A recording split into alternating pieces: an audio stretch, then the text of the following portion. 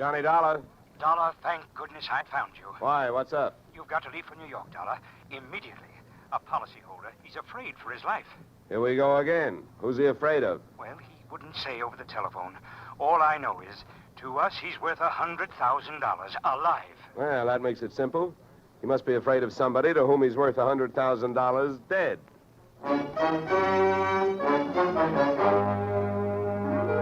Edmund O'Brien in a transcribed adventure of the man with the action-packed expense account.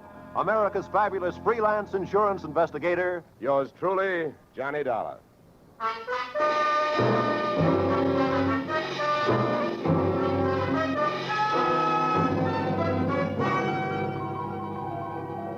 Expense account submitted by Special Investigator Johnny Dollar to Home Office, American Continental Life Insurance Company, Hartford, Connecticut.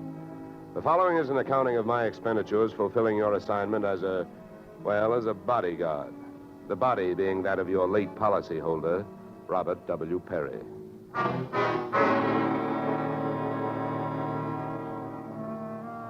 Expense account. Item 1, fare on night train, Hartford to New York, $3.65. Expense account item 2, $1.80 taxi to Lower Manhattan following morning to offices Perry and Van Bruten, importers, arriving as promised at exactly 9 a.m. Oh, good morning. May I help you? Yes, you certainly can. My name is Johnny Dollar. I have an appointment with Mr. Perry for 9 o'clock. Oh, yes, from the insurance company. Well, you're right on time. Yes, they told me I'd better be, and I'm glad that I am. Mr. Perry just came in. He's alone and waiting for you. I'll buzz him that you're here. Thanks. Oh, what's that?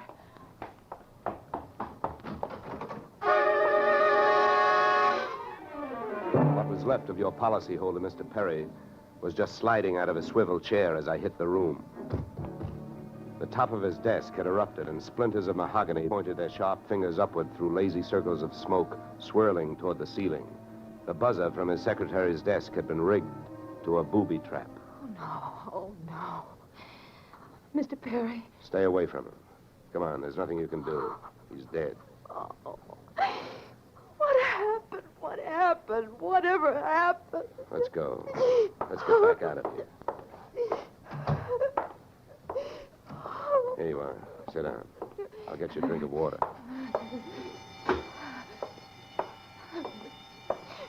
Come on, drink this.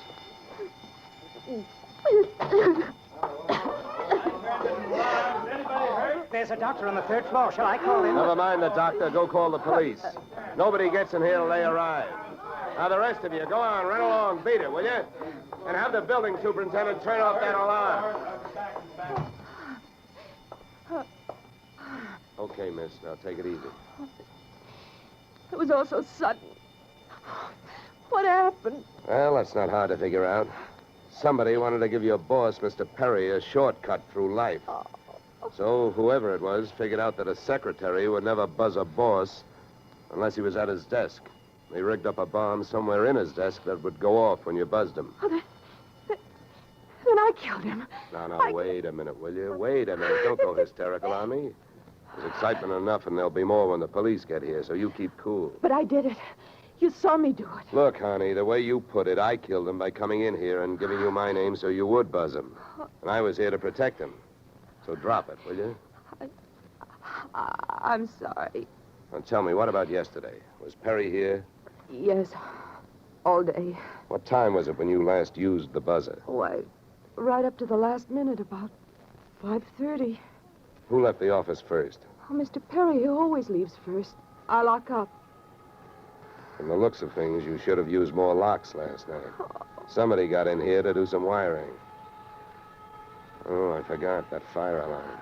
Look, before the police arrived, do you know why I was sent here? Oh, yes.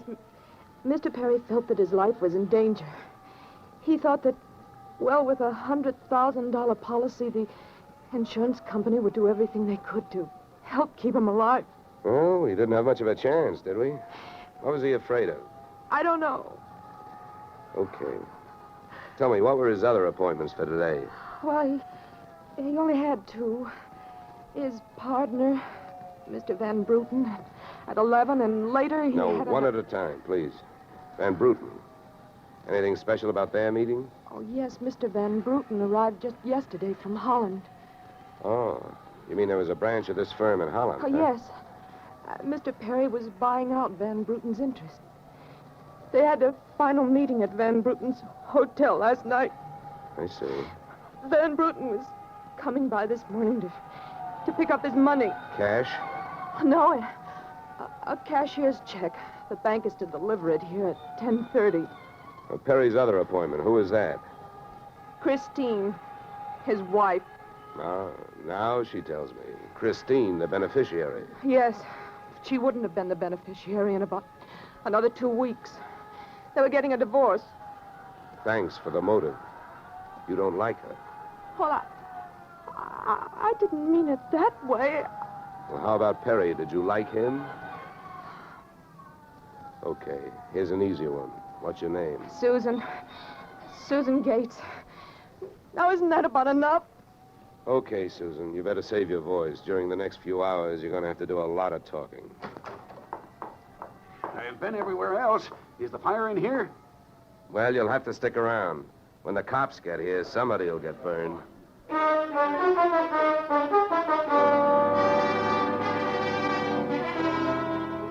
The firemen should have stuck around because the cops arrived in a blaze of glory. It was a very high-class investigation, 2 lieutenants. Finally, after about an hour, the police photographer ran out of flash bulbs, the office of the deceased ran out of fingerprints, and the lieutenants ran out of questions. So the on-the-scene phase of the investigation was closed.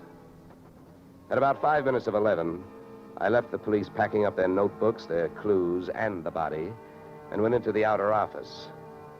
Susan looked like she could use a big, broad shoulder to weep on, but unfortunately, I was wearing my light gray suit. About then, a dark blue suit and a deep green voice entered the room from the corridor.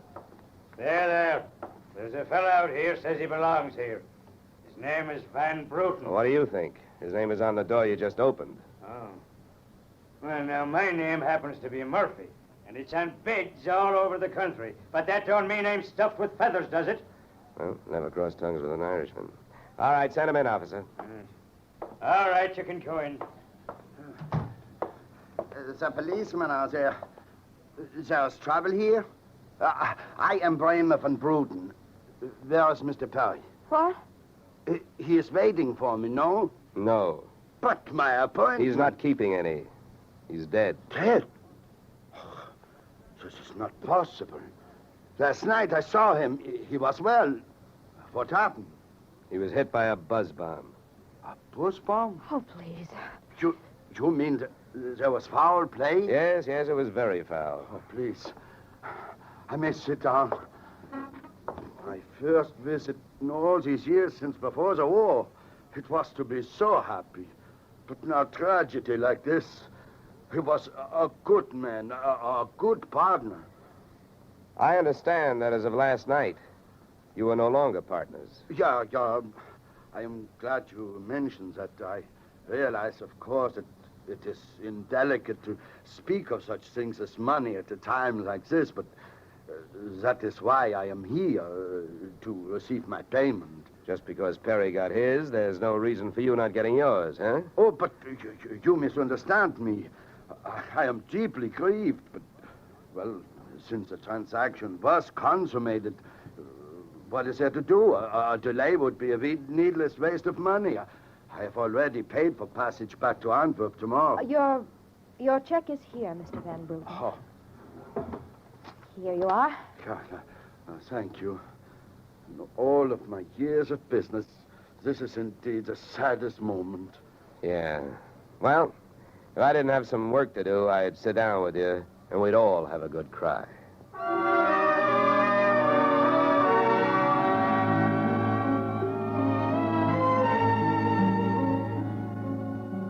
Expense account item 3, 90 cents. Phone call to the home office. Mr. Gordon's office. Look, honey, this is Johnny Dollar. I want to speak to Mr. Gordon. While I'm telling him what I've got to tell him, maybe you'd better sit there in his lap with some smelling salts. I'm not that type of a secretary. Besides, he doesn't have a lap. Hello, Dollar. How are you making out? Out about $100,000. What's that? Yeah. You know, you should have sent me earlier. Somebody turned Mr. Perry into a firecracker just after I got here. He's dead. Oh, that's bad news. Big policy. Yeah, what I want to know is, shall I stay on the case? Well, certainly, Dollar, by all means. Is there a chance of proving suicide? There's a non-payment clause. Yeah, to make this one a suicide, there'd have to be a Santa Claus. Nobody could hate himself enough to do it this way. What are the fraud possibilities? Fair, there's an estranged wife. She's the beneficiary, but she wouldn't have been in a couple of weeks. Divorce coming up. I'll start with her. All right, Dollar. Good luck. But watch those expenses. Why, Gordon, I'm surprised. I think an insurance man would be the first to want to see a fellow live a little.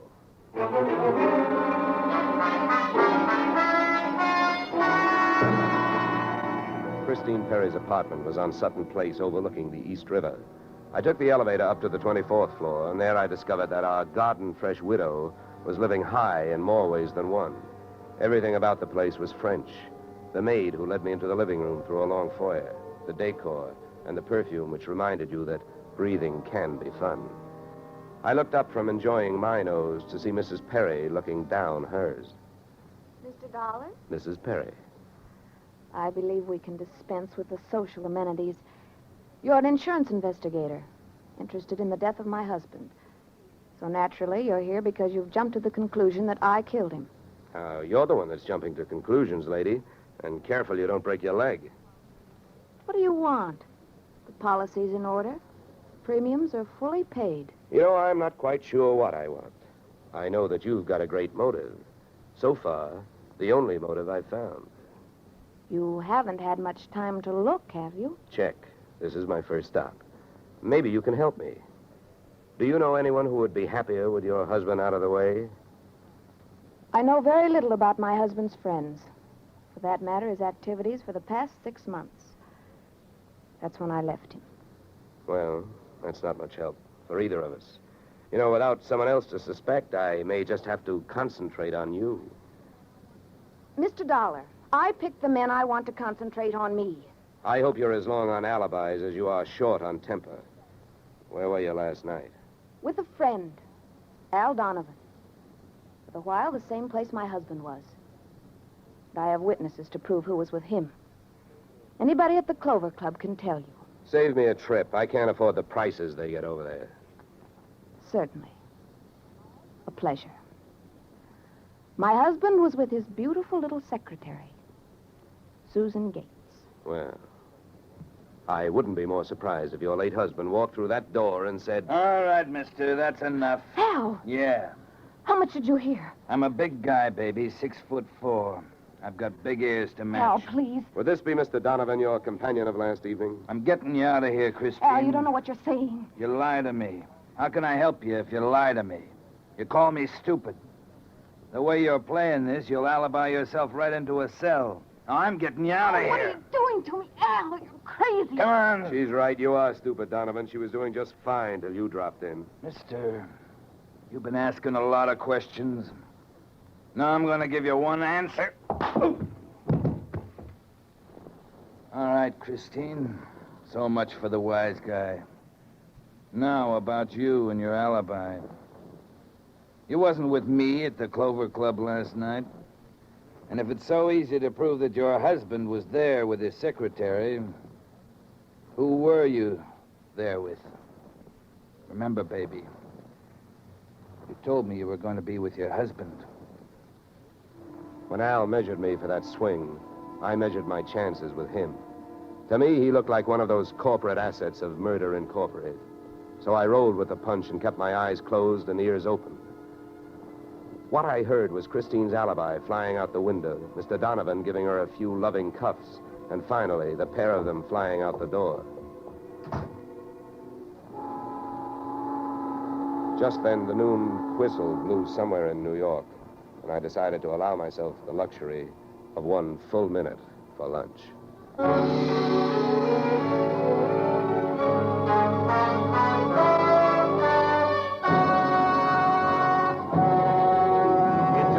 We'll return to the second act of Johnny Dollar. But first...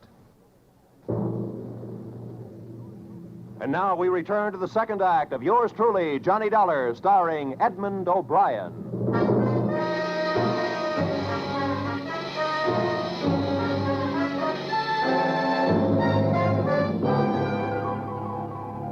I spent the minute I took out for lunch eating a handful of Mrs. Perry's bonbons on the run. I hit the street just in time to see Donovan pushing Christine Perry into a cream-colored convertible. When they got rolling, I piled into an even yellower vehicle with a meter on it and started off crosstown playing tag through traffic. At 57th and Broadway, things got complicated. My cab was 3 cars behind them when a red light flashed them to a stop. Then the door of their car flew open, Christine dashed out across the street and melted into the river of humanity flowing down into the subway. Since Al Donovan didn't follow her, I followed him. When he finally pulled to a stop, he took 2 chances. He parked in a no-parking zone and walked straight into the building beside it, a police station.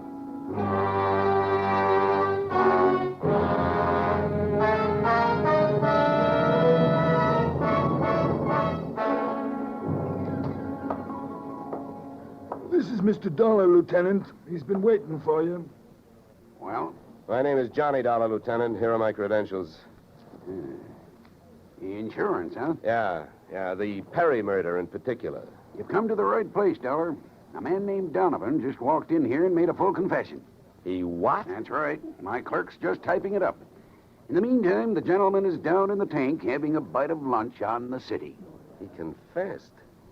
Well, does his story add up? As far as I know, I haven't heard too much about the case myself. It's not in my precinct.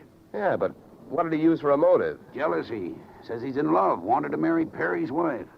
Did he say how he managed it? Yeah, he stole a key to the office from the wife's apartment, entered the building last night, and wired the bomb to the buzzer system. Well, I guess guys do a lot of strange things in the name of love. It looks like Donovan did. Yeah, he either killed the man or he's trying to cover up for someone who did.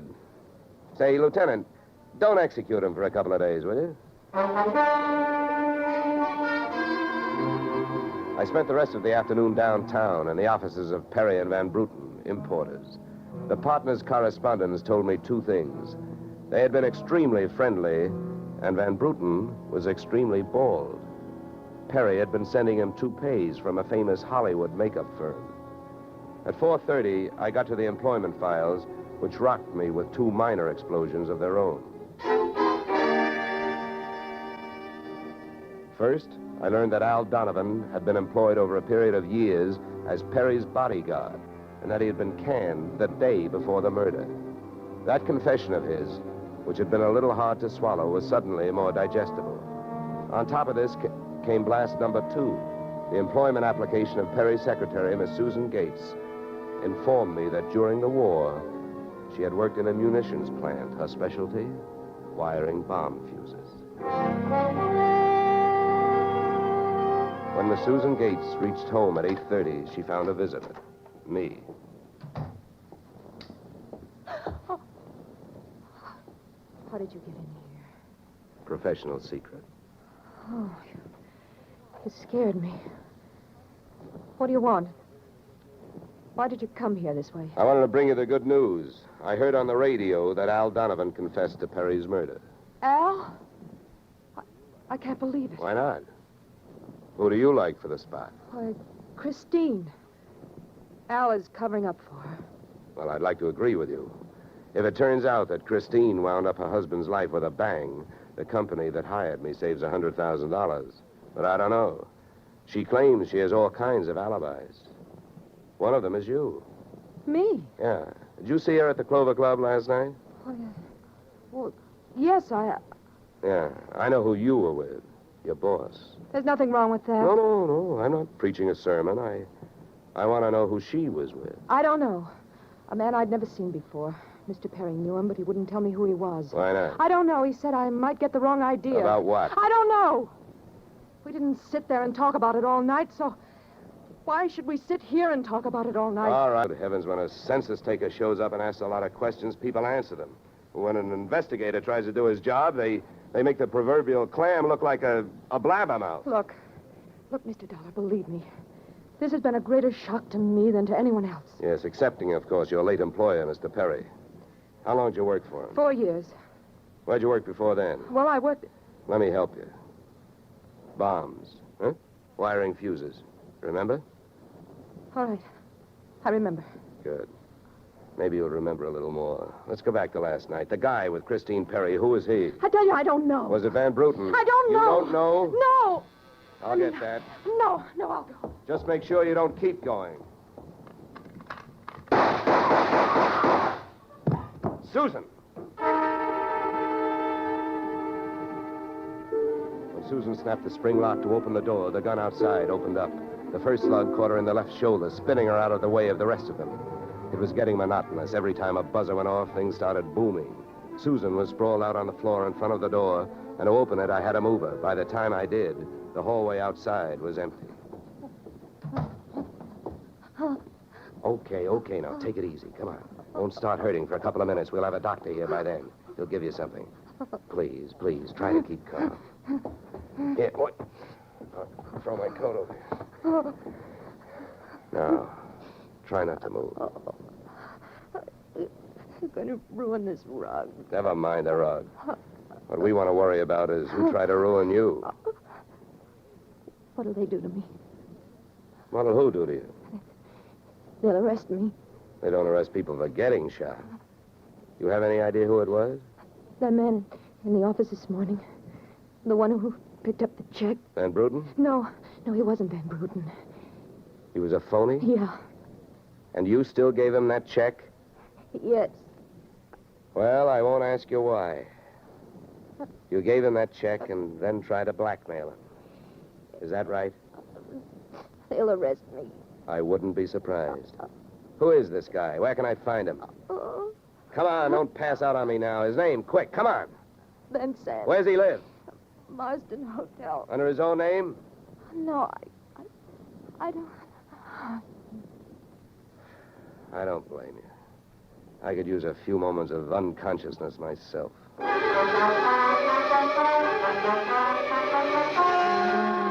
Marsden Hotel didn't have a Dutch name on the register. So I got a hold of the housekeeper and found out how many rooms her staff hadn't been able to make up all day because of no disturb signs on their doors. And then I went a-calling at those particular rooms. On the 9th floor, I wakened one old maid. On the 7th, I startled a bunch of poker players who thought they were being raided. And on the 4th, I struck the door of 427 and the jackpot. Who's there? Don't you see the sign? I do not wish to be disturbed. Sorry, I must have the wrong room. I started up the hall after the fire axe. When I got to it, I changed my mind. Out of the few things I learned about this guy, Van Sant, was that he loved to shoot people through doors. So I decided against trying to chop his down. Then I remembered the way those people came pouring out of those offices earlier in the day when they heard that fire alarm. So I picked up the little red hammer next to the big red fire axe, broke the little glass window, pulled the little brass hook, and set off a big brassy noise. And then I rushed back to 427. Fire! Fire! Hey, fire! Fire! There's the fire. Right here in my eyes, sweetheart. Why you come here, you wish you don't? Never mind the dresser. You're through shooting guns. What do you think, Van Sant? You want to try some more? You cannot make me stay here. So fire, we will all die. You'll look good barbecued, but I'll make a deal with you. You talk, and if I like what I hear, I'll show you how to get out of here alive. How I know this? You don't think I'm going to stay here and fry, do you? And if you don't start flapping that tongue in a hurry, I'll probably just tie you to a chair and run. So first, where is the real Van Bruten? You will find him in the bedroom. Yeah? He'd better be alive. He's out cold. What's the matter with him? He will be all right. He's under sedatives. Where did this identity switch start? Come on, hurry up, talk. I smell smoke. I knew Van Bruten from Antwerp. I know about the sale of his interests. I know the girl in the office here had never seen Van Bruten. Look, we go now. Don't get up. Come on, keep talking. I can feel it getting warm in here. Ah, the firefighters. We will be saved. Don't be too sure. They always start at the top floor and work their way down. Come on, I can hear those flames crackling. You know the rest. Last night, when the transaction was all finished with Perry, I gave to Van Bruten some sedative in his cocoa. So you set up that bomb so Perry would get it before you showed up to pick up the check, huh? Yeah, I told you that. How the girl knows I am an imposter, I don't know. Well, let me tell you. She's been sending old Van Bruten toupees for the last 4 years. Gray ones, my red-headed friend. Oh, yeah. I can stand up now. We go out from here, no? We go out from here, no? Yes, out. Cold.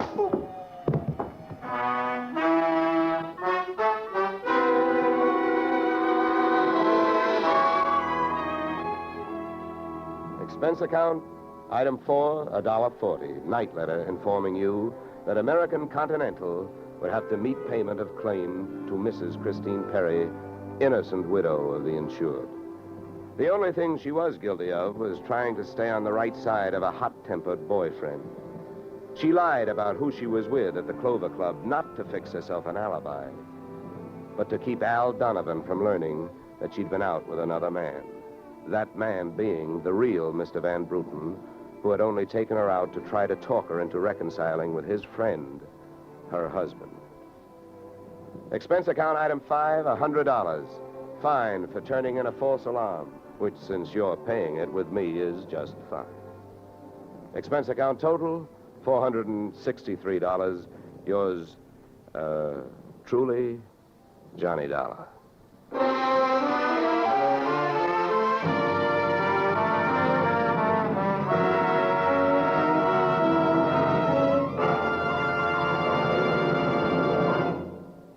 Yours truly, Johnny Dollar, stars Edmund O'Brien in the title role and is written by Paul Dudley and Gil Dowd, with music composed and conducted by Leith Stevens.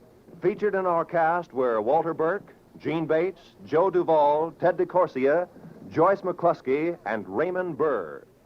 Yours truly, Johnny Dollar, is produced and directed by Jaime Del Valle. Beginning next week, we are moving to a new time and day, and we hope you'll join us on Tuesday evenings when Edmund O'Brien returns in another transcribed adventure of Yours truly, Johnny Dollar.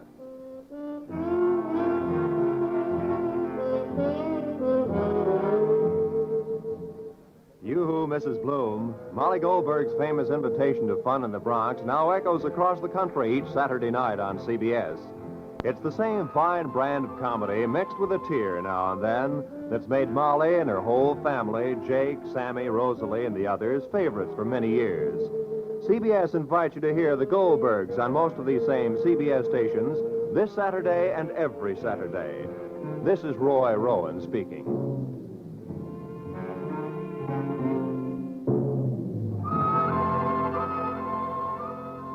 Disaster is no respecter of persons, and it can strike any time. But your Red Cross never sleeps. It has to be ready constantly in case of an emergency. This is your protection. Keep it strong. Now is the time to support Red Cross for your sake.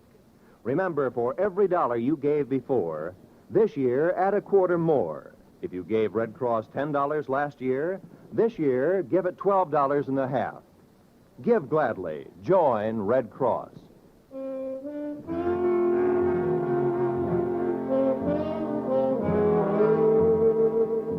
This is CBS, where yours truly, Johnny Dollar, meets adventure next Tuesday night, the Columbia Broadcasting System.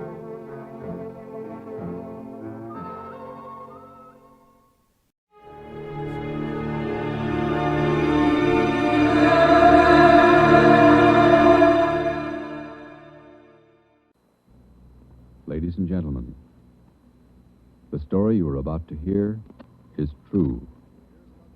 Only the names have been changed to protect the innocent. Dragnet.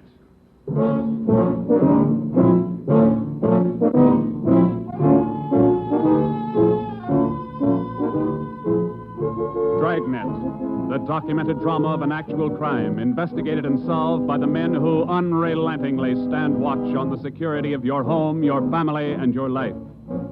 For the next 30 minutes, in cooperation with the Los Angeles Police Department, you will travel step by step on the side of the law through an actual case from official police files, from beginning to end, from crime to punishment. This is the story of your police force in action. Dragnet.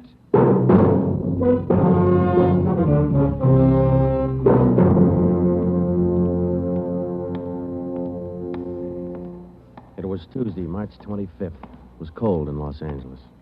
We were working the night watch out of Homicide. Detectives in Los Angeles work in pairs.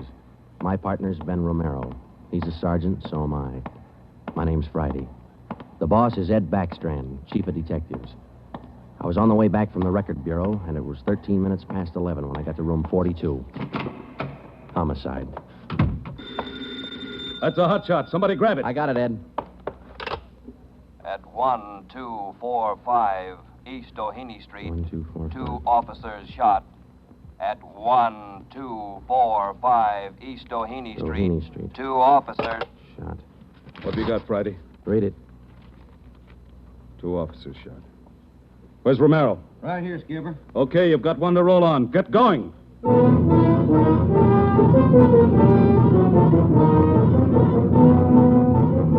Both Ben and I knew where we were heading. We'd recognized the address. It was the Trapdoor Cafe, a joint in the south end of town that did business with a pretty rough crowd. 13 minutes later, we pulled up in front. 2 patrolmen had the crowd pretty well pushed back. There was a cruiser car in front of the cafe. The car door was open, and an officer was sprawled across the seat. He was conscious but weak, and one of his pant legs was pretty red. Hello, Sarge. Hi, how you doing? I've done better. Yeah, well, what happened?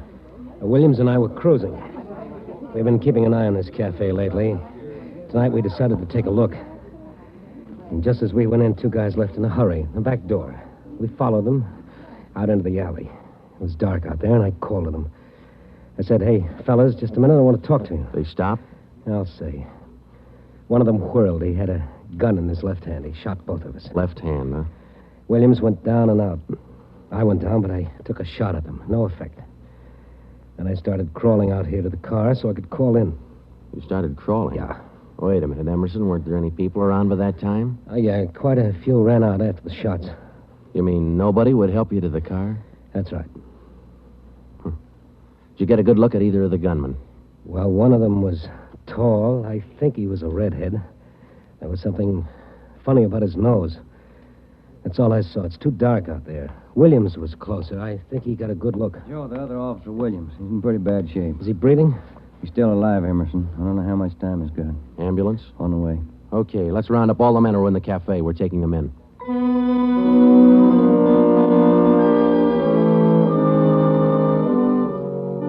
We took all the men back to the city hall. There were 23 in the Trapdoor Cafe at the time of the shooting. We questioned all of them. One of them said there had been a redhead in the place, but he couldn't describe him. Ben and I left the interrogation room, and we went back to the squad room. Friday, Romero. Got a minute? Yeah, Ed. Come on, Ben. Sit down. Okay. Did you get anything from those people you questioned? Nothing we could use. How's Williams? It's pretty bad. When do they operate? As soon as he comes out of shock. Probably in the morning. You boys will be there. Yeah, we will. When the surgeon digs that slug out, get it and mark it for evidence. Yeah. Skipper, them 2 men shot without asking any questions. They must be hot. Yeah. Same thing occurred to me. When we get that slug, the ballistics can tell us whether that gun's been used on other jobs. We got enough of their modus operandi to have the statistician give us a run-through on the IBM now. One of them is left-handed, and he shoots quick. Okay, be in surgery tomorrow morning at 9.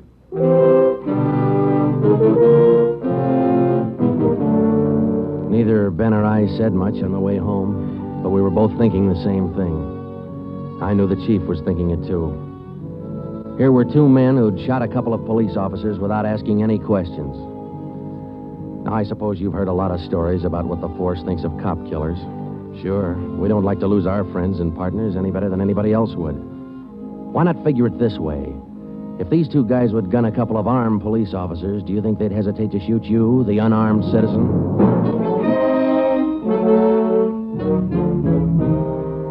The next morning at 9 o'clock, Ben and I had scrubbed up and we were in surgery. Williams was on the table. The surgeon started in. A lot of minutes later, he got the slug. As for Williams, they took out 7 feet of his intestine and said he might pull through.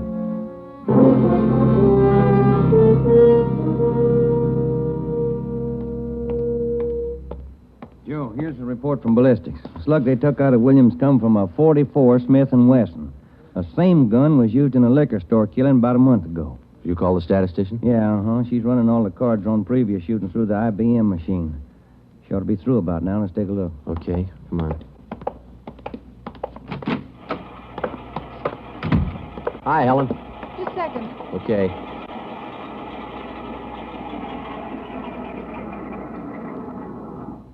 Well, that's it, boys. These cards will give you all the shootings pulled by 2 men on foot who shot quick, one of them left-handed. Right. They're all yours. You sure can tell a lot from just a bunch of little holes in these cards, can't you? I can't, but this IBM machine can. It never ceases to amaze me. Okay, shall we check the cards, huh? Yeah, sure.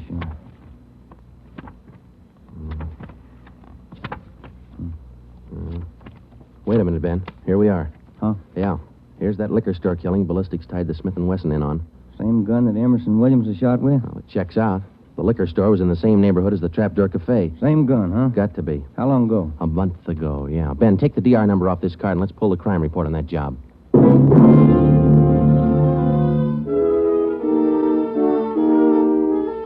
We pulled the crime report out of the files. It said that there was only one witness to that liquor store killing a month ago. That witness was a woman. Miss Forbes, I'm sorry to disturb you like this, but we'd like to ask some questions about that liquor store killing you witness a little over a month ago. Well, I told the police everything I knew about it then. Yeah, we know, but maybe you wouldn't mind telling us again, huh? Oh. No, I guess not. I've been trying to forget it, to tell the truth. It was pretty terrible, and I really didn't see so very much because I was awful scared. I understand. But try to describe again just what happened, will you? Well, it was about 10 o'clock at night. I was walking down the street toward home when I realized I was all out of cigarettes. Well, I was right in front of the liquor store then, so I went in. The clerk was behind the counter, and there were 2 men standing there arguing. What's the idea of changing your mind? I thought we was going to get bourbon. No, let's get the wine. I want bourbon. Costs too much. Wine's good enough. The rest of them want bourbon, too. We better talk to them. Well, okay. We'll be back when we make up our mind, mister. 2 men walked out of the store, and the clerk smiled at me and shrugged his shoulders. I bought a pack of cigarettes and turned to leave. But just then the 2 men came back in again, and each of them had a gun in his hand. This is stick up, mister. The clerk just sort of crumpled to the floor. I couldn't believe my eyes, but that's just how it happened. The men said this is a stick-up, and then they shot him right away. Get over against the wall, lady, or you'll get the same. One of them punched the no sale on the cash register. I was shaking so I almost caved in. He scooped the money out of the drawer and stuffed it into his pocket. And then the other one went over to where the liquor clerk was lying face down. He knelt down beside the clerk and he put his gun against the clerk's spine. Then they both ran out of the store. Oh, it was terrible. That clerk, he was lying there helpless and wounded, and they deliberately... Yeah, Miss Forbes, I understand. Oh, Miss Forbes, you said that both of the men had guns. Yes. One of the guns was black, and the other was sort of fancy looking. What do you mean, Miss Forbes? Well, it was real shiny. Nickel-plated? I wouldn't know about that, but it was shiny. There were 2 guns, huh? Yes. Well, now about the men themselves. Well, I was so scared their faces just didn't register with me. The one who shot the clerk in the back was sort of stocky. That's about the best I can do. You mentioned in the report that one of the men was left-handed. Yes, I do remember that. Uh-huh. Look, Miss Forbes, this is very important to us. One of the men was a redhead? Redhead? Why, no, I didn't see any redhead.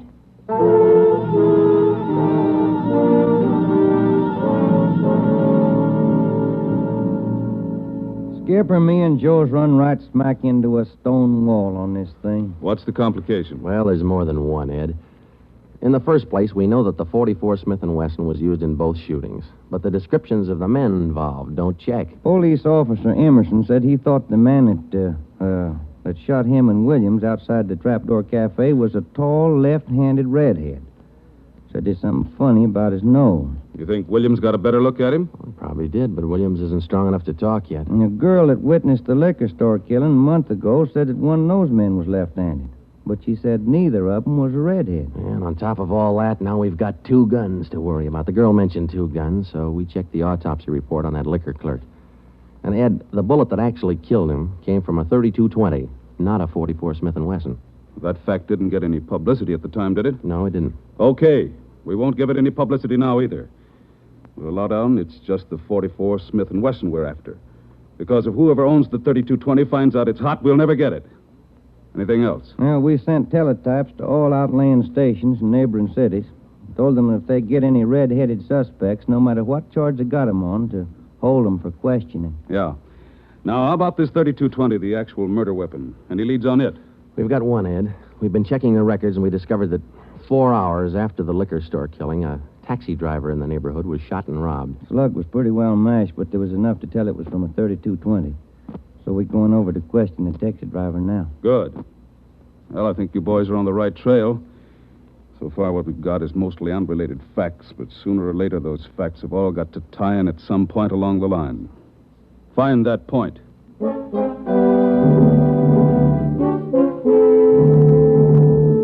find the point. Find the tie-in. Well, Ben and I went over to see the taxi driver, a guy who was living on borrowed time. Yeah, it was about 2 o'clock in the morning when it happened. I got a call to pick up a fare near 105th and Avalon, you know. Yeah. Mm-hmm. Well, I got there. Somebody came over, pulled open my cab door, and said, "This is a stick-up. Then blow it. You let me have it." Just like that, huh? Yeah, just like that. Same deal as others, Joe. Itchy trigger finger. Yeah. Did you get any kind of a look at the fella? Look, no, it's too dark. Uh-huh. Hey, according to the report, you got shot in the chest. Yeah, that's right. Oh, you're maybe wondering how come I'm still alive, huh? I'll tell you, pal, it's like something you'd see in a bad movie, you know? I'm carrying a few silver dollars with me, 9 of them to be exact. So I decided to stick them in my breast pocket. Well, mister, that just saved my life. The slug hit them silver dollars. It's one for the book, huh? Yeah, you said it. Well, thanks very much. Say, incidentally, we had a little trouble finding you today. You weren't at the stand you operated out of last month. Oh, look, I'm not only not at my usual stand, I'm not driving a hack no more. Oh? Look, after what happened, are you kidding? No, I don't want to push my luck any further than it's been pushed. Yeah, I figure I had it, you know?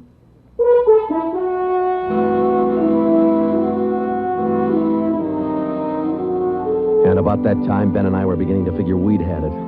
We were getting nowhere fast. We had a few informants nosing around, but so far they hadn't come up with any leads. Well, Ben and I followed up all the teletypes that poured in. We just got back from Santa Ana, where we'd been questioning a red-headed suspect, and we'd flopped in the squad room when Chief Backstrand's door opened.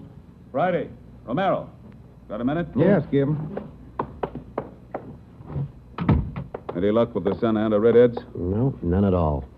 Well, I guess you haven't heard the latest. We just now got back in town, Skipper. Early this morning, another cab driver got shot. What? Yeah. Man came up to his taxi, opened the door, said, "This is a stick-up," and shot him.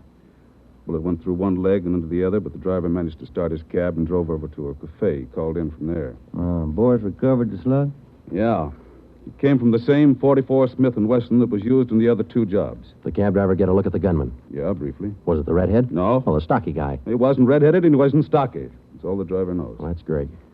Skipper, this is beginning to sound like a Gun of the Month club. You reckon somebody's renting them guns out? Well, they're passing the guns around all right, but I think they're working together. The way they operate indicates that. Yeah, the trigger-happy routine. Killing is apparently more than a business to them. It's pleasure, too. That's why we've got to get to them fast. Come over here. All right. Come on, Ben. Here. Take a look at this map. Uh-huh. Here's the Trapdoor Cafe, and over here's the liquor store. And down here is where the first cab driver got shot. Mm-hmm. Right here's where the second one got it. All of the shootings have taken place within an area of 10 square blocks. Okay. Tonight we're going to throw a blockade around that whole area. Good. It'll go into effect at 10 p.m.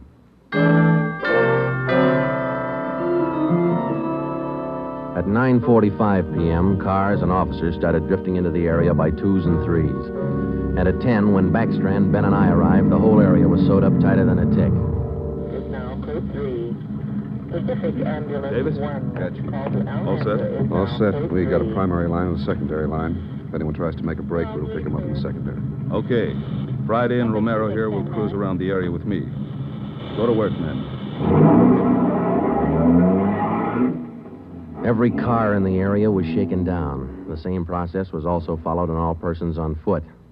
The blockade went on all night. By the end of that time, we'd brought in 217 suspects. 26 of them were redheads. What's your name? Henry Wagner. Where do you work? Lumberyard. Which one? First star. What time did you get through work last night? About 6, I guess. What'd you do then? Had some dinner. Where? Harry's grill. And what? Shot a little pool. Look, I tell you, I ain't done nothing. Now, let's go back to the day before yesterday. Did you work at... And that's the way it went all day long. We shot question after question at them, working them gradually back to the days on which the shootings had taken place. When it was all over, we got 6 men wanted in other cities on various charges. We got quite an assortment of guns and knives. But as far as the shootings were concerned, we got nothing. Well, I guess that's the last of them. Oh, I was running out of questions there at the end. You two boys better go on home, get some sleep. Well, I was kind of figuring on checking back over the reports to see if we might have overlooked something. I said go on home. You two boys have been at it for 32 hours straight. Look at you. You're both so groggy you can hardly stand up. You need sleep. It's 4 p.m. now. Don't come back until 10 p.m.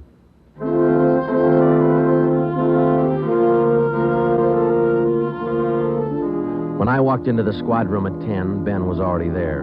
An informant had just phoned in a new lead. He told Ben he'd heard about a gang that had been hanging out down around the DeVere bungalow court in the south end of town. We knew that the DeVere was close to the Trapdoor Cafe, so we went over to talk to the manager. Joe, I've been meaning to ask you. You checked on how Williams is getting along? Yeah, I did. I called the hospital this afternoon. It's going to be all right. Oh, that's fine. Well, here we are. Yeah, manager's office. Still got a light on.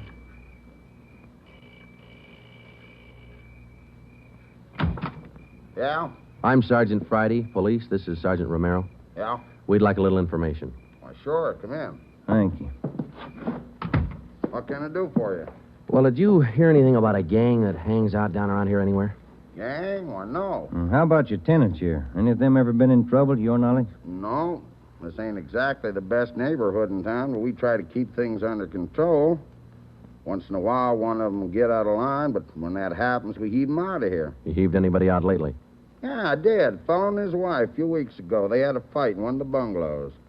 She took a shot at him, but she missed. Party by the name of Stuba, Carl Stuba. What did this Stuba look like? Oh, sort of tall, skinny. Was he a redhead? No. Now, we'd like to take a look at that bungalow that he lived in. Sure. Help yourselves. Down the end there, number 5. Still vacant.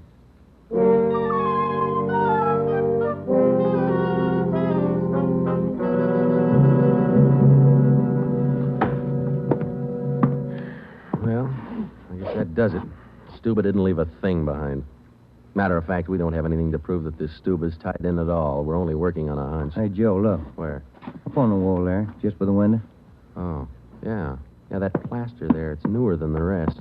You got a knife? I sure have, boy, and I'm carving. That manager'd be awful unhappy with me if he was here. Yeah, he would. Yeah, Hey, Joe, here it is. A slug. They plastered right over it. Okay, dig it out, and let's hope it matches. It matched. The slug from the wall came from the same .44 Smith & Wesson that had been used in the other shootings. So now we had a name to work on, Carl Stuba. But he'd done a good job of dropping out of sight. Well, the next day, Ben thought he had another lead. I've just been talking to another informant, Joe. He says he heard that there's a fella down in that neighborhood been trying to sell a gun lately. What kind of a gun? Nickel-plated. In that neighborhood been trying to sell a gun lately. What kind of a gun? Nickel-plated with steer horn handles. Nickel-plated. Well, maybe that's our .44 Smith & Wesson. Maybe. Did the informant know who this man was? Said the feller's name was Alonzo. Yeah. Alonzo who? Just Alonzo. That's all he knew.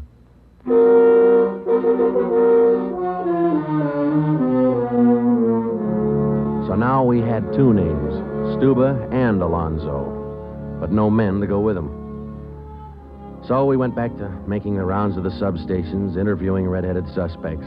We took a few of them to Williams, who was home from the hospital by now, but he couldn't identify any of them as the man who shot him. Still, we kept checking. Finally, we got around to the 77th Street station. We questioned the suspects they were holding there, and we just started to leave when one of the officers called us. Hey, Sarge, we're holding somebody else you might want to look at.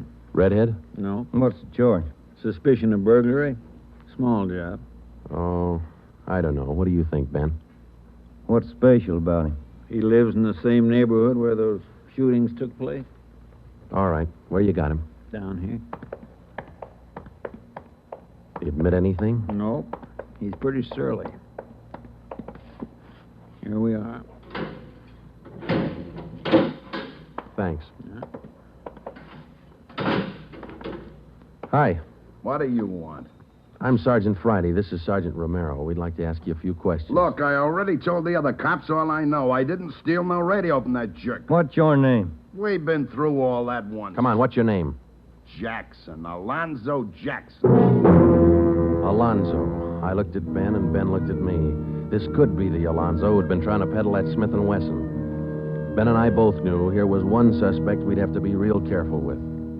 Alonzo, according to the records, this burglary you're suspected of took place on the night of the 27th. Look, how many times do I have to tell you guys they didn't have anything to do with it? You got an alibi for that night? Sure, I got an alibi. I was out with a couple of friends, I can tell you. What's your friends' names, Alonzo? One of them's Crandall, the other Stuber. Stuber, the guy who used to live in the bungalow court. Well, we told Alonzo he'd have to produce his two friends to give him an alibi for the burglary charge, and he bit. He went with us, and he pointed out where Stuber was living now. No wonder we hadn't been able to find him. It was a little shack at the back of a lot behind two houses. We thought it was a chicken coop at first. We took Alonzo back to the station, then we picked up Stuber. He was surprised to see us and not very happy. We took him in. Next, Alonzo gave us Crandall's address.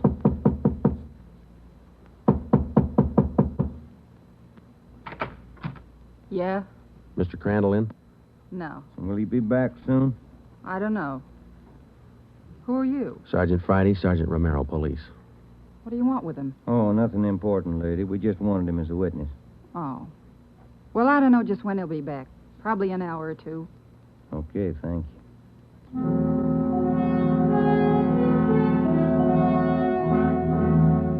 We went down the street away, and we staked out in the car. We sat there for about 5 hours, and then Ben nudged me in the ribs. Hey, Joe. Huh? Joe, take a look. Coming along the sidewalk. Yeah, and he's got red hair. Come on. Crandall. Huh? Your name Crandall? Who are you? Friday Romero, police. Police? What do you want with me? I haven't done nothing. Well, then you got nothing in the world to worry about. Come on.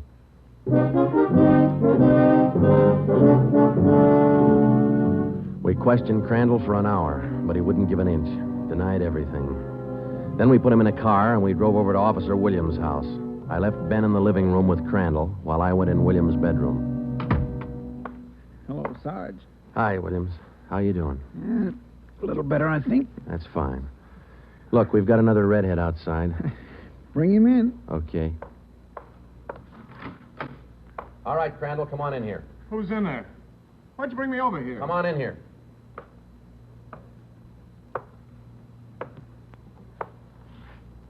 How about it, Williams?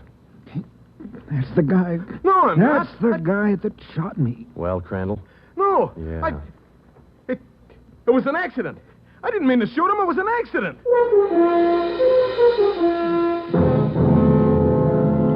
Once Crandall got started, he talked his head off. He also admitted being in on the liquor store killing, but insisted he was only the lookout. We took him back to the station and got his whole story down on a tape recorder. Yeah, he was left-handed.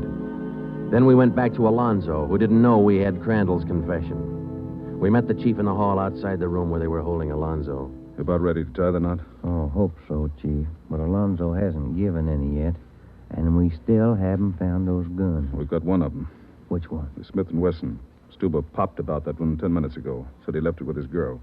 A couple of the boys are on their way over to get it now. That's good, Ed. That leaves just the 32-20. You haven't mentioned the 32-20 to Alonzo, have you? No. He still thinks we're after that Smith & Wesson, and that's the way we're going to play it right now. Go ahead. Look, how much longer are you guys going to hold me here? Didn't you check with those friends of mine? Alonzo, we got a tip that you've been trying to sell a gun lately. A gun? Yeah, 44 Smith & Wesson. Oh. No, it's not true. That Smith & Wesson's been used in a couple of robbery jobs this month, and we think it's your gun. That's a lie. Any proof of that? Why, yeah. Sure, I got proof of that. I used to have a gun, but it wasn't a Smith & Wesson.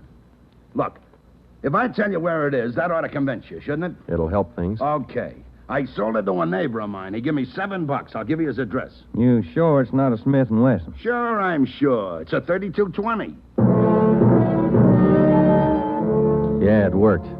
We went to the neighbor's address, and he admitted having bought the 3220, but said he'd lent it to a friend who'd never returned it. The friend had hocked the gun to a barber. The barber gave him $15 and a haircut for it.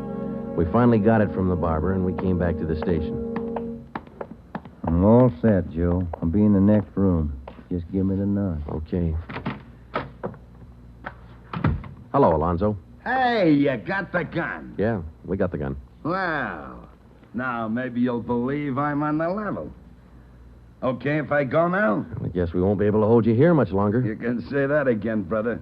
You could have saved a lot of time if you'd have listened to what I've been trying to tell you all along. I guess you're right, Alonzo. Sure, I'm right. You know, you guys would be a lot better off if you believe guys like me the first time we tell you something. But on the liquor Instead store of job, running... I was only a lookout. I was outside. It was the other two who pulled that one. Stuba and Alonzo. Alonzo killed the clerk. Hold it, Alonzo. Dirty, All right, Alonzo, that's enough. Now, come on, how about it? What's the use? All right. That's like you said. Okay, Ben, bring the recorder in here. Alonzo's ready to make a record now.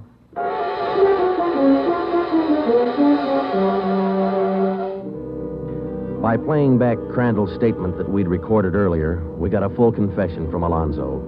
We took the three of them out and had them reenact the 4 shootings, and we photographed it on sound film.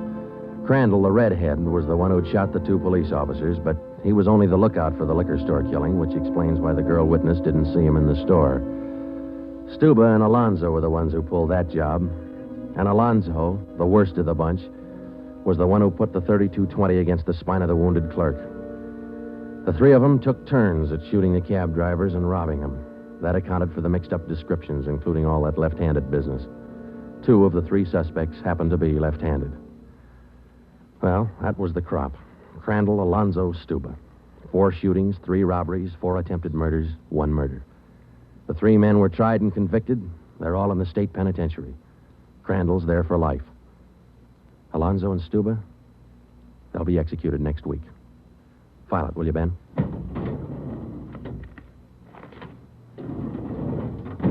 Case closed. Dragnet.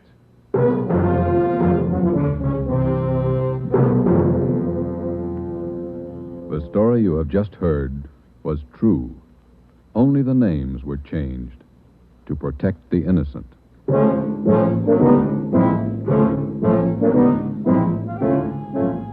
You have just heard the second in a new series of authentic cases from official files. Technical advice for Dragnet comes from the office of C.B. Horrell, Chief of Police, Los Angeles Police Department. Tonight's program is dedicated to Radio Officer Delmer E. Cook of the Los Angeles Police Department, who, on the afternoon of December 6, 1948, gave his life so that yours might be more secure. Dragnet came to you from Los Angeles. This is NBC, the national broadcasting company.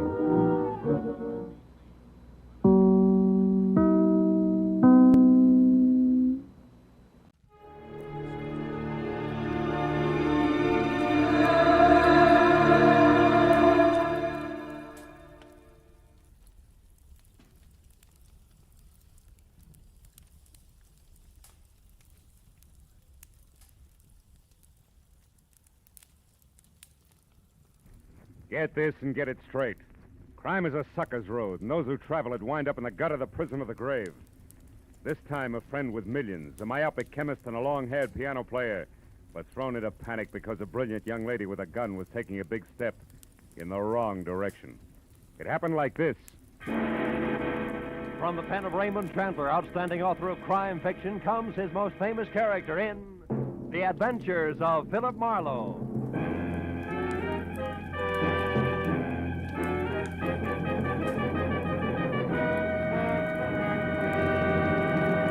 Now, with Gerald Moore starred as Philip Marlowe, we bring you tonight's exciting story, The Big Step. Yes,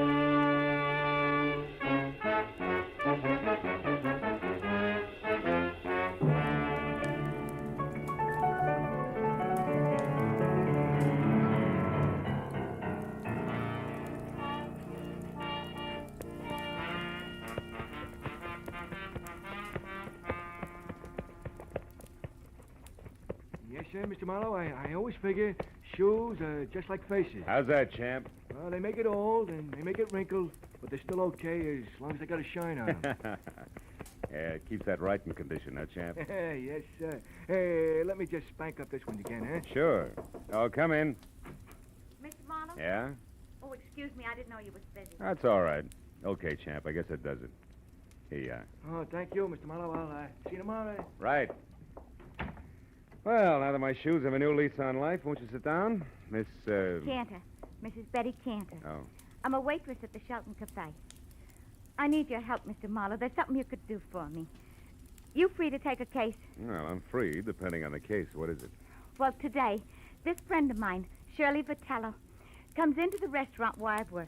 Yeah. She takes her usual table, and while she's waiting for her order, she starts reading the paper. Well, it's all quiet so far, Betty. Yeah, but just when I'm bringing in the tomato juice, it happens.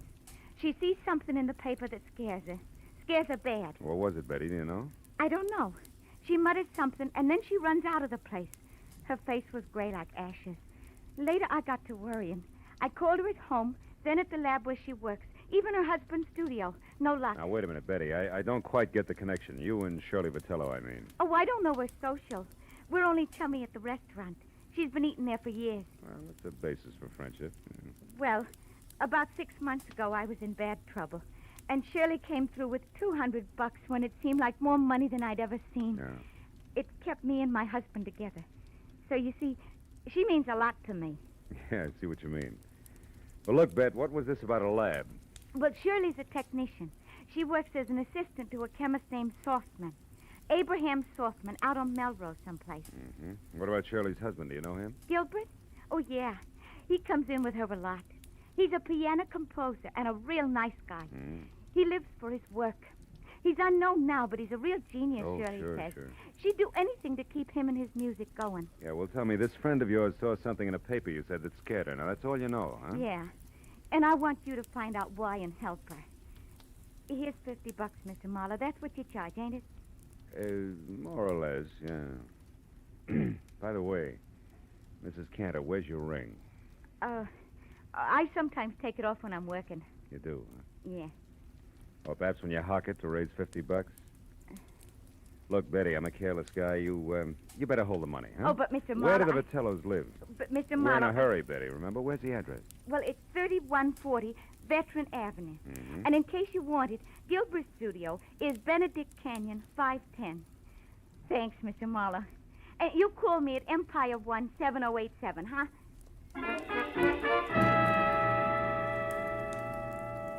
When Betty Cantor was gone, I got in my car and drove out to Veteran Avenue. You know, she was a pathetic little creature. And with a little effort, she could have that touch and glow look. Oh, well. 3140 was one of those small but neat houses that grow like mushrooms overnight on the post-war California landscape. And it was locked, dark, and quiet. I went around to the back and started on the windows. The third one opened when I tried it. I climbed in, turned on some lights, and made the grand tour, then entered in the den. The only indication that anyone had been there all day was a current issue of the L.A. Star crumpled in the wastebasket. I pulled it out and started through it. On page 5, I found the hole where a 2-column story had been clipped out.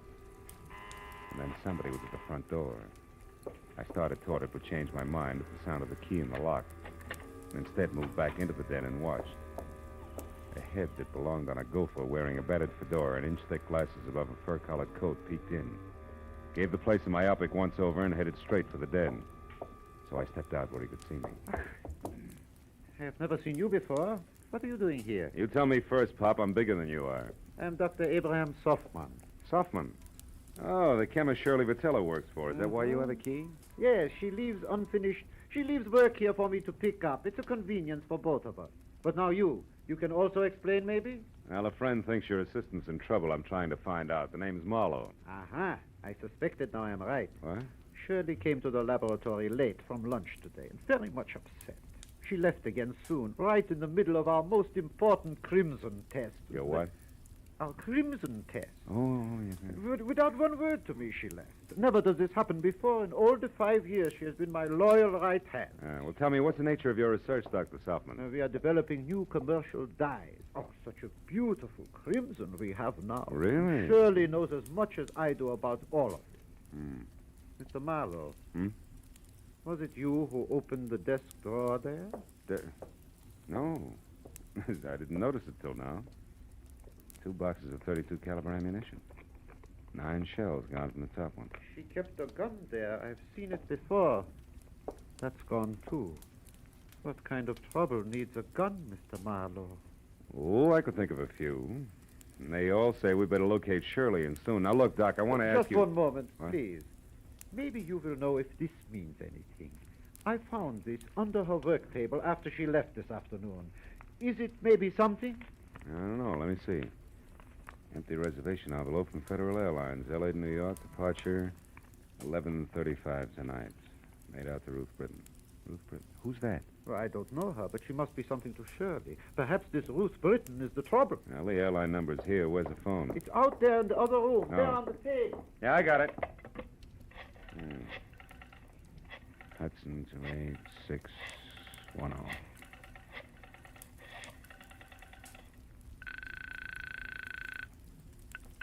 Good evening, Federal Airlines. Agent Frederick Stowe speaking. Frederick, do you have a Ruth Britton listed on your 11:35 flight to New York? Oh, just one moment now, sir. I'll check. Oh, no. Yes, we do.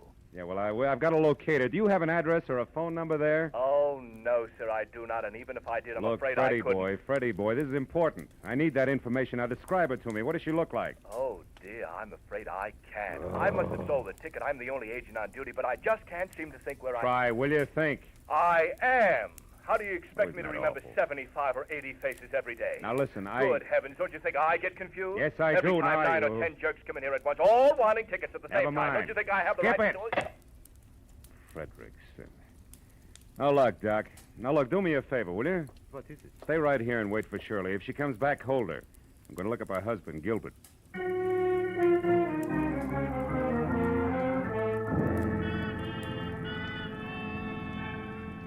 The first stop was a newsstand. I bought an L.A. Star, turned to page 5, and found that the missing story was on a man identified only as Denneker, who'd been hit by a taxi on Temple Street at 8 a.m. The only reason it rated 2 columns was that before he lapsed into unconsciousness, he told the ambulance crew from the Citizens Emergency Hospital that he knew he was going to die and wanted to clear his conscience by confessing a crime he'd committed. It ended with police standing by. I drove on into Benedict Canyon, wondering what kind of a bridge it was going to take to span the gap between a female chemist and a downtown traffic accident. I was still wondering when I got the number 510. All I could see of Gilbert Vitello's studio over the brush around it was something pseudo-Spanish that had been stuck onto a piece of vertical real estate by an optimist in the early 20s. A path had been opened from the driveway to the house, and as I walked to the door, the piano music from inside got louder, but not better. Even in the long-haired circle, that stuff needed a haircut. Hey! Hey! Vitello, break it up a minute, will you? What's the meaning of this outburst? I'm working and I won't be interrupted. Who are you? What do you want anyway? Take it easy, Mr. Vitello. My name is Easy? Marlowe.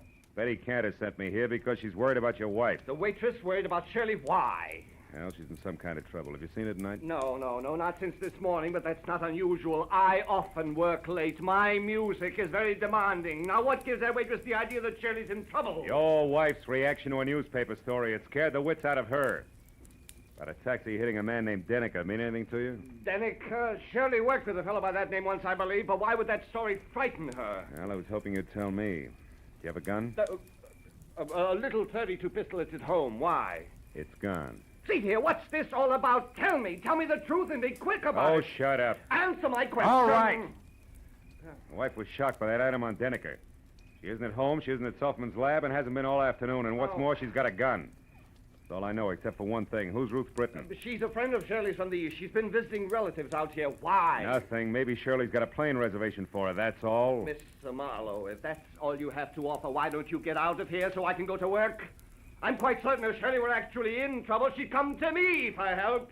And incidentally, tell Betty Cantor to take some vitamins or something. She's becoming a meddlesome busybody.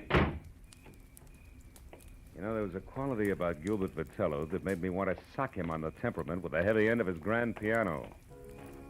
When I started down the path to the driveway, I forgot about him. Because a pair of headlights slashed through the foliage like a giant scythe. I ran to where I could see and watch the girl in a brown suit get out of a sleek new Hudson and start toward the house. Then she saw me. She backed away, then threw me one scared look and darted into a side path like a jittery cottontail. I followed as fast as I could, but it was home ground to her, and in 20 yards I was outclassed. I lost her at the corner of a sagging shed and stopped to listen for her footsteps. I heard something else, but not in time to duck. Oh!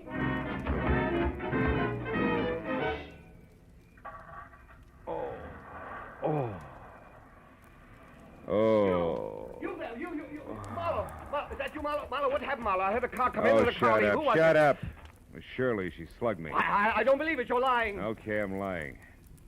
For what it's worth to you, diehard, your wife isn't kidding. She told me personally with a blunt instrument. Play that knee flat, Jack.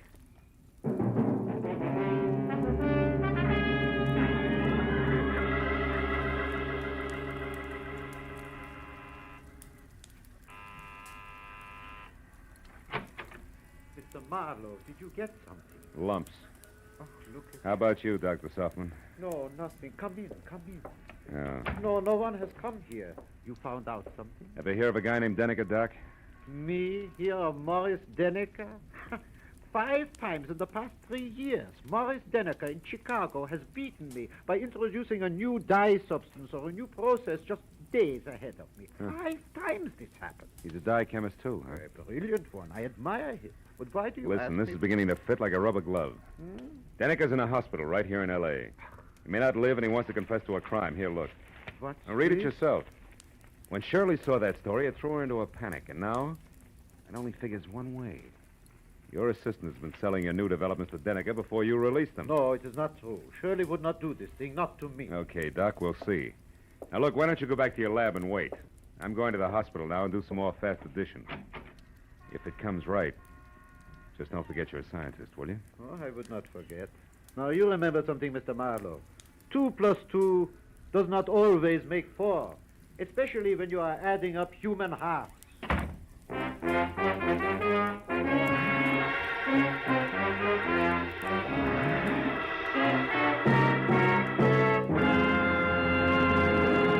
In just a moment, the second act of Philip Marlowe. But first, Wednesday's Wonderful on CBS, with Dr. Christian, Groucho Marx, Bing Crosby, and Burns and Allen all coming your way over most of these same CBS stations. This Wednesday, Brother Bob Crosby visits Bing. Gracie Allen stumps the income tax experts. Groucho will be on hand with his ad-libs and teams of opposition. And Dr. Christian makes a wily grandmother stick to the truth for once. So be listening this Wednesday, won't you?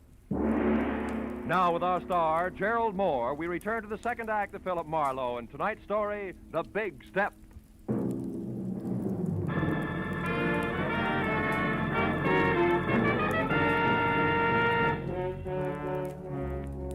It was 20 stop-and-go minutes through the snarled early evening traffic over to the Citizens Emergency Hospital. All the way, I kept hoping that Denneker's confession wasn't going to have anything to do with Shirley Vitello. But when I was there, standing next to Detective Lieutenant Matthews and filling him in to date, I racked that hope up under wishful thinking. Morris Denneker had already come, too. Yeah, Marlowe, about a half hour ago. He didn't say too much. How much? Only something about this woman you mentioned, this Shirley Vitello, and Yeah? the formula for some kind of a bleaching agent. Then he went out again. Hey, look, this Vitello girl who currently adds up to something very... What does she look like? Oh, blonde, about 5'4", maybe 30. Wearing a dark brown suit, no hat? That's right. She been around? Yeah, I spotted her here in the hall about 45 minutes ago. Claimed she was a reporter, but she didn't make any small talk with the other news hands. I got a little suspicious. Just then Denneker came too, so I went in there. When I came back out, she was gone. Hey, Marlowe, you know where we can pick her up? No, I don't, Lieutenant. Doesn't look so good for her. She could be pretty desperate right now. Like a quick trip to the country. Or like worse, she's got a gun, Matthews. And now with Denneker starting to talk, very little hope left. I better be going. Where? Just going, Matthews. Hey, wait I'll a keep minute. in touch. Wait a minute. Look, we have a big organization, Mr. Marlowe. We're equipped to handle all kinds. We could do almost as good a job as you. Just keep that in mind, will you? Yeah, and I'm glad you said almost. So long.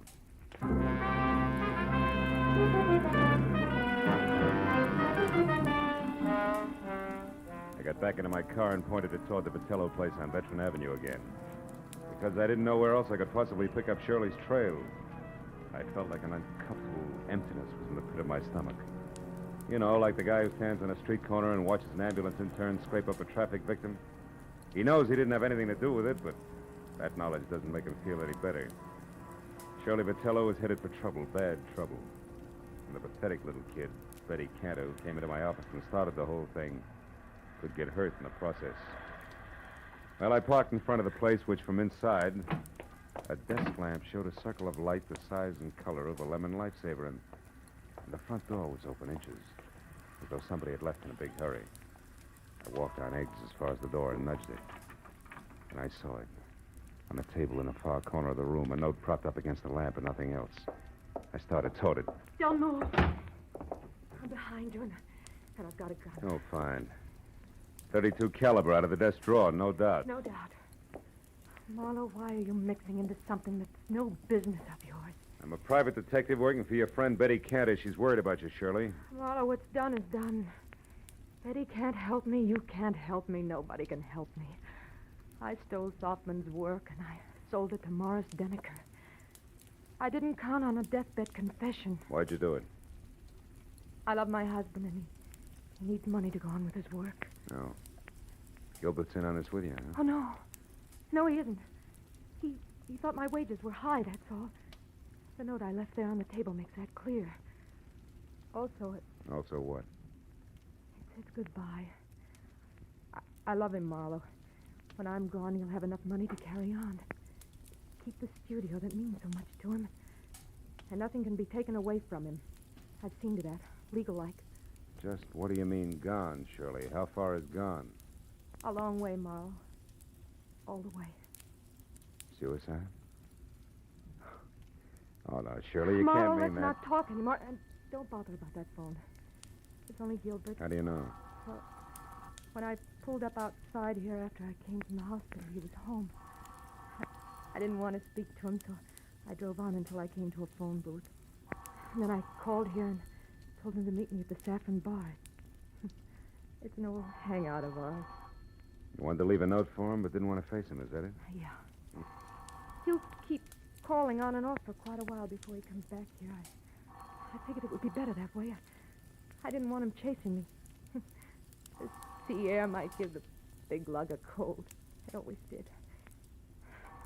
Well, Marlowe, it looks like it's about time to put you away for safekeeping. I don't think so, Shirley. I think the phone is about... No! Next time, Marlowe, it'll be more than a vase, but just as fragile. Now, the closet cedar lined and strong. It should hold you long enough. Get in, Marlowe. Go on. Okay. And it is, baby. But first... What? The step you're about to take, Shirley, Yeah, I listen... know all about it. It's a big step, isn't it, Marlowe?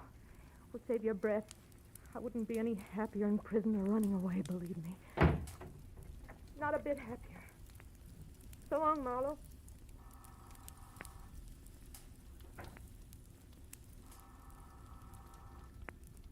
Nobody's home.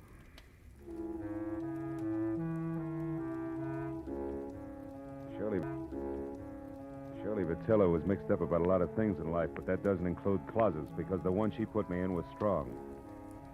The lining she called cedar must have been hand-me-down armor plate from a retired battle wagon. So all in all, I was 45 minutes alternately kicking and resting while the insistent telephone marked the 5-minute intervals for me. But finally, it was the wood around the lock that gave way. I was out. Hello? Hello, sir. Who's this? Marlowe Vitello, and save your questions till you hear what I have to say. Marlowe, where's my wife? She was supposed to meet me here at the Saffron Bar, I and said she's not... save it. Now listen. Your wife's out to kill herself. No, Marlowe, no! Yes, tell me, did you two have a favorite spot out near the ocean? I don't see what I that don't has... care whether you see or not. Did you or didn't you? Yes, the Redondo fishing pier below Santa Monica. Good. Now keep listening, Vitello, and do as I say. Come straight home. But, Marlowe, surely... Do as I say, Vitello. I'm back here and sit tight with fingers crossed. I'll worry about the pier. Goodbye. Second connection was broken. I picked up the phone again, dialed 116, got through to police emergency operator, and from there to Matthews, who was still at the Citizens Hospital. I told him to pick me up in a squad car and get ready for a fast 10-mile drive to the Redondo fishing pier, where Shirley Vitello was going to kill herself. And I got outside and waited the 4 longest minutes of my life, until finally Matthews screeched up to a halt. When I piled in, we took off, siren wide open.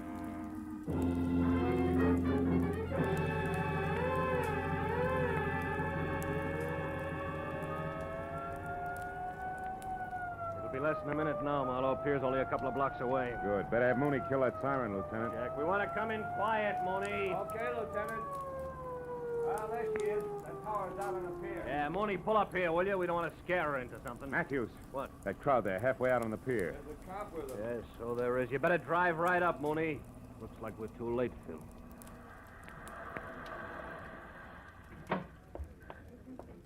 We were too late. At the center of a circle of the morbidly curious who always panned and gaped, we found her lying face down on the greasy planks of the pier, dead.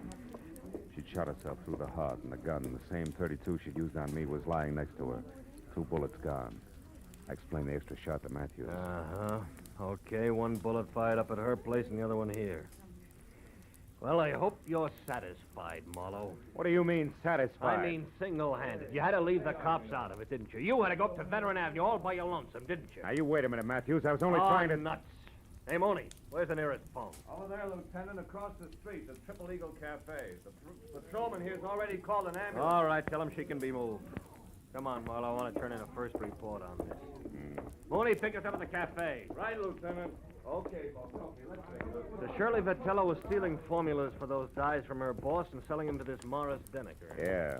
All was rosy until Denneker walked out in front of a taxi early this morning. That put him close to death and in a mood to talk. Also put Shirley Vitello on the spot. Hey, is that the place you want to phone from? Yeah. Look, one thing more, Marlowe. The girl's motive all the way through. She loved her husband. He loved his work. Yeah? Her, too? Yeah, after his work. So since he didn't make any dough, she stole to keep him going and close to her. There's the phone, Phil. Come on, will you? I may need you to fill in the blanks for me. Marlowe, I said I heard you. The phone can wait, Lieutenant. Come on over here. What? I want to talk to that piano player. Piano player? What about? The tricky way he has of playing Blue Skies. What? Yeah. Hey, Bud, that's all right. You got a mean left hand there. Yeah, I open in Carnegie Hall next week. Don't miss me. I'll try not to. It's just terrific what you do with that tune, you know? My own particular arrangement. Nobody else's, huh? Oh, nobody. I've been working on this arrangement for a week. That's all I wanted to know. Hey, Marlowe, what are you getting at? The phone, I've heard enough. Where'd you say it was, Matthews? Over there, at the left of the bar. But, Phil, what are we time doing? is it, Lieutenant? 5 after 12. Marlowe, what is it? A switch, Matthews. A switch? Yeah, one that'll knock your badge off. Will you get a load of this? I'll listen. Good evening, Federal Airwaves. Agent Hedrick Stoll Listen, speaking. Frederick, I'm the party who called before about the reservations for Ruth Britton on the 11:35 for New York. Oh, yes, I remember you. I'll probably... Never mind. It's police business, Freddie. Did the plane leave on schedule? Of course it did. But Miss Britton didn't make it, and she didn't bother to call and cancel her reservation. Thanks. I've heard enough. So far, so good, Matthews. Yeah, which means what? The Saffron Bar in Hollywood. Which means what? Shirley Vitello didn't commit suicide, Matthews. She was murdered.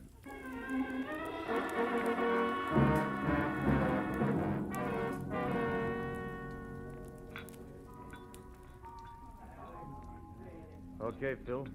Where's your man? Right there. That table against the wall. Oh. Come on, Matthews.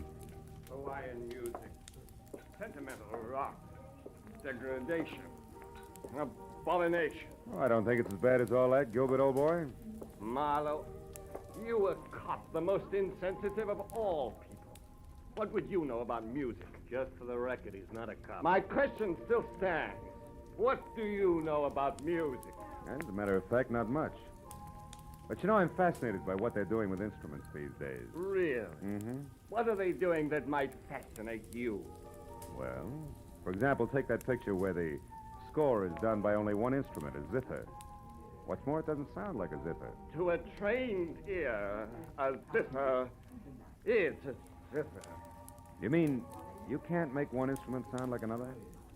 Well, for example, a guitar like a piano? Don't be ridiculous. Now, wait a minute. Not so ridiculous. Why, only tonight I heard a guitar that sounded just like a piano. Real tricky arrangement it was, too. Sounded... You're joking. Oh, no. Oh, you must have heard it, too. It was while we were talking on the telephone. The telephone? I talked to you? Sure you did. You remember? You said you were calling from here, the Saffron Bar, but the conversation was being scored by the pianist at the Triple Eagle Cafe at Redondo Beach. A real tricky arrangement in more ways than one. I didn't mean it. I didn't really want to. All right, what's the rest of it, Phil? He didn't want to quit his work and spend the rest of his life hiding in some forgotten corner of the globe. Which was her plan? Yeah. As I figure it, once Shirley knew she was finished, she decided they should both run for it. He was in on what she was doing all along. And the suicide note? It was part of her plan. Oh. Leave Puppy here and innocent with the money she got for her shenanigans. Then frame her own suicide, a trail that would lead us to the Redondo Pier, her hat and coat floating in the drink. Uh-huh. And after a couple of days of searching, we say the tide probably carried the body out to sea. Closed case. That's right. In the meantime, she's flown to New York as Ruth Britton and is heading on from there. Hubby here to join her at a later date. Yeah, fine. Only hubby double-crossed her and shot her, so he can sit tight with the money right here. That's it, Matthews. Please, give me another chance. Oh, shut up. Wipe them dry, Matthews, and take them away.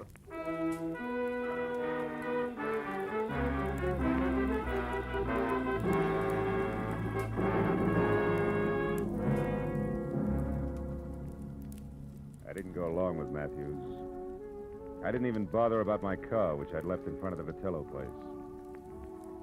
I'd had enough for one night. Enough of the kind of person who'd hitch his wagon to a star only if the twinkle he saw on the horizon was the reflection of a dollar sign. Oh, yeah, they were a pair, all right, the Vitellos. A pair who finally canceled each other out. You know what? I'm glad of it.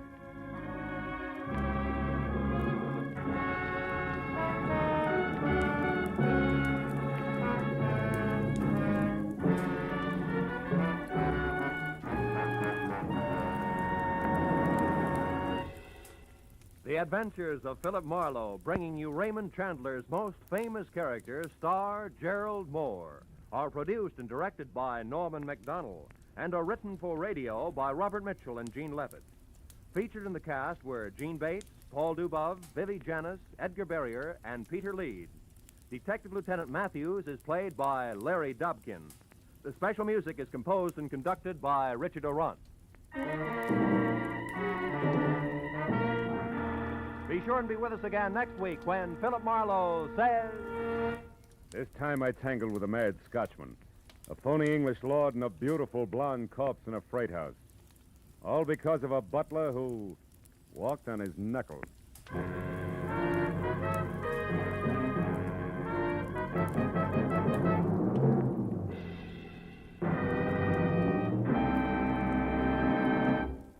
How about tying a mental string around your finger today to remind yourself to file your 1949 income tax return as soon as possible? The 15th of March isn't several miles down the road the way it used to be. It's almost at your front door. And you'd certainly get a scare if you came home one evening to find it sitting right smack in your living room saying smugly, "Well, you forgot to file your income tax return. What now, little man?" So why not set aside tonight as income tax night and file your 1949 return? This is Roy Rowan speaking. This is CBS, where Burns and Allen are heard every Wednesday night, the Columbia Broadcasting System.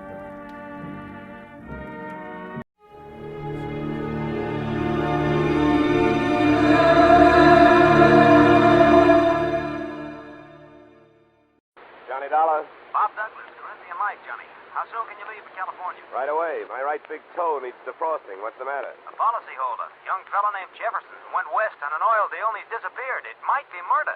Well, I guess I'd better pack 2 shirts. Looking for one man in a big state like California can be murder.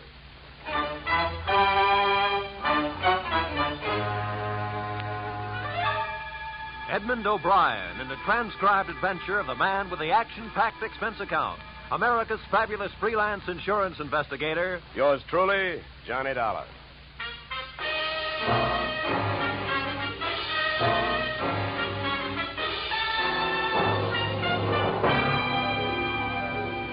Suspense account submitted by Special Investigator Johnny Dollar to Great Corinthian Life Insurance Company, Hartford, Connecticut. The following is an accounting of my expenditures during process of search for your missing policyholder, youthful millionaire Alec Jefferson, or how they were drilling for oil, for what they struck was me. Expense account item 1, $186.13. Airfare, Hartford to Los Angeles. Item 2, $15. Hire car, airport to office of Rebel Wildcatters Incorporated on potential oil land in the New Hall, Saugus District. I arrived at 9:30 a.m. A handful of dirt dentists were hard at it, drilling at a rig not 30 feet from the shack-type office. Pull it over, will you? Better stand by, driver. My man may not be here.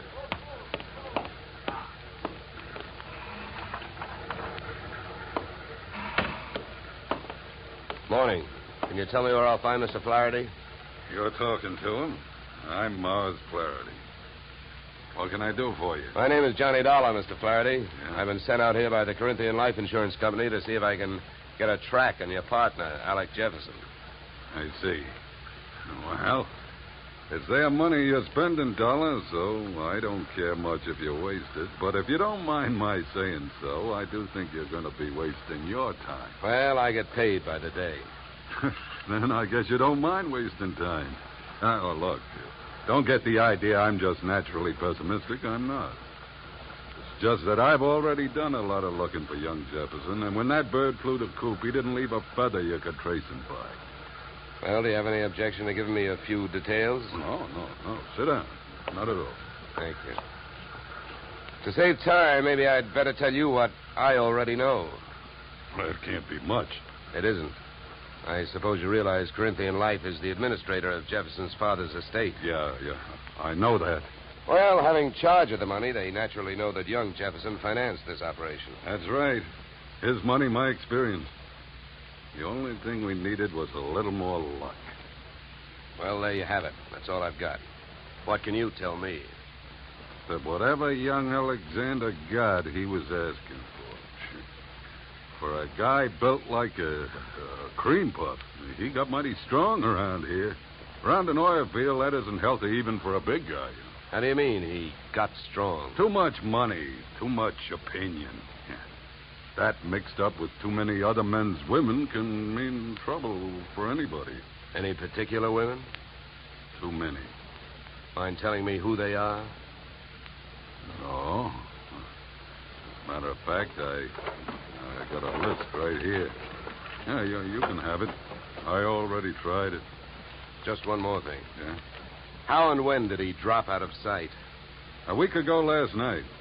Yeah, he left here at 5 o'clock for his apartment on the Sunset Strip in Hollywood. He never got there. I checked that, too. Here, yeah. Give me that paper back for a minute. I'll write down the address. Thanks. Well, I'll be around. Oh, by the way, the first thing we try to figure out in my racket is who would benefit most. How would you like to have him found? Dead or alive? Either way, Dollar. I can take it. I've lost partners before. I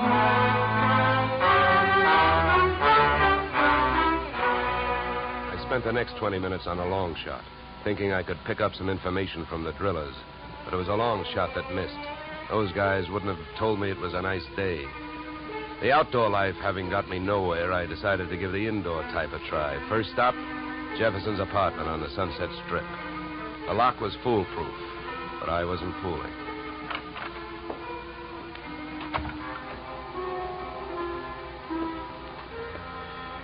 The joint was decorated in a lovely shade of hangover green. A series of alcohol rings from the bottoms of glasses carrying out the motif on all flat surfaces. In the living room, I found several pieces of loosely strewn feminine attire. In the bedroom, I found one piece of loosely strewn female. Hey, who are you? What do you want? Oh, sorry. I understood this was Alec Jefferson's apartment. It is? Oh. You can drop your eyebrows, mister. I'm his wife. I beg your pardon? You heard me. I'm Mrs. Alec Jefferson. Pass me that robe, will you? Now to make coffee? Yeah, why? Well, how about making me some while I go put on a face? I guess so. You'll probably have to wash the percolator. To me, the best grounds for divorce would be coffee grounds and an unwashed percolator. So I washed it. I also made the coffee, wondering the while how she had made the matrimonial grade. Right then and there, I'd have given her the Bad Housekeeping Award. She looked like the kind of a girl who could get into a beauty contest, but like she'd never win it. Any way you looked at her, she was a new complication. Your coffee's ready. Yeah, thanks. Good. Find any clean cups? No, but I washed, too. Here. Thanks. Now, would you mind telling me who you are? I'm an insurance investigator. I'm looking for your husband. Well, we should find him. I could use some money. How long have you two been married? Few weeks. Why? Routine question. Tell me, when was the last time you saw him? I was waiting here for him the night he disappeared. Any witnesses? If I need him. Okay. Tell me this. Do you have any idea why he disappeared or where he is? Not the slightest. Do you know a man named Morris Flaherty? Yeah. Yeah, I sure do. How well? I was his girl.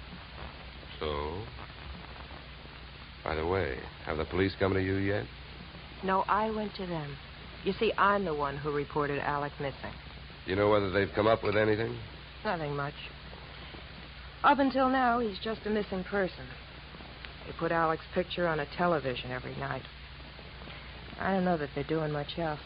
They keep calling him a Caucasian. Look, please don't get so hysterical about this. It makes you so hard to question. Huh? Oh, nothing. Oh, I get it. Excuse me if I seem dense this morning. Morning. It's 3 in the p.m. All right, so everything about me's wrong. That's right. Look, you can think that I married him for his money if you want to. Suppose you're used to suspecting everybody of everything. But have you heard? There are 2 sides to every marriage. Do I look strong enough to have carried him to the altar? I never weighed him. But answer me this. If he swept you off your feet, why did he pull a fade out in the middle of the honeymoon? What should I know? Maybe he'd never seen a dame without makeup on before and had to go someplace to think it out. I wonder if there's anything to eat. I'm hungry. Look, I think I'd better be going. I'm not much of a cook.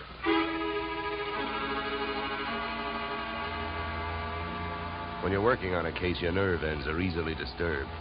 So when I left the house and saw a hard-top blue Plymouth parked opposite the apartment, mine clanged an alarm. In the car sat an equally hard-topped man reading holes in a newspaper. I gave him the slow walk-away and quick turn treatment, and I caught him with his newspaper down. Then I had to go into my act. Why, George, you old son of a gun. Huh? Oh, my gosh, it's good to see you. What are you talking about? My name ain't George. What? What? Well, I'll be. What you know is I came out of the house, I got half a look at you, and as I started to walk away, the face registered. Why, mister, you're a dead ringer for an old school pal of mine, George Pfeiffer. Now, how do you like that? Look, come here. Let me take a closer look. Come here. All right, look out. Sleep tight. Okay, Sleeping Beauty, over you go. I'll drive. I turned the car up into the Hollywood Hills, found an empty house with a for sale sign out front and a garage out back, and drove in. His wallet was bulging with everything but money and information. An ID card gave his name as Philip Wilkins, his occupation as private detective. The next fact I came up with was that Mr. Wilkins was a light sleeper. He came to find me still fishing through his wallet. Hey, give me that. Okay, hold it, mister. Take it easy. Here, you can have your wallet back. Now, keep calm, and everything's going to be all right. If you don't, I'll have to give your whiskers another dusting. All right, look, what's a big idea? What'd you slug me for? You know why, Mr. Wilkins, because you had a plant on me, and I figured if you were that curious about me, I wanted to know more about you. You're nuts. I wasn't watching you. I was watching that house you come out of. There's a dame in there that I'm getting paid to tail. I can't afford to be convinced of that. Who hired you? I'm not telling. You or anybody else, Mr. Dollar. Oh, word travels fast. First, you tell me you're not watching me, Then you also tell me you know who I am. So what? Is that illegal? You went to see the dame that I'm watching. I was told you'd probably be around, and you was. You'll be in my report. If you're healthy enough to make it. What were you really doing with that stakeout? Were you watching the apartment, waiting for somebody to show up? Do you really have a tail on Mrs. Jefferson? Or did you follow me in from the oil fields? Why should I follow you? Maybe you and I got the same approach to this case. You found him yet? No, but it's still early. Who else is interested in finding Jefferson? Well, I hear he's quite a playboy. Maybe one of his playmates wants him served with breach of promise papers. Oh, come on, Donald, let's face it. I can't tell you who I'm working for. You know that. It ain't ethical. It's not ethical to let yourself get picked up as easily as I picked you up either. But let it go. I don't suppose by any chance you know a man named Morris Flaherty. Know him? I'd like to see one of his derricks fall on him. Why so? What did he do to you? A couple of days ago, I went out there to try and sell him some information. He had 3 of his men beat me up and throw me off the oil field. Yeah? What's with that look? Would you believe me? Who knows? You might be telling me you hate Morris Flaherty to keep me from thinking you're working for him. I think you better get out of this car and let me drive away, Dollar. You're in a lot of trouble. I don't think so. Oh, you don't think so? I can have you pulled in for kidnapping. If that's what you have in mind, then first you'd better get a few witnesses for yourself. Now, come on. Suppose you calm down for a minute. If you really hate that guy, well, maybe we can make a deal. If it's against him, I'll deal with him. How much do you know about Flaherty? My bookie's marked lousy from way back. He's promoted about 50 wells, and none of them ever happened. He's wild to hit oil. It's my guess that he's got a hunch that this is the big one. That's why I think his partner disappeared. Yeah, what difference would that make? Even if his partner turned up dead, Flaherty would still have to split any profits with young Jefferson's estate. Maybe not. I know they had a queer deal. Well, who'd know about that deal besides Flaherty and Jefferson? I don't know. But I do know one way of finding out what it is. How's that? Flaherty keeps all his papers in the safe in his office. I've even got the combination. We'll give it to you. You keep it. Wilkins, I still don't know who you're trying to get even with, Flaherty or me. So what I'm going to do is give you half a break. Then I'll only be taking half a chance. Yeah, and why don't you want the combination to the safe? I don't need it. You're going to open that safe. Because you're going out there with me. Tonight.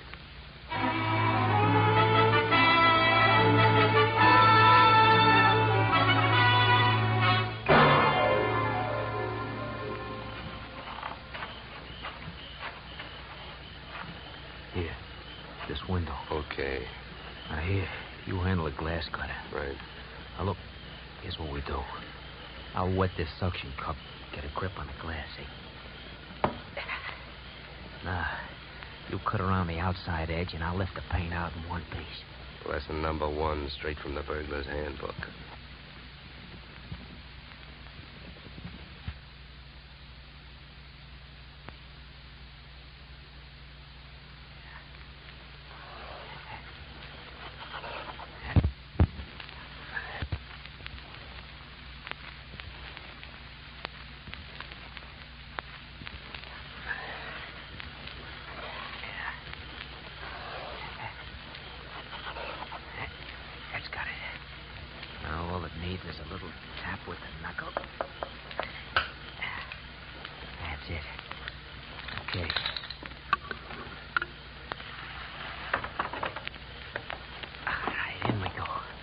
First.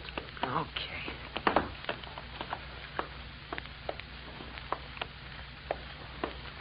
Now, the safe is over here. Get your fingers over that flashlight. For all I know, you might still turn out to be the local Paul Revere. Yeah, that's right. I might. Here. You hold the light. Thanks, I will. Go on, get to work. All right. I'm as anxious to get this over with as you are. Give me a little more light with it. Okay.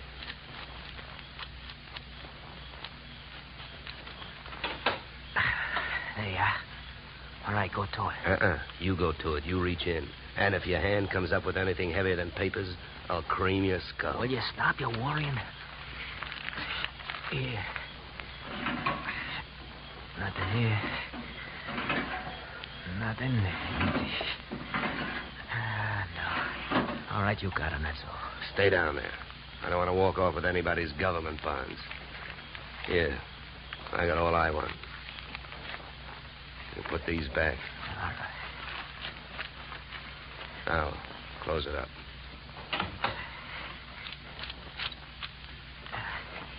All right, now, come on. Let's get out of here. Just a minute, Wilkins. I gotta have a good look at these papers. You can look at them later. Come on, let's go. Look, this I'll give you for free. And it's the difference between being a $4 a day private detective and a $10 one. What you've got printed in your memory, nobody can take away from you. So hold your horses while I take a look at this partnership agreement. All right. But hurry up, will you? Got a couple of watchmen around here. Yeah, here it is. Okay, let's go. You first.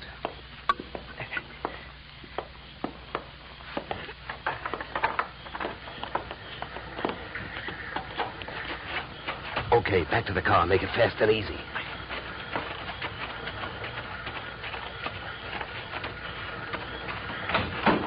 Get in. Over here. You drive. You know, Wilkins, I had a clammy feeling for a while back there that we weren't going to make it. Don't go starting any celebrations. You didn't make it.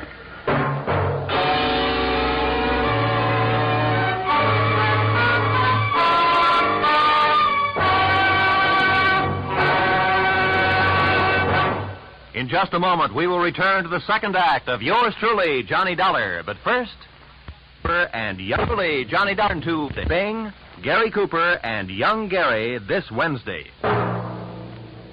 Now we return to yours truly, Johnny Dollar, starring Edmund O'Brien.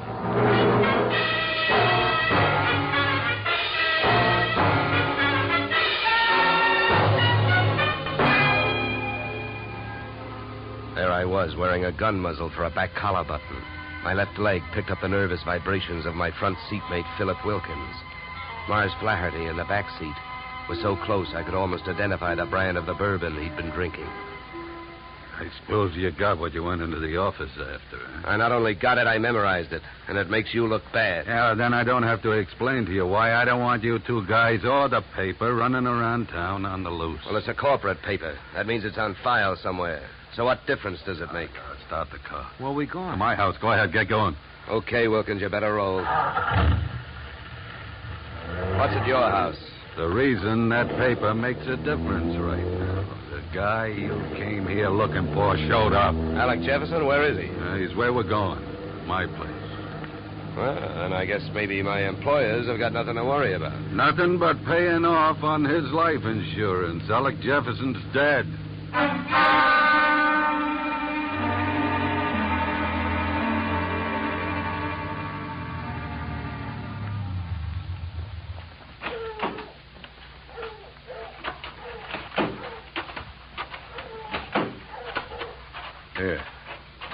Here, Dollar, here's the key. To open the door. Stand next to him, Wilkins. Close.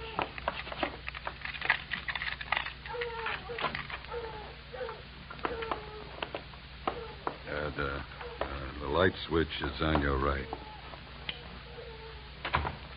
There's your boy, Dollar.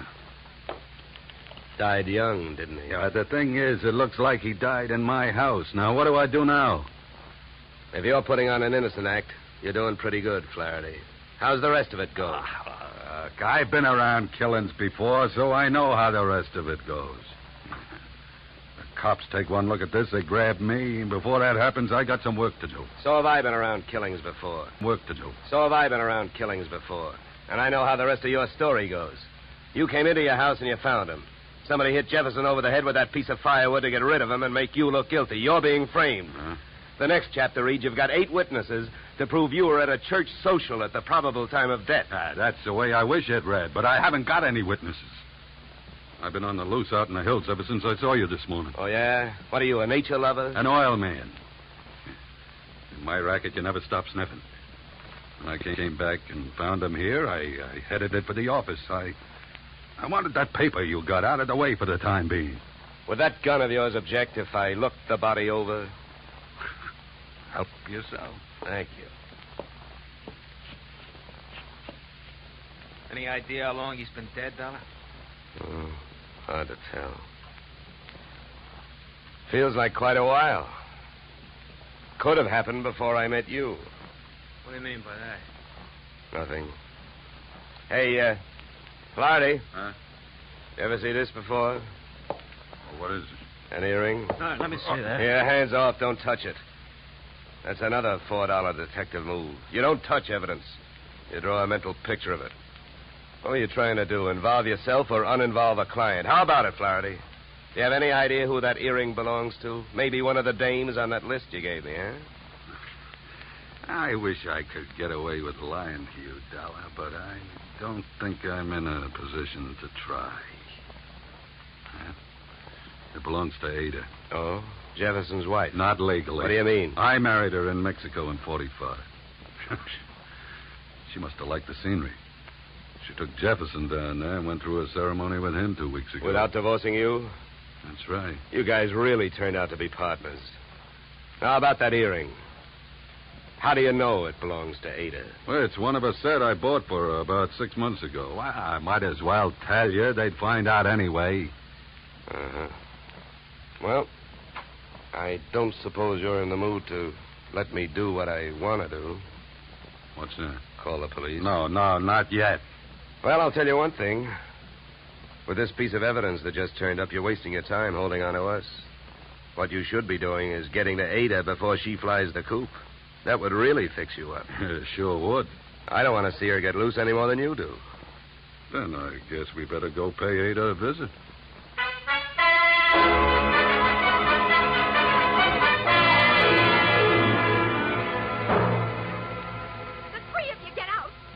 All you got is one lousy earring, and if you think I'm going to stand here and listen to you try to pin a murder on me, you're nuts. Mars never bought me anything. He never gave me any earrings. How about it, Flaherty? That's too bad, Ada. If I thought there was a chance to help you, I would. But your earring was laying right there on the floor next to his body. Why, you oily monster, you. What are you trying to do to me? Why, if anybody had reason to kill Alec, you did, you miserable thief. Now, wait a minute, Ada. Don't make yourself look worse by throwing a lot of accusations around. I know about the contract between Alec and Mars. In case of death, the survivor gains full control of the oil field. But a good piece of evidence will beat out a good piece of motive in any court in the country, and you've got both working against you. Get out of here. You don't know what you're talking about. I think I do. Knowing about that agreement, you married both these guys. Those Mexican marriages are just weak enough to help you beat a bigamy rap if it came to that, and just strong enough to help you collect if either of your husbands died.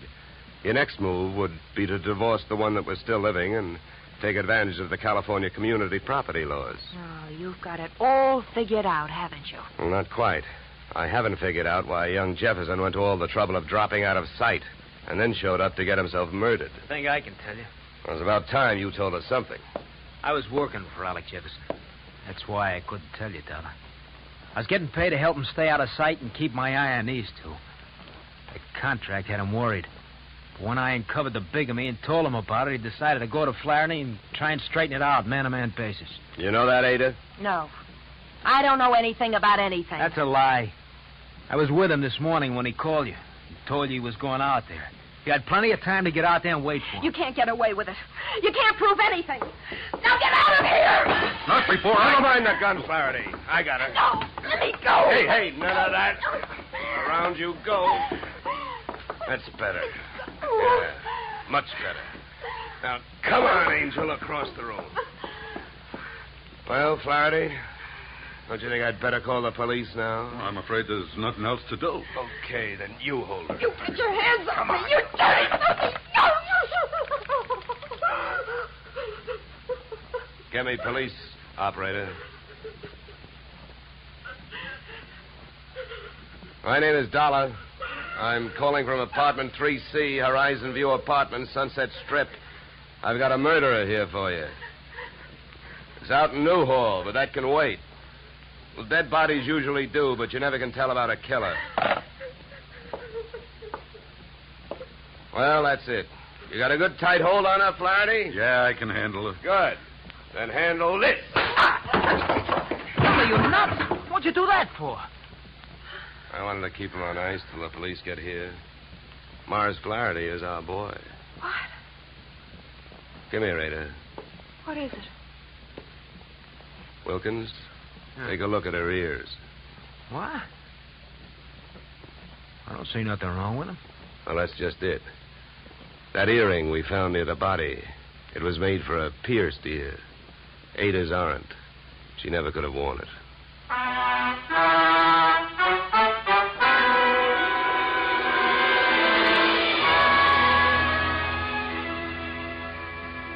Morrow? If Flaherty had been a nice enough guy to buy jewelry for his wife when he had her, he wouldn't have bought the wrong kind of earring when he wanted to set her up as a patsy. The police traced his purchase of same to a Main Street pawn shop. But what really nailed him was the biggest switch of all. Since the murder weapon was a shaft of rough bark firewood, there were no fingerprints on it. But by the same token, there were weapon prints on Flaherty's fingers. A batch of tiny splinters under the skin. Inasmuch as my own girl furnished the practice which made me perfect on this case, I assume you will not be annoyed at my listing expense account item 3, $65, 1 pair gold earrings inscribed to Olga with love. Item 4, $187.13 return transportation Los Angeles to Hartford. Expense account total, $711 signed yours, truly, Johnny Dollar.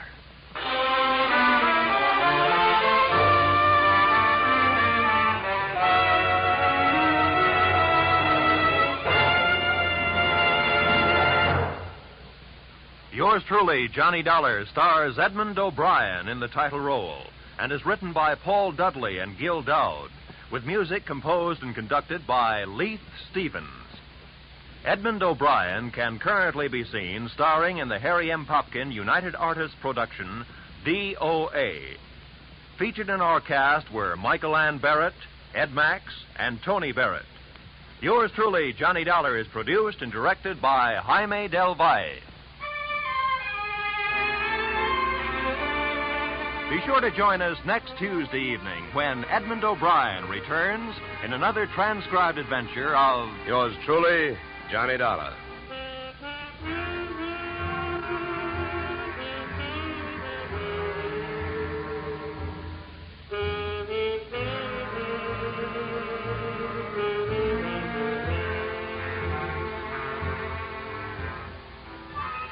Blizzards in the western states, floods in Texas, hurricanes in Florida, tornadoes in Louisiana.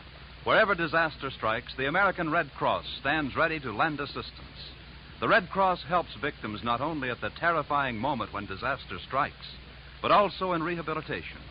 This is just one of the many nationwide activities of the Red Cross.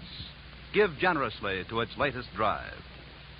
Now stay tuned for the adventures of Philip Marlowe, which follows immediately on most of these stations.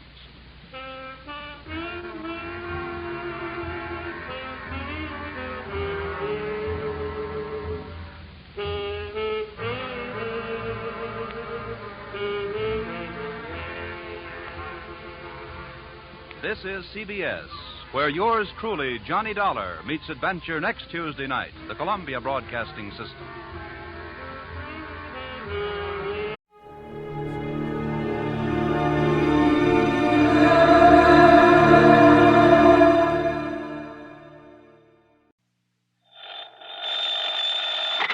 Johnny Dollar. Johnny. Yes? Hello? George Reed, Floyd's of England. Oh, what's the matter, George? You sound a bit down in the mouth. I am. What's up? Well, Johnny, I understand you've handled quite a few investigations for the Continental Insurance and Trust Company. Oh, brother, I sure have. And you know something, George? Yes? Floyd's of England, you that is, have handed me some pretty wild ones over the years. I know. But believe me, they've been nothing compared to some of the cases that Continental has handed me. And you know why, George? Why, Johnny? Because of just one client of theirs. Well, he's a wealthy old screwball by the name of Alvin Peabody Cartwright. Cartwright? Yeah, he carries a lot of insurance, millions of it.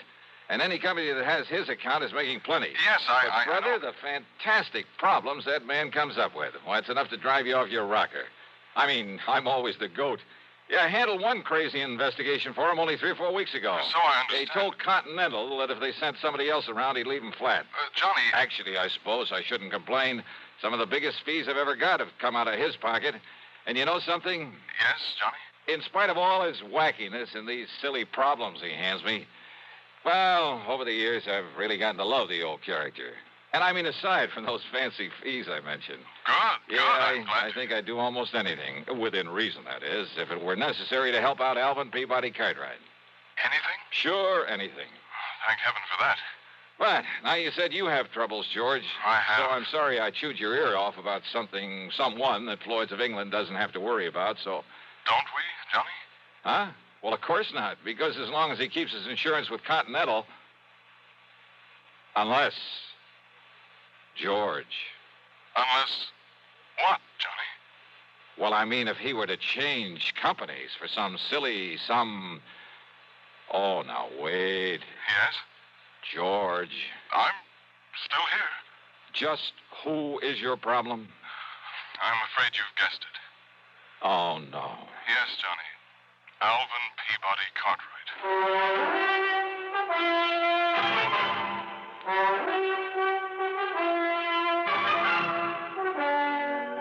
CBS Radio brings you Bob Bailey in the exciting adventures of the man with the action-packed expense account, America's fabulous freelance insurance investigator. Yours truly, Johnny Dollar.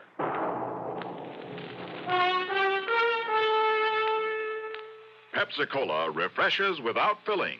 Why? Because it's truly light. Charlie, you're forgetting something. Wait, Kay, there's more. Yes, ice-cold Pepsi is the delicious refreshment that goes great at a picnic or a party. But, Charlie... And Pepsi goes fast. People like it, so keep plenty handy. There. Oh, you did fine, except for one thing. Well, I mentioned lightness and how Pepsi refreshes and how fast it goes. You left out Pepsi sociability. You know the Be Sociable song. But, Kay, I can't sing. I can. Listen. Be sociable, look smart, keep up to date with Pepsi. Drink light, refreshing Pepsi. Stay young and fair and debonair. Be sociable, have a Pepsi. Well, at least I can say this. Pick up an extra carton of Pepsi today. Please do. And now, Act One of yours truly, Johnny Dollar.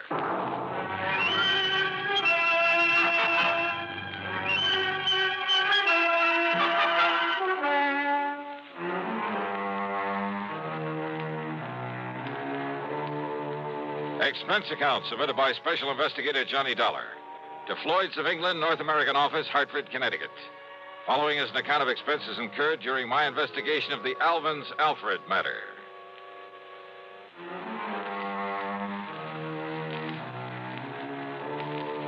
The assignments George Reed usually handed to me were usually bad enough.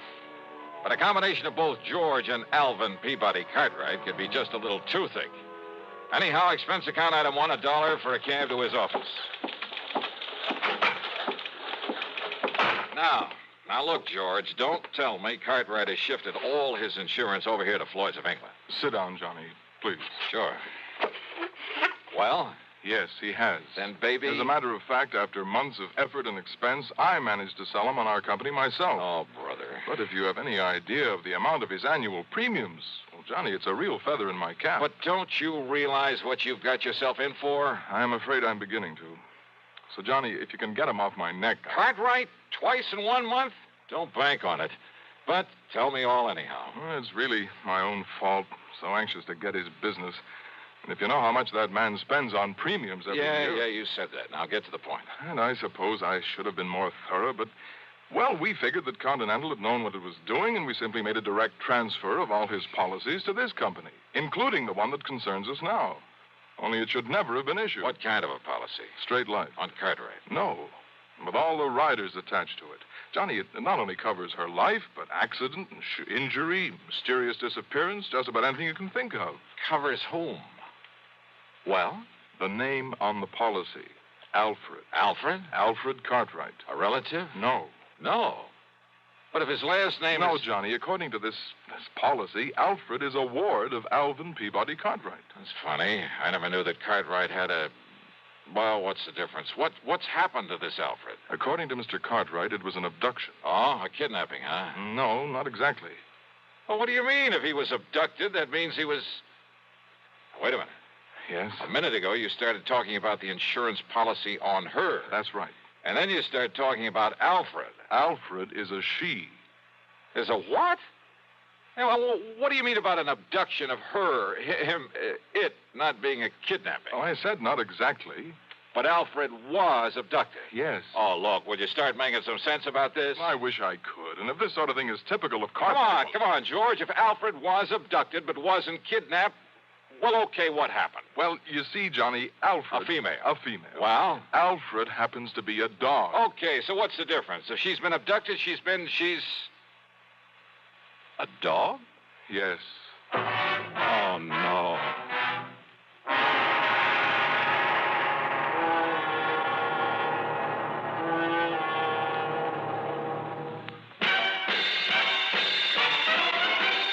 Smoking more now, but enjoying it less. Have a real cigarette, have a Camel.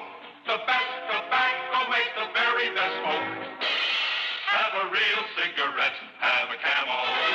Are you looking for flavor and mildness? Have a real cigarette, have a Camel. The best tobacco makes the very best smoke. Have a real cigarette, a real cigarette, a real cigarette, have Camel.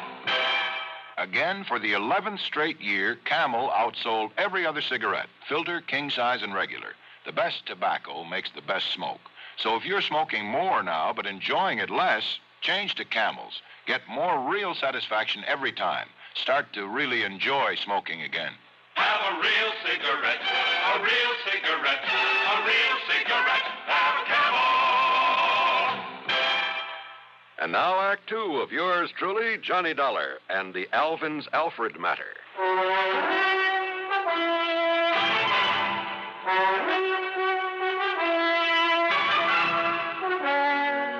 George, life, accident, injury, mysterious disappearance, all that insurance on a dog? Yes, Johnny.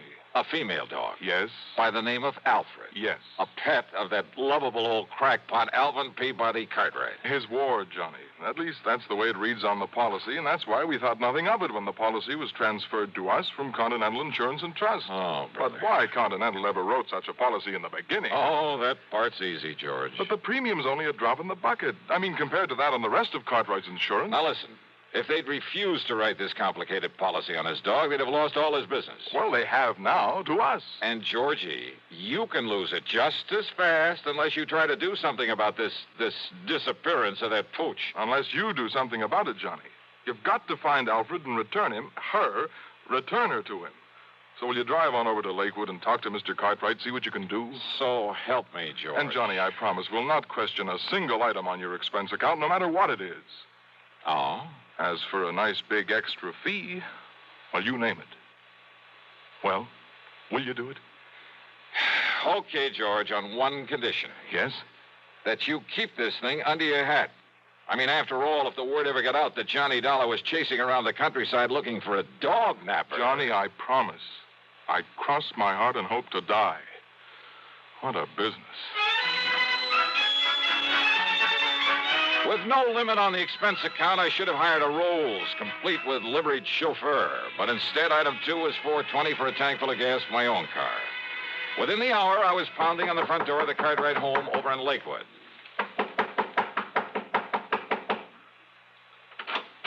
Hi, Mr. Cartwright. No. I'm sorry, I'm out. I'm far too upset to talk to anyone right now. So goodbye. No, wait a minute. Hey! Yes. Why, Johnny? That's right. Well, why didn't you say so? Come in, boy. Come in. Sure.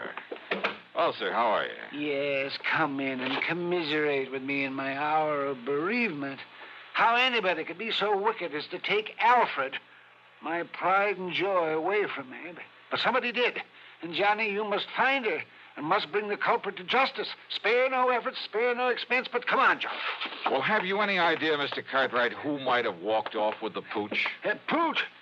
Oh, Johnny, how can you use such a term? Alfred was almost like a child to me.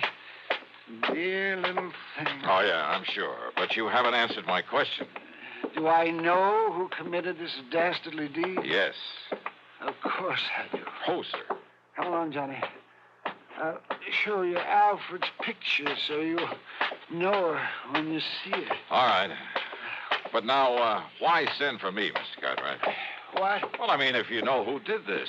I certainly do. And, Johnny, he must be made to pay the penalty for this nefarious deed. Now, look. Here's dear little Alfred's room. Huh? Well, do you like it? Isn't it nice? I could hardly believe my eyes. It was more like the playroom for some much too wealthy child. Why, he must have spent thousands on it. On the soft, thick, wall-to-wall carpeting, all the furnishings, including a bed in the corner with a foam rubber mattress. There was a growing tree in the middle of the floor and a half-dozen miniature fire plugs scattered about. There were rubber bones and balls and toys of all sorts and sizes Toys. In addition to everything a dog could possibly play with, there was a big table with a scale model electric train, an erector set, a microscope, a lot of other science toys, including a working model of a... Huh? Isn't it nice, Johnny? Oh, no. Look, Mr. Cartwright. Yes? Don't tell me the dog played with these things. What thing? Well, will this toy seismograph or... Toy? What are you talking about? That really works. See? See how the recording needle gave a jump on the roll of tape on it? It runs for a week. Keeps perfect time. Oh, well, sure. So the dog could tell when there's been an earthquake somewhere. Is that it? Well, no. I may as well admit, Johnny, that some of these things are mine. Yours? Yes. When I was a child, the only toys I had were the ones my poor mother could make with her own hands. And I always said that if I ever had the money, I'd make up for it. That I'd have all the things I couldn't have then. So maybe I'm just a silly old man, second childhood, that sort of thing. But I said I'd have them, and now I have. I see. Did you ever have a nice electric train when you were a youngster?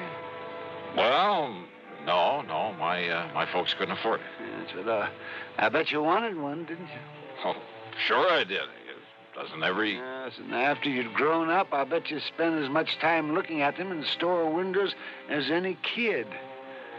All the time wishing you dared to buy one. Just to have it.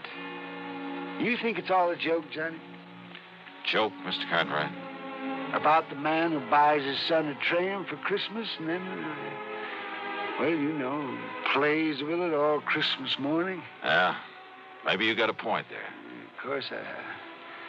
And that's the trouble with growing up. People get so proud or stuffy or something that they won't unbend. They won't let their hair down and enjoy some of the simple little things that they'd really like to do. They're so afraid that somebody might laugh at them. I'm not laughing, Mr. Cartwright. And that's why I like you, Johnny, because you've sense enough to realize that, well, maybe an eccentric old character like me isn't so eccentric after all. That he's just become smart enough to get rid of a lot of nonsensical inhibition. Yeah, you have got a point there. Maybe you can understand why this same old man is so upset about losing a wonderful companion, his dog.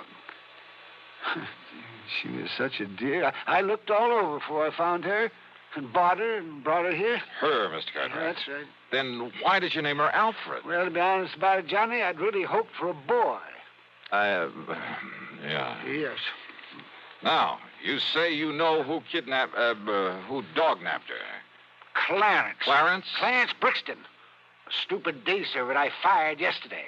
He was the only one that could have done it. Who would have done it? When did this happen? Last night, between 7 and 8. I'd gone over to visit the widow Parkins. Oh, a bit of romance in your life, Mr. Cartwright? Oh, Johnny, how can you say anything? Well, she is very nice. There was nobody here but little Alfred. I'd even locked her in. Oh, what about the house? Was it locked? Of course it was. But Clarence still had his key to it. And if you know this house, Johnny, and nobody could have broken in. Oh, I'm sure of that. Besides, there was no sign of anybody trying to. There was no footprints outside. There was no ladder marks. There was nothing. Even the stupid local police agree that Clarence must have done it. Then why haven't they nabbed him? Because they believe his alibi. From that character, that wife of his. They live the other side of town, and she swears he was at home when it happened. And you're sure that only he had a key to this house? That's right, outside of my own. So he must have done it. Only the dumb police won't do anything because of his so-called alibi. And we got to break that alibi. That's right. But how? How, Johnny? Well, I got a crazy idea. Well, I thought I was the only one who got Just, let me take a real close look at one of these toys in here. One of these toys? Yeah, that's right. It's a long chance, Mr. Cartwright. But let's see what happens.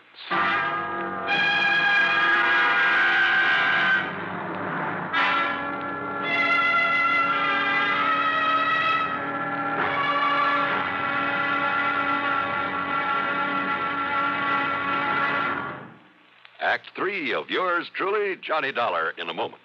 Welcome, recording star Mel Torme. It's terrible trying to sing with a bad cold. So I always take 4-way cold tablets to relieve cold miseries fast. Good idea. Tests of all the leading cold tablets proved 4-way fastest acting. 4-way starts in minutes to relieve muscular pains, headache, reduce fever, calm upset stomach, also overcomes irregularity. When you catch cold, try my way. Take 4-way cold tablets. The fast way to relieve cold distress and feel better quickly.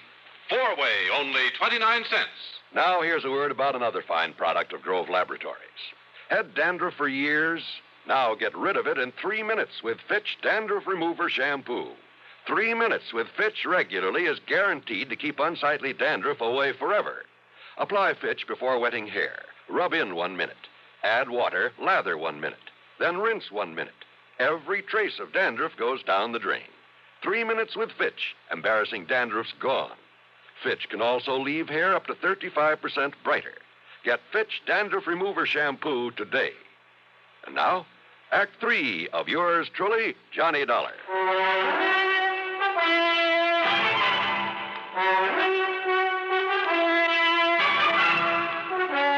I got back into my car and drove to the address of Clarence Brixton.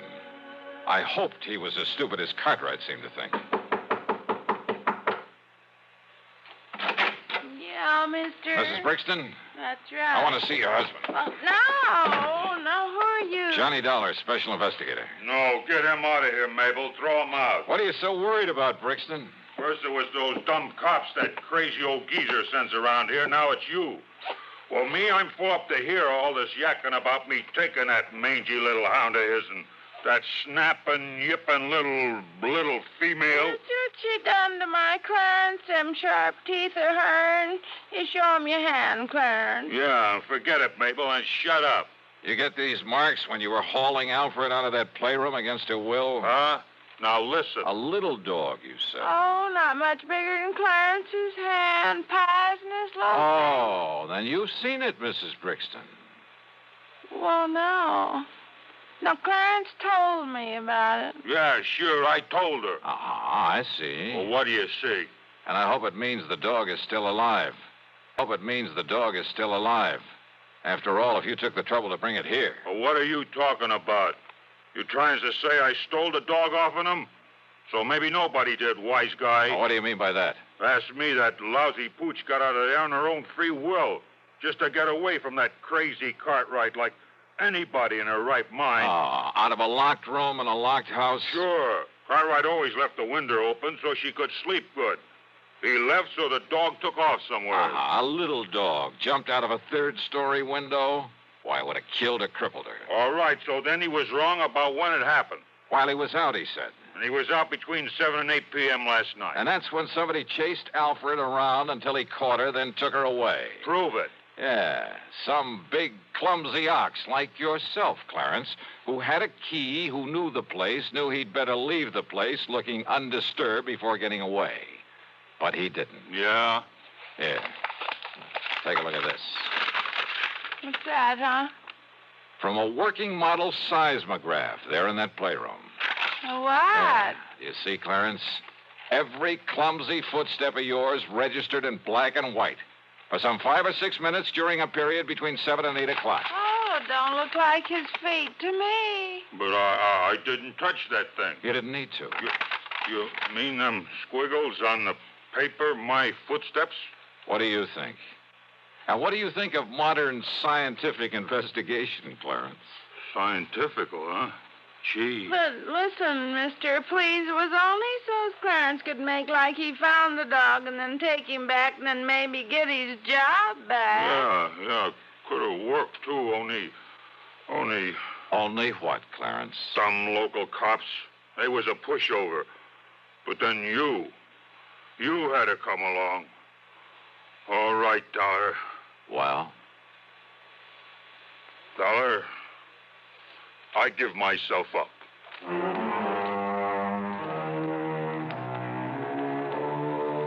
Oh, sure. Modern scientific investigation. But he fell for it. And Mabel brought the dog up from the cellar, and she was kind of a mangy little pooch. The dog, I mean. But she meant the difference between keeping or losing Cartwright's insurance account. Which reminds me, you can forget the expense account. Cartwright did well by me, as usual. And he'll probably break down and take Clarence back. Oh, well. Yours truly, Johnny Dollar.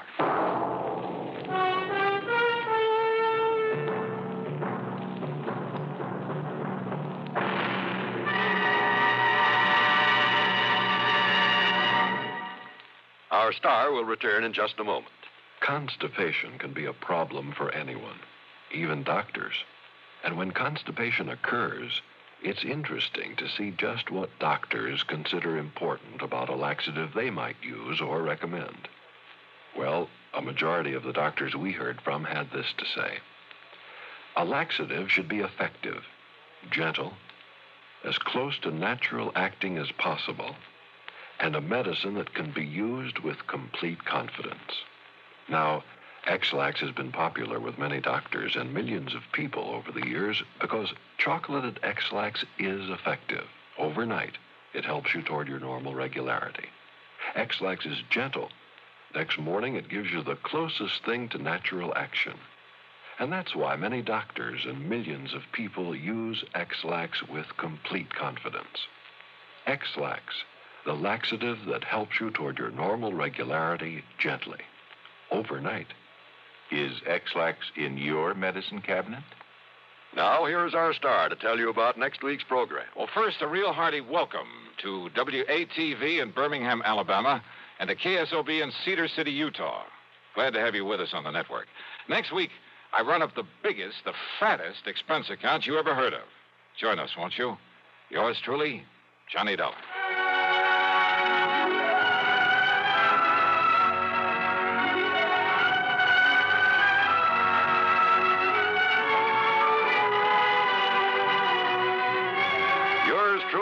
Johnny Dollar, starring Bob Bailey, originates in Hollywood and is written, produced, and directed by Jack Johnstone. Heard in our cast were Virginia Gregg, G. Stanley Jones, Howard McNear, and Frank Gersten. Be sure to join us next week, same time and station, for another exciting story of yours truly, Johnny Dollar.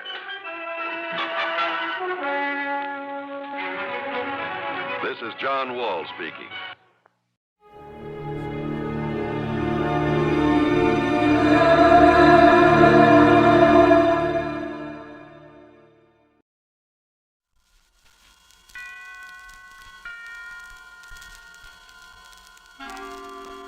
Suspense.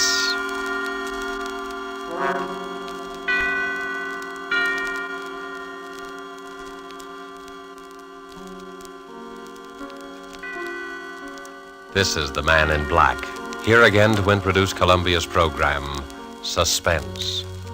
Tonight from Hollywood, we bring you two of America's most artful and distinguished stars. From the Metro-Goldwyn-Mayer Studios comes Mr. Robert Young, and from Warner Brothers, Miss Geraldine Fitzgerald. Mr. Young and Miss Fitzgerald are with us to play in an unusual tale by the unusual James Thurber. An excerpt from the book My World and Welcome to It, called A Friend to Alexander, adapted for radio by Freya Howard, is tonight's study in suspense. If you've been with us before, you will know that Suspense is compounded of mystery and suspicion and dangerous adventure. In this series are tales calculated to intrigue you, to stir your nerves, to offer you a precarious situation, and then withhold the solution until the last possible moment. And so it is with Mr. Thurber's poignant and strange story, and the performances of Robert Young as the man who was a friend to Alexander, and of Geraldine Fitzgerald as his wife Bess, who relates these events to us. We again hope to keep you in suspense.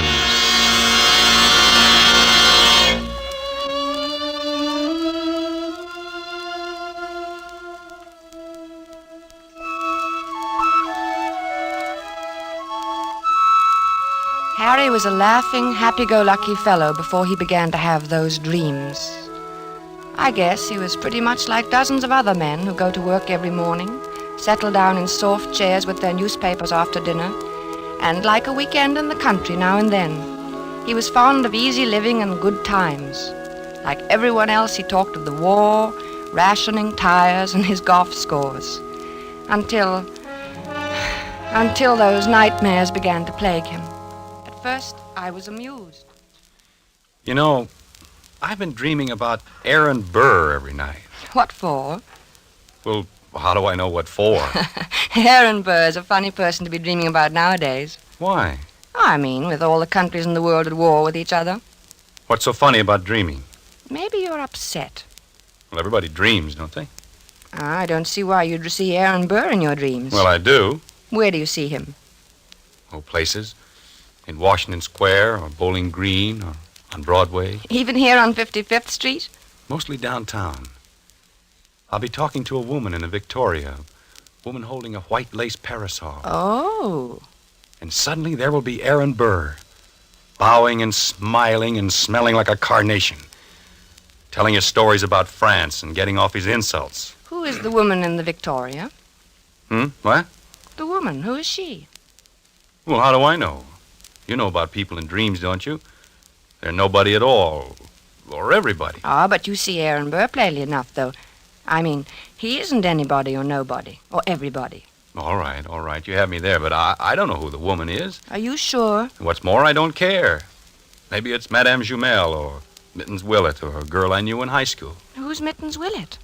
She was a famous New York actress in her day, 50 years ago or so. She's buried in an old cemetery on 2nd Avenue. I've seen the tombstone. That's very sad. Why is it? Oh, I mean, she probably died young. Almost all women did in those days. He's a vile, cynical cad. I was standing and talking to Alexander Hamilton when Burr stepped up and slapped him in the face. When I looked at Hamilton, who do you suppose it was? I don't know. Who? My brother, Walter, one I've told you about. The one who was killed by that drunk in the cemetery. Harry, I never could get that story straight. I've told you about it a dozen times. This drunk came up to him when his back was turned and... What was he doing in the cemetery? That's not the point. He was killed. That's what's important. And I loved him very much. I don't understand what... What's the use of telling you every time I mention it? You start asking the same questions. I understand now, dear. When you looked at Hamilton, he was your brother Walter. Yes. Harry, maybe we ought to go to the country for more weekends. Weekends? Yes. I'm going to bed.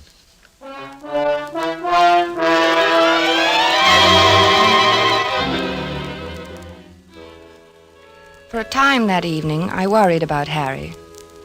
Not about his dream. Why shouldn't he dream? But I wondered about his health. He looked so worried somehow, so unlike himself. I was glad when he went to bed. A good night's sleep was just what he needed, I thought. How could I know? The next morning, we were quietly eating our grapefruit when Harry flung down his spoon. I wish he'd go back to France and stay there, him and his la-la. Who, dear? Oh, you mean Aaron Burr. Did you dream about him again? Yes, he said la-la to me. Why should he say la-la? I was at the tavern and we were drinking ale, and I said something funny. I don't remember what it was. Something amusing about what Ben Franklin had said to Washington once.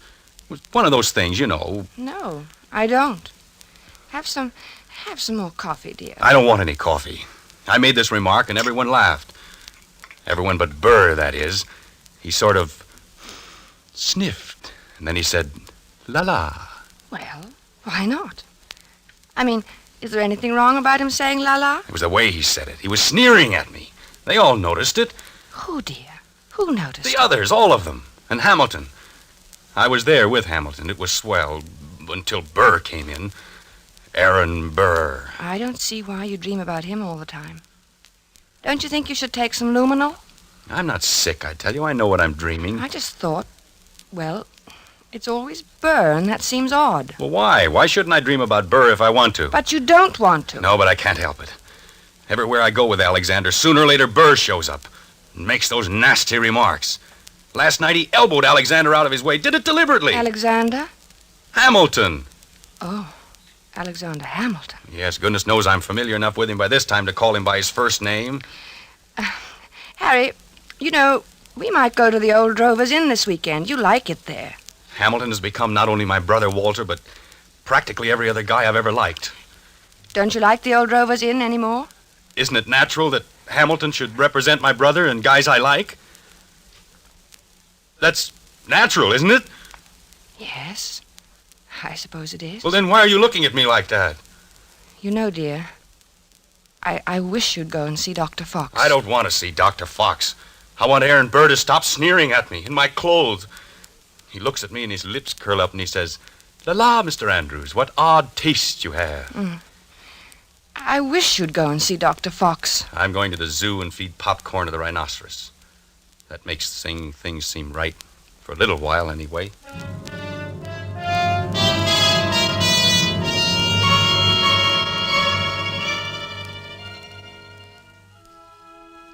I thought he'd forgotten all about that ancient pistol duel, because for 2 days after that, he lost his haggard, tired look and actually seemed cheerful. But one night, about 5 a.m, he came into my room in pajamas and bare feet, his hair disheveled and his eyes wild. He got him. He got him. The rotter got him. Alexander fired in the air and smiled at him, just like Walter must have smiled. Like Walter? Oh, yes, dear. Your brother Walter, who was killed in a cemetery. This was at Weehawken in New Jersey. What? Your brother? No, Hamilton and Burr.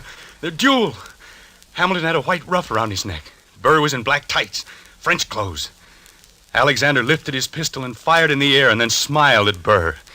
And then that fiend from hell took deliberate aim. He took so long. He meant to take his time about it. I saw him grin. And then he pointed his pistol at Alexander and fired. He killed him in cold blood, the foul scum! Oh, darling. Don't, darling. Here, dear. Take some of these pills. I don't want any. Oh, take it. You'll feel better. I don't want any, I tell you. Here, darling. Swallow. Please, swallow. All right. There. That's better. The cad. The rotten, sneaking cad. He grinned just as he fired. And Alexander clutched himself at the stomach. Then shook his head and tried to walk forward. Then he fell. With his mouth open as though he wanted to say something. And Burr stood there, grinning.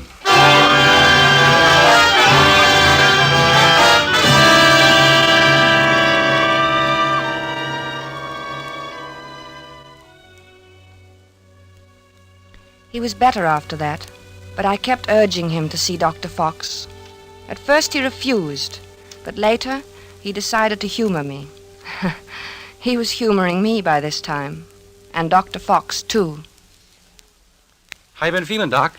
Oh, fairly well, Mr. Andrews. My pulse has been Now, just what seems to be the trouble? Nothing wrong with me. He has nightmares. You look a little underweight. Perhaps your diet. Oh, I'm not underweight. Overweight, maybe, but not underweight.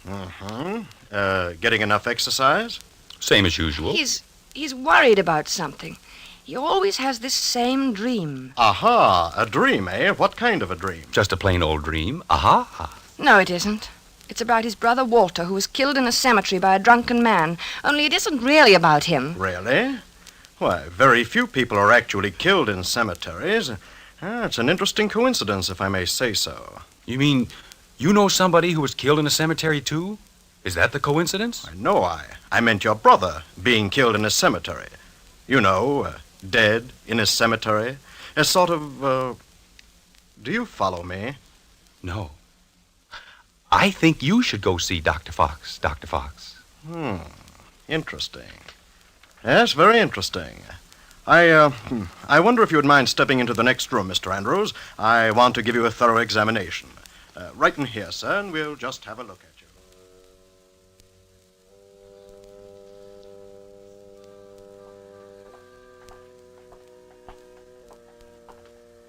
Well, I hope you're satisfied. You heard what he said. There's nothing the matter with me at all. I'm glad your heart is so fine. He said so, you know. He said your heart is fine. Sure, it's fine. My heart's fine. Everything's fine. And you know what I was thinking? No, what? I was just thinking that now that Alexander Hamilton is dead, why, you won't see any more of Aaron Burr. Yeah. Yeah, I guess you're right.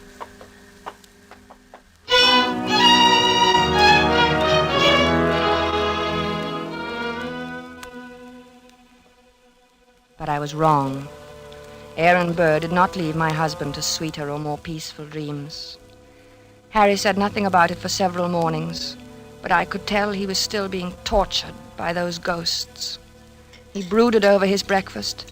He didn't answer me when I spoke to him. I dropped my butter knife, and he jumped. What was that? Only my knife. Oh. Harry, are you still dreaming about that man? Oh, I wish I hadn't told you about it. Forget it, will you? I can't forget it with you going on this way. Can't you forget I mentioned it? Maybe you should see a psychiatrist. Oh, bosh. What does he do now? What does who do?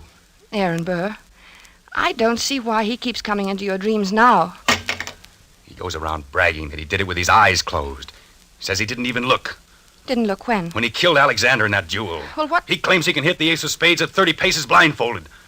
Furthermore, since you ask what he does, he jostles me at parties now. I think you should stay out of this, Harry. It wasn't any business of yours anyway. And it happened so long ago. I'm not getting into anything. It's getting into me. Can't you see that? I see that we've got to get you away from here. Oh, maybe if you slept someplace else for a few nights, you wouldn't dream about him anymore. I don't know. Let's go to the country tomorrow.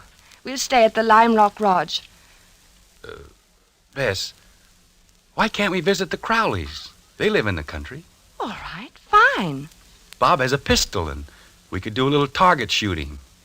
What do you want a pistol for? Plenty of open space. I'd think you'd want to get away from shooting. Yes.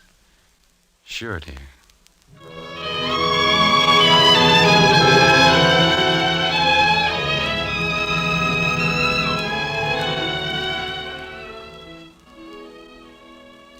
The vacation seemed a success at first. When we arrived at the Crowley's house in the cab, I thought I'd left my suitcase at the railroad station. Harry laughed his old normal laugh for the first time in many days as he found the bag and handed it to me. And then he leaned over and kissed me.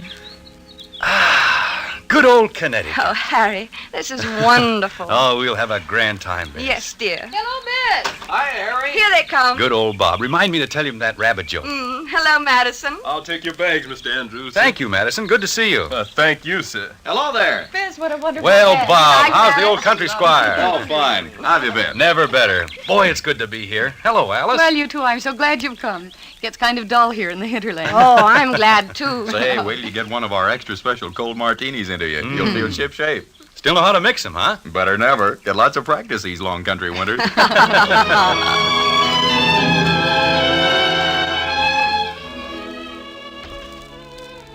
Oh, it was grand, seeing Harry's face relaxed and smiling over his cocktail glass. When I went to bed that night, I felt that at last that nasty old business of the dream was over, and I was happy. But when I awoke the next morning, I saw my husband lying rigid on his back, staring at the ceiling. One Henry Andrews, an architect. What's the matter, dear? Nothing. Oh, why don't you go back to sleep, Harry? It's only 8 o'clock, and this is the country. One Henry Andrews, an architect. What are you talking That's about? what he calls me. Calls you who? One Henry Andrews, an architect, he keeps saying in his nasty little sneering voice. One Henry Andrews! Harry, please don't yell. You'll wake the whole house. It's early. People want to sleep. I'm beneath him. I'm just anybody. I'm a man in a gray suit. Be on your good behavior, my good man, he says to me. or I shall have one of my lackeys give you a taste of the riding crop. Why should he say that to you? You ask me why. He wasn't such a great man, was he? I mean, didn't he try to sell Louisiana to the French or something behind Washington's back? He was a traitor. Then why worry what he says? He was a scoundrel, but a very brilliant mind. I was in hopes you weren't going to dream about him anymore. I thought if we came up here... It's him or me. I can't stand this forever. Neither can I.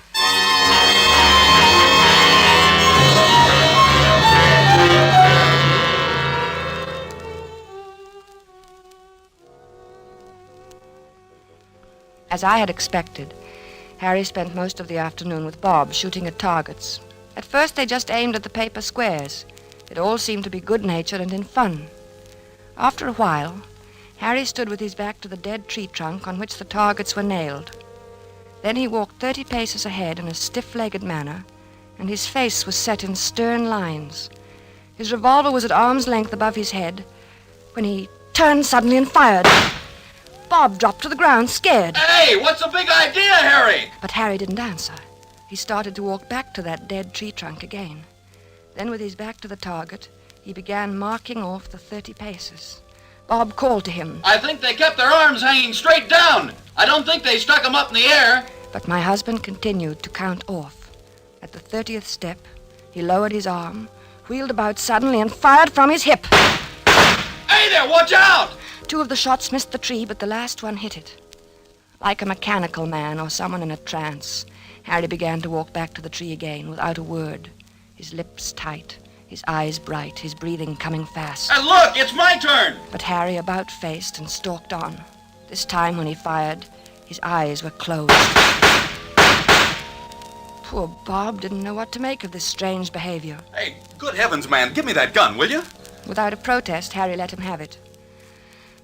For the first time, he spoke. I need a lot more practice, I guess. Well, not with me standing around. Come on, let's get back to the house and shake up a drink. Gee, I've got the jumps. I need a lot more practice.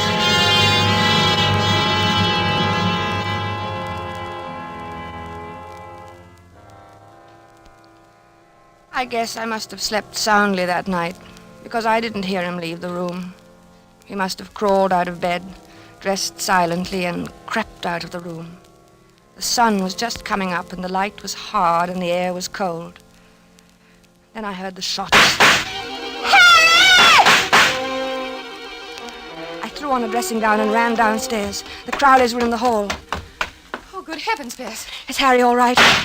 It sounds like it. Where is he? What's he doing? It sounds as though he's out behind the studio shooting. Alice. Oh, no, take it easy, Bess. Bob will go out and get him. Maybe he had a nightmare or walked in his sleep. No, he never walks in his sleep. He's awake all right. Well, let's go down and get some coffee. He'll need some. Yes, I'll need some, too. Hey, what the dickens is the matter with him, anyway? I don't know. I'm so sorry Bob, you go get him. At your service, madam, alive or dead. Bob, stop it. Okay, I'll do my best. Come on, Bess. We'll go to the kitchen. What's that noise? Where? In the kitchen.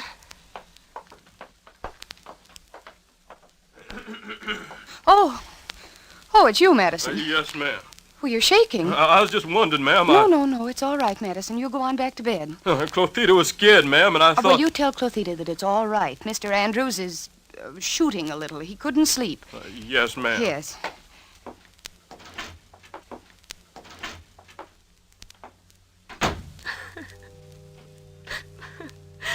I don't know what to do, Alice.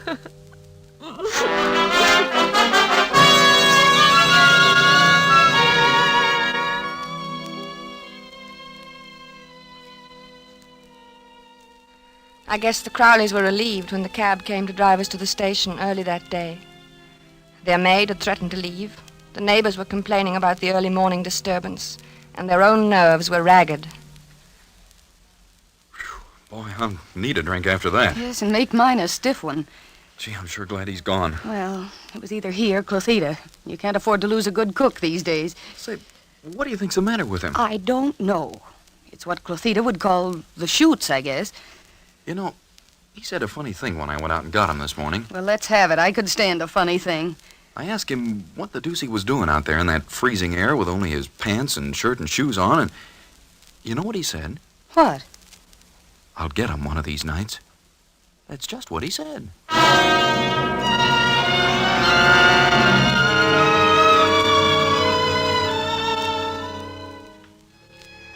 By this time, I was really frightened.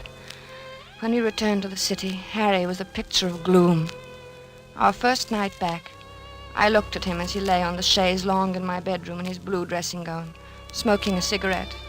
He was haggard and tired, and he kept biting his lower lip. I mixed a scotch and water nightcap for him. No thanks, no liquor. I need a steady hand. Watch my hand. Does it tremble? No. Is it steady? Yes, very. That's good. That's very good. You need a steady hand, you know. For what, dear? Oh, things. Harry, will you sleep in my room tonight? No, you keep shaking me all night to keep me awake. You're afraid to let me meet him. Are you still on that? Why do you think everybody's better than I? I can outshoot him the best day he ever lived. Oh, of course, In the dear. waistcoat. Right next to the middle button. He has 3 big pearl buttons on his waistcoat. Came from France. Why don't you dream about somebody else? Anybody else, please. You'd like that, wouldn't you? You'd like to have me dream about somebody who wouldn't hurt a fly. Somebody like that. Because you'd know I'd never get in a duel with him. A duel? You're dreaming of a duel now? Ever since Hamilton died. Burr knows I hate him. It's nearly over now. Harry. It's him or me. I'll get him, the rotter. But, Harry... I know I'll get him. You see, I have a modern pistol. He has to use an old-fashioned single-shot muzzle loader. Is that quite fair? Fair? What do I care if it's fair or not? Was it fair the way he shot Alexander? Was it? Don't be mad with me, Harry. Oh, I'm sorry, darling. I'm very unhappy. I'm sorry, darling. And I'm worried sick. Well, I'm sorry, darling. Don't cry. Please don't cry. It upsets me when you cry. And I mustn't be upset. I must be very calm and rested. My hand must be steady tonight. Especially tonight. I'm so worried, Harry. Don't worry about me. I'll be all right. I'll be fine. My hand is like a rock.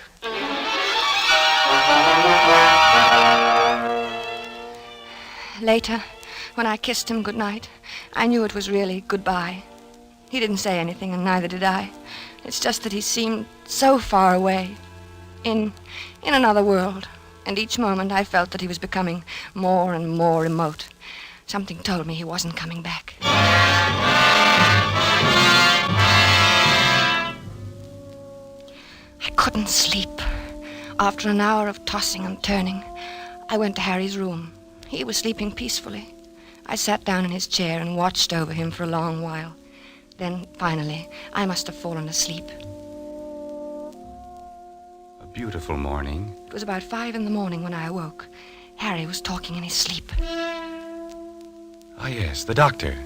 Good of you to come, Doctor. Yes, often misty at this hour. Harry. Are they loaded? Splendid. Harry, wake up. Yes, I'm perfectly ready. Is Mr. Burr? He is? Good. Shall we proceed? No, I do not care to make a statement. Very well. Yes, I understand perfectly. 10 paces. Turn and fire at the dropping of the handkerchief. Yes, 10 paces. Harry. Thank Harry. you for acting as my second, Mr. J. Of course, extremely good of you. Very well, then I'm quite ready. 1, 2, 3, Harry. 4, Harry, please. 5, Don't, Harry. 6, 7, 8, 9, 10. Harry. Harry, dear. Harry.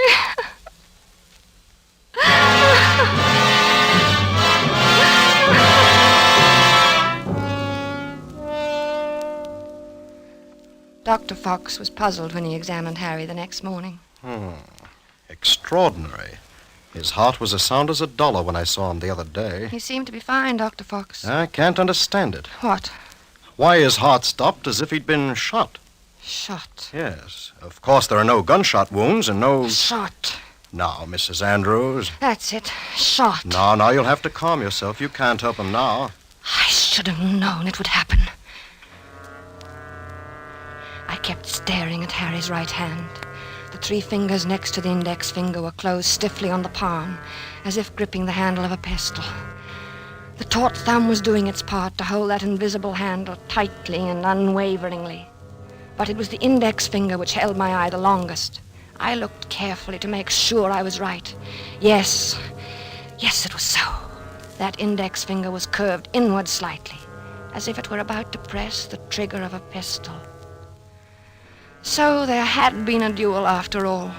Perhaps there was no gunshot wound. But Harry had been shot as surely as he was dead. Dr. Fox saw me staring and spoke to me. What are you looking at, Mrs. Andrews? Harry never even fired a shot. Aaron Burr killed him the way he killed Hamilton. Well, what are you talking about? Aaron Burr shot him through the heart. I knew he would. Yes, but there's no evidence to I knew he would. Then Dr. Fox put an arm around me. He looked at me gently and a bit frightened, the way I used to look at Harry when he told me about his dreams. He led me to his assistant and whispered something. He thought I didn't hear him, but I did. She's crazy. Stark, raving crazy. I let the assistant take me away. Maybe he thought I was crazy, too. But now I knew. Aaron Burr got Harry, just as he had killed Hamilton in that old quarrel long ago. I knew he would! I knew he would!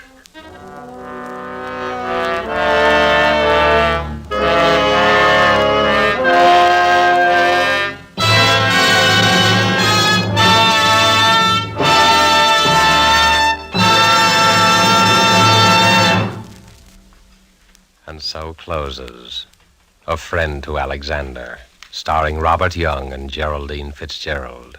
The James Thurber story, which was tonight's tale of Suspense.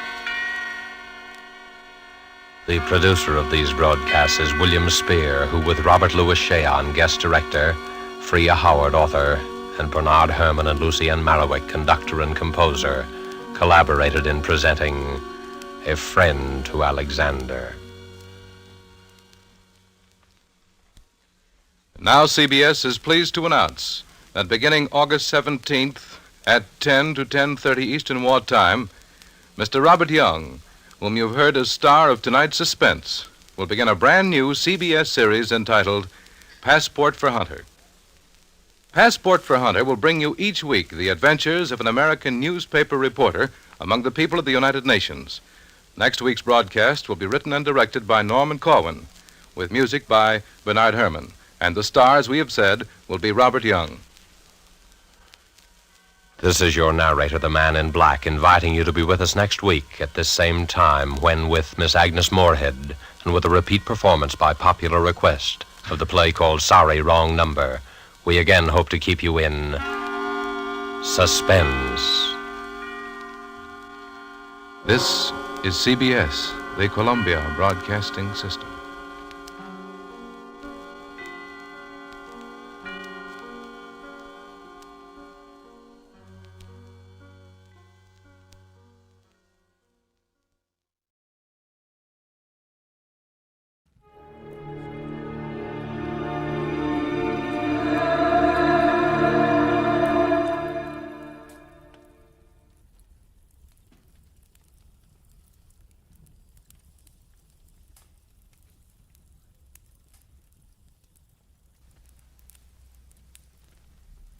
Get this and get it straight. Crime is a sucker's road, and those who travel it wind up in the gut of the prison of the grave. They dressed in red, white, and blue and jumped from an ancient biplane at 3,500 feet, twice a day, every day, and nobody worried. Until $5 million went along just for the laughs, and death went along for the ride. From the pen of Raymond Chandler, outstanding author of crime fiction, comes his most famous character in The Adventures of Philip Marlowe.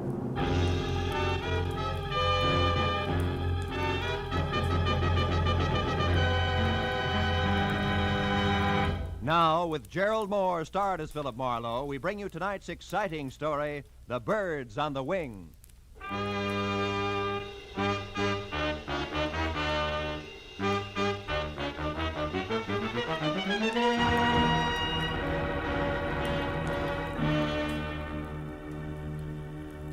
It had been the kind of quiet, workless week that speaks well for human beings and their relations with one another, but doesn't do much for a private detective's bank balance. So when at exactly noon, a telephone call had jerked me out of Chandler's new novel, The Little Sister, and a voice edged with anxiety had dangled $100 worth of negotiable bait my way, I had snapped at it. But then I wondered if I'd done the right thing, because it had been my Mus Hattie Pembroke, guardian of the millionaire, thrill-seeking screwball Paige Pembroke. And now an hour later, I left the sunlight and felt my way into the gloom of the carefully tucked-away Hollywood bar, where she had suggested we meet. When I could see again, I spotted her at a corner table. That the old girl would be the other side of 50 and doing a little too much to disguise it, I had expected. But that she would be drinking her whiskey neat, I hadn't. When I approached her and introduced myself, Mr. Marlowe, she started to come you right to the probably point, know as much- but didn't quite make it. Oh, how rude of me. I'm sorry. You're probably dying for a drink. Oh, waiter. Well, frankly, no, Miss Pembroke. I'm not exactly Oh, dying. no. I know you men in your early afternoon appetite for a friendly drink. There's no harm in it. Matter of fact, I've already had... Well, I've had a small drink myself. No fooling. Oh, waiter, this gentleman's order, please. Yes, ma'am. What'll be, sir? Scotch and soda, if the lady will join me. Oh, no, I couldn't. Really? Well, all right. Scotch for me too, waiter. Johnny Walker. Yes, Now, Mr. Marlowe, let's get down to business. Have you ever been to Oxnard, California? Uh-huh. Good, because that's where my nephew is. Also, it's where the Calumet Valley County Fair is being held. Really? Whatever that may be. Most important, it's where you can probably find out what kind of trouble Paige is in. You see, the poor boy is Down just... to his last $5 million. No, I'm sorry, Miss Pembroke. I don't think I want the job after all. Now, one moment. Why not? Well, frankly, I hope you'll excuse the reference to actual living persons, but your polo-playing, motorboat racing daredevil nephew is a jerk. I know. Paige Pembroke III is an unmitigated ass, a virile egomaniac, an idiot who's never done an honest day's work in his life. Wait, where is that drink? Right here, ma'am. Oh, thank you. Now, Mr. Marlowe, sit down and drink your drink. When I referred to my nephew as a poor boy in trouble, I was only trying to avoid saying all this. Oh. Your health, sir? Yes. Well, my health. Now, your next question. Since I obviously share your sentiments about my nephew, why all this concern over him, correct? Close. Right. I want to help Paige Pembroke, Mr. Marlowe, because it's my job. My, shall I say, bread and butter? All right, say it. You see, I'm executor of his estate, which my brother, Paige's father, left for him. Well, as such, I get $20,000 a year until Paige is 35, another 6 years. But if Paige should die, disappear, or be committed to any kind of a public institution... Institution. Oh. Before then, the entire estate goes to charity, and I go find another job. And specialized jobs like handling $5 million estates are hard to come by these days, huh? Now, Mr. Marlowe, this letter here's all you have to go on. It was postmarked last night from Oxnard. Read it, read it. Oh. If you want your precious nephew to keep on being healthy, you better come and get him at once. The three of us had a nice little act going here at the Calumet Valley County Fair before he joined us just for laughs. We intend to have a nice little act going after he's gone. And one way or another, he's going to go. A friend, huh? Yeah? Well, what do you think? Oh, it's 5 to 1. It's nothing more than a woman spurned. Very young woman, Miss Pembroke. So you might be wasting $100 sending me up there. Then you'll go. Good. Yeah, but only because of my bank account. Mr. Marlowe, there'll be another $100 for you if and when you get all this straightened out. Now, call me at my home, Beverly Hills. Crestview 5412. 4124? Yes. As soon as you find out what's wrong. And, Mr. Marlowe. Yes, Miss Pembroke. On your way out, signal the waiter for me, will you please?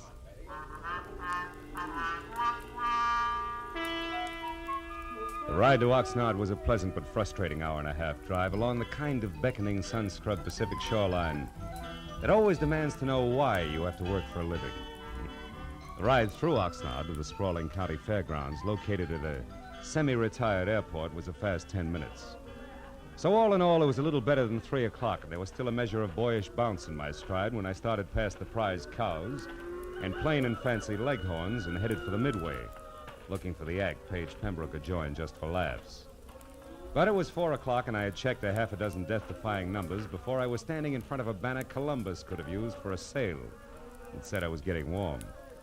In iridescent orange cloth on black, it read, "The Plunging Comets. Taffy Starr and Midge Maynard on wings of death with fearless Eddie Knapp at the controls. The greatest parachute act in the world, admission free. 5 and 9 p.m., north end of the Midway. Come one, come all." Yeah, this had to be it. At the north end of the Midway, just outside of a sagging, weather-peeled hangar, I found the World War I biplane that went with the Plunging Comets being mothered by a mechanic who didn't have grease on his face. And beyond that, on an inside wall of the hangar, were the parachutes used in the act, each on a separate hook. Its owner's name carefully block-lettered on a card tacked above. Taffy, Midge, and Eddie. And then, scrawled in black crayon, the name I wanted most of all to see, Page. Lost something, mister? The voice went with the woman and the woman with the act. At the top, there was what used to be called the boyish bob, sticking out of a white aviator's helmet circa 1918. Then a bright red leather jacket open wide at the throat, black riding breeches, black boots, a color of hair that stuck out and said this one was Taffy. I asked if you lost something. Have you? Well, come to think of it, yes. 6'2", eyes are blue, and carries a big, big checkbook. Seen one around? Maybe. Why? Who are you? Name's Philip Marlowe, the millionaire's friend. I'm a yacht salesman. Here's my card. Never mind your card or the very funny jokes. Now, what do you really want?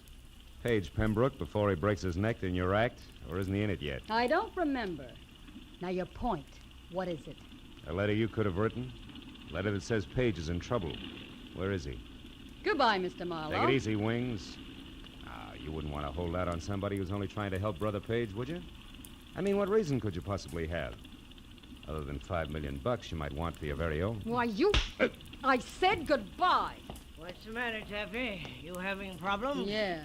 This Mr. Yacht Salesman is Emmett Kingston, head of the fair's Midway. And you'll be surprised how popular he is with the concessionaries. Now where you going? What else? Good day, Miss Taffy, Mr. Kingston. You know, sometimes it works. Lead with your chin, ride with a punch, and watch for your opening. And I figured I'd try it just that way. So 10 minutes later, when Emmett Kingston, who was carnival people from checkered vest past ornate watch fob to high-button shoes, and shaped like a bowling pin, left Taffy and started trundling down the Midway, I went after him. When he stopped in front of a lunch wagon, I stopped too. And when he went in, approached a man playing pinball machine who was maybe 5'4", and from where I stood conscious of it, I was still behind him. At the pinball machine, a stranger with a thin face that wore a nervous toothpick was also watching the little man's game. Oh, boy, Doc, it's peachy. So when I moved closer to the trio, my face turned away from Kingston. Nobody seemed to mind. Hershey, jack of many trades, I see. What? Oh, Mr. Kingston, how are you, sir? Fine, Hershey, just fine. 800 more is jackpot, Doc. Come on. You wanted to speak to me, Mr. Kingston? No, Hershey, nothing important, except about last night. Last night, sir? You were working late for a parachute rigger, weren't you, boy? Or am I wrong to consider 2 o'clock in the morning an odd hour for you to be folding these silks? Hey, Doc, you're going to shoot her, aren't you? Which? Of course she is. Go on, I'll shoot for the gentleman. Yes, sir. Hey, 2,000, 3,000, 4,000. Hey, that's great. Now do that again with your last ball, Doc. Was there something else, Mr. Kingston? Yes, Hershey. Why were you near the chutes at that hour? And don't bother denying that you were, because Eddie Knapp saw you there. Well, son? Well, I was there to double-check the riggings, Mr. Kingston. Hey, look, I'm sick and tired of Midge Maynard complaining about the way I pack her chute. It's a stupid excuse, just trying to cover the fact that she's losing her nerve. Hey, boys, don't ignore me. Do we try for the jackpot? Shut up, you, and get going. Rosie, get this stumble bum out of here, will you? Sure, Mr. Kingston, whatever you say. Oh, antisocial, huh? All right, Doc, I'm going. Of my own free will, too. But I could stay if I wanted to. Hershey, you were saying? Well, just this, Mr. Kingston. Midge Maynard and Taffy Starr fighting because of that Pembroke fellow, or because Eddie Knapp is crazy about Taffy is one thing. But bringing me and my work into it is different. Meaning? The parachutes Midge and Taffy use are identical. In the act, both girls jump from the plane wing at the same time. But Midge always gets scared and opens her chute sooner than Taffy. So Taffy is on the ground long before Midge. But this has nothing to do with the way I rigged the chutes, and I think All right, Hershey. Nobody's blaming you. Say, you... Yeah? You wouldn't be trying to sell another yacht in here, would you? Just waiting for the finish of an exciting pinball game. That all right, or is it time to call Rosie again? No, it's quite all right. We're leaving. You try for the jackpot. Come on, Hershey. It's about time for the 5 o'clock show. Oh, yes, Mr. King. Only 40,000 to go.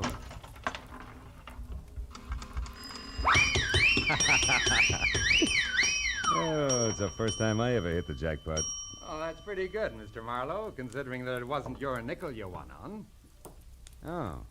Now that you mention it, Mr. Pembroke, it wasn't. Which should take care of the introductions, Yeah. huh? And that leaves very little. But something. But definitely. Marlowe, you can tell Aunt Hattie from me that at the moment I don't need a watchdog. And when and if I do, I'll go to the nearest city pound for one, not to a private detective agency. I told myself it was foolish to slam the door on my way out. So I slammed the door on my way out. I started north down the midway toward the open stands and the 5 o'clock sharp performance of the plunging comets. When I got there, the act was already underway with the silver biplane taking off. Eddie Knapp in white at the controls, Taffy in a red jacket and parachute crouched on one wing, Midge Maynard in blue jacket and chute on the other. Then as they slowly gained altitude, High Button Shoes himself took over the PA. They did it up well, and by the time the plane was at about 3,000 feet, every pair of eyes was riveted skyward, and an expectant hush thicker than winter fog had settled everywhere. At 3,500 feet, the plunging comets, Taffy, Star, and Midge Maynard with fearless Eddie Knapp at the controls. They will not open their parachutes until they are within 500 feet of the ground. Now watch. They should be ready. Yes, Cindy. Yes, there they go. Knees drawn up tight, arms close into their sides, they jumped. Specks in the sky growing bigger as they fell. 1,000, 2,000, 3,000 feet, and then, from taffy chute cloth, long and colored, a huge flag rippling in the wind from the end of a long rope. The flag seemed to rise above her as she fell, until the slack was gone, and then suddenly her chute opened, billowing. And then Midge, another flag rippling from the end of a long rope, and then the flag drifting free. Midge's chute not open, Midge plummeting down to the hard ground.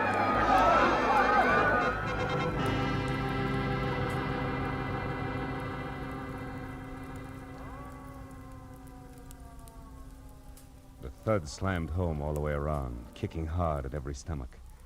A minute ago, a girl, very much alive. Now a smashed, still body. Someplace near me, a woman cried. There was a bitter, sick, sweet taste in my mouth as I headed for the hangar where I'd first met Taffy. At the moment, I figured the guy who packed the parachutes was a good man to see. When I got there, the only one present was Emmett Kingston. Stop right there, boy, and tell me straight and fast just who you are. Philip Marlowe, Los Angeles private detective, Mr. Kingston. You can prove that? Sure. Here's my business card, state license, county permit. I'm working for Paige Pembroke's aunt. She wants his nibs kept out of trouble. Which has what to do with your being here now, Marlowe? Here at this hangar, I mean. Close to where the parachutes are kept. I'm not sure, Kingston. I've only got a hunch. A hunch that Midge Maynard's death was no accident. Yeah, I got more than that already, Mr. Detective. I've got proof. Oh? You see this flag? It's the one that came off Midge's chute. There's a long rope attached to it. Yeah, I know. I saw the act. Pulls the chute open after the flag's flown a while, right? Sometimes, but not tonight, Mr. Marlowe. Tonight it couldn't. Why not? Wasn't it attached to the chute? It was. One end to the chute release cord, the other to the base of the flag. What went wrong? Nothing. Nothing, Mr. Marlowe, except that the long rope on Midge's chute was cut in two by a very sharp knife.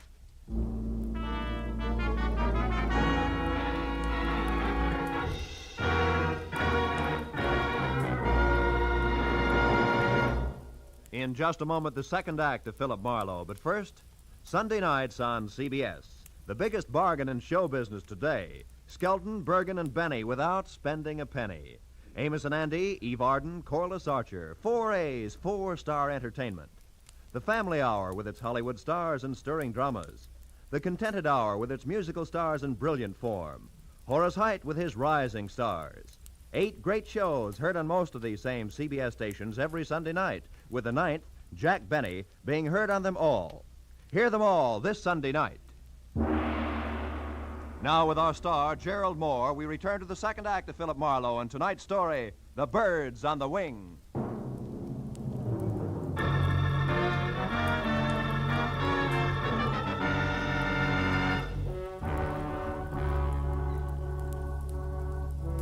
Midge Maynard's grim accident turned out to be grimmer murder, I left Kingston and headed for a phone to call my client. Everywhere the chill of the viciously spectacular death lay like a soggy blanket.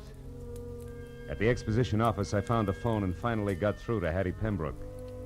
She listened up to the word murder and then, between gasps, insisted on coming out to help me. When I hung up, I turned to see that the pilot, Eddie Knapp, had been standing in the door listening. He looked sick. What's it to you, mister? What's what to me? Midge. The long drop she took out there. And Pembroke. I heard you say Pembroke. What do you got to do with him? Just a minute, fella. I'm not sure it's any of your business. It's my business, all right. The kid gave me a big grin up there just before she jumped. And I watched her fall every inch of the way. So did everybody else. Look, I know how you feel, Eddie. You don't have any idea how I feel. Don't try to kid me. That mob out there loved it. That's the only reason they come to watch, the hypocritical buzzards. You got a finger in this pie, an angle all your own. I'm going to find out what it is. Take it easy, Knapp. You're talking yourself into something real silly. Yeah? Listen, ever since that louse Pembroke showed up here, there's been trouble brewing. Now Midge is dead. She was a friend of mine. Best friend I had. Aren't you pulling a switch, Buster? What happened to your red-hot passion for Taffy Star? Oh, you nosy... Come here, you jerk! Look out my arm, Buzz boy, and unless you want to take off with a busted wing, stand still. Now get this, Eddie. I've got no beef with you yet. In fact, we might even be on the same team because I want Pembroke out of here just as much as you do. So cool off! Who are you? Private detective named Marlowe. I got news for you. Midge fell because her chute was fixed. She was murdered. Murdered? You heard me.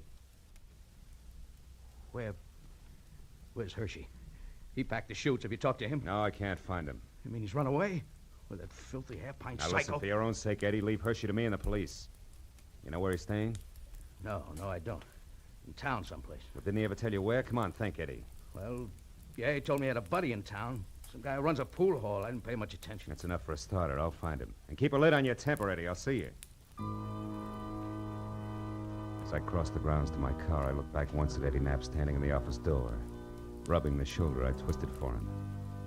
I hoped he'd stay out of circulation until I got back because the barnstorming flyer was charged up like a high-tension wire. The way he felt there'd be sparks no matter who he touched, Taffy, Pembroke, or Lyle Hershey. But my immediate worry was the location of the lambing parachute packer, so I drove into Oxnard, found a phone booth, and went through the book calling pool parlors. I finally hit pay dirt at a joint called Pindy's. It's 212 B Street, upstairs in the back. 212 B Street was an apartment, second floor rear over a boarded-up fish market. I went up the stairs to the half-open door with my hand around my .38. But the shooting part was all over. Because Lyle Hershey was crumpled in the bedroom door with the slovenly abandon that violent death always has. And the look of the puddle of blood under him, he'd been that way over an hour. I started backing out, just as someone else started up the stairs. So I flattened myself against the wall beside the kitchen door and waited. Lyle, it's Taffy. Come on in. Take a good look, Taffy.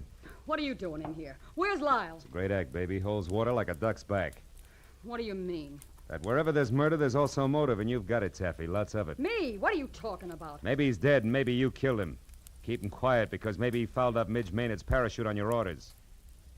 Consequently, he had you over a barrel. On my orders? You're out of your mind. And maybe you had to get Midge out of the way because you objected to Page Pembroke and his idle millions honing into the act. Pembroke and his idle millions honing into the act. Objected so strenuously that she was doing something about it, such as sending threats to his Aunt Hattie.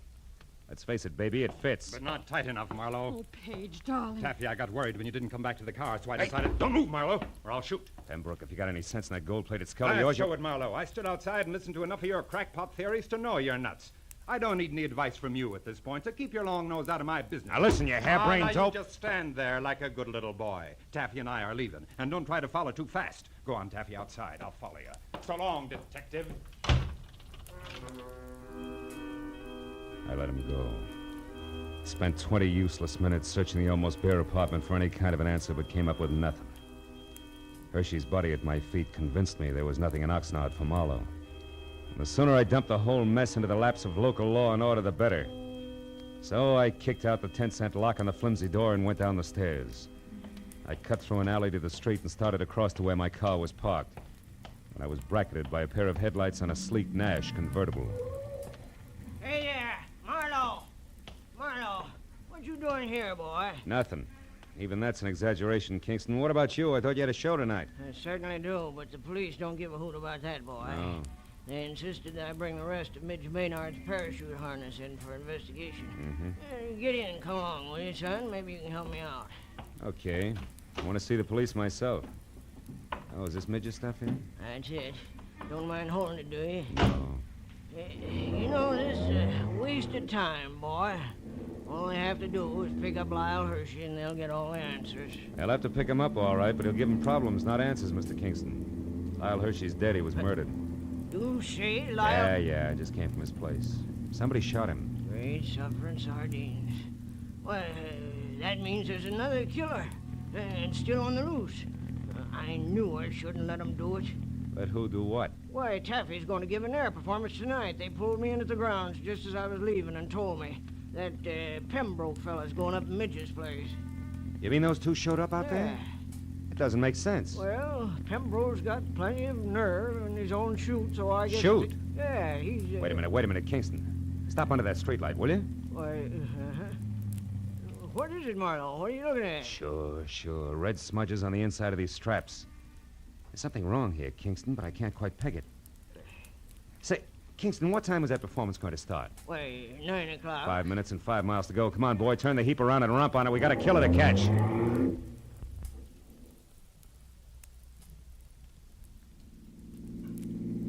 Swing out in front of the hangar, Kingston. Hurry.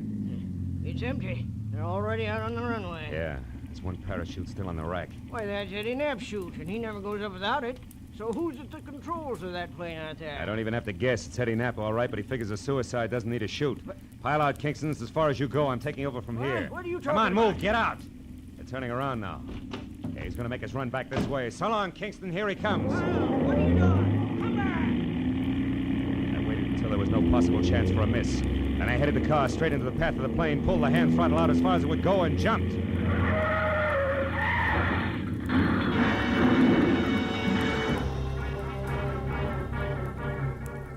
Thereon it was easy. The plane sort of stumbled over the car, rolled up on its nose, and stayed there.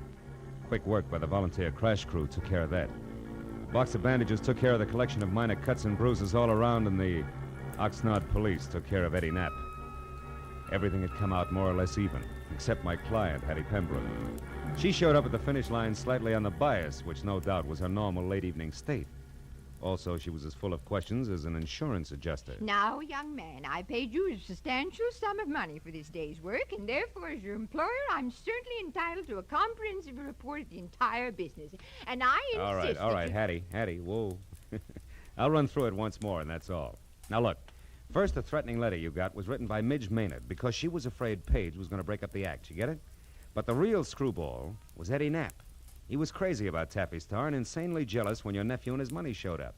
Knapp decided if he couldn't have Taffy, nobody else would, because he'd kill her. And yet, Midge Maynard was the one who got killed. You catch on quick. Knapp killed Hershey because he was afraid Hershey had seen him tampering with the chutes. You get that? No. No. On second thought, Marlowe, maybe you better submit a written report tomorrow. Yeah, with adding machine and clothes. Now, look, Hattie, it's not Hey, that... Marlowe, Paige and I want to apologize. We treated you pretty badly tonight, and, well, you did save our lives. Business is business. Yeah, that's right. He was hired to do a job, dear, and he did it. I'm only interested in one thing, Marlowe. How'd you know it was Eddie Knapp? Well, nobody had a really good motive for killing both Midge and Hershey, so when I realized the chutes had been switched, I knew Midge's murder was a mistake. And there it was easy. How'd you find that out, Marlowe? From red smudges on the inside of the harness shoulder straps. Red that had to come from your leather jacket there, Taffy. The one Midge always wore was blue. Mm-hmm. Very interesting. Well, Hattie, write the detective a check so he can go. That's the best idea you've had to date, Pembroke. And include on it the price of a repair job on Kingston's car, a new tweed suit to replace this one that lost knees and elbow on the runway when I jumped. And also, don't forget the bonus you promised for keeping your job alive, Hattie. Oh, just a minute, Marlowe. As for you, Pembroke, the only reason I'm not filing an assault and battery charge against you is that you've got great grounds for a countersuit. What do you mean? This! Bless you, my boy. Mail me the check. Good night.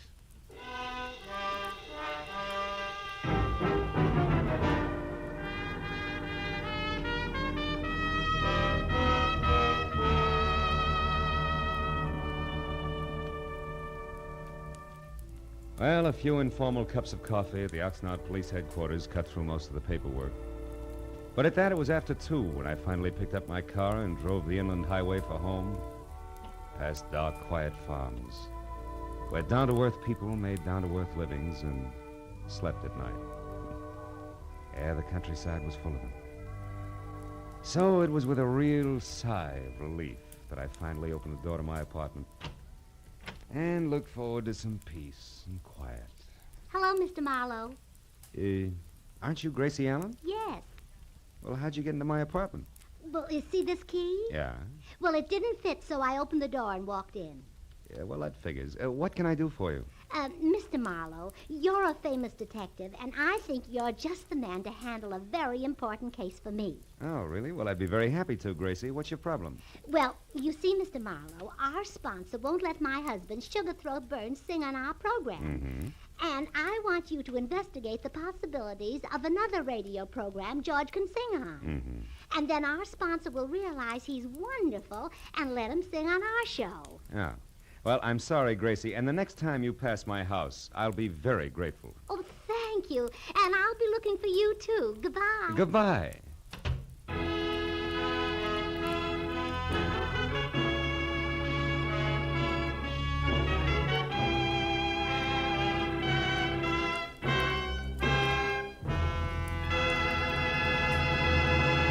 The Adventures of Philip Marlowe, bringing you Raymond Chandler's most famous character, star Gerald Moore, and are produced and directed by Norman MacDonald. Script is by Robert Mitchell and Gene Levitt. Featured in the cast were Lois Corbett, Rita Lynn, Don Randolph, Junius Matthews, Jack Moyles, and Jimmy Eagles. The special music is composed and conducted by Richard Orant. Be sure and be with us again next week when Philip Marlowe says... It started with a kid hawking papers on Hollywood Boulevard and moved from there to a house full of hate on a quiet street, a blonde liar on ice skates, and a corpse in a burned-out shack. And it all wound up right where it began, in the heart of the kid, on the corner.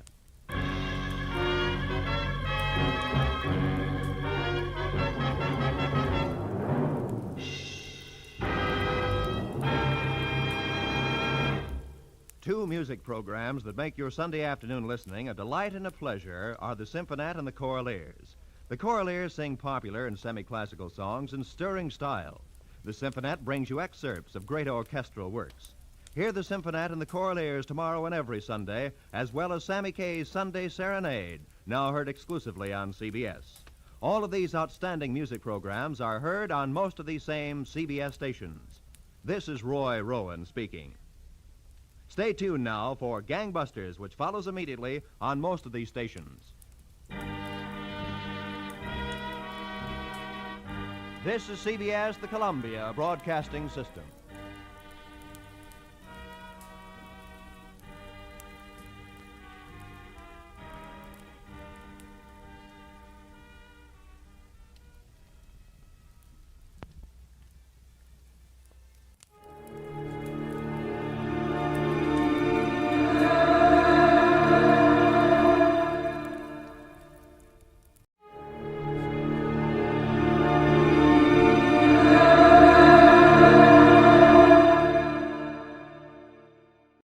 Mrs. Perkins won the prize, but I got in the biggest pickle at the county fair.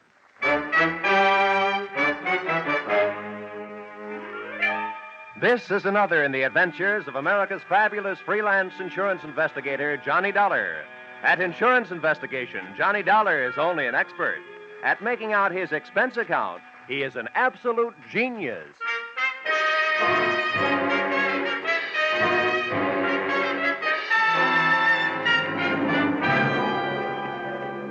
Expense account submitted by Special Investigator Johnny Dollar. To Home Office, Corinthian Liability and Bonding Company, Terminal Building, Hartford, Connecticut. The following is an accounting of my expenditures during my assignment as bodyguard to Grand Blue Ribbon Champion, Spotted Poland China Hog, Rosie Barron of Iowa. Or How You Cast My Pearls of Wisdom Before Swine. Or Out of the Fire into the Frying Pan. Expense account, item 1. $76.80. Train and bus fare, Hartford to the town of Carver, county seat of Carver County, Iowa. Expense account item 2, $2.50. 1 Coke, 3 handkerchiefs, a bottle of salt tablets, and sunglasses, with which to combat the Corn Belt heat. Item 3, 6 bits, jitney ride to the Carver County Fairgrounds. Undoubtedly named that because the band I found in the midst of playing its afternoon concert was only fair. Hey, friend. How's that? I'm looking for a pig named Rosie Barron of Iowa. Can you tell me where I'll find his cage? Cage? They don't keep Rollo in no cage. Rollo? Who's he? Well, that's short for Rosie Barron of Iowa. Oh, yeah. Any fool would know that. Uh-huh. Can you tell me where he is? See that building over there, the livestock building? Yeah. You'll find Rollo in the swine wing. Swine wing? Well, that conjures up a dainty picture. A flying pig. Afraid Rollo won't ever do much flying. Weighs 980. Oh, well, thanks a lot. Neighbor, Yeah? why don't you try slipping out of that there coat? You won't find it near as sweaty. Oh, yeah. Thanks, Hiram. Oh, he didn't even wait to be my best friend. Hey! Wait, I'll come with you, neighbor. It was 96 in the shade, but things were getting hotter. Shots and screams from the livestock building were the only things that could bring me on the run, with Hiram on my heels. Hey, what do you suppose that was? First, I ran into a stranger just outside the entrance. Get out of the way. Let me out of here. There's a loose in there. And then I ran in through the door. Somebody do something. Don't just stand there. Where's the sheriff? Hey, Hiram, what happened? Well, didn't you see? Didn't you hear? That there woman's Mrs. Tiller. Somebody must have stole her diamond brooch. Oh, good. I was afraid somebody might have put the snatch on Rollo. Her husband owns Rollo. They must have been taking her pictures of Mrs. Tiller in the middle of a crowd. And when they had her smiling real pretty, them flash bulbs went off, and then somebody must have reached around from behind her, yanked the brooch, and started shooting a gun in there. That's a tried and true method of busting up a crowd to help make a getaway. Think anybody saw who did it? Couldn't. Those flashes would have had them blind as bats for a minute. There's the sheriff. What's his name? Why, that's Harry Blewett. Harry Blewett? Yeah. Sounds like a slogan from the Republican campaign. Hey, here, you. Wait a minute, let go. When everybody around here's trying to get my coat off. Come on, Sheriff. Loose the haberdasher. All right, now, never mind the fancy talk, young fella. I saw something pass between you and one of the thieves just outside the door. Oh, you're out of your mind. That guy bumped into me. He came crashing out of here, and I happened to be in the way. I'll bet you happened to be in the way, accidentally on purpose. Now, that's an early American comeback. But that's the way it was. Now, look, I won't ask you for a search warrant, Sheriff. You think I got the brooch on me? Start looking. All right, I will. All right. Yeah, now, in that pocket, cigarettes and a lighter. I see 'em. You see? Yeah. And in that pocket, handkerchiefs and salt tablets. Salt tablets? Mm-hmm. Now, why don't you look in my inside coat pocket? And there you'll find my wallet and identification. I was coming to that. Well, Yeah. Dollar. Insurance investigator, right. Hartford, Connecticut. Well, what brought you out here? I'm a piggy sitter for the Corinthian Liability and Bonding Company. They wrote a policy for $25,000 on your friend Rollo, Rosie Barron of Iowa. Who ever heard of taking out a $25,000 insurance policy on a hog? I did. And right now I wish I hadn't. Some people pay high premiums for publicity, Sheriff. And that's what the Blue Ribbon Prime Packing Company is doing in this case. Now, may I have my wallet back? I want to count my money. Yeah, now, here. All right. Here's your wallet. You may think you're quite the joker, young fella, but I'm telling you right now, I'm going to keep an eye on you. I got a better idea than that, Harry. If I were you, I'd go looking for that photographer. Yeah. Why? What'd he do? He took the picture. And there's just a chance the thief may be in it. Say, that gives me an idea. Sheriff, whoever says you aren't smart makes no mistake.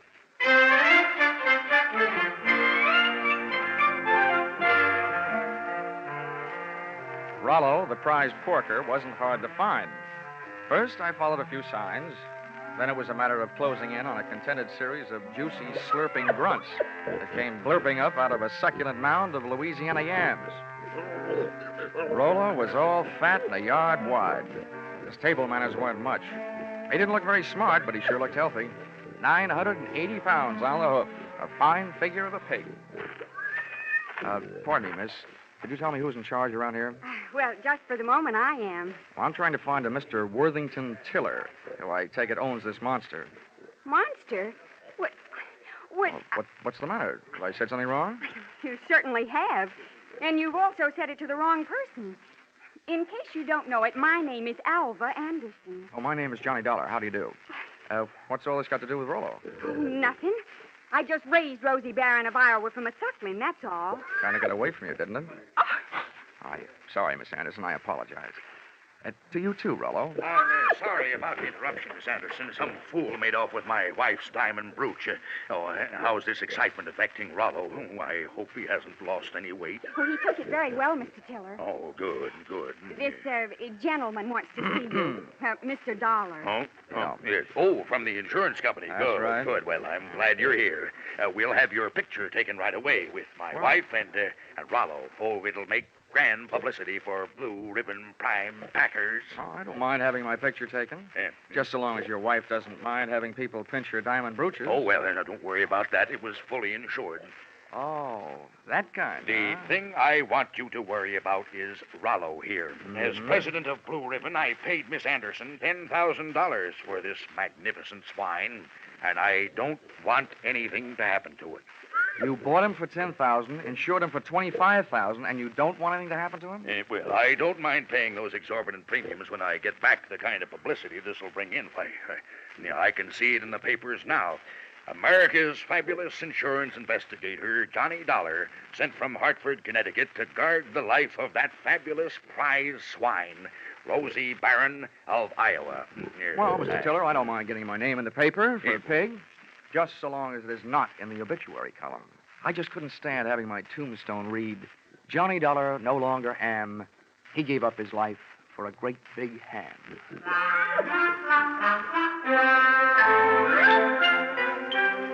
My tombstone tagline was over the head of Mr. Tiller, but it went over right nicely with Alva Anderson, who paid off with a smile.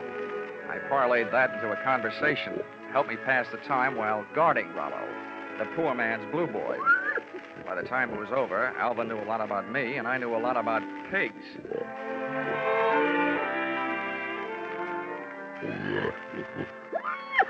You know, you have beautiful eyes, Alva. Mr. Dollar, do you know what's really interesting about the origin of swine? Why, it's estimated that the Chinese people domesticated swine about 2900 B.C. And not only that, but I'm sure you'd like Hartford. And, Mr. Dollar, you probably don't know this, but a pig is one of the most important food animals. It's an economical converter of grain and other feeds into body tissue, as the products of which furnish meat and fat for human consumption.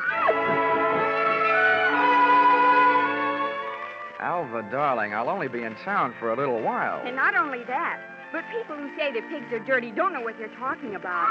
Why, sanitation is essential to good health, rapid growth and development, and profitable production. Oh, Rollo, what have you got that I haven't got?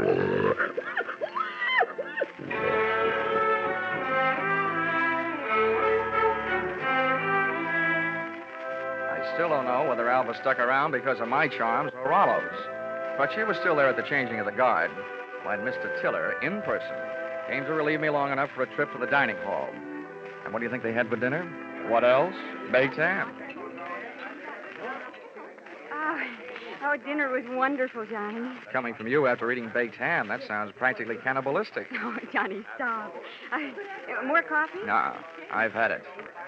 Alva, you know, there's something I've been trying to say to you for the past 5 hours. Yes, Johnny? Well, it's just that, well, I want... What? Oh, it's the sheriff. Oh, why doesn't he blow his siren? Well, I have to be going. It's time to get Rollo ready for the winner's parade past the grandstand. I'll just run along. I'll just go with you. Hey, Dollar, I want to talk to you.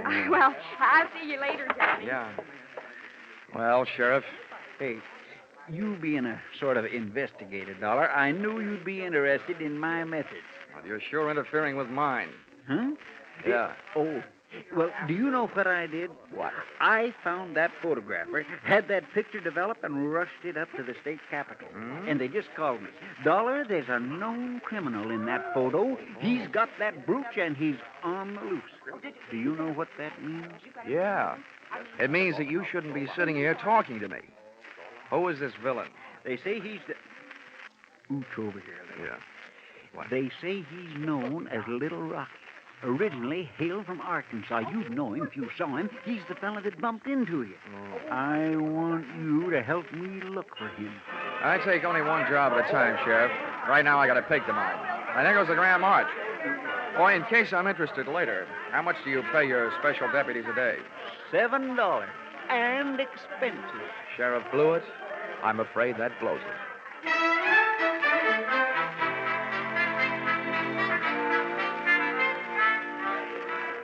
The Carver County Pickle and Pie winners were lining up to lead the Grand March. By the time I got to the grandstand, down at the tag end of the livestock echelon, there was a shiny white cab and trailer, sporting the markings and mottos of the Blue Ribbon Prime Packing Company. And high upon it, perched on a platform and surrounded by a sturdy iron railing, stood that champion, the pride of the pork set, Rollo, Rosie Barron of Iowa. It was lovely. It was divine. I had a feeling that swelled my heart with pride. Here they were, products of the American home and the American soil. A fanfare of foodstuffs flowing from the horn of plenty. Just because of my association with Rollo, I felt that I was playing some small part in this gallant parade as it was started the first leg of its journey. It was inspiring. It was thrilling. It was... Boing! All of a sudden, it was downright frightening. As Rollo's chariot rolled by, I got an eyeful of its driver. It was my comrade in collision, the guy who had put the snatch on Mrs. Tiller's diamonds, Little Rocky from Arkansas. I added to my treasury of thankless tasks by trying to pin a tackle on a 5-ton truck. I got a door handle with one hand, running more with one foot, and a clout in the teeth from an unexpected adversary. Knock him loose, Marlowe. He's on the running board. Hey, what? I was flat on my back. Everybody was screaming and hollering. The truck went crashing through the fence.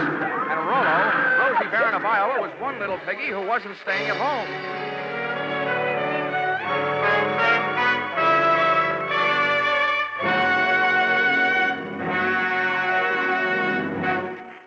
In just a moment, the second act of Johnny Dollar. But first, taking in the action from Johnny Dollar, are you? All right, that's good, because staying with CBS is the way you'll head straight for the big return from vacation 8 days from now, Monday the 29th, of Lux Radio Theater and all the other big Monday night CBS favorites. And by staying with CBS, you'll find more action later tonight with Bill Grant of Call the Police and with Sam Spade, who will be heard from on most of these same CBS stations. Now, with our star, Charles Russell, we return to the second act of yours truly, Johnny Dollar.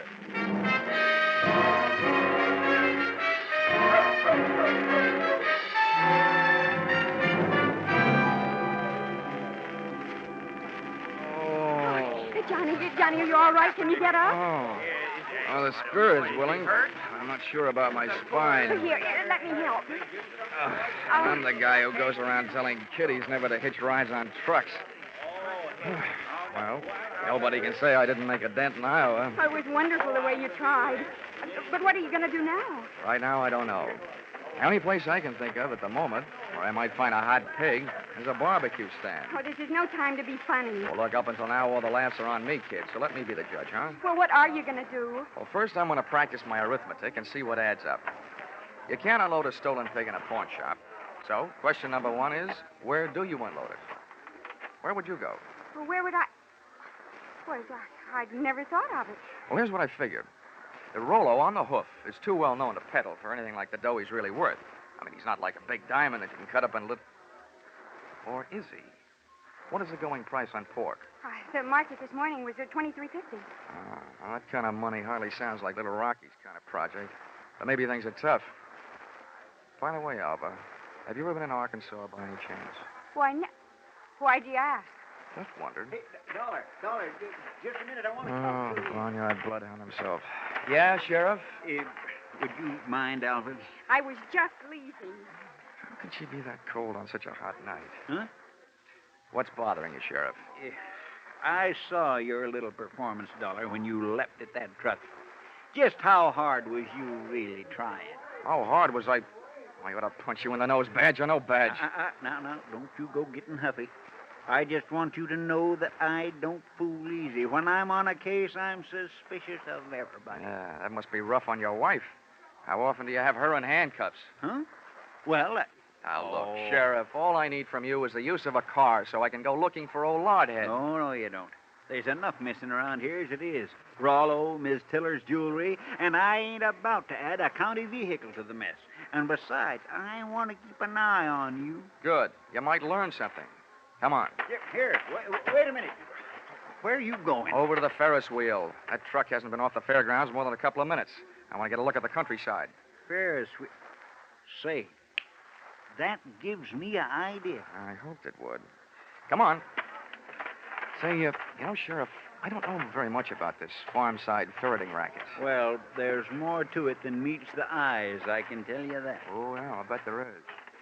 Tell me, didn't I see a feed trough on Rollo's truck with a lot of mash in it? Well, now, let's see. If he ate yams this afternoon, he'd eat mash tonight, all right. Does mash kick up any kind of a smell? Oh, sour as swill. But the pig seems to like it. Uh-huh.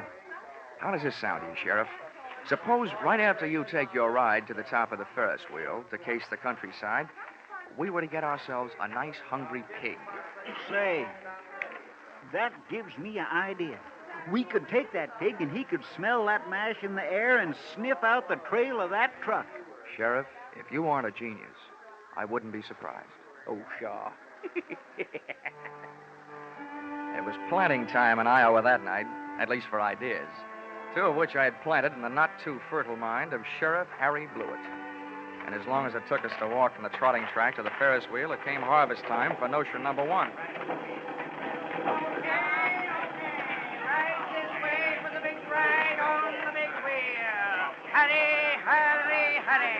Okay, mister, okay. I'm the sheriff. I want you to run me up to the top of that wheel and hold me there long enough for me to get a look around.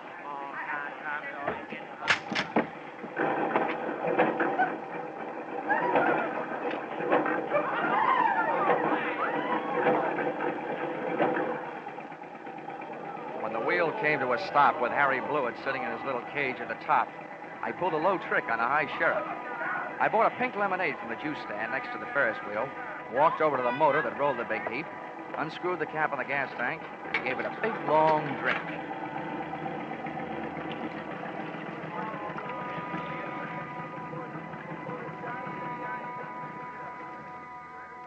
I hope it wasn't doing to people's stomachs what it did to that motor. You might well remember this harmless little deceit the next time you have occasion to get rid of a sheriff.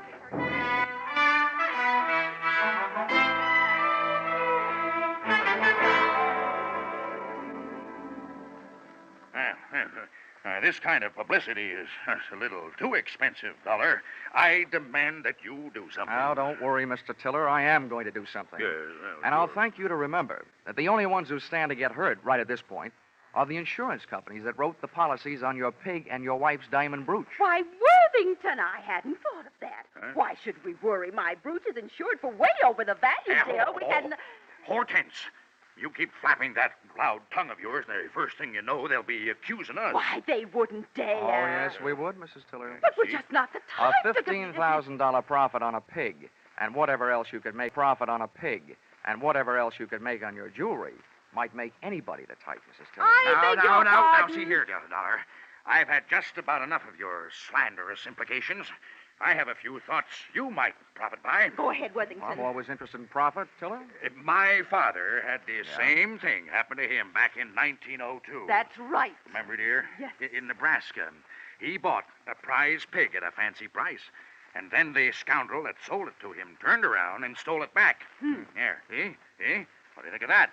Would this be a suggestion that we throw the young lady who sold your pig to you in the pokey on the strength of something that happened 37 years ago? Well, That's for you to decide, Dollar. Right. Just don't say I didn't warn you. I see. Yeah. If you don't have an orchid to pin on a young lady, try suspicion.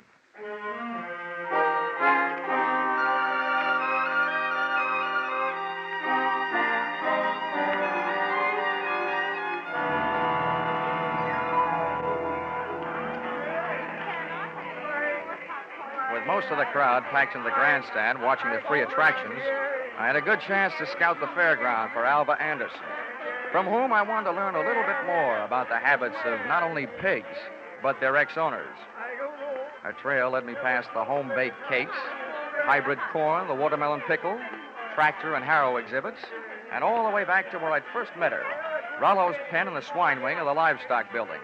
But when I got there, Rollo's cupboard was bare. Alva was leaving for the rear door in the company of a small, tough-looking gent carrying a sack over his shoulder. Name of Little Rocky from Arkansas. I could hardly believe it, but they piled into a car and hauled off up the road. At the risk of adding one last insult to the most recent injury I'd inflicted upon Sheriff Blewett, I stole his car and went dusting up the highway in hot pursuit. There's nothing easier to follow than a red taillight on a clear night.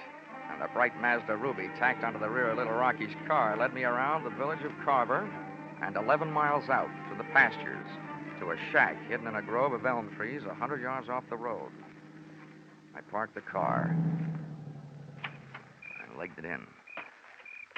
From 25 feet away from the house, I could call the roll through an open window. They were all there. Little Rocky, the strong-arm man who would knock me off the running board, Alva Anderson, and last but not least, there was Rollo, all 980 pounds of him, and most important to me, still alive. Here you are, Marlowe, you stupid clown. Oh, stop. This is all the sweet potatoes that was left. First we go through them, and then we'll be ready for you, Alva. Oh, but I told you I don't have it. We'll see about that later. Hey, Milo, don't get the porker excited. I didn't do Here, put the sack on the table. Then when we look at him, we throw him out the window and away from him. Now, hurry up. All right. Well, it ain't in this one. Ain't in this one either. Nope. Ain't in this one. Shut up, just look. Well, I just... And from now on, from you, no thinking. Anybody dumb enough to stash a $30,000 hunk of jewelry and pig food ought to go see a head doctor. Oh. Come on. Through the open window, I was being bombarded by sweet potatoes and facts. While making a getaway after ripping the brooch from Mrs. Tiller's throat, Little Rocky's accomplice had suffered a sudden attack of panic and had hidden the brooch in one of Rollo's lunchtime yams. Whether that yam was inside the piggy or out, they and I were apparently just on the verge of learning. That does it, I guess. Ain't here. Then that means... That means your little friend here had a $30,000 snack today, which right now is giving me a great big bellyache. You know all about pigs. What do we do about it? Well, Rocky was yellow. He wouldn't rub him out. Look who's talking. Here, take my 38 if you're so tough. Yeah, I thought so. Now, shut up. Well, I ain't killing no piggy with him just standing there looking at me. If he'd only make a break for it, I'd mow him down. You. Now, look, baby, we'll kill him if we got it. We want that chunk of ice, and we want it fast. Marlowe, tease him into the corner with a sweet potato. We're throwing them all out the window. Oh, please, Mr. Rocky, You don't. shut up, too, and sit down. Close your eyes if you want to. Oh, please, Mr. Rocky. In the manner of Sheriff Blewett, I had an idea. Given to me, of course, by Rocky. Alva was sitting in the corner, Rollo was scratching his side by rubbing it against the opposite, and Rocky and Milo were standing shoulder to shoulder in the middle of the room, ready to advance on him. I groped around in the dark until I found one of the yams, and taking the sweet potato delicately in my hand, I tossed it through the window so that it would roll to a point just behind Rocky and his pal Milo. Oh, look out! He's shooting him! Oh, Daddy, help! Rollo took my bait and, getting to it, knocked his two would-be executioners in a heap on the floor. I took over from there, jumping to the window and applying a kitchen chair dutifully to the prescribed areas, reducing enemies to a state of unconscious surrender. They gave out, Alva gave up, and Rollo gave me a dirty look.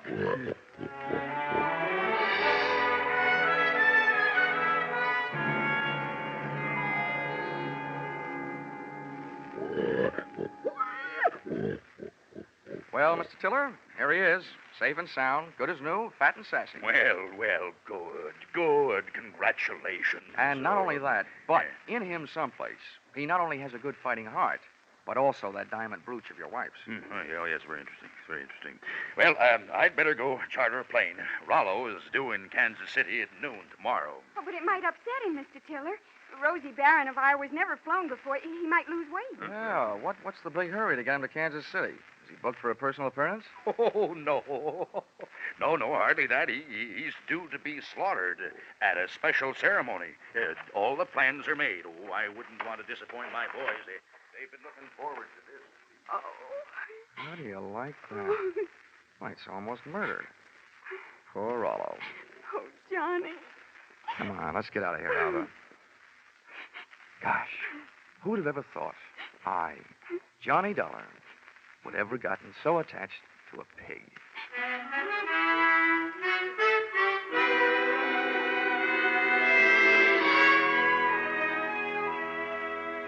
Expense account, item 4, $3.50. Dinner for Alva and me. A vegetable dinner, by the way. And speaking of that, reminds me, if you find a $30,000 brooch in a pork chop, it'll only mean that the Blue Ribbon Prime Packing Company didn't have much luck when they went looking for it. Expense account item 5, $20. One new gold-plated badge, which I sent to Sheriff Harry Blewett, appeasement, for having stranded him atop that Ferris wheel, for stealing his car, and for suggesting that he use a hungry pig for a bloodhound. Oh, the porter followed the mash scent, all right. Next morning, they found Sheriff Blewett searching an old mash factory 8 miles the wrong side of town. Item 6, $76.80. Bus and train fare, Carver, Iowa, back to Hartford, Connecticut. But I'm still wondering every morning at breakfast time, what else can you eat with eggs? Except ham or bacon or sausage. And maybe you don't think that's a problem, having known a certain champion named Rollo, Rosie Barron of Iowa. Expense account total, $1,463. Yours, truly, Johnny Dollar.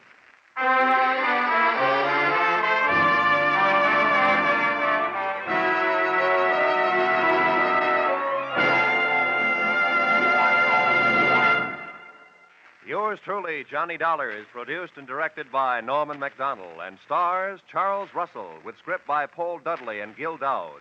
Featured in the cast were Parley Bear, Sammy Hill, and John Daner, with Junius Matthews, Ann Morrison, Jack Crucian, and Paul Dubov. Pinto Colvig was Rollo. The special music is written and conducted by Leith Stevens.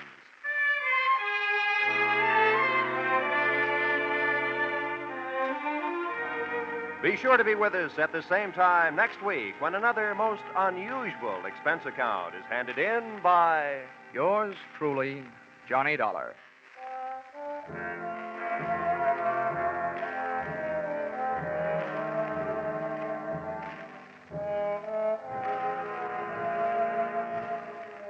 Your hit parade on parade will be back tonight in the familiar CBS Jack Benny time with the great tunes of August 12 years ago. Sweet Leilani and Where or When. Many another still green in your memory will be among the hits you will hear. Speaking of hits, put down August 29th this year in your little book. That's when Arthur Godfrey and his talent scouts, the stars of Lux Radio Theater, My Friend Irma, and Bob Hawke return to join Inner Sanctum. So make your Monday nights a regular date with CBS. This is Roy Rowan speaking. Stay tuned now for your hit parade on parade. This is CBS, the Columbia Broadcasting System.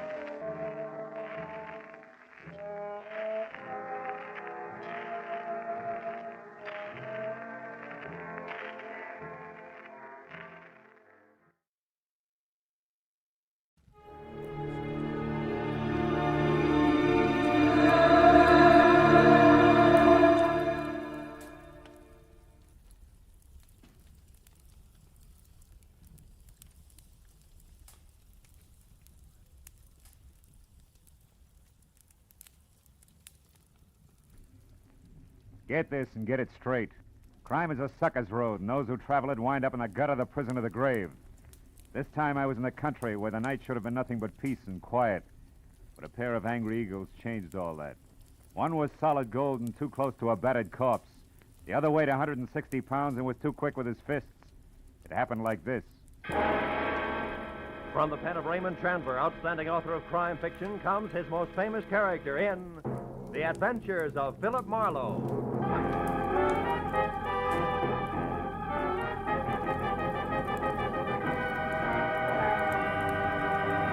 Now, with Gerald Moore, starred as Philip Marlowe, we bring you tonight's exciting story, The Angry Eagle.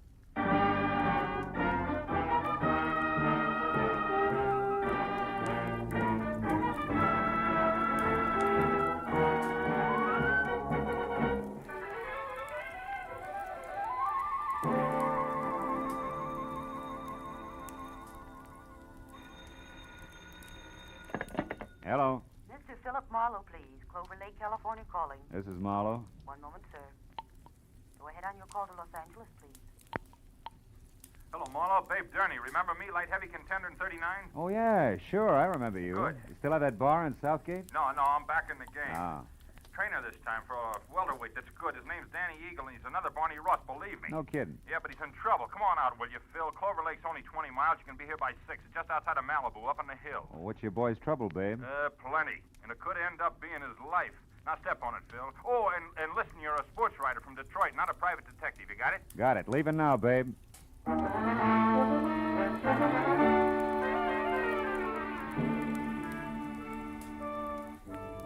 was an hour's drive to Malibu Beach in a film colony where the convertibles outnumbered the hardtops 5-1. And another 30 minutes up into the mountains along a steep spiral of macadam, which at every turn made more of the Pacific below and less of Malibu. Until finally I was at the top. To my right, there was a dirt road, which a freshly painted sign said led to Clover Lake Training Camp, private. Raleigh Lance, owner. I drove on into what turned out to be a converted summer hotel marked office. A couple of buildings that had been stables and maybe 24 cabins spread out over a sloping green acre that led to a cliff's edge and the lake some 100 feet below. When I pulled in and parked in a gravel semicircle which was close to a roofed-over boxing ring where a lot of muscles in sweatpants was making a punching bag sound like a machine gun, I saw Babe Durney coming toward me in ducks and white T-shirt with an angry fighting eagle as in Danny on it. He was more bay window and less hair than last time, but still the same quick smile under a nose that spread over half his face and an extended hand that could have passed for a catcher's mitt. Hiya, Phil. Glad you didn't take any longer. Things are worse. Oh? Danny got canned an hour ago, and he's burning up. Told Lance and his wife where they both could go, and I think he's going to personally see to it that they get there. Now, wait a minute. Who's this Lance? Oh, Raleigh Lance. He runs this place, Marlowe. Yeah. Strictly the big-time, big-shot manager. His seat at the fights has to be A1. His license plate the lowest number he can get. Yeah, half-pint in French cuffs and built-up heels. He's got 10 fighters here. Danny's one. And the wife? Oh, yeah. Myra. A lot of curves, a lot of war paint, and never enough clothes on. Know what you mean. Yeah, well, also not much to keep her busy, and Lance hasn't got time to run around down in Malibu. Which means sheep's eyes at the boys, huh? Yeah, Danny Eagle included. Not that the kid ever did anything about it, mind you. Figured she was just being friendly. Come on, let's move on down by the lake like I was just showing you around. Hey, Jersey. Yeah? You can quit now. Do a mile in the shower. Okay, babe. See you later. Anyhow, Phil, this morning, Lance and the missus had a beef when the big shot got mad, read Meyer off, and called Danny and tried the same thing on him. Didn't take, huh? Nah, so the boss canned him. Kid went back to his cabin and started kicking the fixtures around. That's when I called you. He's got a lot of temper, Phil. Yeah, but what do you want me to do? Help me get him out of here before he tangles with Lance. He said he wasn't going to get off the ground till things were squared away, and he... Oh, hold it. What now? Over there near the edge of the cliff. Friend of Lance's, just weatherwax. Well, that old man? Yeah, hayseed to look at or listen to, but he owns about every piece of land around here. Uh-huh. Rich, retired, and has just learned about prize fighters. Calls them gladiators.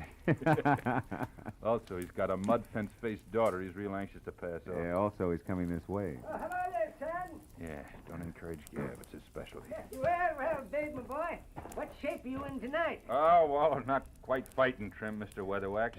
I was just showing Mr. Marlowe here around the grounds. He's the sports writer. Sports writer? Yeah. Well, glad to make your acquaintance, Mr. Marlowe. Thank you. Yes, sir. When I think about what I've missed all these years not following the ring... Mr. Weatherwax, excuse me, but we're in a hurry. I want Mr. Marlowe to see the lake before it's dark. We'll see you at dinner or up at the lodge later, huh? Yes, I look forward to that. Goodbye. Yeah, bye, son. The original windbag. Yeah. But, Marlowe, like I was saying, I gotta have your help. Yeah, but what can I do now? The kid's through, babe. Sure, but look, Phil, I know other managers. I also know the makings of a champ when I see him, and Danny Eagle's got the stuff. And? Okay, I like him. Phil, you gotta get next to Lance. If he thinks you're doing a feature on him, he'll be your best friend in a couple of hours. A little Napoleon. Uh-huh, and when I'm buddy-buddy, I steer him away from ordering his muscle man to play pretzel with Danny while you're trying to get him out of here. Is that it? That's right. I already planted that you're coming up here, so all you got is... Hey, look. Huh? Up at the lodge on the porch there. That's him and Myra going in the office. My cue. Mm-hmm. Okay, but first tell me one thing, babe. Does Danny know about me? No. He'd turn against me if he did. He likes to settle his stuff his own way. That's why you got to get to Lance. In or out of the ring, it still takes two to make a fight, Phil. Yeah.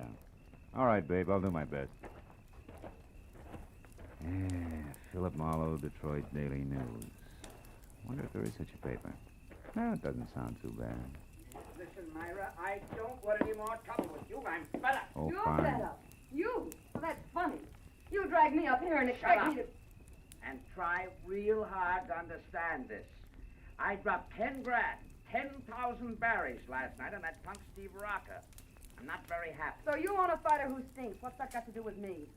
I don't know. But if you'd let him alone, he wouldn't have looked so tired in there.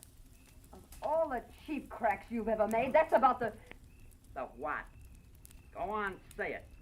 You never flirted. You never played up to it. You were only being friendly. Go on, spit it out, why don't you? Don't think I won't. When we're alone. Oh. Excuse me, I didn't mean to eavesdrop. I was looking for Mr. Lance. Raleigh Lance? That's me. What do you want? My name's Philip Marlowe, Detroit Daily News, Mr. Lance. Oh. Yes. Come in, Mr. Marlowe. Oh. There was a note here on my desk. Should expect you for an interview. Glad to see you. Oh, thank you. I don't believe I've, My wife, Mr. Marlowe, Mrs. Lance. How do you do? Hello. From, Detroit, you said? Yeah. How are things at the Beaver Club? That's quite a spot, I hear. Oh, yeah, quite. I used to go with a reporter there. He told me about some wild parties at their press club. Busy Beaver nights, they used to call them. Yes, busy beaver night. Lots of fun. Mm-hmm. I'll bet. Myra, Mr. Marlowe and I'd like to talk a while, so... So I'll be running along. It was a pleasure, Mr. Marlowe. Thank you. Goodbye, Raleigh. I'll see you later. Yeah. Well, Mr. Marlowe, have a chair. Drink? Yeah, I will, thanks. It's quite a spot you have here, Mr. Lance. Make it Raleigh, fella. All right. Yeah, it's okay. But you're not up here to write about a training camp, are you? Of course, I know background counts, but, well, like this drink, the soda helps, too. But the scotch is the thing, huh? Health? Same. Yeah, you're right about that scotch. Mr. Lance? What is it, Kelly? I'm busy now. What's about Danny Eagle? Did you give him his walking papers? No, Big Attorney stopped me, Mr. Lance. Said he'd give Danny the word himself that he could handle him. That fat pug! Who does he think he is? Well, he said he just didn't want trouble, Mr. Lance. Besides, he said Danny was taking a walk. Yeah? Well, I'm going to give him the air, too. I've got enough enemies without some lousy trainer who's on my own payroll. Pardon me, Mr. Marlowe. I'll only be a couple of minutes. Sure. Help yourself to another drink. We'll talk later after dinner, about 8. Oh, and, here, catch. Best cigar made. Let's go, Kelly. Best cigar. Seats marked A1. Yeah.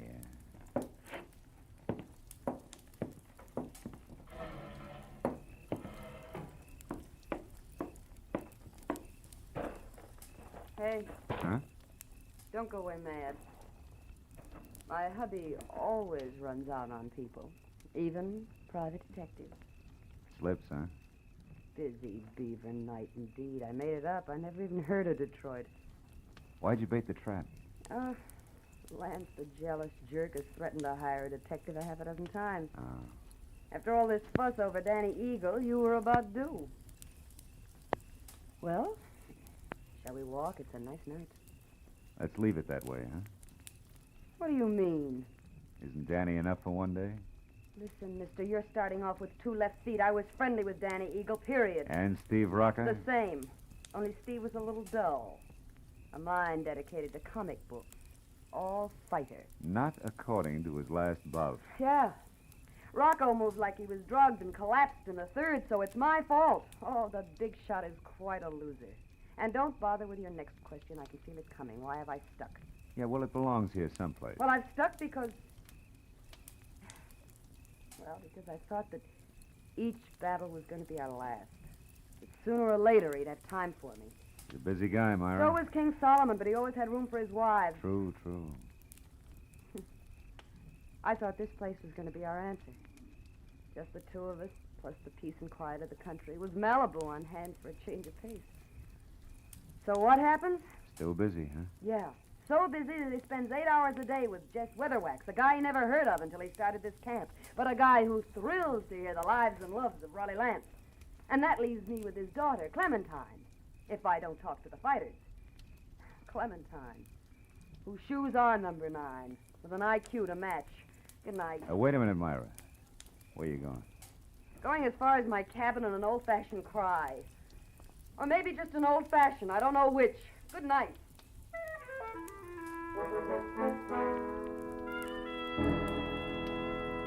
When Myra pivoted on a spiked heel and stomped off into the dark, I knew that I had to move fast because when next she and hubby met, the fact that I was a private detective was going to become public domain.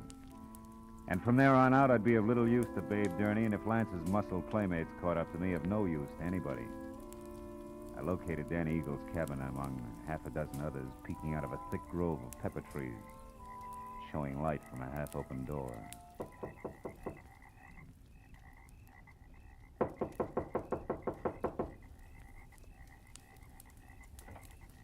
Hey, anybody home?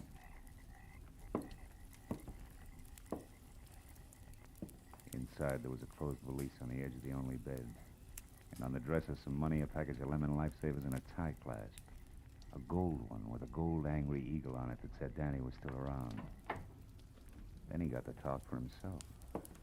I think you're in the wrong cabin, mister. I haven't vacated yet. Well, don't you think it'd be easy all the way around if you did, Danny? Right now, I'm not looking for the easy way, mister. I've been walking and thinking about that. That and a pair of people I don't like. A pair I want to square myself with. Mr. and Mrs. Raleigh Lance. Oh!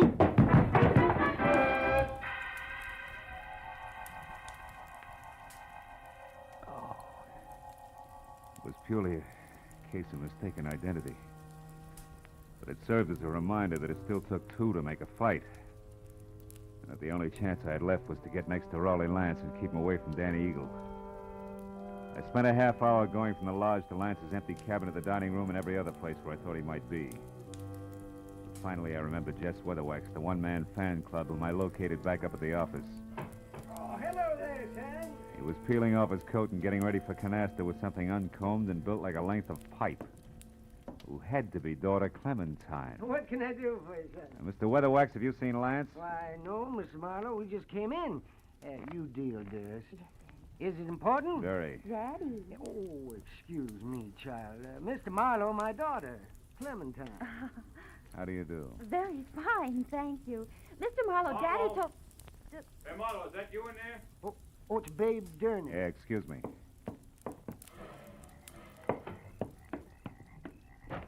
Phil, come with me, quick. What's wrong?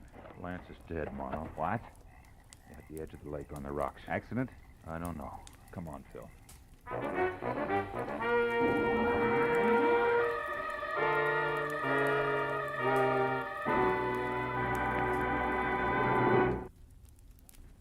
In just a moment, the second act of Philip Marlowe. But first, the confusion created by Gracie Allen has never been more clearly, more hilariously defined than it will be this Wednesday night when a writer for a national magazine comes to interview her. For the writer also meets some of Gracie's friends who present highly conflicting stories which Gracie does not untangle. It's another merry, mad mix-up which could come only from George Burns and Gracie Allen. So be listening this Wednesday on most of these same CBS stations.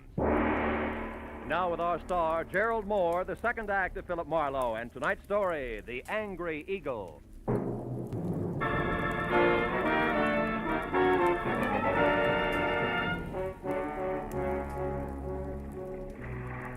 Sharp lakeshore stones, like countless fighters' fists, had hammered all the life out of Raleigh Lance. And as we stared down at him, the circle of light from the electric lantern in Babe Durney's hand began to dance over the corpse. I took the lantern, turned him away from the twisted body at his feet, and sent him back up the path to camp. Find a phone and quietly call the police. After that, I took another quick look at all that was left of the little big shot. I went up the path myself and got as far as the jagged hole in the rail where Lance had gone through. I had just enough time to see a few things before I was met by Myra. Just like she'd been before, except for a handful of nervous fingers that just couldn't leave her neckline alone. I saw Babe. He told me about Raleigh. Is it true? Yeah, it's true, all right. Your husband's dead. Babe just left, so you must have been on your way here when you ran into him. How come? I had a date to meet my husband. For a chat. Why here? He didn't strike me as being the romantic type. He wasn't. Neither was he the type to talk where he could be overheard. Especially when he was cornered. What do you mean? I put Raleigh's back against the wall tonight. I finally got hold of a way to make that inflated ego turn loose, his favorite trinket. Meaning you? Yes. Marlowe, about an hour ago, I found out that Raleigh was crooked. Fixed fights? Yeah. When I left you, I went to our cabin for a drink. But the liquor was all gone. Lance kept spare bottles in the back of his closet, so I went to look. Found what? A briefcase. It wasn't Raleigh's, so I opened it. There was $35,000 in it. And a note congratulating him on his coaching of Steve Rocca. Rocca was drugged in that last fight, Marlowe. Raleigh sold him out, and I can prove it. Oh. That's what you two were going to hash out over here, huh? The price of your silence, which was divorce. And no strings. He told me he wanted to think, then he was going to give me his answer, but now... it's all unnecessary. You're so right. Myra, come here. I want to show you something. See? Here on the ground. What do you... No, I don't see anything. Somebody put up quite an argument right here before Lance went through the railing. Oh, yeah. Yes. And here's something else. What's that, Marlowe? A gold tie clasp, baby, with an eagle on it. Danny? Yeah, Danny Eagle. This changes things plenty, huh? Danny? I can't believe Danny would murder Raleigh. Well, you better start believing it and get back to your cabin and stay there with the doors and windows locked. You think he might go for me You next? were half the beef. Now that he's gone this far, chances are good he's got something nice thought up for you, too. Unless I'm making the king-size mistake and you and Danny turn out to be a team. Are you crazy? It could figure both ways, baby. So I'll keep it in mind until I get something more to do with it. Meanwhile, like I said, take care of yourself. I dropped the tie clasp into my pocket and then started looking for its owner, who could be #1 candidate for a noose. I decided to try Danny's cabin first, but when I got there, it was dark, with everything just as I'd left it. Until I'd turned to go. Someone was framed in the doorway. It was the gentleman farmer and novice fight fan, Jess Weatherwax. You're looking for something special, are you, Mr. Marlowe? Yeah, as a matter of fact, I am.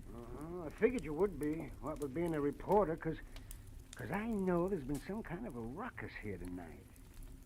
How did you know there was trouble here? Well, I happened to be passing by a certain phone a few minutes ago, and I heard that trainer, Babe Durney, calling the police. Oh. Okay, as long as you know that much, you may as well know the rest. Somebody shoved the boss of this place out through a railing into 100 feet of thin air. He's dead. Well, Lance murdered? By one of his own men? Oh, no, I don't believe it. He's a good manager. His boys loved him, every one of them. You should be so loved, especially by a guy like Danny. Danny Eagle? None other. And that's only half of it. Your good manager, Mr. Lance, was a fight fixer. One who'd even drug his own stable to be sure it'd lose. He was as crooked as a hyena's back leg. He prearranged boxing fights? That's putting it mildly. His own wife, Myra, pinned that on him just tonight. She didn't go into detail. She didn't have to. She had enough proof to make it stick because she was getting a divorce on the strength of it. Oh, I find it mighty hard to believe all this, Mr. Marlowe. And here's something else. I'm not a reporter. I'm a private detective. You're a private detective? Yeah, called in by Babe Durney because he was worried. Now I am. Anyway, here's what I'm getting at. If you're really sincere about liking your violence according to Marquis of Queensberry rules, you can do me a big favor. What can I do? Keep an eye on Myra Lance for me. Uh-huh, yes. I left her in the cottage. Dan Eagle may be only half finished with what he started. I'll do my best. You can count on that, sir. Okay, I'm going up to the office at the lodge now and find out if anyone saw Danny leave the grounds. I'll see you.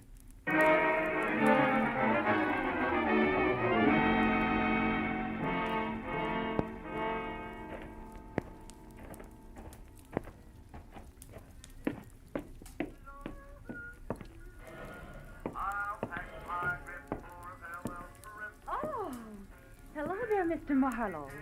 You get enough story material from the box fighters? For a couple of novels, Clementine. You alone here? Well, I am now. My daddy and I were playing canasta, but he left a while back. Went off without his coat, too, see? I know. You've been here in the office ever since, huh? Why, yes, why? Well, maybe you can help me. Did you... Gladly. But you've just got to help me first, Mr. Marlowe. Have you got a cigarette paper? A cigarette paper? You know, the makers. I'm Oh. trying to roll me a cigarette, ran out of mine. I found my daddy's tobacco, and then I absolutely emptied his coat pockets here looking for a paper, but there wasn't any. You wouldn't happen to have it. No, I'm afraid not, Clementine. Here, have one of mine. In fact, have two. Oh. Now, my question. Did you happen to see Danny Eagle go out the... Go out? Out the what, Mr. Marlowe? Huh? Oh, never mind. Listen, Clementine, did this thing come out of your daddy's coat pocket, too? That old ticket stub? Yeah. Out of that little pocket in the big one on the right side, it was... Well, Mr. Marlowe, what's wrong? I don't know. But I better find out right now.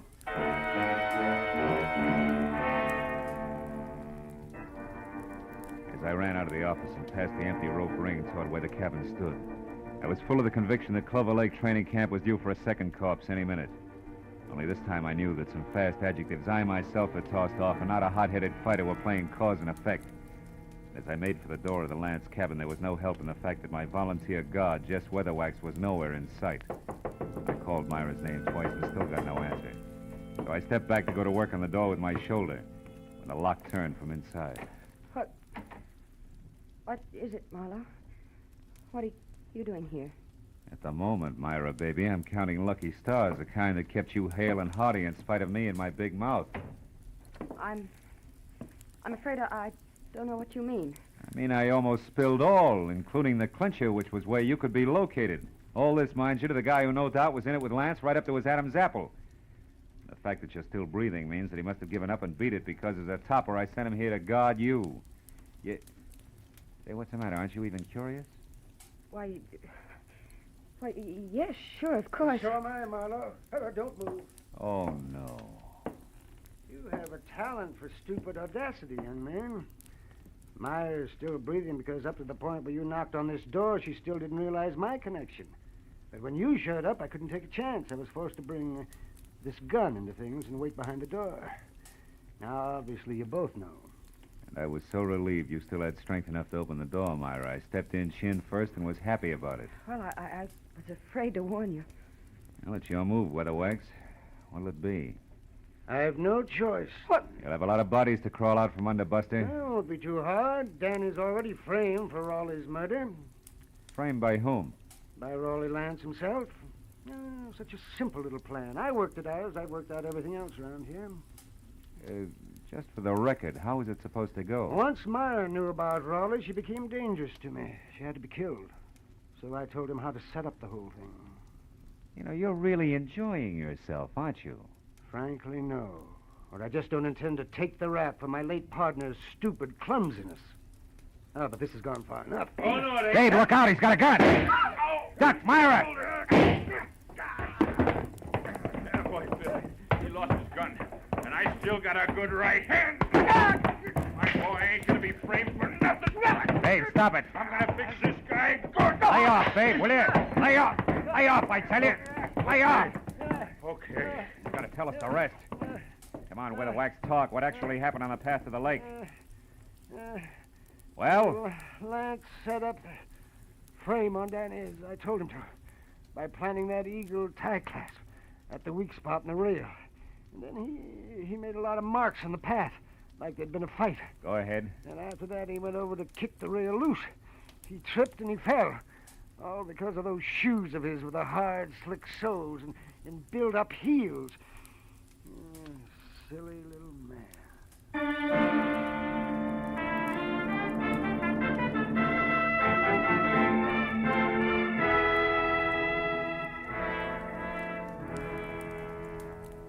Well, it wasn't long until the boys from the sheriff's office arrived with a good doctor, a lot of open notebooks, and an endless supply of questions. But finally, all the pieces were fitted together. Very surprised Danny Eagle, who had done a lot of thinking, was back from a second long walk. And the whole thing had boiled down to me alone at the bedside of a heavy-jawed trainer who had a happy look on his ugly puss for the first time that night. My boy's gonna be champ now, Marlowe. Thanks to you. Oh, thanks to you, babe. We were almost down for the count when you showed up. Hey, how's the shoulder? That's nothing. Hey, look, tell me something. How'd you back old Weatherwax into that corner? Oh, well, I found a ticket stub from his coat pocket with the number A2 on it.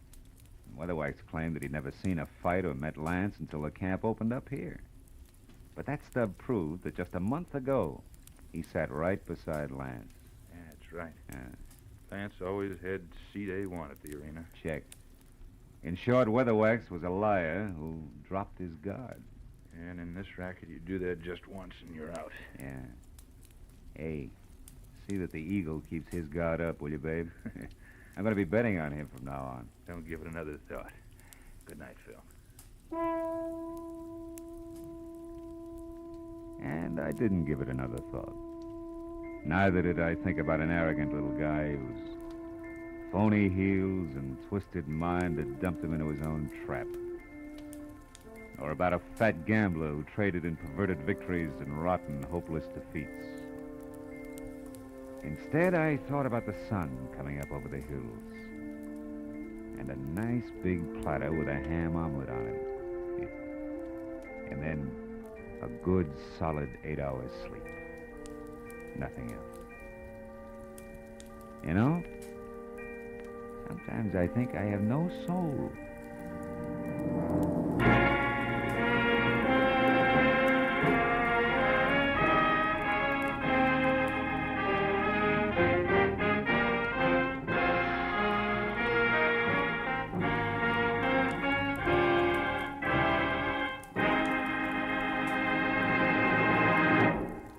Adventures of Philip Marlowe, bringing you Raymond Chandler's most famous character, star Gerald Moore, are produced and directed by Norman MacDonald and are written for radio by Robert Mitchell and Gene Levitt.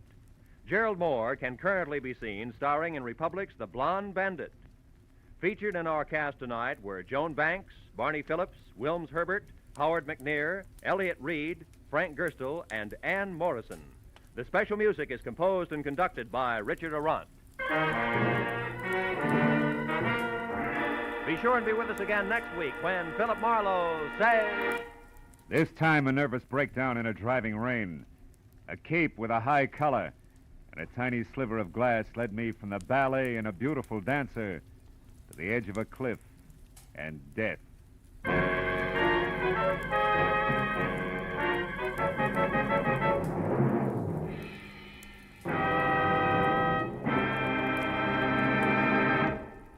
A few months ago, our newspapers and magazines were full of articles and pictures showing the progress we've made during the first half of the 20th century. That progress, brought about by the American way of doing business, means that today we enjoy the highest standard of living of any nation in the world. We can keep our standards high, and we can increase the benefits for all of us by continuing to produce efficiently under a free economic system. This is Roy Rowan speaking. Now, stay tuned for Pursuit, which follows immediately over most of these same CBS stations.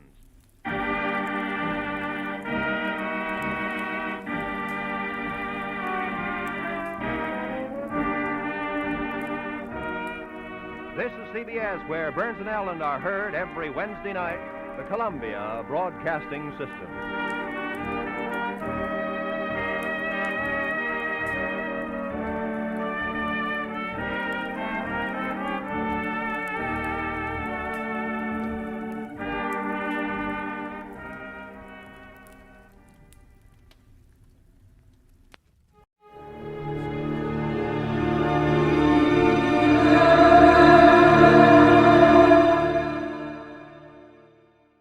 From Hollywood, it's time now for... Johnny Dollar. Andrew Cord, Johnny. How'd you like to go to San Francisco? What's up, Andy? Well, we've written a lot of insurance for an independent contractor out there, a man named Arnold Bennet. Uh-huh. Last night, his latest project went up in smoke. An office building he completed a month ago. How much is the policy worth? There were 5 companies involved. They took it on at $100,000 apiece and turned it over to us. $500,000? Yep. I talked with the arson inspector for National Fire Underwriters in San Francisco. He said the fire looked phony. I'll pack my things.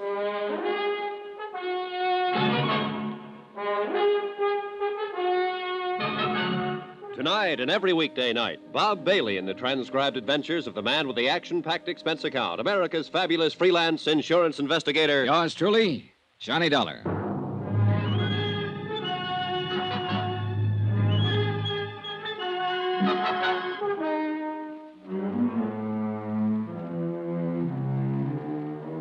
Expense account submitted by Special Investigator Johnny Dollar to the Four State Fire Insurance Corporation, 4065 Spear Boulevard, Hartford, Connecticut.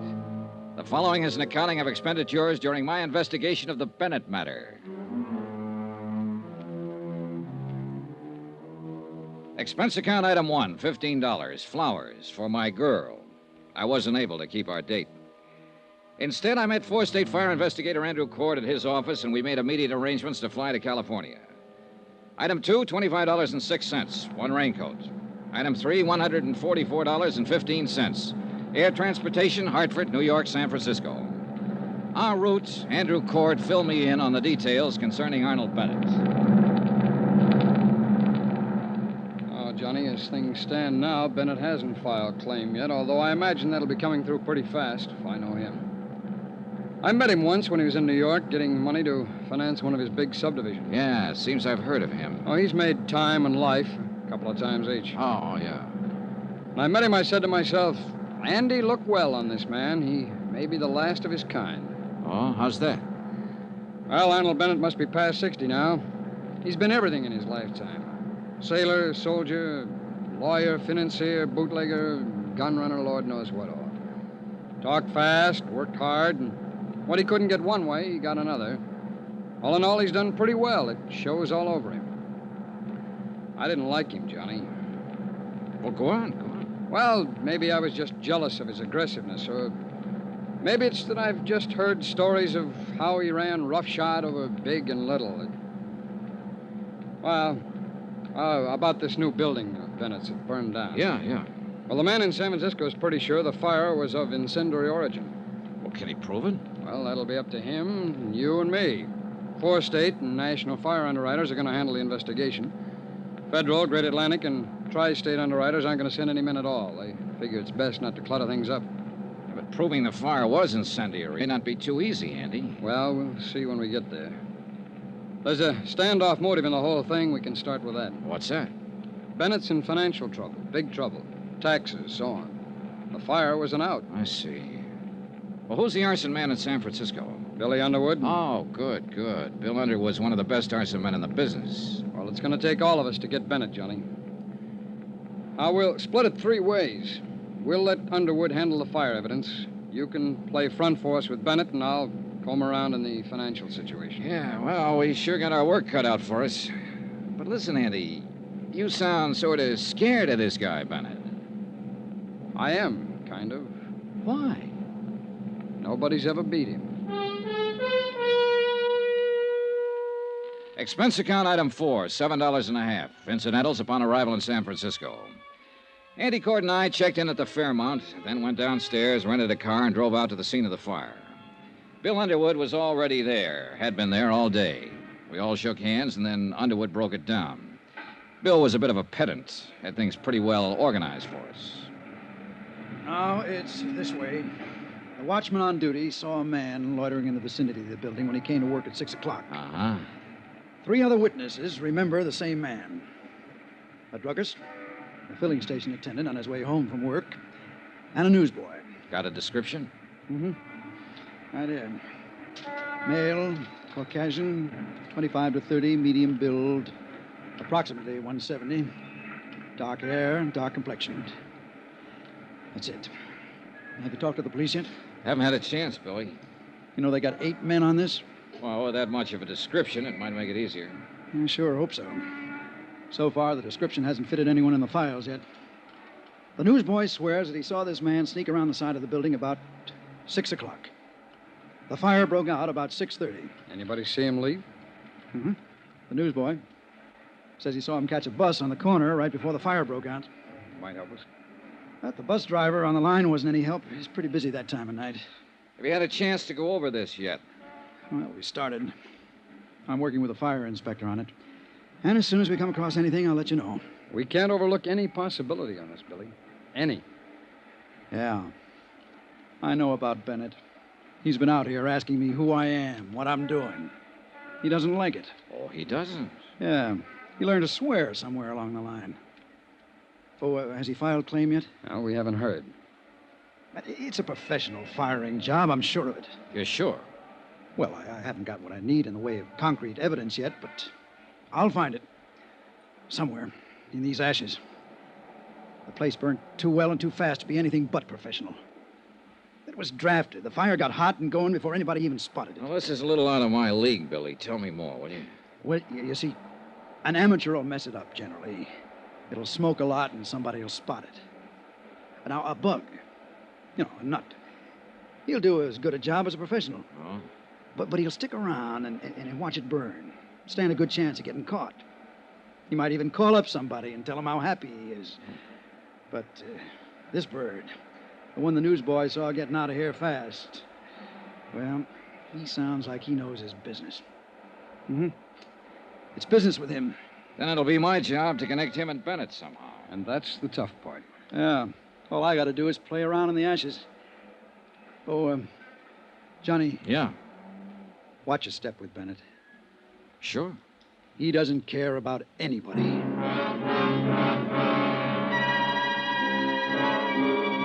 I spent another 2 hours with Cord and Underwood covering the ruins of the 10-story office building that had been gutted the day before. Underwood acquainted Cord and me with all of the necessary details, all he could. That night, we sat with the 3 witnesses at a special show-up in the Hall of Justice. 60-odd suspects were paraded out. There were no identifications. The next morning, while Cord and Underwood carried on with their part of the investigation, I went out to Arnold Bennett's real estate office near the Presidio. Remember that old saw, how a woman in love is always beautiful? When I walked in, I had no idea Elizabeth Bennet was in love and no idea that she was beautiful. Her sallow face without makeup, framed in a wisp of stringy blonde hair, wasn't flattered by the shapeless black dress and low-heeled shoes she was wearing. Certainly not the going idea of beauty. Now, did her conversation reveal anything to indicate love?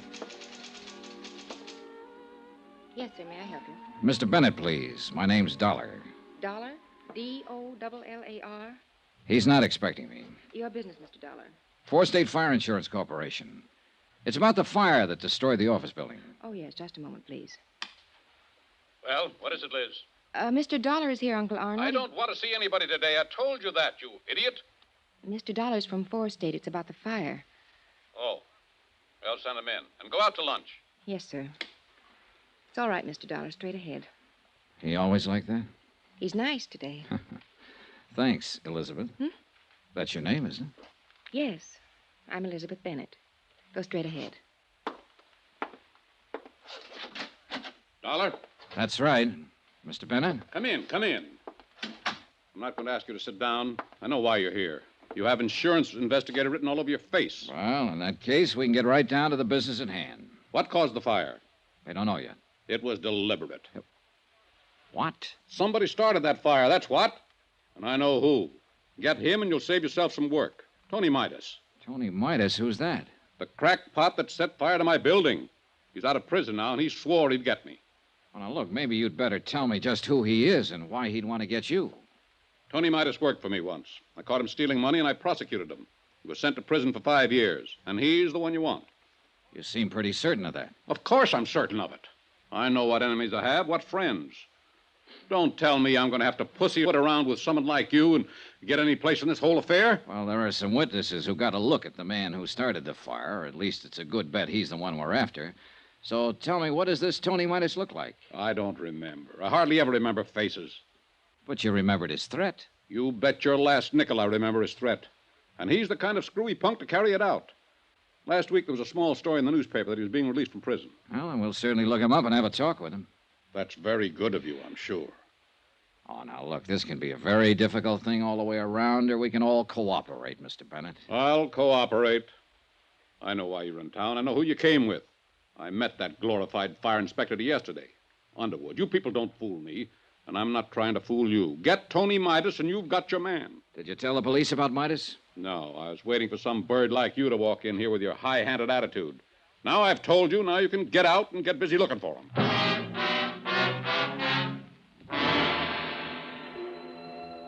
Arnold Bennet lived up to all of his advance notices, and then some. I'm paid very well to stand and take what I have to find out what I want to find out. Sometimes it's not enough money. A review of the trial and proceedings in which Tony Midas had been convicted of grand theft. His threats at the time of his trial substantiated Bennett's information. That didn't surprise me. What did surprise me was that one of the three witnesses identified Tony Midas's mug picture as the man seen in the vicinity of the building the night of the fire. An APB went out for Midas. The San Francisco police began to turn the town upside down looking for him. By 5 o'clock in the afternoon, the other two witnesses had made up their minds that he was the man they had seen after all.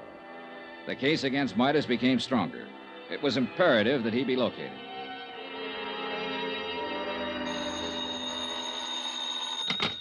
Johnny Dollar. This is Elizabeth Bennet, Mr. Dollar. Remember in my uncle's office? I remember. Mr. Dollar, you're looking for Tony Midas, aren't you? You don't have to answer. I know you are. I think I can help you find him, but he's not the one you're looking for. Look, if you turn him in... Let me finish, and then we'll talk about him. I live at 1038 Murata Drive. I'll be home in an hour. We can talk there. 2 minutes later, when I was putting on my coat, I received another phone call. This one from Bennett's lawyer. He advised me that Arnold Bennet had filed claim and would bring suit if his claim was not honored in the prescribed length of time. I thanked him for the information and went downstairs and began to look around for a cab. A police car careened into the driveway, and a familiar hat on top of a familiar head leaned out. Hey, Johnny! Go! Yeah, Andy Cord. How's the left, kiddo? Hop in. Okay. It's Inspector Truck and Inspector Kane. Hi, what's up? Somebody shot Arnold Bennet 10 minutes ago.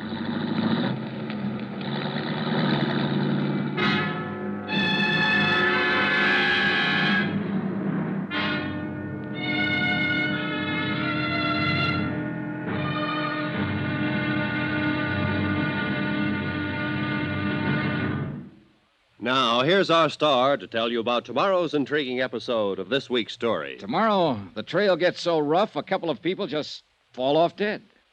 Join us, won't you? Yours truly, Johnny Dollar.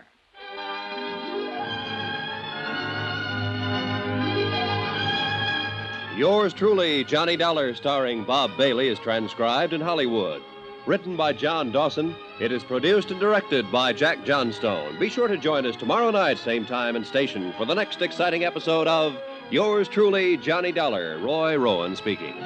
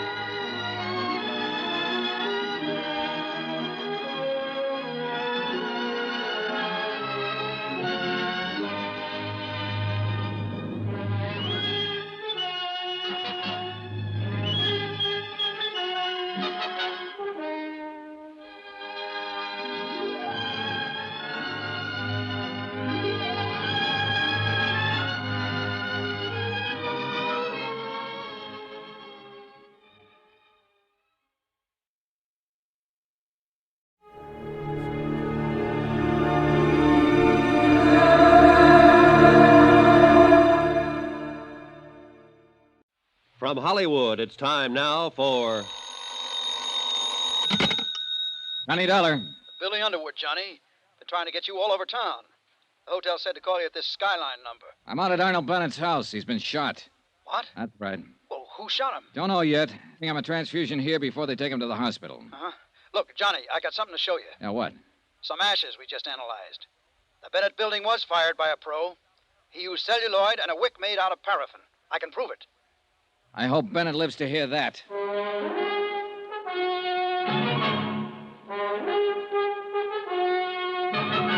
Tonight and every weekday night, Bob Bailey in the transcribed adventures of the man with the action-packed expense account, America's fabulous freelance insurance investigator. Yours truly, Johnny Dollar.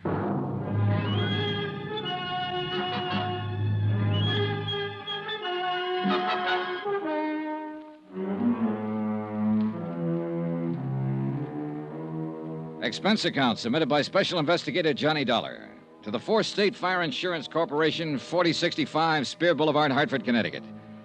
The following is an accounting of expenditures during my investigation of the Bennet arson fraud. Arnold Bennet was removed to the hospital where he was given a 50-50 chance of recovering from a .38 slug that had entered his chest. There was no weapon lying about and no witnesses in the remote, hilly section of San Francisco where he lived to give any information concerning the attempted murder. The police were more anxious than ever to find Tony Midas, the man Bennet had put the finger on earlier. Their reasoning was that if he could burn down a building worth $500,000 to get back at Arnold Bennet, he also might shoot him. I told Andy Cord about Underwood's findings when the police car got us to the scene of the shooting. Celluloid and paraffin wick, did you say? Yeah, that's what Bill Underwood said on the phone. Well, then it would point away from Tony Midas. He was an embezzler, not an arsonist. Maybe. Who's that policeman over there? Oh, that's Inspector Dickens. Well, I talked to him about it for a while. He said Midas lived in San Quentin with a man named Hanley, a professional burner. Yeah? Well, Hanley could have taught Midas a few tricks of the trade. Yeah, it's possible, Johnny. I don't know. At least Underwood is sure that he can prove it had an incendiary origin. Well, that's the first hurdle. Maybe we can't tie it to Bennet at that, Johnny, if Midas did it. Now, let's wait and see what Bennet has to say when he can talk.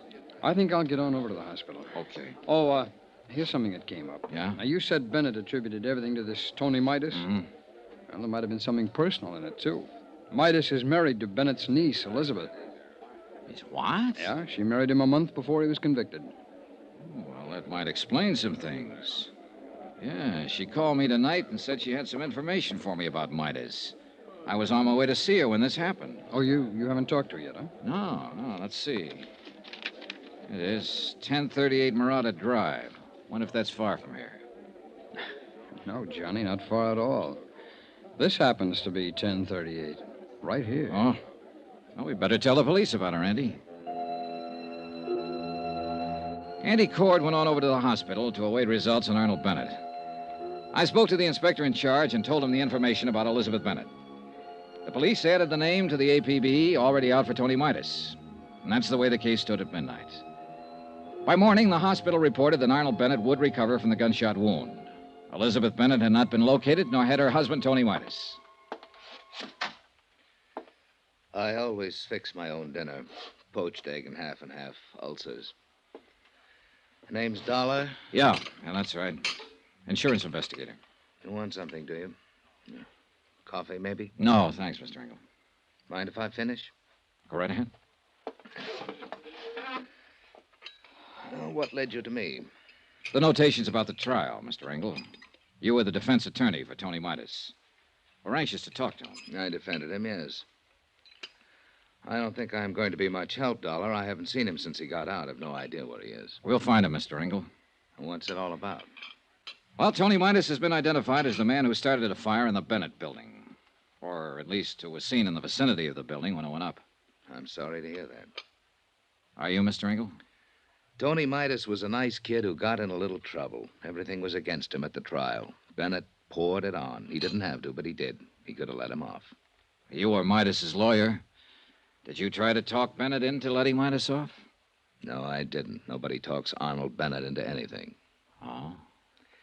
Tony never would admit taking the funds. He said he was framed, but he didn't have a prayer with all the evidence against him. Yeah, I read a transcript of the trial. Then you know Tony Midas pleaded not guilty in the face of everything, and he went up. I wanted him to make a guilty plea and rest on the mercy of the court. It was his first offense. Well, he's out now, and it looks like he's trying to get even with Bennet for prosecuting him. All for a lousy $10,000. Yeah. Did he ever get in touch with you? I told you, no. No phone call? No. Do you have any idea where he'd be in town, Mr. Engel? No, I don't. Okay. Then I guess I'll leave you to your eggs. Dollar. Yeah. If you find Tony Midas, I'd like to know about it. Why, Mr. Engel? Oh, just curious. I'd like to see him. I'd like to see what 5 years in prison does to a kid like that. Mr. Engel, Arnold Bennet was shot in his home last night. No. That's all you have to say? What else is there to say? Well, you could have asked, is he alive or is he dead, for one thing? Suppose I don't care. Okay, he's still alive. They think he'll pull through. Who do you think shot him, Mr. Engel? I don't know. They're looking for Tony Midas for that, too. Oh? Did you know Bennett's niece? Elizabeth? Yes, I met her. Well, they're looking for her, too. She's married to Tony Midas. Yes, I knew about that. Sit down, Mr. Engel. What is this going to be, an inquisition? That egg and that half and half doesn't interest you, no matter how much you look at it. Well, you ought to leave me alone and go find your firebug. Come on, let's have the story. I don't know any story to tell you. Was it spite that sent Tony Midas to prison because of him and Elizabeth Bennet? No, they proved him a thief. I'll throw one more thing at you, Engel. Bennet wasn't always too good about paying his taxes. Now, look here. Our accounting man has him pegged him for exactly what he is, an opportunist, a dodger. A man out to get what he can for as little as he can, no matter what.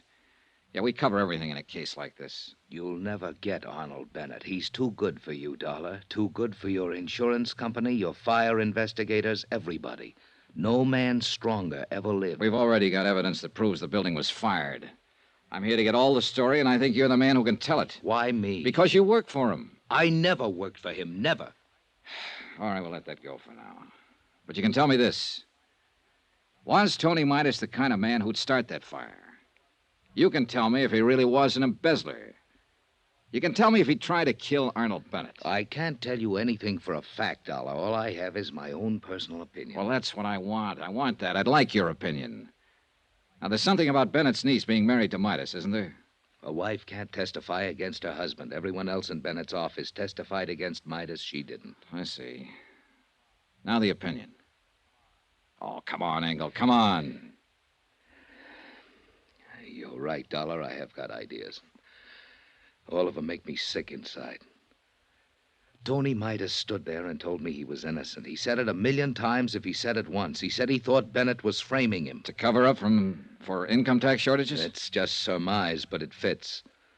Midas was a green kid hired into the company by Bennet. He might have been hired to be framed on a phony embezzling charge that'd give Bennet a good excuse on his taxes for a while.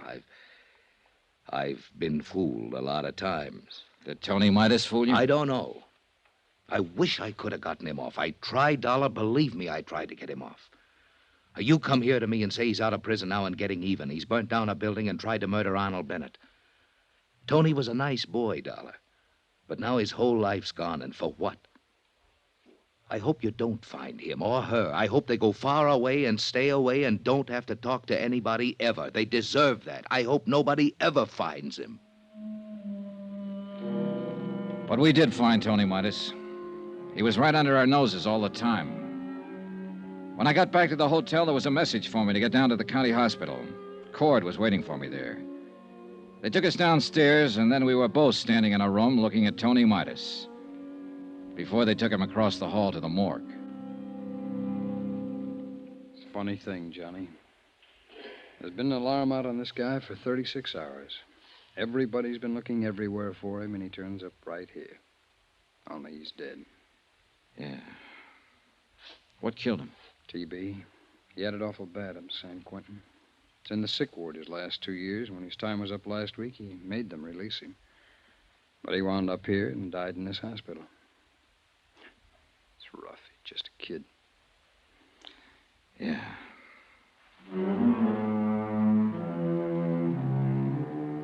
Up until that time, there had been some kind of a case against Tony Midas. But obviously, since he had been dead almost 2 days, it was impossible to connect him with the attempt on Arnold Bennett's life and the firing of the building.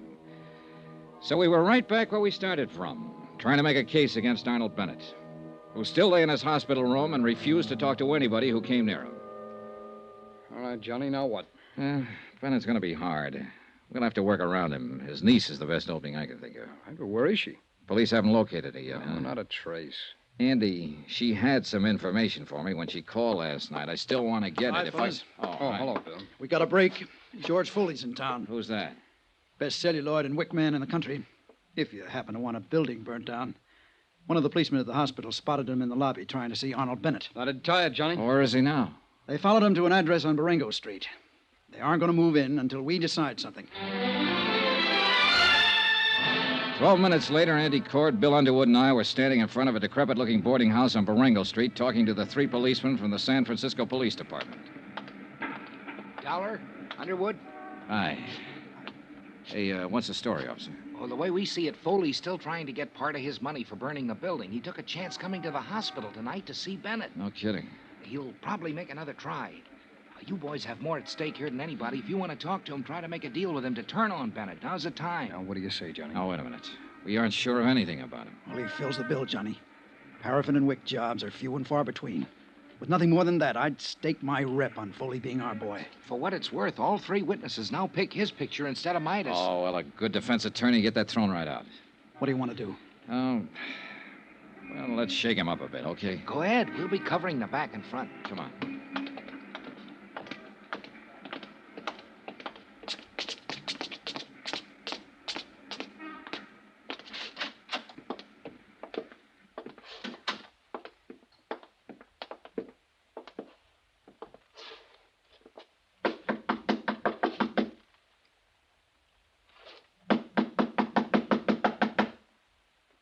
We know he's in there, Johnny. Let's bust No, it. no, wait.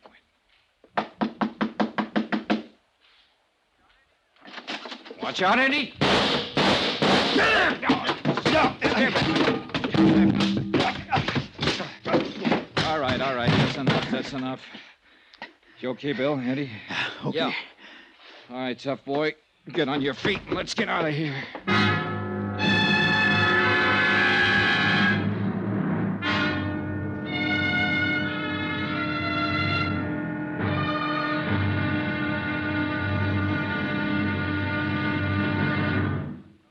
Now, here's our star to tell you about tomorrow's intriguing episode of this week's story. Tomorrow, we have an arsonist right in the palm of our hands with very surprising results. Join us, won't you? Yours truly, Johnny Dollar.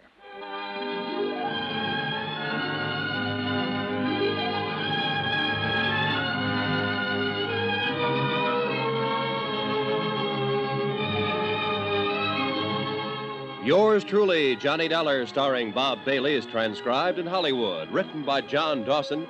It is produced and directed by Jack Johnstone. Be sure to join us tomorrow night, same time and station, for the next exciting episode of Yours truly, Johnny Dollar. This is Roy Rowan speaking.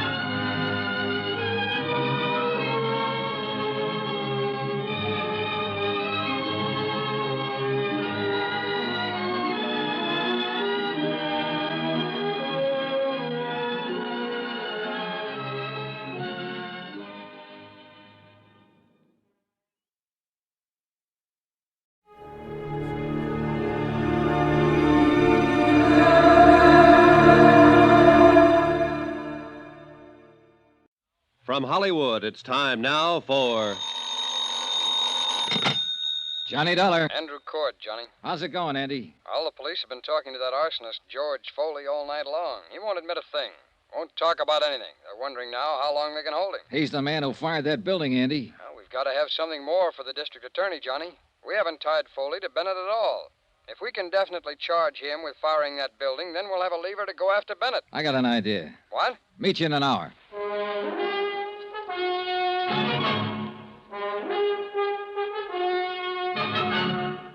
Tonight and every weekday night, Bob Bailey in the transcribed adventures of the man with the action-packed expense account, America's fabulous freelance insurance investigator. Yours truly, Johnny Dollar.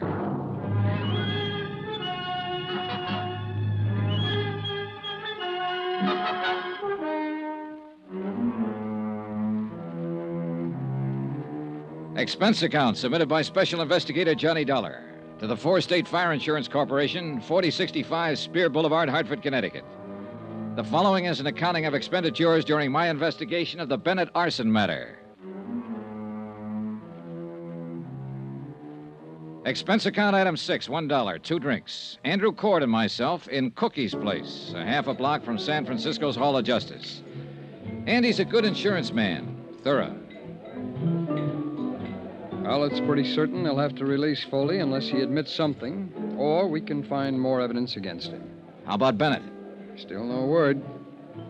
Johnny, you can see what we're up against. Yeah. Want one? No, thanks, Johnny. Let's put one out. Listen, we had this case tied into Tony Midas until he turned up dead. A vengeance motive against Bennet for sending him to prison 5 years ago. Yeah? All right. Now we know it wasn't Midas, and we're sure it's this George Foley. At least according to Bill Underwood, and Bill certainly knows the arson racket. Yeah, no man better. All right, then. Who shot Bennet? Oh, I don't know, Johnny, but that's not our worry at the moment. Think, Andy, think. It might have been Foley. It couldn't have been Midas. But there is someone else. You mean Bennett's niece? Sure, his niece. She had a reason because of what Bennet did to Midas, who was her husband. And she's got a reason to help us. Yeah, but nobody can find her. Nobody knows where she is. They'll find her. And I want to make a deal. What? Sure. If I find her, I'll ask her what information she can give us about Bennet and Foley. Possibly she has something. She said she did once. Now, look, if she shot her uncle, she'll have to stand for assault and attempt to kill. Can we give her legal help in her case? Johnny, I don't know. I want to know if I can promise her that if I see her. Can I? Well, you can tell her that we'll do what we can, the very best that we can. Okay, good. Want another drink? No, thanks, Johnny. All right, I'll try and get in touch with Elizabeth Bennet. How? The police haven't gotten anywhere. Oh, I've been here 2 days, and I got friends all over this town. Expense account item 7, $1.05, cab fare. From the Hall of Justice to the apartment house of Marty Engel, lawyer, philosopher, and egg poacher. Again? Yeah. You better close that door and lock it, Mr. Engel. It's awful late for this. Are you drunk? Nope. Locked? Now what? You asked me if I ever found Tony Midas to tell you about it. We found him, Mr. Engel. He's dead. Oh, no. Oh, yes. And he didn't do any of the things we thought he might have done. I'm here to find out what you might have done. How did he die? Tuberculosis. He's had it for 2 years. Didn't know. No, I didn't know. I didn't know about it. I don't know how to figure you, Engel. I haven't been able to ever since I met you. It doesn't make any difference what I think of you, but it does make a difference how you answer one question. A lot of difference to you. What is it? Did you help Arnold Bennet frame Tony Midas and send him up to San Quentin? You say Tony is dead. Now, what difference? Did you help Bennet frame him? No, I told you I defended Tony Midas in court. I tried my best to get him off. That's the truth. You're sure of that? I'm an honest man, if not a successful one. I told you the truth. All right, then, if that's the truth, you're not in any trouble and you can unlock that door. But if it's not the truth, you might get yourself killed. Why do you say that? Because somebody took a shot at Arnold Bennet last night. But he was lucky. It didn't kill him, but it came pretty near. You know who that somebody was? Elizabeth? That's a good guess. She hasn't got anything to lose now. She lost her husband. She might be out getting even for him if he was framed. And she thinks you helped frame him. I tell you, I didn't frame him. I defended him. I think Bennet stacked everything against him. I told you that once. I think Midas was an innocent man, but there was nothing I could do. Oh, wait a minute. What? Shh. Who are you expecting? No one. Ask who it is. Go ahead, ask who it is. Who is it? Elizabeth Bennet, Mr. Engel. Tell her just a minute. Just a minute, Elizabeth. Okay, over there. Go on, get down fast. Right, all right.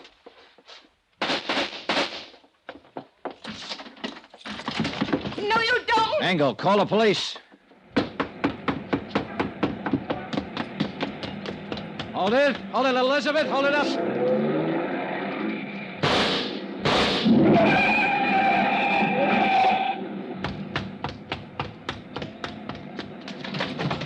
Are you hurt? Are you hurt? No, I'm all right. Did I kill him? Did I kill him? No, Elizabeth, you didn't kill him. Well, he ought to be dead. You don't know what you're talking about. He didn't have anything to do with framing Tony. He just told me. Then he was lying. He should be dead. He and my uncle. None of this will bring Tony back to you. Come on now, come on, let's get back.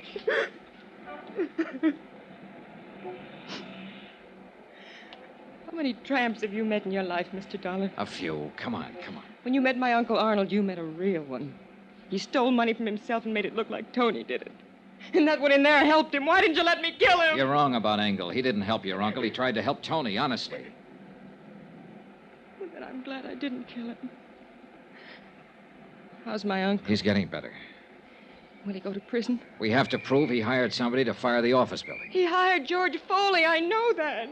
Would you swear to Yes. it? Can you? Yes. He blamed it on Tony. When I went over to see Tony last month in the prison hospital, he was dying. Oh, I knew it. He had that look in his eyes. Helpless. And he knew what my uncle had done to him, and he couldn't do anything about it. But you figured you could. You shot your uncle when you found out Tony was dead. And you came here to kill Engel. I thought he helped Uncle Arnold send Tony to prison. I thought he helped kill Tony. They did kill him, you know, when they sent him to prison. They killed him as surely as if they'd shot him down. 5 years I waited for Tony to get out of that awful place. I waited to hold him in my arms and tell him it was all over. 5 years I waited to help him forget his hate and my hate. Loving him so much every day that...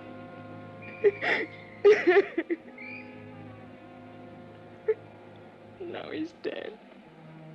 What can you or I or anybody do about what they've done to Tony? Look at me, Mr. Dollar. I'm not what you'd call beautiful. I'm not even pretty. Nobody ever looked at me twice until Tony. He looked at me and he loved me. And now he's dead. And I'm dead inside. I'm dead inside, and I'll be glad when I'm dead outside.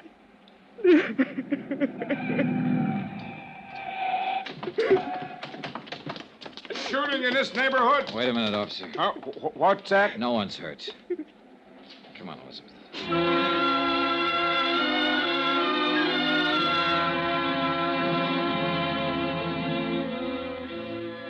Elizabeth Bennet made a statement down at the Hall of Justice admitting she fired a shot at Arnold Bennet, hoping to kill him. She also admitted the assault on the lawyer, Marty Engel. Charges were immediately filed, and she was held in the women's section of the city jail. In a separate statement, she told how she had seen Arnold Bennet meet George Foley in a downtown bar. Foley still maintained that he had nothing to do with the fire in the Bennet building and denied any connection with Arnold Bennet. I gave Elizabeth Bennet's statement to Andy Cord, and he took it to the assistant district attorney. I was still in the Hall of Justice when Marty Engel came in.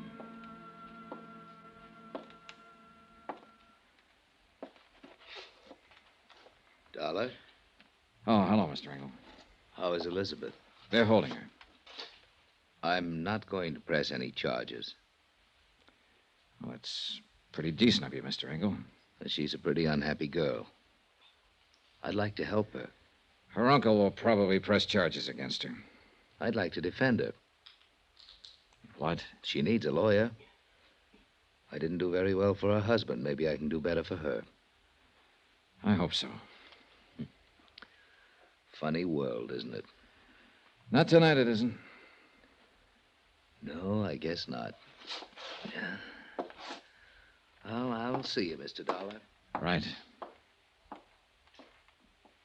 Johnny?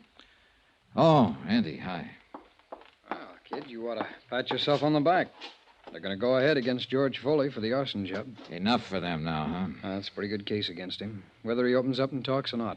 A statement from him would still be better. Always. But he's been around, Johnny. He hasn't given anybody the time of day yet. Yeah. Oh, about Elizabeth Bennet. I can arrange counsel for her. She's already got a lawyer, Andy. Okay, then we'll pay his fee. He doesn't want any fee. What's the matter, kid? Boy, maybe all this has been a little too much. Hey, what time is it? 10:15. There's a plane out at midnight. If you don't need me anymore, I think I'll be getting back to Hartford. Sure, Johnny. Sure, I'll look after things here.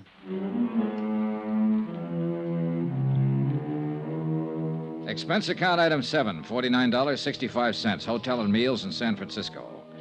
Item 8, same as item 3, transportation back to Hartford. I caught the midnight plane and was in Hartford at 2 o'clock the next afternoon. I went directly to my apartment and went to bed. I was awakened the following morning about 7 o'clock. What the...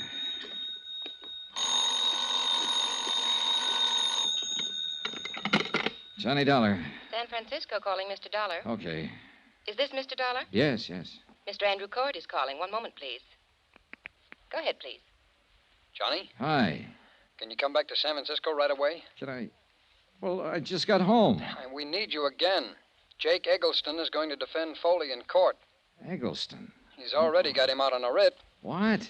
This case is worth $500,000 to us, Johnny. If anything happens that Foley gets off, we won't have a chance to get Bennet. You sound scared. I am. Somehow, Bennett's holding the best cards again. We got a good case against Foley. Once that's settled, we can get Bennet. I want to make sure. Okay. I'll get the first plane. Thanks, Johnny. Even as I hung up the phone, I was thinking of Marty Engel's words. You'll never get Arnold Bennet. He's too good for you, Dollar. Too good for your insurance company, your fire investigators, everybody. No stronger man ever lived, he said. And somebody had to prove Engel was wrong.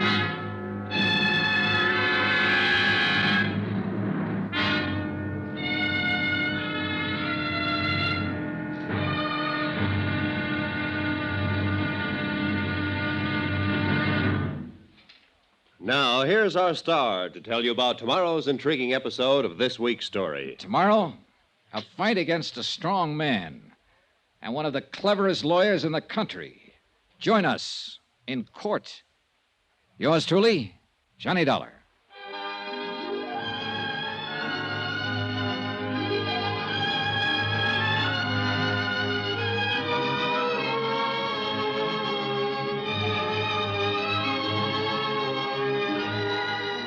Yours truly, Johnny Dollar, starring Bob Bailey, is transcribed in Hollywood. Written by John Dawson, it is produced and directed by Jack Johnstone.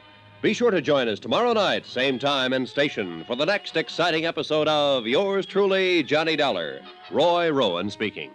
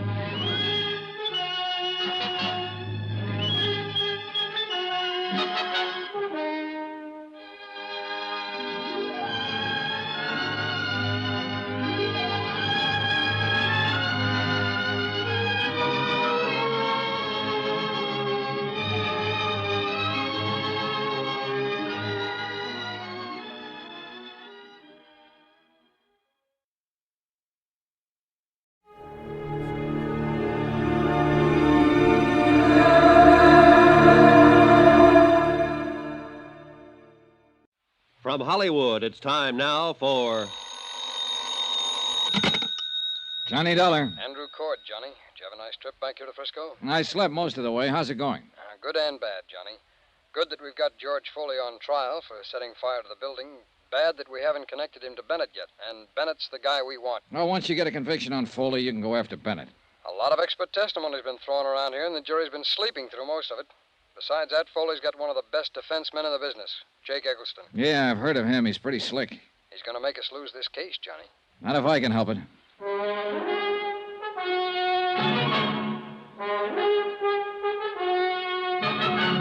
Tonight and every weekday night, Bob Bailey in the transcribed adventures of the man with the action-packed expense account, America's fabulous freelance insurance investigator. Yours truly, Johnny Dollar.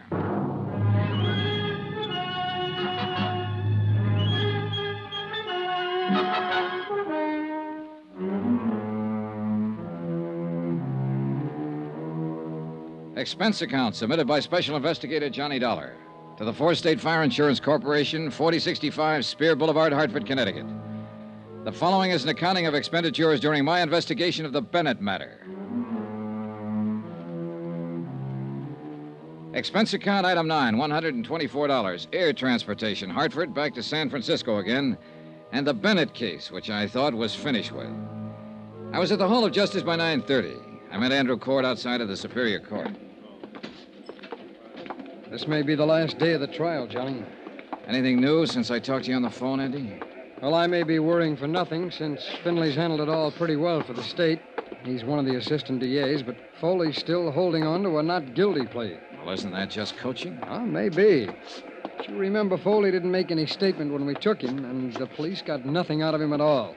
Foley had something like 28 arrests besides 2 convictions. He knew the ropes. Yeah. Well, that's okay here? Sure.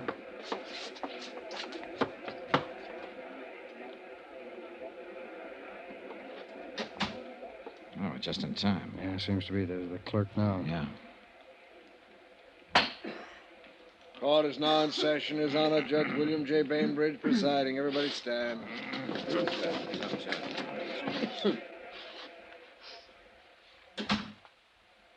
Be seated. John Dollar. Hey. Well, I didn't think they'd call you first. No.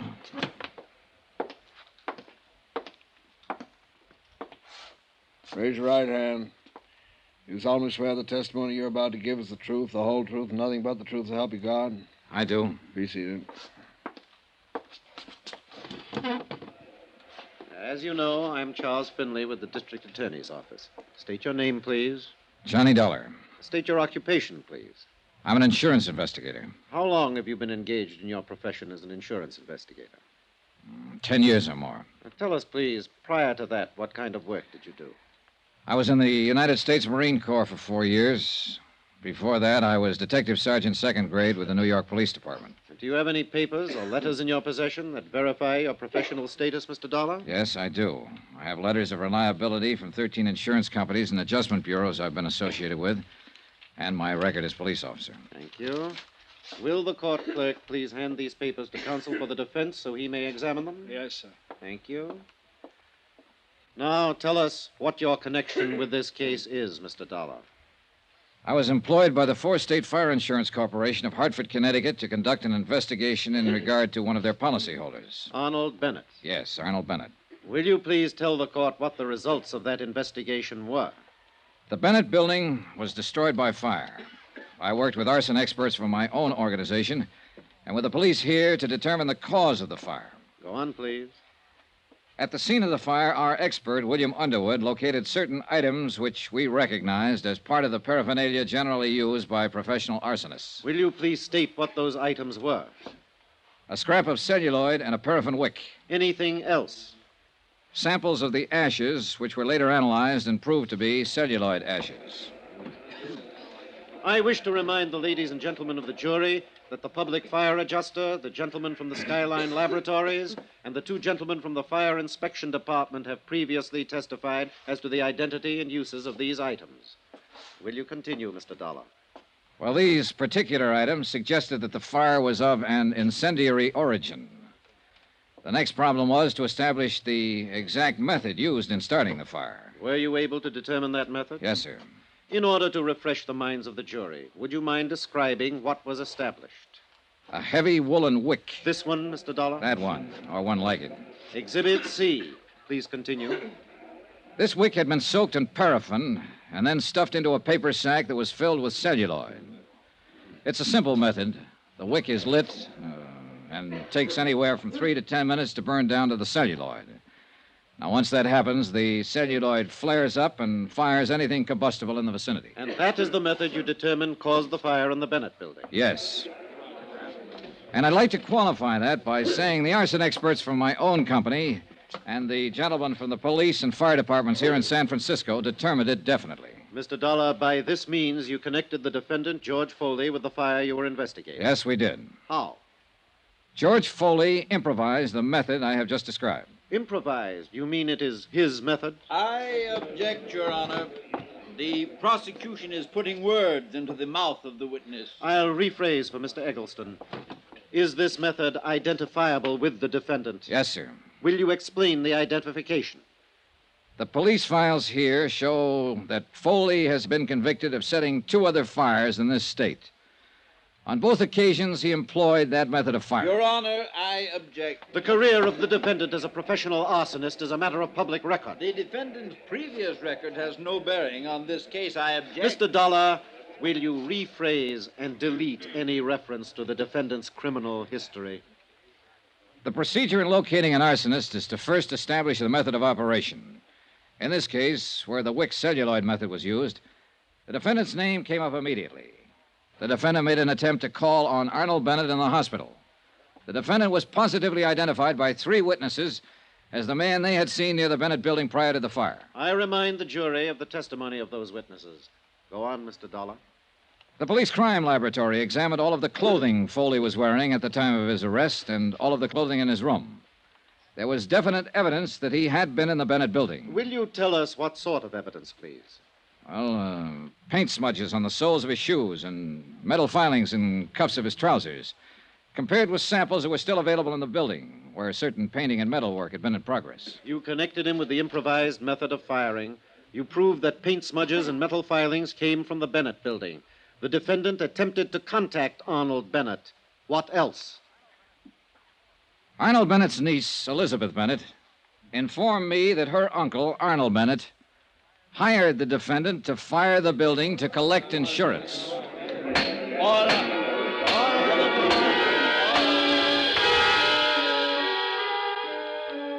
I was on the stand all the rest of the morning. When Finley ended his questioning, he turned me over to defense counsel Eggleston. Eggleston contested every bit of established testimony and recommended that my remarks be stricken from the trial records. The summations came right after that, and then the case went to the jury. Expense account item 10, $3, lunch for Andrew Cord and myself.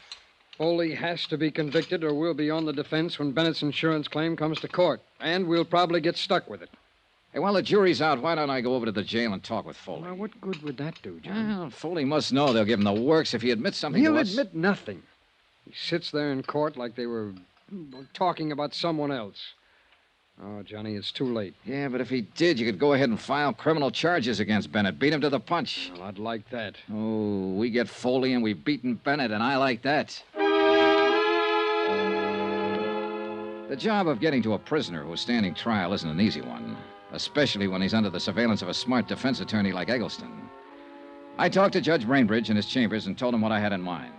I broke down the case against Foley as the insurance company saw it, and the possible case against Arnold Bennet if Foley was found guilty. Judge Brainbridge arranged for me to see Foley. He was sitting on his cot. Eggleston was standing nearby. Hello, Dollar. Hello, Eggleston. Hi, what do you want? Well, I thought we ought to talk about this thing while there's still time. If it's okay with you, Mr. Eggleston. It's okay with me, Dollar. I'll be right here. Still time for what? To get you part of a break, Foley? Oh, that's a real good one, that is. You sit on a witness chair all morning, you tell them what a bad boy I am, then you walk in here and tell them you want to give me a break. I do. Go away. Now, wait a minute, George. It won't hurt to listen to him. Oh, you're a great one, you. I'm the guy who's sitting in this cell. Both of you can walk out of here and have a good steak for dinner tonight. All right, George. Listen to him. This isn't a courtroom. When you were first hauled in, Foley, you could have made a statement telling us Bennet hired you to fire that building, waived a jury trial, and thrown yourself on the mercy of the court. But you didn't do that. You made everybody work hard to give it to you. And that's exactly what they're going to do. That jury will come out pretty soon and throw the book at you. Hey, is that true? I'm not so sure of that, Dollar. Tell us precisely why you're here. You both know my company's after Arnold Bennet. He's filed claim against us for not paying off his fire policy. Foley, we know he hired you to fire that building. Yeah? And if you're smart, you'll send for the guard and make a request for the court to come back in session before the jury returns.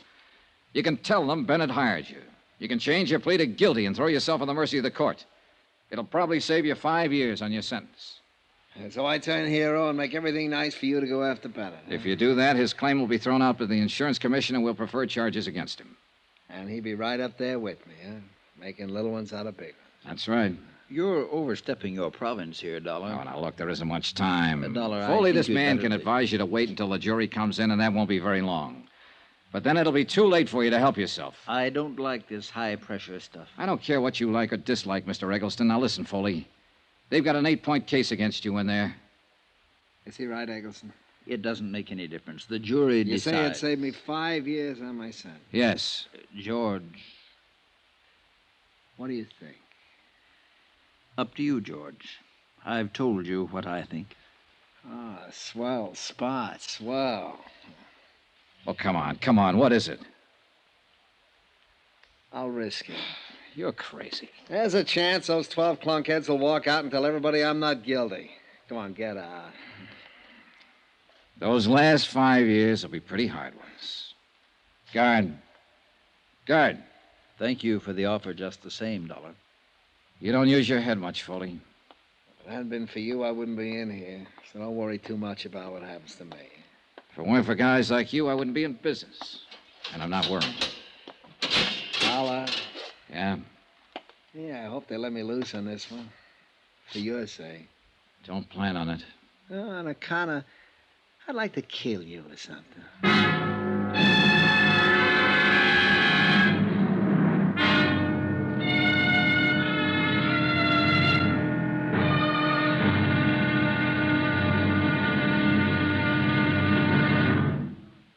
Now, here's our star to tell you about the final intriguing episode of this week's story. Tomorrow, a verdict in and out of a courtroom.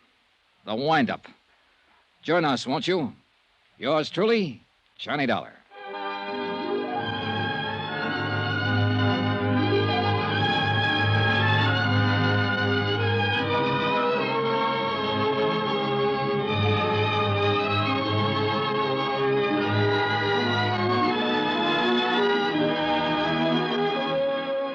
Yours truly, Johnny Dollar, starring Bob Bailey, is transcribed in Hollywood. Written by John Dawson, it is produced and directed by Jack Johnstone. Be sure to join us tomorrow night, same time and station, for the next exciting episode of Yours truly, Johnny Dollar.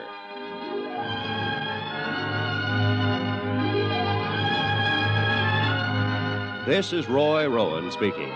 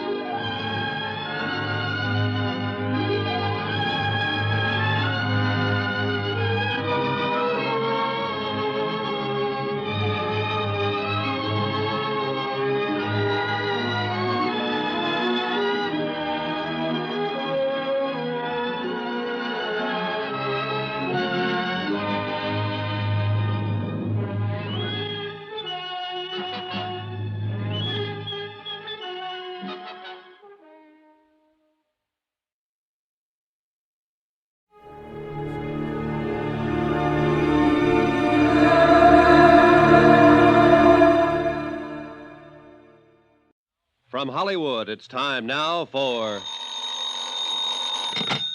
Johnny Dollar. Hi, Johnny. Andy, I saw George Foley. I wasn't able to make him change his plea. Well, it was a good try, Johnny. Jury's still out? Yeah, that means they're arguing all the technical evidence. I was just thinking. No one really believes we'll get Arnold Bennett. What do you think? I think we will. I know we will. Well, if we can get Foley, we can get Bennett. Hey, wait a minute. Hey, the jury foreman just sent for the bailiff. I'll be right there.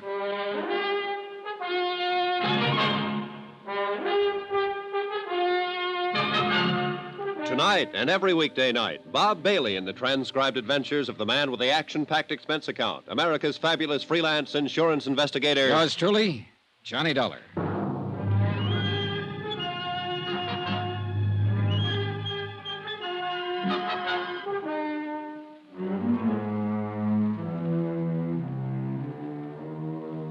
Expense account submitted by Special Investigator Johnny Dollar to the 4 State Fire Insurance Corporation, 4065 Spear Boulevard, Hartford, Connecticut. The following is an accounting of expenditures during my investigation of the Bennet arson fraud. Expense account item 11, 10 cents, 1 phone call to the hospital. The report on Arnold Bennett substantiated the newspaper story that he was recovering from the gunshot wound inflicted by his niece. Well, one thing, Johnny, he'll be alive for us if we can go after him. Oh, I wish it'd work with Foley. I think I could have made it work if that lawyer Eggleston hadn't been there. Well, it's after 4. You know, if that jury doesn't come in with a verdict pretty soon, they'll have to adjourn for the night. Yeah. Want to smoke? Yeah, thanks, Johnny. I would like one. Here you go. Thanks. Hey, they're coming back in. Oh, yeah. Come on. All right, stuffy in this courtroom. Yeah. Excuse me. Court is now in session. Be seated. Has the jury reached a verdict in the case of the state versus George Foley? We have, sir. Will you please read the verdict in this court? We, the jury, find the defendant, George Foley, guilty as charged. That does it. Dollar! Dollar! See me, Dollar? Come see me. I got some things to tell you now.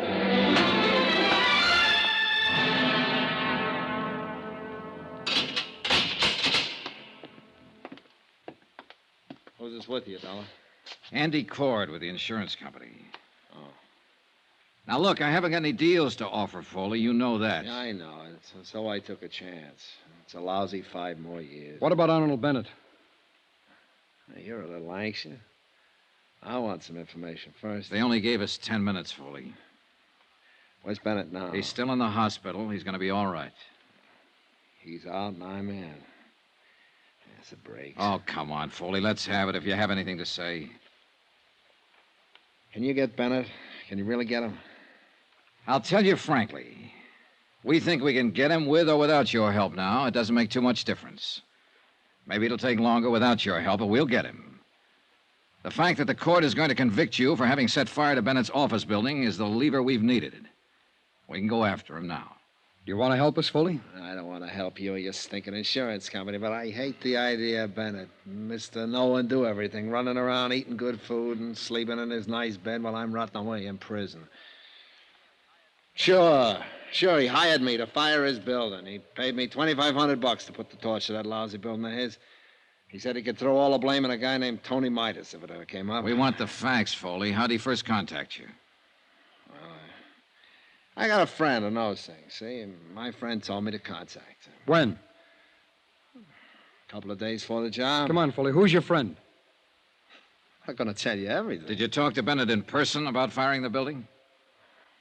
I talked to him on the phone after my friend told me about him. Bennett said he wanted the place to go down because he's having money trouble, taxes and all, and he offered me $1,000 for the job. Now, wait a minute, Foley. You just said you got $2,500. I did. I hung up on him when he offered me $1,000. I called him back later on and told him I wanted $4,000. Well, we argued about it and then finally hit on the $2,500. Did you meet him then? Sure. No, I never met him. I saw him once, and I walked by the building to look it over, but I never met him. Bennett's niece said she saw you two together, Foley, a sworn statement. Yeah, she's a liar. How about the money? How'd he pay it to you? He left it for me in the check stand at the bus terminal over on 4th Street. I told him how to do that and when to leave it. Now, let me get this straight, Foley. You made the deal to fire the building over the phone. And you went ahead and looked at the job. You never talked to Bennett in person? That's right. And you made arrangements for him to pay you $2,500 by leaving it in the check stand at the bus terminal? Yeah. When did you make these arrangements? The day before the job. How'd you work it? I just told you. I mean the money. Oh, half of it the first time, and after the job was over, he left the other half for me. And you got it all? Sure, in cash. Why were you trying to see him in the hospital after he was shot? To try and shake him down for another 5? Oh, brother. Come on, let's start over. Well, what do you mean? Oh, you're trying to sell us a bill of goods here. For what reason, I don't know, but I know this. You had to meet Bennett. You had to see him, Foley. You had to talk it over with him personally. I just told you I picked up the money in the bus terminal. I don't believe that. Bennett wouldn't have left the money for you to pick up. You could have just gone away with it. And after the building was burned, if it had been that way, Bennett didn't have to pay you the balance. Now, when did you see him? It's pretty important to know when and where and how many times you and Bennett got together. Thought you said you could get him whether I told you anything or not. We can, brother. Don't ever doubt that. But if you tell us some facts, we can get him faster. All right, now. Where did you first meet him? Was it in a restaurant? Someplace with people around? No. I met him in his car. He was parked on Market Street near 5th. That's the way we arranged to meet each other over the phones. Did anybody see you meet him? People on the street, I guess. When did this meeting happen? Night I torched this building? He paid you then? Yeah. The whole $2,500? Yeah, all of it. What'd you do with the money? Never mind. Do you still have it? Never mind. Oh, this is a waste of time. You aren't telling us anything. Well, why should I? Well, why'd you call us here if you didn't have anything to say? Well, I'm saying something. You guys aren't listening.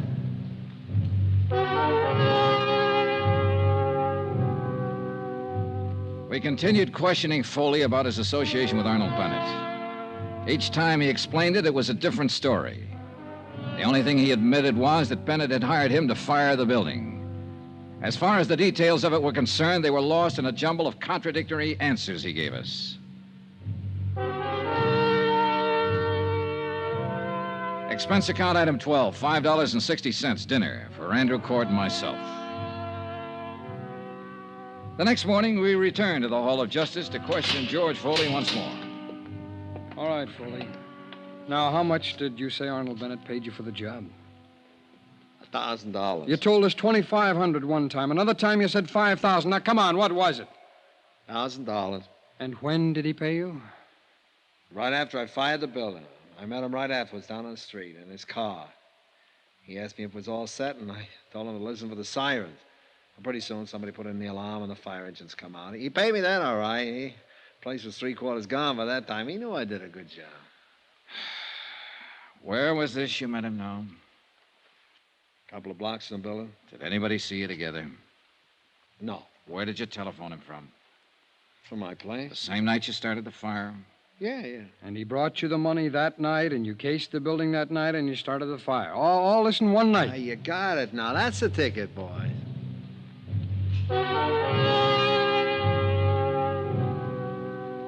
It became increasingly evident that Foley was attempting to convince us that he was mentally deranged. In spite of the fact that he'd already been tried and found guilty and was slated to appear at 10:30 the following morning for sentencing. It's an old trick, and with arsonists, where sanity is questioned from the beginning, a good one. However, Foley had been examined by 3 psychiatrists appointed by the court. I waited in the jail cell with Foley while Andy Cord went out to get copies of their findings. When he returned, we showed them to Foley. Okay, good. Here you are, John. Well, what are you showing me these things for? To let you know there's no way to get out of it now, Foley. These are from psychiatrists. All of them had a good look at you. You're sane. You're all right. You remember when they looked at you? No. All right, look at the dates on the paper. You can read, can't you? Sure. January 15th, January 16th, January 21st. Witnesses were around for all the examinations. Well? Well? Are you through playing games now? Okay, Dolly, you guys win. Come on, give us the story. I met Arnold Bennett at the Hopkins bar about a month before the fire. I made sure I'd meet him there. Now, what do you mean, Foley? Well, I've been setting fires for a living for a long time now. I always have a list of people like Bennett who could use a fire. They get around. I knew he was in trouble 4 or 5 years ago with the income tax people. They sent a guy to prison for cover-up. Tony Midas. Yes, Tony Midas. I figured he'd be needing another one pretty soon, so we had a drink. I brought it up. Who paid for the drinks? He did. Who saw you together? The bartender. His name is Alfred. There was a maitre d' there, a couple of people at the tables. I put the proposition up to him. How'd he like to have his building burnt down and collect his $500,000 and get himself out of trouble? Well, he said he'd like that fine. I told him it cost him $5,000 in advance. He said he couldn't raise that much, but he did manage to get $3,500 together. I took it, and I did the job. What'd you do with the money? I still got it. Where? It's not going to do me any good now. I buried it in a gallon can in a vacant lot over by the tower. I could show you where. Okay. We'll get you to do that. Swell, I'll be glad to. Hey. What? I can send Bennet up the same way you're sending me up. Huh? I can testify against him at his trial.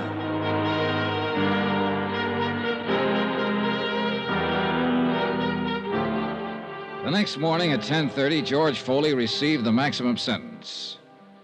2 hours later, charges were filed against Arnold Bennett, naming him for conspiracy, arson, attempted defraud, and collusion.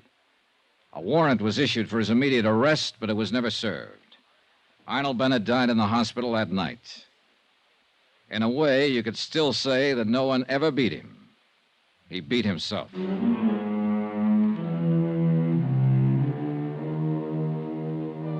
Expense account item 13, $87.50, hotel and board in San Francisco.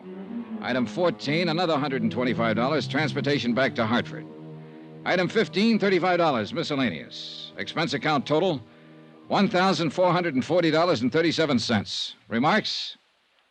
Nothing. Yours truly, Johnny Dollar.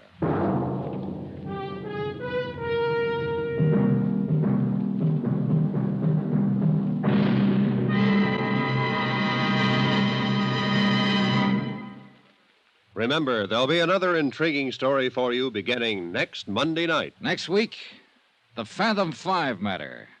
Death on the high seas. Join us, won't you?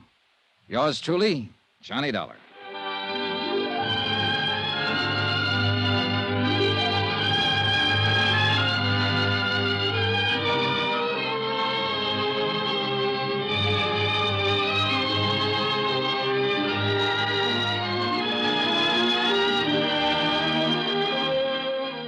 Yours truly, Johnny Dollar, starring Bob Bailey, is transcribed in Hollywood.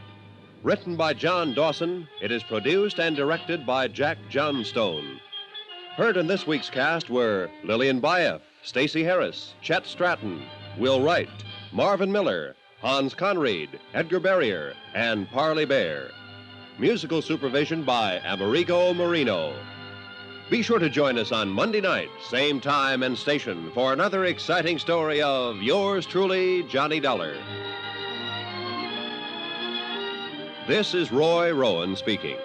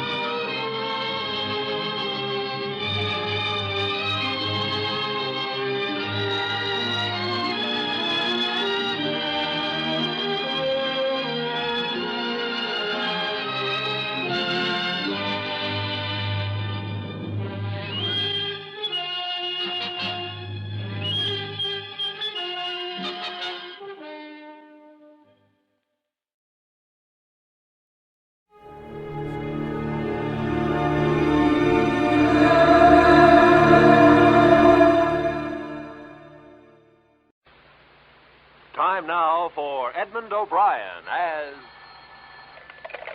Johnny Dollar. Why in the world are you down here, Dollar? Your train leaves in 45 minutes. Well, I'm taking a quick refresher course in ancient history. You're sending me out to find a missing archaeologist, aren't you? Well, I want to be able to talk his language in case I find him alive.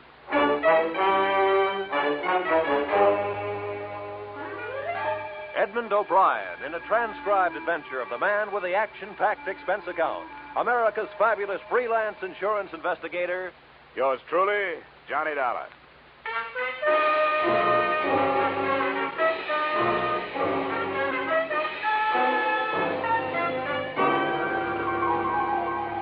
Expense account submitted by Special Investigator Johnny Dollar to Great Corinthian Life and Liability Company, Hartford, Connecticut. The following is an accounting of my expenditures during my investigation of the disappearance of Bruce Lambert, the archaeologist who never should have left his tomb. Expense account item 1, $7.50, railway and taxi fare from my Hartford apartment to room 317, Brighton Arms, New York City, a hotel whose front rooms had a depressing view of an 81st Street mortuary.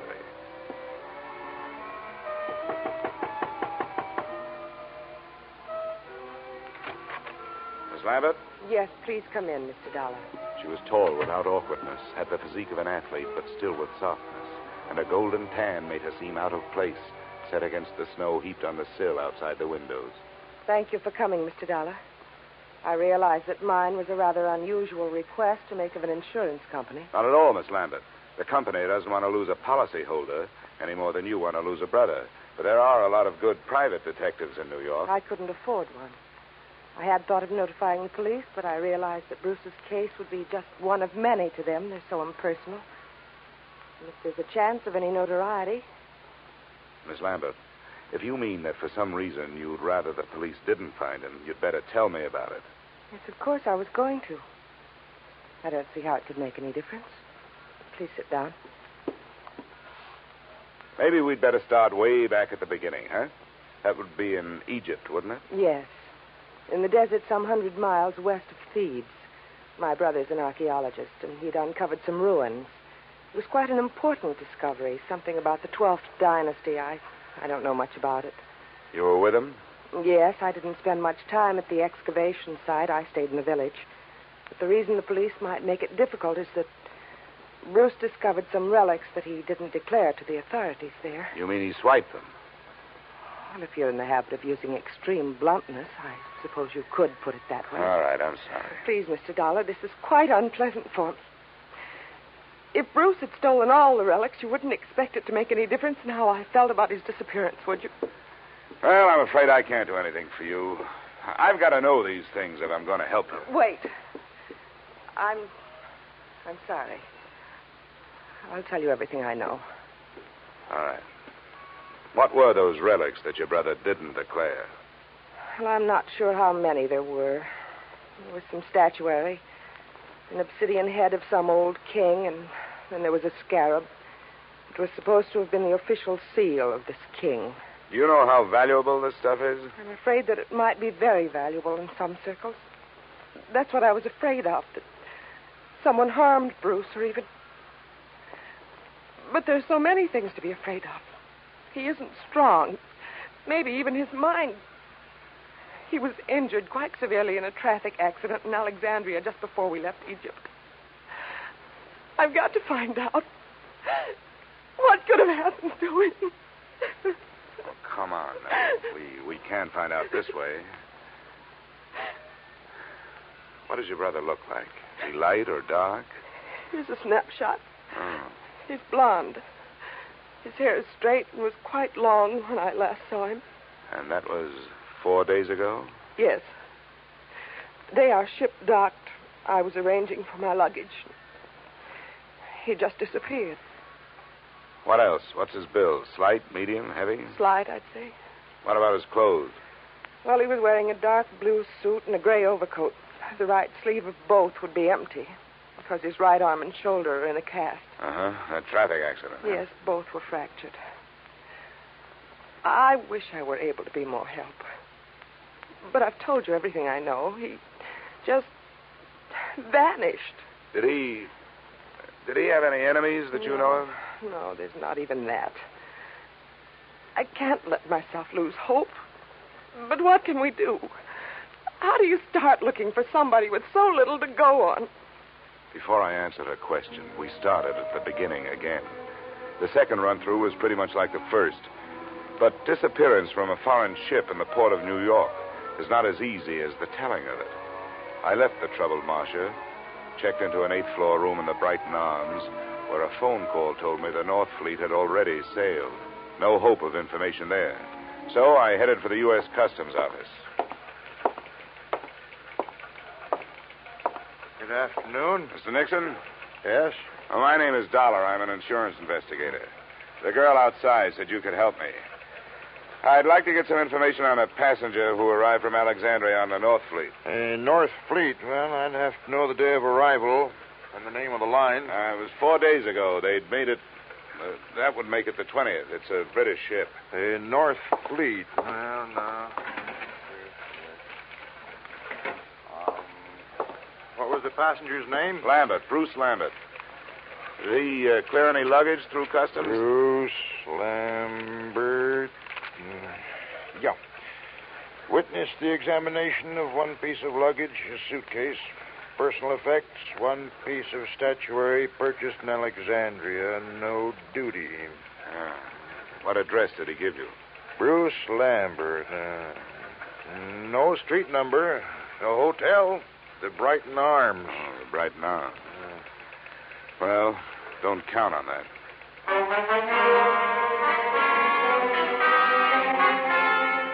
Expense account item 2, $30, which, with my ID card, helped impress the cab drivers who worked the entrance to the pier where the North Fleet had docked.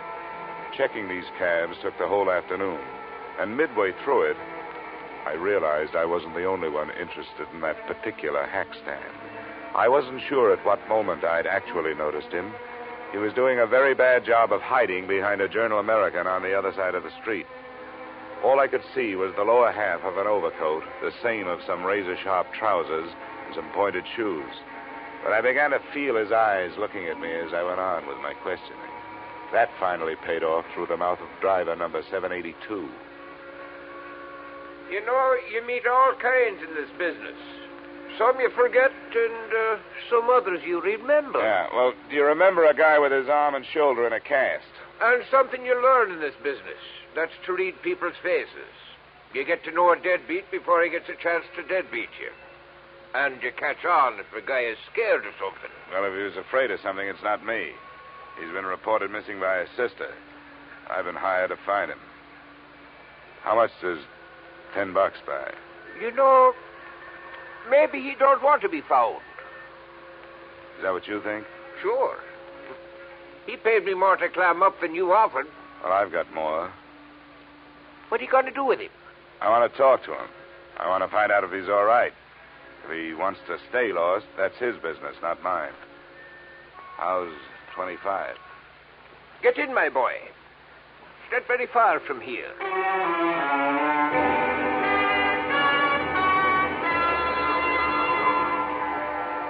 Our destination turned out to be an old red brick hotel near 39th Street between 10th and 11th Avenue. And it occurred to me that as an archaeologist, Lambert was running true to form. He'd even used some ruins to hold up in. One $5 bill brought the information from the room clerk that Lambert was out of his room, and another brought a pass key that let me in.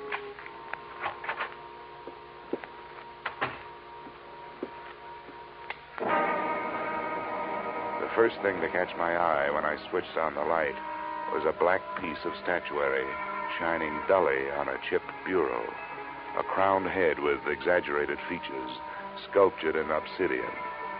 I posed myself this riddle.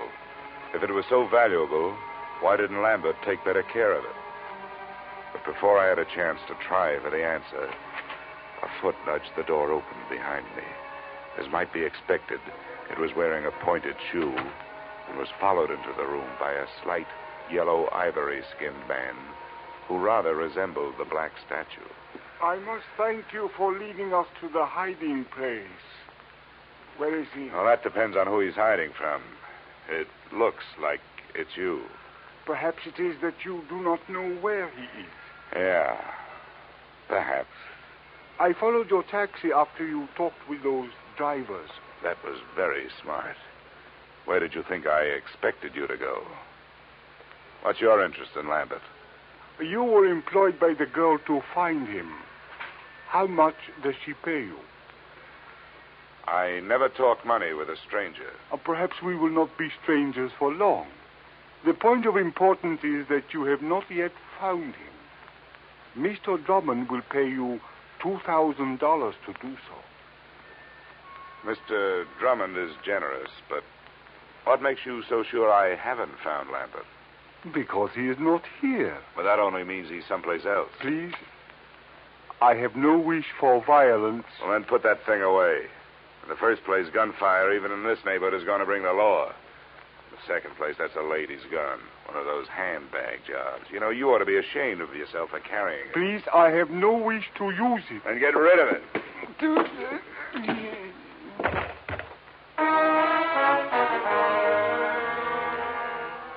I hate little men who try to play bully.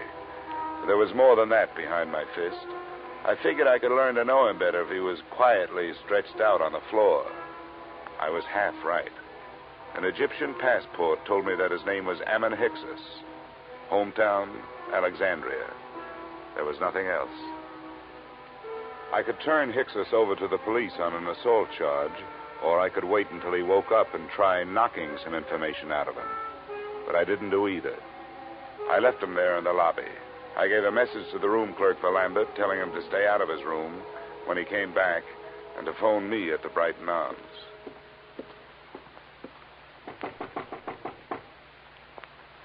Who is it? Dollar. Oh, just a second. Is there any news? Did you learn anything, Mr. Dollar? Yeah, I made some progress. I met Ammon Hixus. You told me your brother didn't have any enemies. That little Egyptian is out looking for him with a gun. Why'd you lie to me? I have no right to ask you to believe me now. That's so true. But I wish you would. Please come here and sit down. No, thanks. You sit there and I'll stand here. I think I'll be less inclined to believe you from here. That's not fair. I know. I wasn't fair with you either. I want to be. But there are some things I just can't tell you. Why not? Well, I can't tell you that either. No, nuts. Women like you make everything tougher than it should be. You demand all, but you give nothing. You ask to be trusted, and you won't trust. You make yourselves look soft when you're as hard as steel. You've got warmth, but you only turn it on when you get something out of it. You're wrong. I was trying to help him. Or us.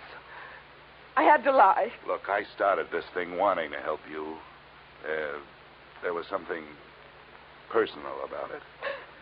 But you wanted me to do things your way and not mine. Well, we just stopped doing that. Please, leave me alone. Just go away. Go back to Hartford and forget you were ever here. I wish I could. But I'm working for an insurance company looking for a missing policyholder. Well, I'll be up in my room if you decide to help me find it.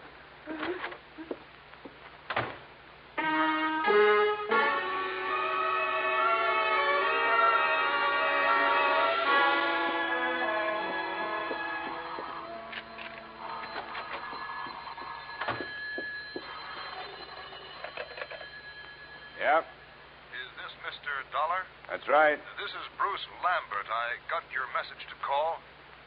Where are you now? Not so fast. There were 2 attempts on my life while I was on my way here from Alexandria. I'm not anxious to tell anybody where I am. How did you get into this? Marcia called your insurance company when you took the run out. They hired me. Good for Marcia. Is she all right? Well, that depends on your point of view. I suppose she's being the helpful sister to you, but for me, she's done nothing but act mysterious. I don't get it. She won't tell the truth about you. I hope you do better. She told you she was my sister? Well, sure she did. Why shouldn't she? Well, I can't see why she'd do that. She isn't your sister? No, I don't understand it. She's my fiancée. I don't understand it at all. Where is she? I better talk to her. That's a good idea. Room 317, Brighton Arms. I'll be there with her, waiting for you.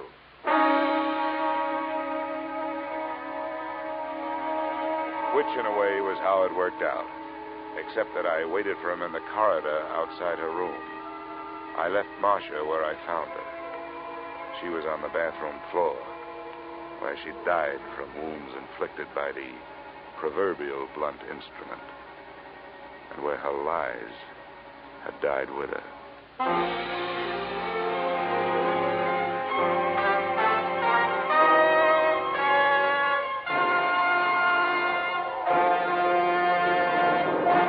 In just a moment, we will return to the second act of yours truly, Johnny Dollar. But first...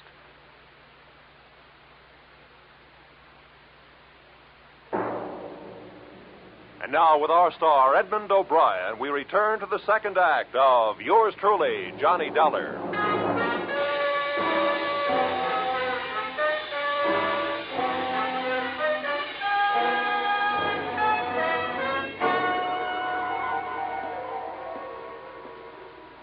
Bruce Lambert? Yes? It's all right, I'm Dollar. Didn't take you long to get here. Where'd you phone from? Just around the corner, a bar. Why do you ask? Where's Marcia? Marcia's dead. I don't believe you. I want to go in there. She isn't dead. Let me in there. Come on, use your head, will you? There's nothing. Oh, your arm. I'm sorry.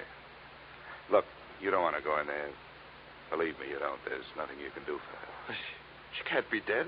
She can't be. Come on. Where? Why? I want you to come up to my room with me. You've got to do 2 things. First, give me every reason you can think of why this should have happened. And then, before the police get here, you'd better start rehearsing a story of your own.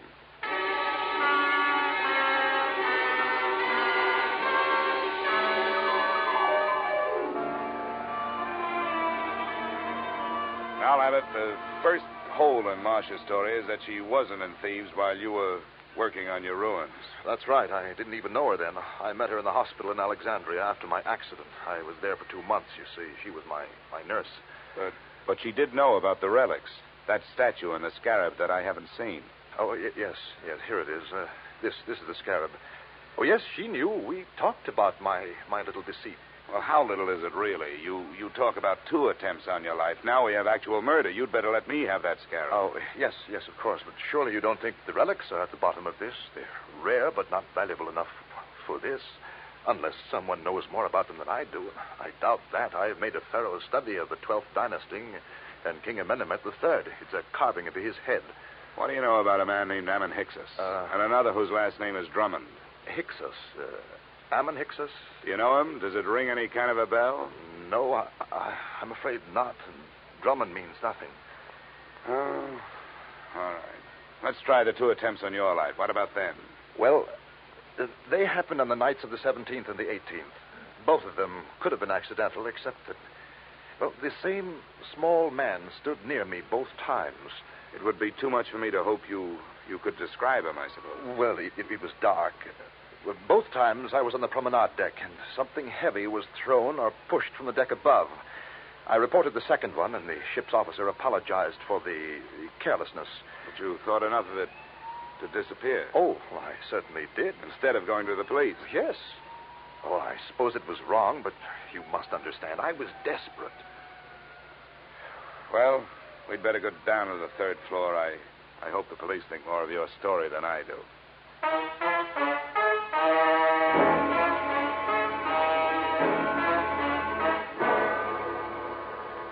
In 20 minutes, room 317 really looked like a murder scene.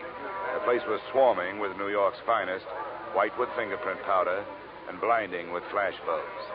The lieutenant to whom I made my statement looked as if he thought I was as crazy as I thought everybody else in the mess was. But then he changed his mind. Dollar? Hey, where is that insurance stick? Here I am. Him in the bathroom. Oh, there you are, Dollar. Yeah, find a suicide note or something? What'd you say that name was? Ammon, Hyksos. Yeah. Well, I guess there aren't too many ways to spell that one, so this must be it. Pillbox. Let me see that. Prescription from Alexandria. Dr. Ammon Hyksos. We'll put a tracer on that phone number you took off him first thing in the morning. Yeah. Hey, you going to take Lambert in for questioning? I guess we'd better. Routine. He's clear as far as I can see. Well, do something for me, will you? Have your doctors run a test of that plaster cast of his. And call me in my room, huh? A test for what? Well, just look it over. It would make a handy blunt instrument, if nothing else.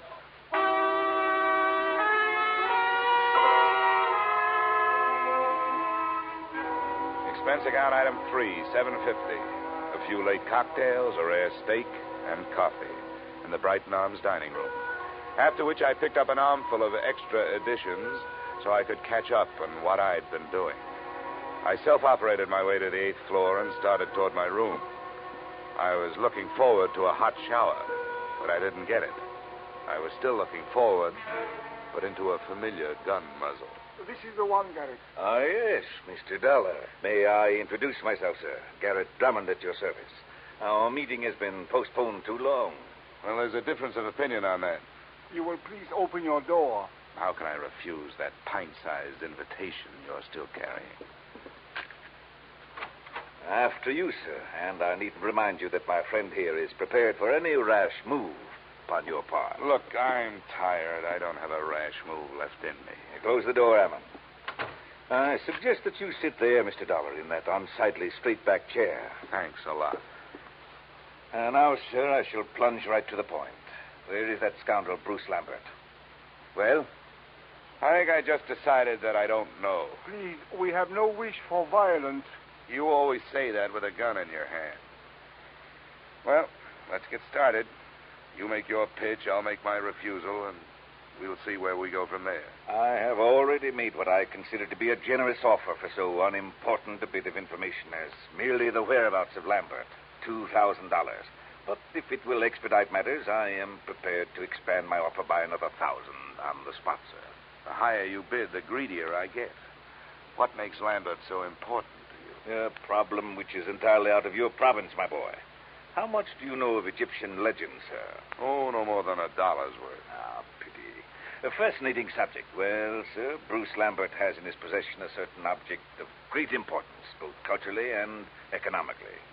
Certain landowners in Egypt hold it in such high esteem, sir, that as a reward for its return to them, they would throw open to exploitation untapped oil fields, the richness of which would shake the very foundations of world economy. Are they shaky enough as it is? My boy, think what it would mean to a civilization fast approaching the depletion of its petroleum sources. New horizons, sir, a brave new world. Lambert owes to us all relinquishment of this object so that it may serve humanity. You're right. And it may be easier than you think. Splendid, sir. Where is he? Which relic is it? The black statue your playmate could have picked up for free? It is King Amenemhet Scarab that I would discuss with Lambert. I demand to know where he is. Why waste time on him? I've got the scarab. I find that most difficult to believe, Mr. Dollar. Well, I'll show it. No. Keep your hands away from your pockets. Ammon will save you the trouble. Ammon. Please remain still, Mr. Dollar. My wish is for peacefulness. Sure. Right coat pocket. He speaks truly, Garrett. Here it is. What's the matter, Garrett? You don't have that brave new world look anymore. I should be the first to admit, sir, that the lie has been put to the tale I created upon this useless gewgaw. But, Mr. Dollar, now that we are forced to fall back upon the truth, I remind you that it sometimes hurts. Your position has nothing... The desk knows I'm up here. Answered, Mr. Dollar. But be cautious. Unfortunately, I do not share Ammon's aversion to violence. Yeah? Dollar? That's right. This is Lieutenant Black. Say, was that a hunch you had about that cast of Lambert's? Why do you ask? Well, if it was a good one. The doctors won't let us take it off, but we cut into it. It was put on in 3 layers. The middle one was wrapped in narcotics. Yeah? Don't be so modest, Dollar. There must be $300,000 worth. No, sometimes it's a whole month before we get that much. Looks like the work of your friend, Dr. Ammon Hickses. Yeah. Oh, wake up, Dollar. I want to check Lambert's statement with yours. I'll have you there in 10 minutes. Goodbye. Okay. I commend you, sir, upon your show of intelligence. Who was it? The police. They're looking for Lambert. Oh, and what did they give as their reason? Narcotics. The story of a man bound for America who cracked up in a car, and while he was unconscious and being patched, said narcotics were put in his cast by a Dr. Ammon Hickses, probably assisted by a nurse named Marcia. But there is no proof. Ammon, we'll waste no time on evasion. Yes, we used the boy. A courageous scheme, but for that silly goose of a girl. She was the true conspirator and the traitor as well. She happened to fall in love with the guy. The romantic Atlantic crossing. An empty proposal of marriage suddenly becomes more important than actual coin of the realm. But enough of that. The police are looking for him, and odds teeth, so am I. Where is he? I don't know. Ammon, call his hotel in 39th Street. No, wait, my friend. The police must be watching that. Are they, Mr. Dollar? Well, that's where his personal things are. If I were the police, I'd be watching. Yes, we seem to find ourselves in such a position that we must at least pretend to see eye to eye, sir. Very well. We shall wait here. The chips are down, so to speak. Ammon. Yes, Garrett. Take the pistol. Into the bathroom with you. With the door slightly ajar, you shall have a splendid command of the arena, as it were. Yes, Garrett. And remember, the stakes are high. Yes, Garrett, I will remember. And now, Mr. Dollar, it would seem that little remains but the waiting.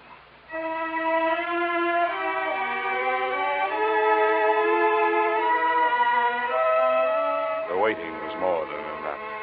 Drummond settled himself on the bed, facing the door, his pudgy hands folded over his bulging waist. I was still in the desk chair, facing him. As usual, the police were late. 20 minutes passed before we heard the knock on the door.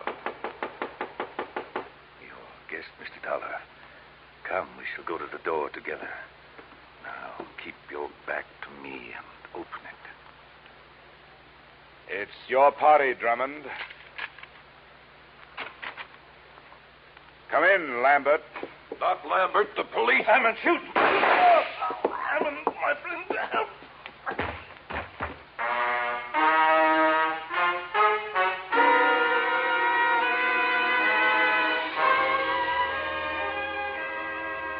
Drummond's wound wasn't half as excruciating as his call for help. The doctors report that his shoulder will be in a cast, that as soon as the state of New York can gather a jury, he will stand trial on the charge of first-degree murder. The body of Ammon Hickses was taken to the morgue. As an insurance company, you are probably less interested in that than in the fate of your policyholder, Bruce Lambert. That's explained in expense account item 4, $280 hospital bill paid in advance. In view of the possibility that there may be others interested in that $300,000 cache of narcotics he has to carry around with him until his arm is okay, I thought it would be safer to keep him under wraps. Oh, by the way, while he was lying there helpless, I sold him a policy for you covering the scarab and that carved head. Expense account total, $456.90. Yours truly, Johnny Dollar.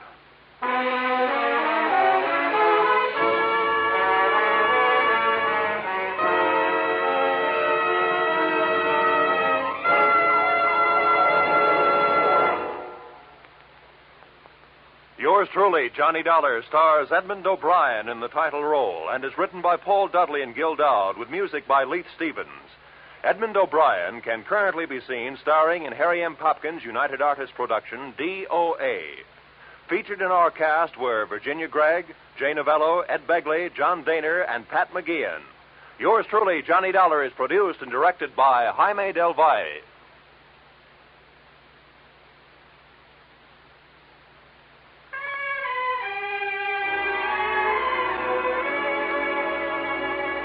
Join us again next week when Edmund O'Brien returns in another adventure of Yours truly, Johnny Dollar.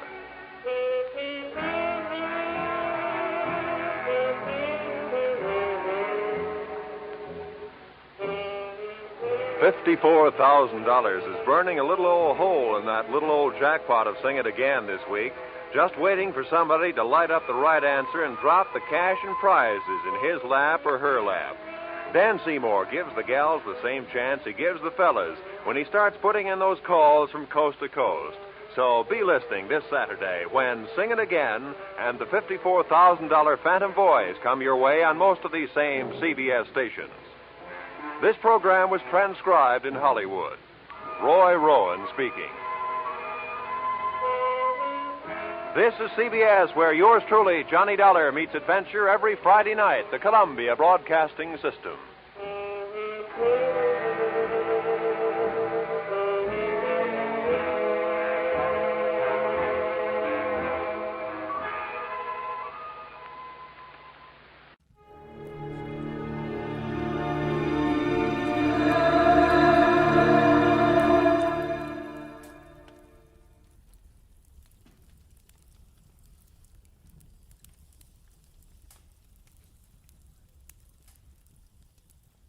Most Saturdays at this time, we spend an exciting half hour of adventure and action with America's public hero #1, Hopalong Cassidy. Well, even two-fisted cowboys take summer vacations when they can, and Hoppy is no exception. But Hopalong and Topper will be back with us riding the CBS air trails again 3 weeks from tonight, September 22nd. Get this and get it straight. Crime is a sucker's road, and those who travel it wind up in the gut of the prison of the grave. There's no other end. But they never learn. From the pen of Raymond Chandler, outstanding author of crime fiction, comes his most famous character in The Adventures of Philip Marlowe.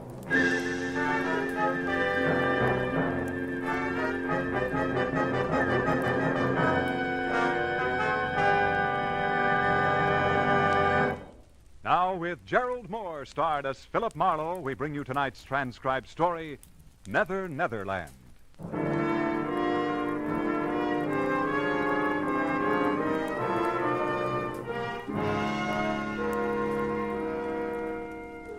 There are times when life makes no sense at all.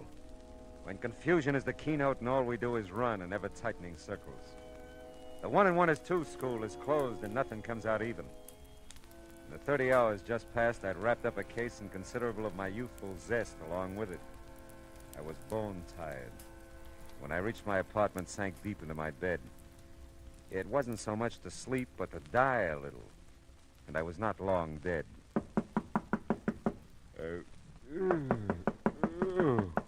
Oh, okay. Where are those slippers? Okay.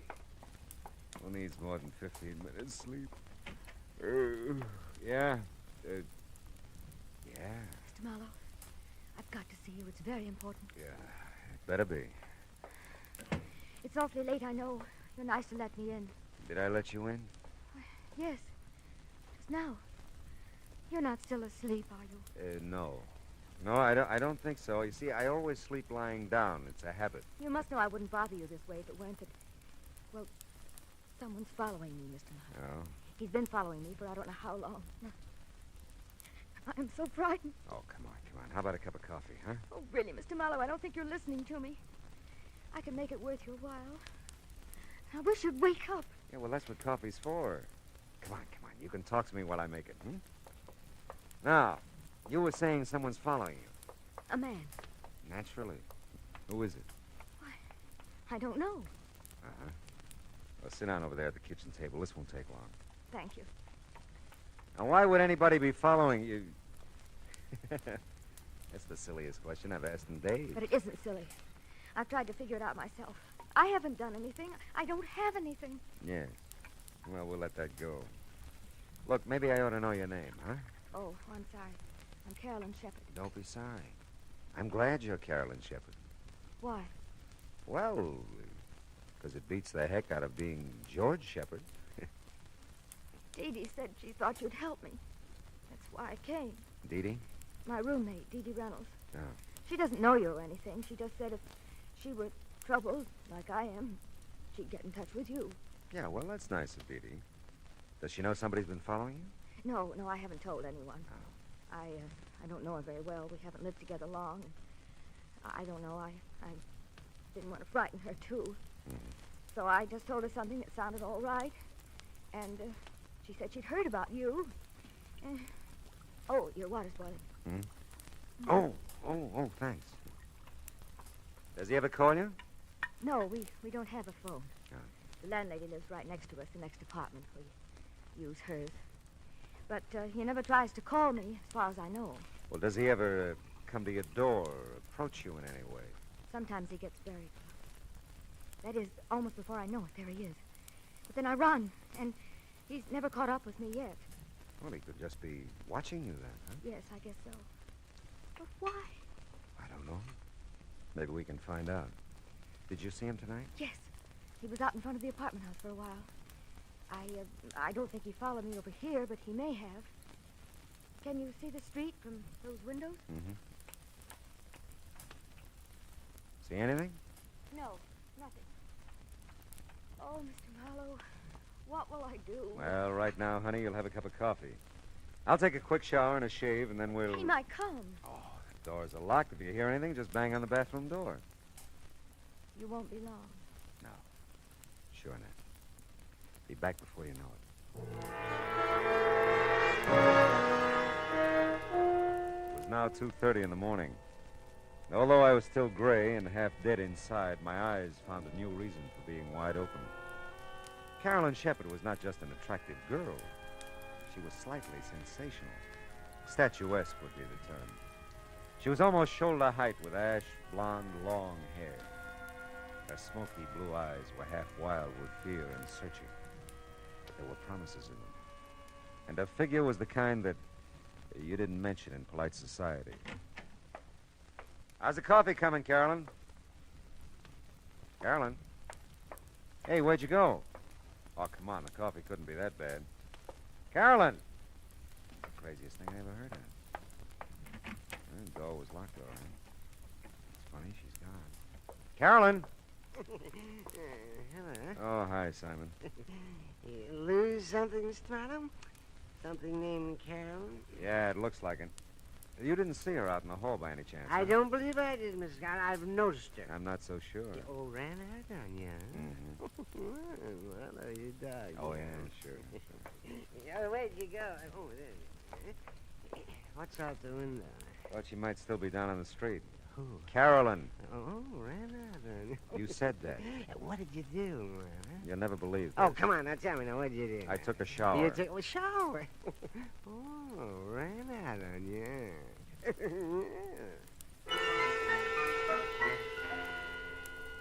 Simon was listening badly, but enjoying a good laugh when I left him. Back inside the apartment, I reached for a cigarette and a few conclusions. Her name was Carolyn Shepard. Someone was following her. She'd been here, and she was gone. That's all I knew. I looked at the clock, 2:45. I remember the coffee I'd made, started to the kitchen to get a cup when my foot and eye caught something at the same time. It was a billfold. The driver's license said Carolyn Shepard, and it gave a Yucca address, apartment 3. Physical description didn't do her justice. But it heightened my memory, and I was there in no time.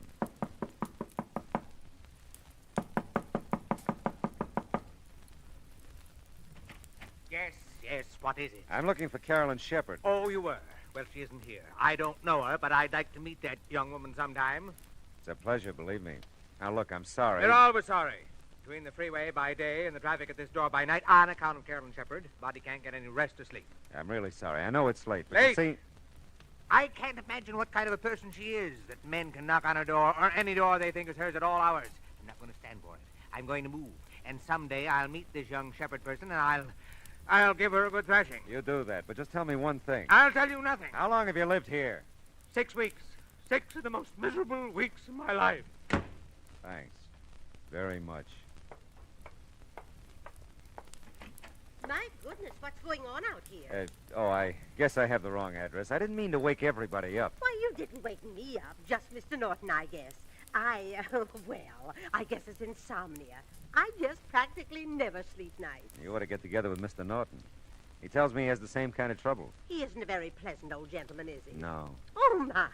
I guess I should introduce myself. I'm Hester Hutchison. I'm the manager of the building. Oh, well, maybe you can help me then. I'm trying to locate Carolyn Shepard. This is the only address I've got for her. Oh, I'm sorry. You're sorry? Carolyn did live here, but she moved about 6 weeks ago. And for some reason or other, I never understood really, she didn't want to leave any forwarding address. I see. Well, thanks, Miss Hutchison. Oh, not at all, not at all. I hope I didn't disturb you, Oh, really. my goodness, no. As I said, I'm sort of given to this insomnia or whatever it is. Well, as a matter of fact, I just baked a coffee cake. Sounds silly, I know. But I get some of my best ideas at night. And tonight it was coffee cake. Coffee cake, huh?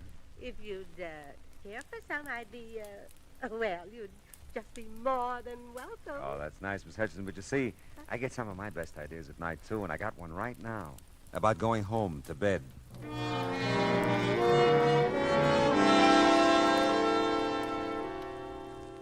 I could sleep. I knew I could. I could have been sleeping at least an hour if Carolyn Shepard hadn't decided to come into my life and go out again. Well, I didn't know where else to look for her, so I decided to give my little trundle bed another whirl. I'd gotten about 10 out of the usual 40 winks.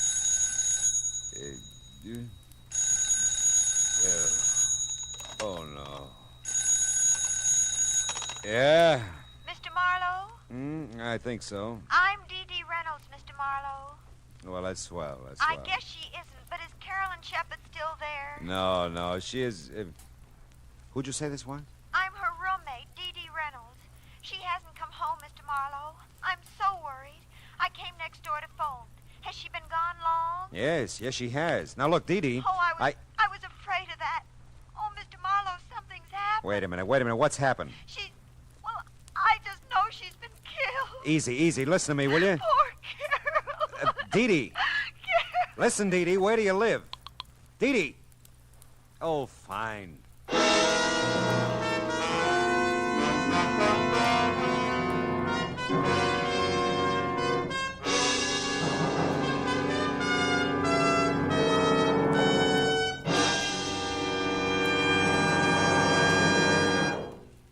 In just a moment, we'll return to the second act of Philip Marlowe.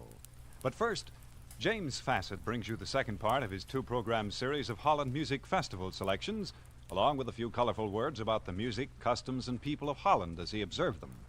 That's on your Invitation to Music tomorrow afternoon on most of these same CBS radio stations.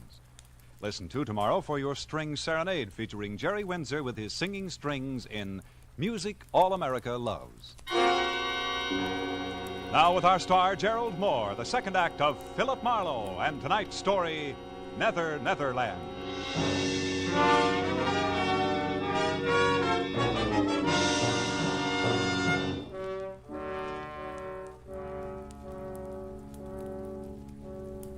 I was wide awake again and furious. Because somewhere in Los Angeles there was another telephone recently put on its cradle. I didn't know where it was or how to make it ring. Somewhere in Los Angeles, too, were a couple of near-hysterical females, neither of whom had any regard for my sleeping habits. Dee Dee had jumped to a conclusion about Carolyn that I wasn't buying, probably because I didn't want to. Well, it was beginning to turn gray outside, and the jarring thump of the paper grazing my door told me a new dawn was with us. Oh, yeah.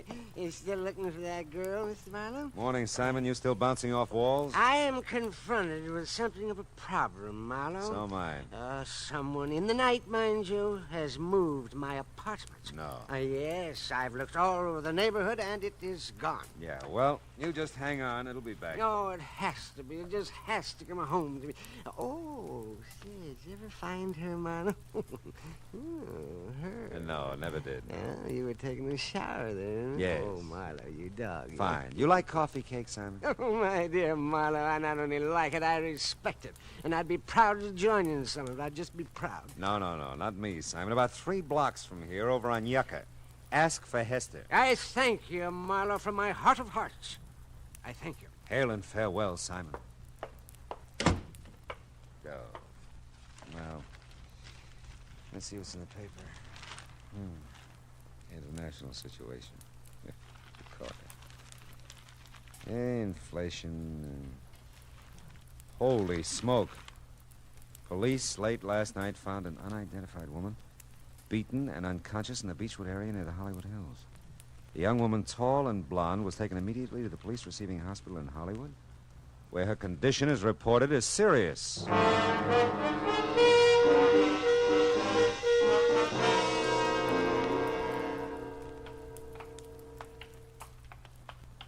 She fits the description of that Shepherd girl's driver's license all right, Mr. Marlowe. She's pretty banged up, though. Might be tough to identify her. Yeah, what time did they find her? About 3 o'clock this morning, I think. We were figuring robbery, since her wallet and most of the stuff in her purse is missing. Oh, here we are. Oh. Yeah, she's still out. Pretty doped up, I guess, huh? Yeah. She the one? No, she isn't. You sure? Yeah, hair is too blonde. Well, maybe she's had a quick dye job since you saw her last, huh? Very funny. Well, we'd like to wrap this thing up, you know. If you could identify her, we'd be part out of the woods. I'd like to help you out, but she's not Carolyn Shepherd. How about it? Will she live? This one? This one. No, hasn't got a chance. You get that way, I guess, watching the inhuman parade of human stretcher cases into a police hospital. I wouldn't have his job.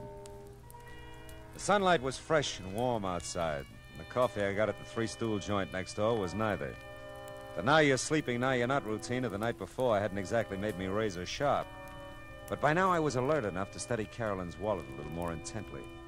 There was $12 in it, and stashed in with the bills a book of check stubs on a Hollywood bank. Don't let anyone tell you that banks don't open till 10 o'clock. If you make like breaking down a glass door, they'll let you in. And if you cause them that much trouble, they'll give you the address you ask for and send you on your way in a hurry. I felt better about this address for Carolyn. Dee Dee Reynolds was listed on the card in the mailbox, too. Yes?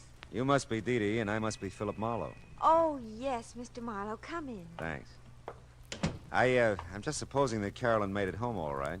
You seem to have a better grip on things than you did a few hours ago. Oh, I have. I don't usually go to pieces that way, but I was terrified, really terrified. She came home shortly after I called you. Sleeping now? No. As a matter of fact, she just stepped next door to use Mrs. Landsberg's phone. She'll be right back, I know.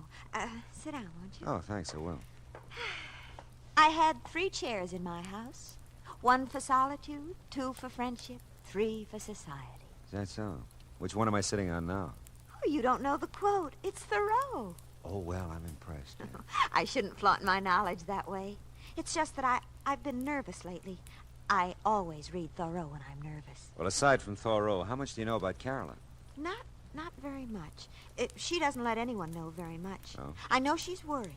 She watches at the window, and she jumps when there's a knock at the door. She acts like someone's after her all the time. I told her to see you. That's nice. Society is commonly too cheap. We meet at very short intervals, not having had time to acquire any new value for each other. You quote a good deal, don't you? Thoreau reaches me. How about Frank Laszlo? Frank Laszlo? Yeah. No, I don't think so. Is he a well-known writer? I wouldn't know. I thought Carolyn might have mentioned him. No, not that I know of. Of course, we keep pretty much to ourselves. Mm-hmm. Which one of you smokes cigars? What? In the ashtray on that table there. Why, for heaven's sakes. I never even noticed it. That's odd. Of course, I was gone early last evening.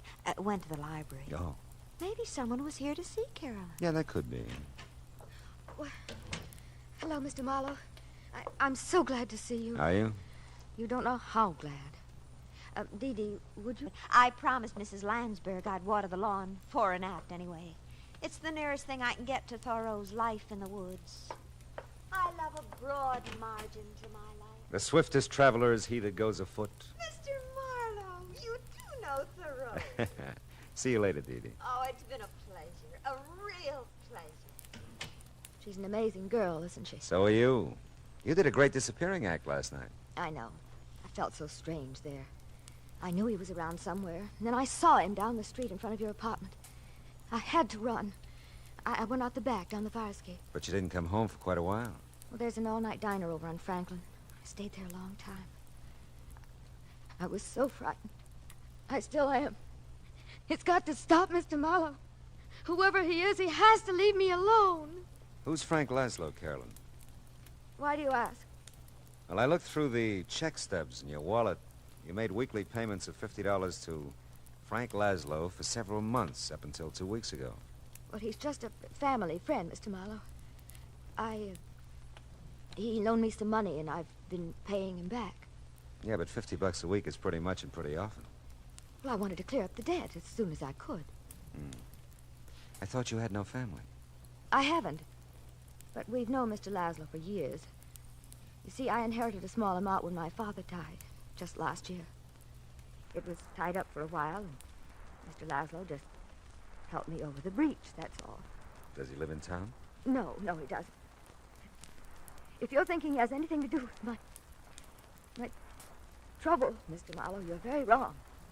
I wouldn't want him to know about it at all. You know, Carolyn, you never described this guy who's been following you. You know, I wouldn't even know what kind of a fellow to look for. Well, he's short for a man, not quite as tall as I am. And he's as I am. And he's muscular looking. I think he's dark, too, although he usually wears a hat and a gray suit. Does he smoke cigars? I've never noticed that he does, no. You don't work anywhere, do you? How can I hold a job in the state I'm in?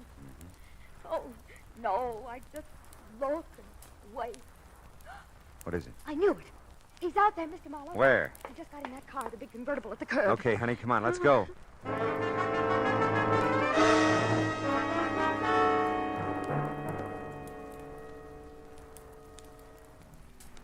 He must know we're following him, the way he's driving. Yeah, he can lose us with that job, too. Those babies can really take off. Look, he's moving over into the right lane. Probably going to turn. Well, we're going with him. Hang on, honey. We can't lose him. We can't. We won't. He's pulling into that parking lot.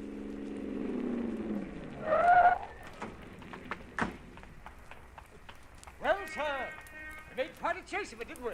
Yeah, we did. Get out of that car. I was just about to... You know, you really shouldn't try to keep up with a car like mine. I was just toying with you that time. Now, if you want to make a real race of it... Now, wait a minute. How tall are you? Oh, I'm quite tall, really.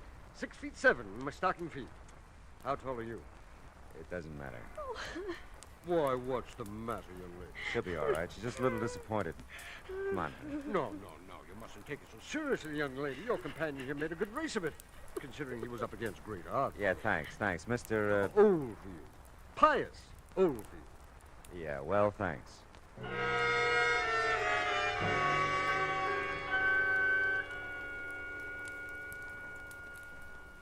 Oh, I don't know how I could have made such a mistake. But he did look like him, Mr. Marlowe. Until he stood up, I really thought... All right, honey, forget it. You're pretty tired and upset, and you're almost home now, huh? I don't want to be alone. He'll come. Don't worry, I'll stick around. Nobody will bother you. He must. He must. I'm so tired. So afraid. Take it easy, honey. We can't strike out all the time. Hey, looks like Dee Dee's made a friend watering the yard. Oh, no. What? Mr. Marlowe, this time I'm sure of it. It's him. I know it is. Cigar and all, huh? Okay, baby, we'll see. Come on. No, I can't. Come on, Carolyn. You gotta get with it, No, girl. I can't. Dee Dee, give me a hand, will you? Carolyn, what's wrong? She's pretty upset. Take her in the apartment, will you? Oh, sure, I will. Who's the guy with the cigar? Well, he didn't say. He asked for Carolyn. Okay. Hey, you! Hold it! I don't think so, buddy. I said hold it or I'll ram that cigar down your throat. You don't look so tough. That's how I fool him.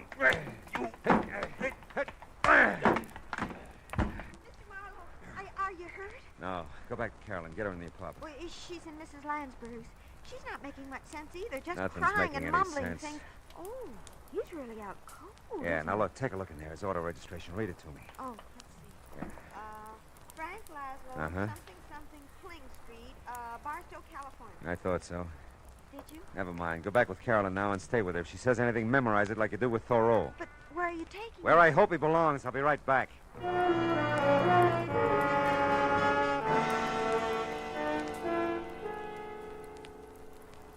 Hey, you keep dropping in like this, and we'll be old friends, Mr. Marlowe. Never mind that. What shape's he in? Looks like a minor concussion. He'll be around in a little while.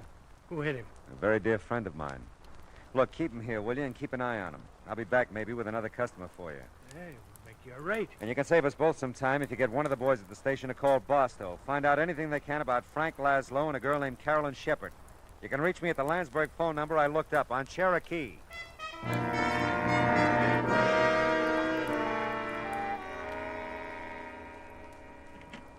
Oh, Mr. Marlowe, gee, I'm glad you're back. How's Carolyn? Come in and listen to her. I'm scared to death. I used to remember. Mail a check to Barstow. I must remember. That mail check. Got so much to forget, too. Forget and remember. It's been going on like that ever since you left. Yeah. What does it mean? I don't know for sure yet. Steve, you can't be everywhere. Everywhere I look, you can't be anywhere. You're dead, Steve. Don't you know you're dead? Take it easy, Carolyn. Easy. Easy. Oh, that's Mrs. Lansford's phone. I told her I'd answer it while she was out. Go ahead. It could be for me. Okay. Carolyn, you're okay. Who are you? No. Steve. It can't be you, Steve. You're dead. I'm not Steve, Carolyn. Steve, you're dead. Don't you remember, Steve? I killed you. But you won't go away. You won't go away. It's for you, Mr. Marlowe. It's the police. Yeah, I know. I'll get it. She's... What's wrong with her, Mr. Marlowe? She fainted. She'll be okay. Yeah. She'll leave Mrs. Lansberg's door open? Oh, sure. Phone's right there in her living room. Thanks.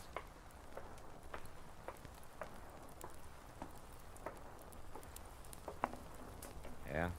Hey, Marlowe, that Barstow call was a rule. Really? That dame you mentioned, Shepard, she's wanted for murder. Who'd she kill? Her husband, Stephen Shepard, last March. What about Laszlo? Well, they're not sure out there. He was questioned at the time, but they couldn't get anything on him. The dame apparently just vanished until now. Last time they had Laszlo in for questioning a couple of weeks back, he said he didn't know where she was. Must have a real bad memory, huh? You bringing the dame in? Yeah. I'll bring her in. She all beat up, too? I can send the wagon. No. I'll bring her. Just keep a straitjacket handy.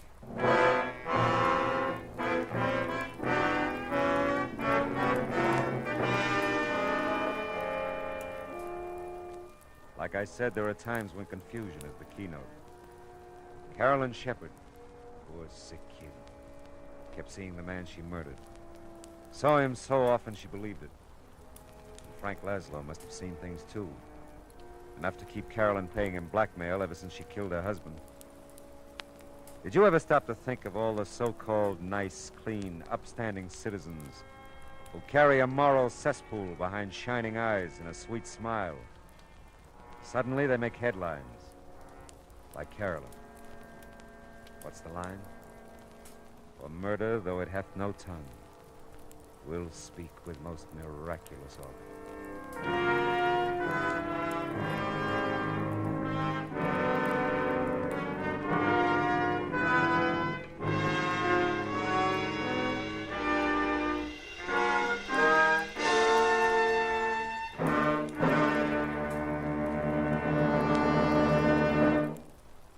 The Adventures of Philip Marlowe, bringing you Raymond Chandler's most famous character, starring Gerald Moore, was produced and transcribed tonight by Cliff Howell and written for radio by Kathleen Height. Featured in the cast were Lorene Tuttle, Verna Felton, Shirley Mitchell, Howard McNear, Ted Osborne, and Cy Kendall. Gerald Moore may currently be seen in the Santana production Sirocco. The special music for Philip Marlowe is composed by Pierre Garrigank and conducted by Wilbur Hatch.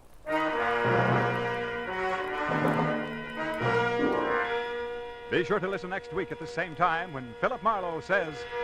This time my plans for a fishing trip got caught in the line of a beautiful girl who didn't know upstream from downstream. I was in deep water for a while, but I finally caught my limit by using a special kind of bait.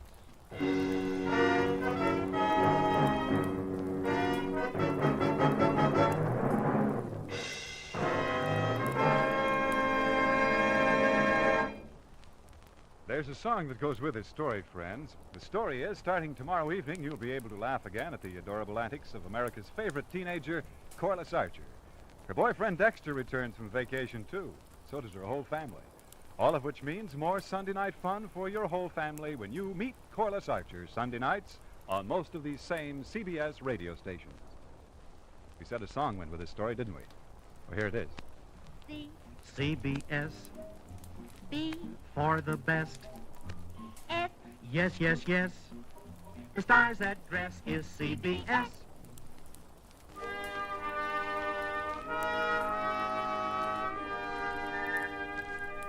This is Clarence Cassell saying, remember, for the sweetest music this side of heaven, it's Guy Lombardo time, Sunday evenings on the CBS Radio Network.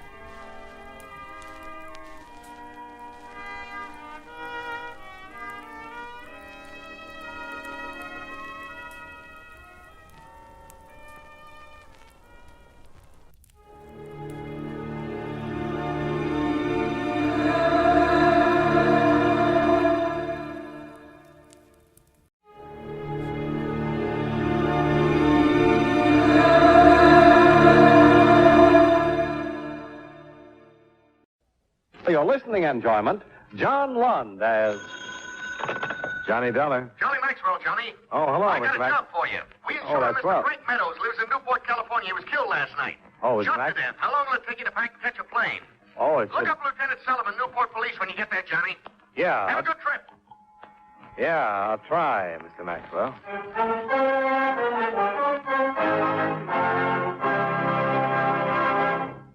Right now, I'd like to take a few minutes of your time to pass on a thought which, incidentally, concerns time. According to the Bible, to everything there is a season and a time to every purpose under the heaven. We all agree on that, I'm sure. And we'll also agree that the regulation of time also depends on the season. For example, did it ever occur to you who decided where our 4 time zones in America should be exactly? Well, back maybe 75 years ago, there were about 150 different time zones which were set up according to the whim of the local inhabitants. Most of the time was called sun time, and there could be 15 minutes difference between the clocks of 2 towns only 10 miles apart. So, to get rid of the confusion, the Interstate Commerce Commission was established. It divided the United States into 4 standard time zones so that railroads, planes, buses, and the mail could run on schedule. Of course, if a city wants to go on daylight saving time during the summer, that's a decision which is made locally. The standard time remains the same everywhere else. But setting the nation's clocks isn't the only job of the Interstate Commerce Commission, however. It also makes rules and regulations for the various means of transportation which go from one state to another. It sees that railroads, truck lines, barges, and boats operate safely, charge reasonable rates, and give good, dependable service. It also protects trucks and bus drivers from working such long hours that they might fall asleep while they're driving. The Commission also demands that trains, engines, and machines have safety and stop devices. It is, in itself, a safety device to assure every one of us freedom from danger as we travel about our country.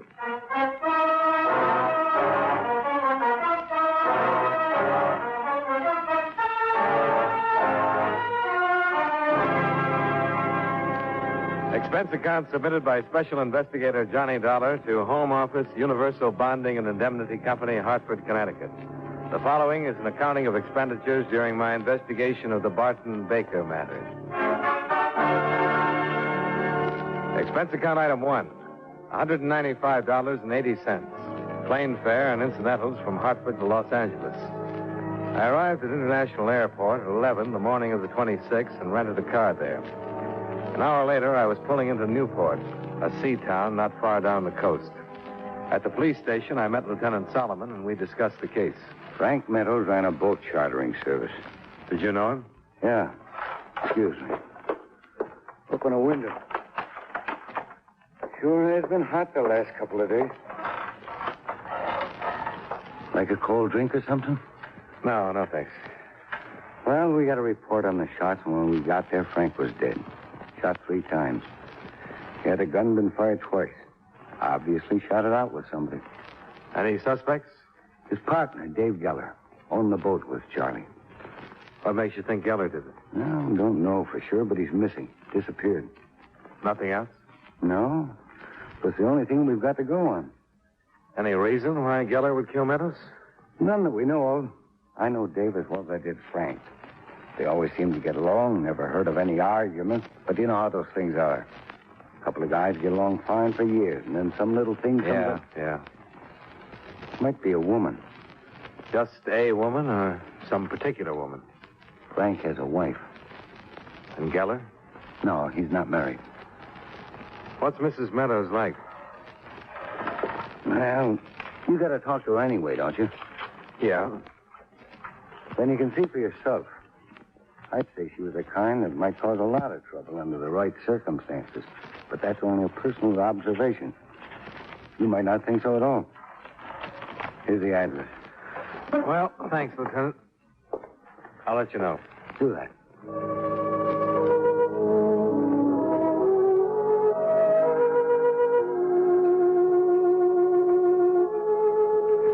Ten minutes later, I was pulling up to a pleasant little house that faced the bay.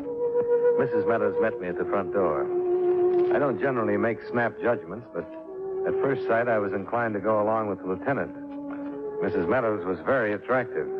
Tan, blonde, and could have been in mourning, but I doubted it, even though her tight bathing suit was black. I introduced myself, and she showed me into the living room. Sit down, Mr. Dollar. Thank you. You'll have to forgive me. I've been getting some sun. Oh, I don't mind. I practically live in a bathing suit during the summer. Surprised the beach isn't more crowded. You're from the insurance company. That's right. I was sent out to investigate your husband's death. I'll be glad to help any way I can. I'd appreciate it. How much was my husband insured for? Don't you know? I have no idea. I knew he had insurance, but I never knew how much. $25,000.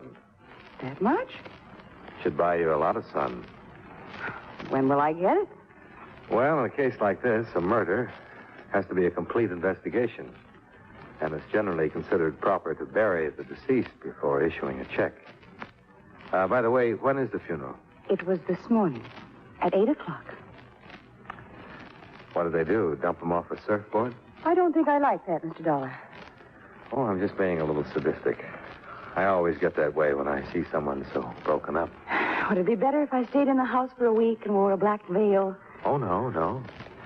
But a little emotion would seem more natural. Would it help if I cried? Help who? Mr. Dollar, my husband's dead.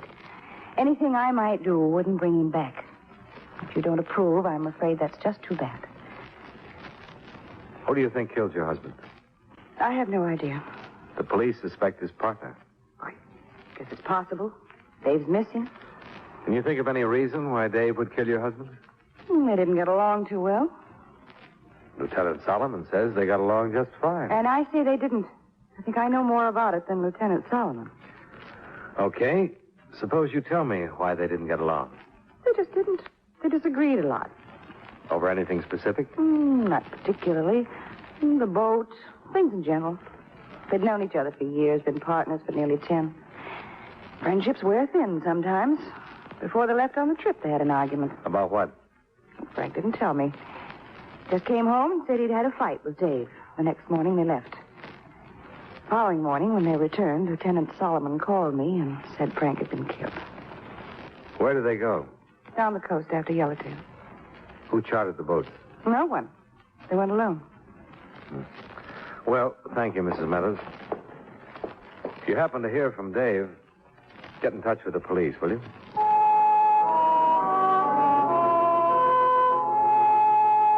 It was going on 4 o'clock when I left Mrs. Meadows standing in the doorway in her black bathing suit. I drove to a motel on the bay and was shown to my room, where I called Lieutenant Solomon. I wanted to take a look at the boat. You'll find it at Carlson's Landing, the J-Bell. Mrs. Meadows says her husband and Geller went fishing for yellowtail. Yeah. They catch any? They did. They didn't bring them back. No fish on the boat. Maybe they didn't really go fishing. Got any ideas? No, not a one. Just a guess. Trying to create a motive. What do you think of Mrs. Meadows? Oh, very attractive. Not a good enough motive? I didn't say that. I was just trying to come up with a better one. If you do, let me know. After meeting Mrs. Meadows, it won't be easy. You having her watched? If Dave Geller tries to contact her, we'll know about it. Mm-hmm. Hey, where's a good place to eat? You like seafood? Oh, by the ton. Try the restaurant right next to your motel. Via Marina. Steamed clams are great. Lieutenant, you have just created a glutton. Expense account item 2, $6.50 for a seafood dinner. While the bucket of clams digested, I drove to Carlson's Landing, where I located the J-Bell, Meadows and Geller's trim little fishing boat. A full moon was out over the Pacific, and the J-Bell rocked gently with the motion of the tide. The landing was deserted except for a big gray cat that scurried onto one of the other boats as I walked past. I stood looking at the J-Bell for a minute, listening to the sounds of the ocean. Then I climbed aboard. The hatch leading below to the cabin was unlocked, so I opened it and went down the short ladder. The moonlight sifted in through the starboard porthole, but the rest of the cabin was in pitch darkness. I felt around for some kind of light. Stay right where you are. Huh? Don't move. I got a gun. Okay. I can see you. If you move a finger, I'll kill you. Okay. I'm not moving. Well, what happens? Do we stay here all night? No. Better take a look at you. I don't want to make a mistake. Yeah, I think that's a good idea. Light switch is right behind you to your left. But keep facing me. Just reach back. I thought so. You thought so what? Baker sent you. Baker? You're not a cop. I know the cops in town. You must be Dave Geller. You know I'm Geller. Look, my name is Dollar. I'm an insurance investigator. Sure. I'll show you my credentials. Keep your hands at your sides. I'm telling you the truth. I work for the Universal Bonding and Indemnity. Your ex-partner was insured with us. Turn around. Put your hands over your head. Look, I'm telling... You look. I'm not kidding, mister. Okay. Now put them out in front and lean on the bulkhead. My wallet's in the inside left coat pocket. Insurance investigators always carry guns. Well, most of them take them off when they go to bed. That's very funny. I'm glad you liked it. You'll find the permit for the gun in the wallet, and the wallet is still in my... You satisfied? Turn around. Well, keep your hands up. Well, you saw the identification. Okay, sir, you're an insurance investigator. Still doesn't help me. Just what kind of help were you expecting? None. I mean, now I got to do something with you. Can't let you go back to the police and tell them you found me. They'll nail you sooner or later. They want you for murder. Yeah, I know. Why did you kill him? I didn't. Then what are you hiding for? That's none of your business. All right, now we're back to me. What happened? You'll just have to stick around for a while. Sure. Hold it. What's the matter? Somebody's coming. Turn off that light, quick. You just stay where you are and don't make a sound. Probably the police. If it is, you're going to take me out of here. Yeah, for a guy who's innocent. Shut up. Right outside the boat. Sure, that's all right. Yeah, I thought so, too. Maybe your hunch was right. Listen, you can only say it once. If something happens to me, get to Bernie's garage, understand? Bernie's garage? Come aboard. What do I do at Bernie's garage? I don't know why I'm trusting you, but I got to trust somebody. Tell Bernie I sent you. Ask him for the toolkit. The toolkit? And I didn't kill Frank. Look out, I'm going topside.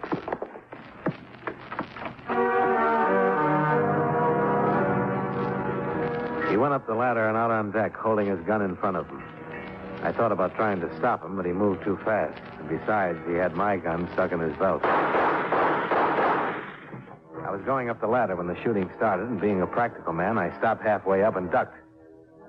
After a moment, I looked up through the hatch, and there, standing in the moonlight, was a tall, thin man dressed in a white suit. He was holding a gun, pointed right at my head. Well, good evening. Who got killed? Your friend, Mr. Geller.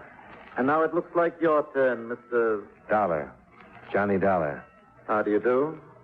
My name's Baker. Barton W. Baker.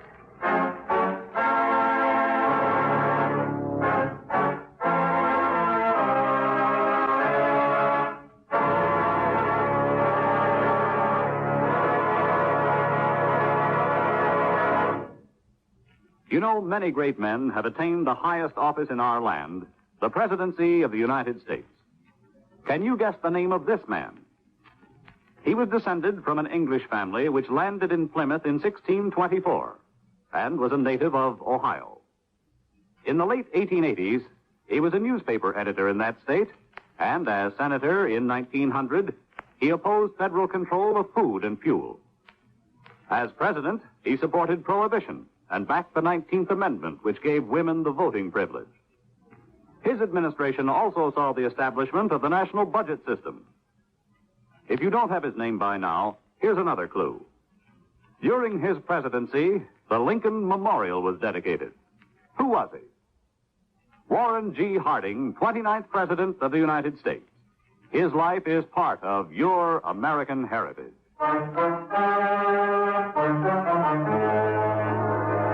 And now, with our star, John Lund, we bring you the second act of yours truly, Johnny Dollar.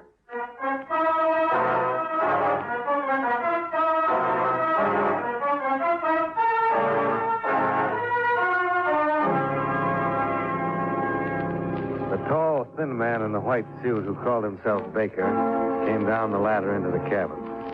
He flipped on the lights again and stood facing me, a half smile twisted on his lips. We said nothing. And after a moment, another man appeared at the hatch and called down to the white suit. He's dead. What'll I do with him? Throw him in the ocean.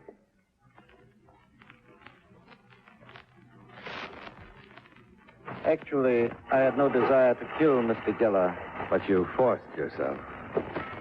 Had he offered his cooperation, he would be alive this minute. Yeah, he's in the water, but those shots are sure to bring somebody. And we must expedite matters as quickly as possible. Mr. Dollar, where is the toolkit? The toolkit? Oh, come, Mr. Dollar. The shooting has forced me to a tight schedule. I want to know what Geller did with the tools. Look, I don't know what you're talking about. Hank. Yes, sir. Now, wait a minute. As you can see, Mr. Dollar, I mean to have the information one way or another. Look, One moment, Hank. Mr. Dollar, I was prepared to offer the late Mr. Geller $5,000 for the toolkit. I'll make you the same offer. It's a good offer. But how can I give you something I don't know anything about? 10,000. I don't know anything about a toolkit. You've been with Mr. Giller? Sure. I can't believe you were discussing the weather. Oh, hardly. I'm an insurance investigator. I'm investigating Frank Meadows' murder. Can you prove it? Certainly. Anything wrong? My wallet is in Geller's pocket. I'm not lying. I think Geller sent for you and told you where he hid the toolkit. Look, I found Geller hiding on the boat. He pulled a gun on me and I... Time is too short. Hank. Now, look, I'm telling you that... Oh! Where is it? I don't know. Oh. The toolkit, Mr. Dollar. I don't know anything about it. Baker's handyman beat me until I was asleep, trying to make me give up the information Geller had passed on a few minutes before he was killed.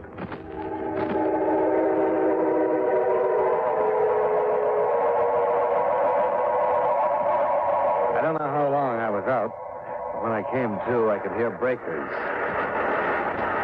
I was lying on the beach looking up at the big moon and feeling my head throb as though it was stuck on the end of a drumstick.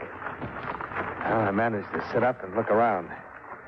I had no idea where I was, but a long groove in the sand that stretched away from me showed clearly that I'd been dragged from the street several hundred feet behind me. I stumbled to my feet, and that's when I saw her. Walking along by the water, headed my way. Her soft blonde hair blowing in the casual breeze. She was barefoot and wearing white shorts and a terry cloth shirt. I guess it was a little cool for the black bathing suit. She stopped when she saw me. Oh, good evening. Hello. Look, Mr. Dollar, you're bleeding. Yeah, it happens sometimes. What are you doing out here? I'm waking up. What are you doing? Oh, I was just taking a walk. But your face is all bruised.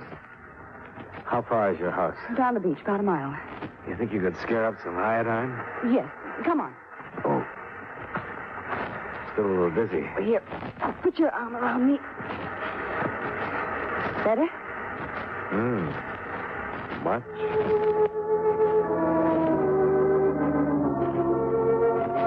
I leaned on Mrs. Meadows while she steered me toward her house. Her hair smelled clean and fresh with just a touch of perfume. In the house, she found the iodine and touched up the sore spots. It still hurt. Oh. Sorry. Yeah. All right, I'll make it. What in the world happened? You know a man named Baker?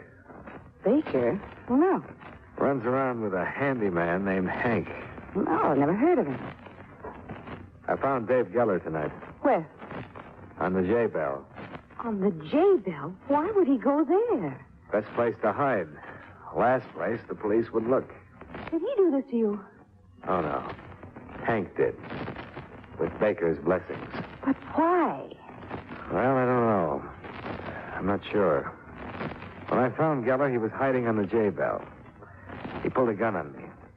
Then Baker and Hank showed up, and it turned into a shooting match. Do you know anything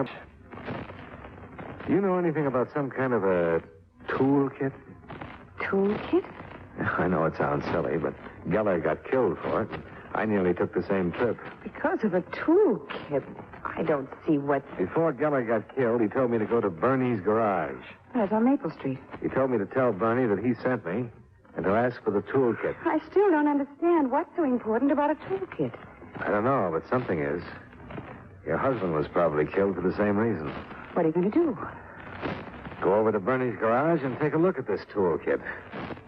Do me a favor. Certainly. Call Lieutenant Solomon and tell him where I've gone. Tell him to meet me there. All right. Oh, I haven't got a car. Still down at the landing. Use mine. I'll get you the key. Thanks.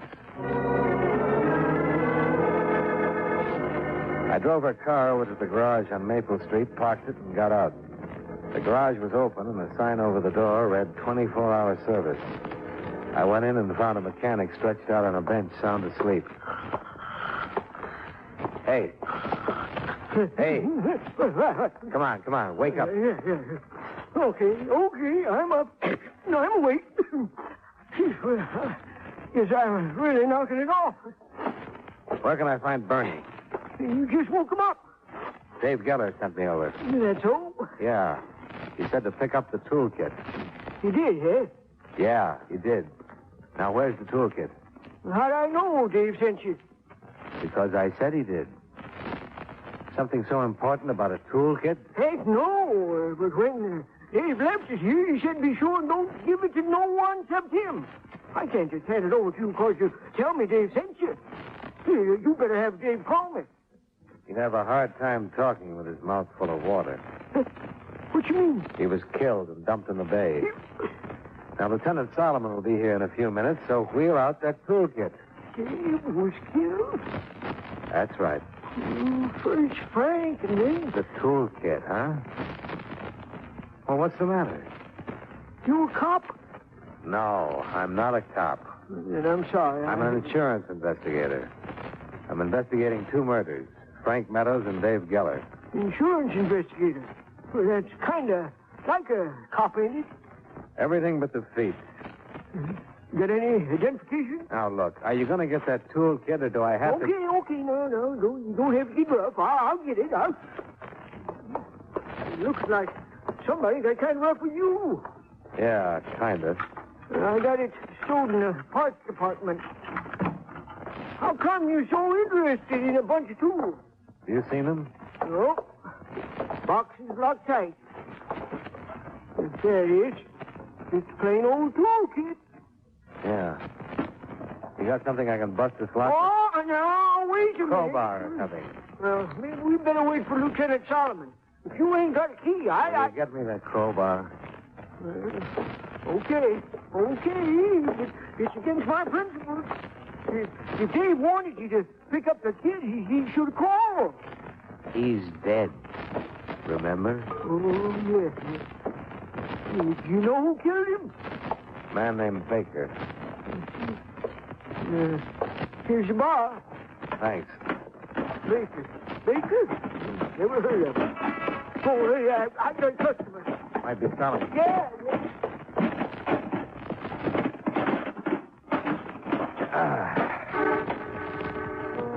I lifted the lid and looked in. I couldn't have been more surprised. Because there in the box was exactly what I didn't expect to find. Tools. About 50 of them. All sizes, brand new. All the tools were painted black. But on the handle of a large wrench, there was a small space that had been scraped down to the metal. I picked the wrench up and looked at it more closely. Took out a pocket knife and scraped some shavings from the metal. I stood up and held the shavings under the light. And then I understood a whole lot of things. The shavings were solid platinum. Hey, mister, you got visitors. We meet again, Mr. Dollar. It was Barton W. Baker, complete with white suit, gun, and bodyguard. He looked at the platinum wrench I held in my hand, smiled, and moved slowly across the room toward me. I couldn't help it, mister. They held a gun on me and made me take them back here. Get up. Take the old man out to the garage, Hank, and guard him until I'm finished with Mr. Dollar. Yes, sir. Honest, mister, I'm Go sorry. on, old man. Go on. Well, Mr. Dollar, you were lying to us. I thought so. That's why you let me live. So I'd lead you here. Precisely. The tools are platinum. Of course. But you knew that. Geller just told me where to find them. I had no idea what they were. Well, I'm afraid your curiosity will be short-lived. I kind of thought that was the way it was. You killed Frank Meadows because he discovered the secret of the tools. Yes. If he had simply picked me up and landed me, as he was paid to do... I take it you're an alien, Mr. Baker? Correct. Would I know your government, Mr. Baker? Unless you happen to be deaf, dumb, and blind. Now, if you'll just proceed with me back to the garage... One more question. Yes? How did Dave Geller get hold of the kit? He and Meadows were offered a large sum of money for picking me up on the other side of the border. Aboard the boat, Geller grew suspicious of the kit, and knowing that I could not possibly notify the authorities of its theft, he forced me at gunpoint to go ashore and leave the kit with him. Fortunately, I got to a phone and notified our operatives in Los Angeles. They met the boat when it docked. And killed Meadows, but Geller escaped. Correct. Now, Mr. Dollar, I'm in a great hurry. Well, I missed another shooting, but so did Baker, for that matter. When Hank yelled, Baker turned just enough to give me a chance to swing the heavy platinum wrench. What's it all about, Dollar?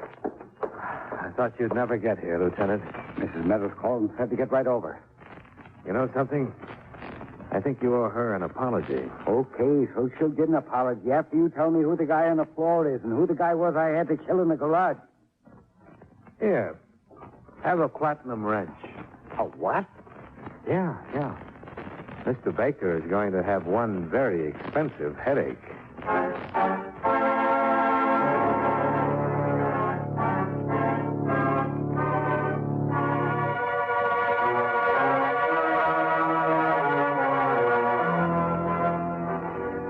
On the way over to my motel, I explained the events to Solomon, who did a little mumbling and shaking himself. Then, after a fresh shower and a change of clothes, I went over to Mrs. Meadows and expressed my most heartfelt thanks. Expense account item 3, $176.85. Motel bill and expenses for the next 2 days while I hung around Newport resting up. I saw Mrs. Meadows a few times before I left, but for some reason I didn't get much of a tan. Expense account items 5 and 6, $225 car rental, plane fare, and incidentals back to Hartford. Expense account total, $604.15. Oh, yes. Barton Baker comes up for trial on illegal entry, smuggling, and 3 counts of espionage. I hope he enjoys his stay in the USA. Yours truly, Johnny Dollar.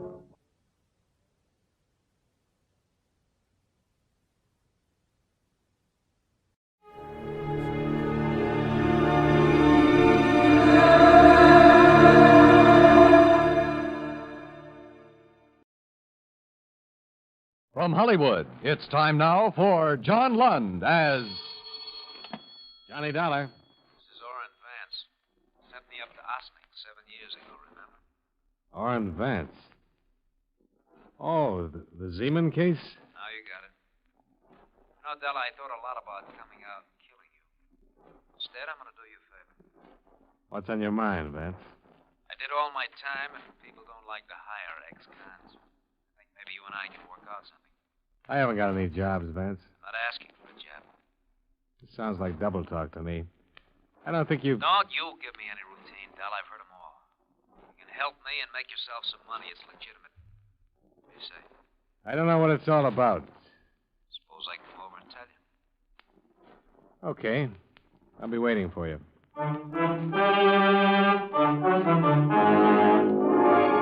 John Lund in a transcribed adventure of the man with the action-packed expense account, America's fabulous freelance insurance investigator. Yours truly, Johnny Dollar.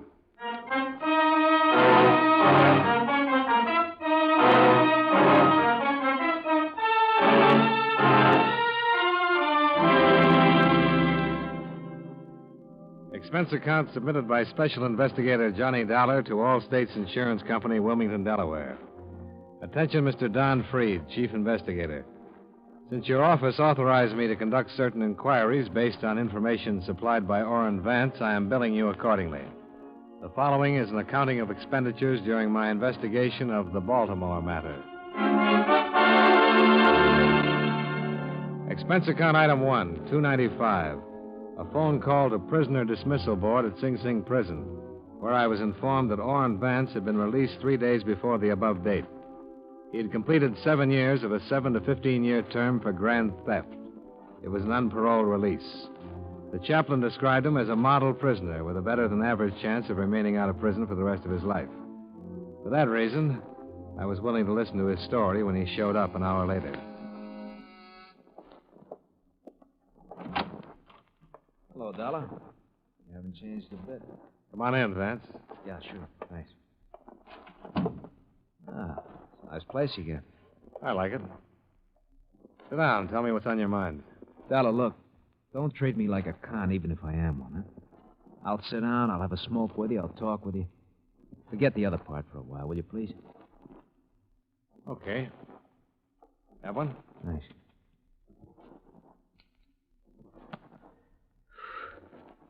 Just that everybody's doing that. Even my wife. Went over to see her the first day I got out. You know what? What? Katie wouldn't let me in the house. Gave me $40, told me to go out and get a decent job. Tell you she had it all worked out. Work hard, she said. 6 months, if everything's okay and you're not in any trouble, you can come home to me and the kids. If not, she said, I'm going to divorce you. What do you want me to say? I want you to offer me a seat. Invite me to sit down. Sure. Thanks again. You know, thought about it a lot. If you hadn't been out to get me 7 years ago, I'd have had you over for dinner. Maybe we would have been friends. Maybe. Look, I can't get a job, and I'll have to go in business for myself. I need a stake. That's why I'm here to see you.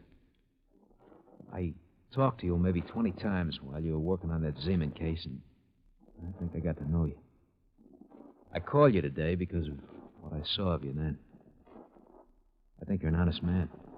Thanks. You ever hear the Towner case in Baltimore? Towner Loan Company in 1946? Yeah. Everybody's heard about that. $1 million theft. The insurance companies still have a reward for information leading to the arrest and conviction? Was never solved. I suppose they do. I can help you help them solve it for half of that reward.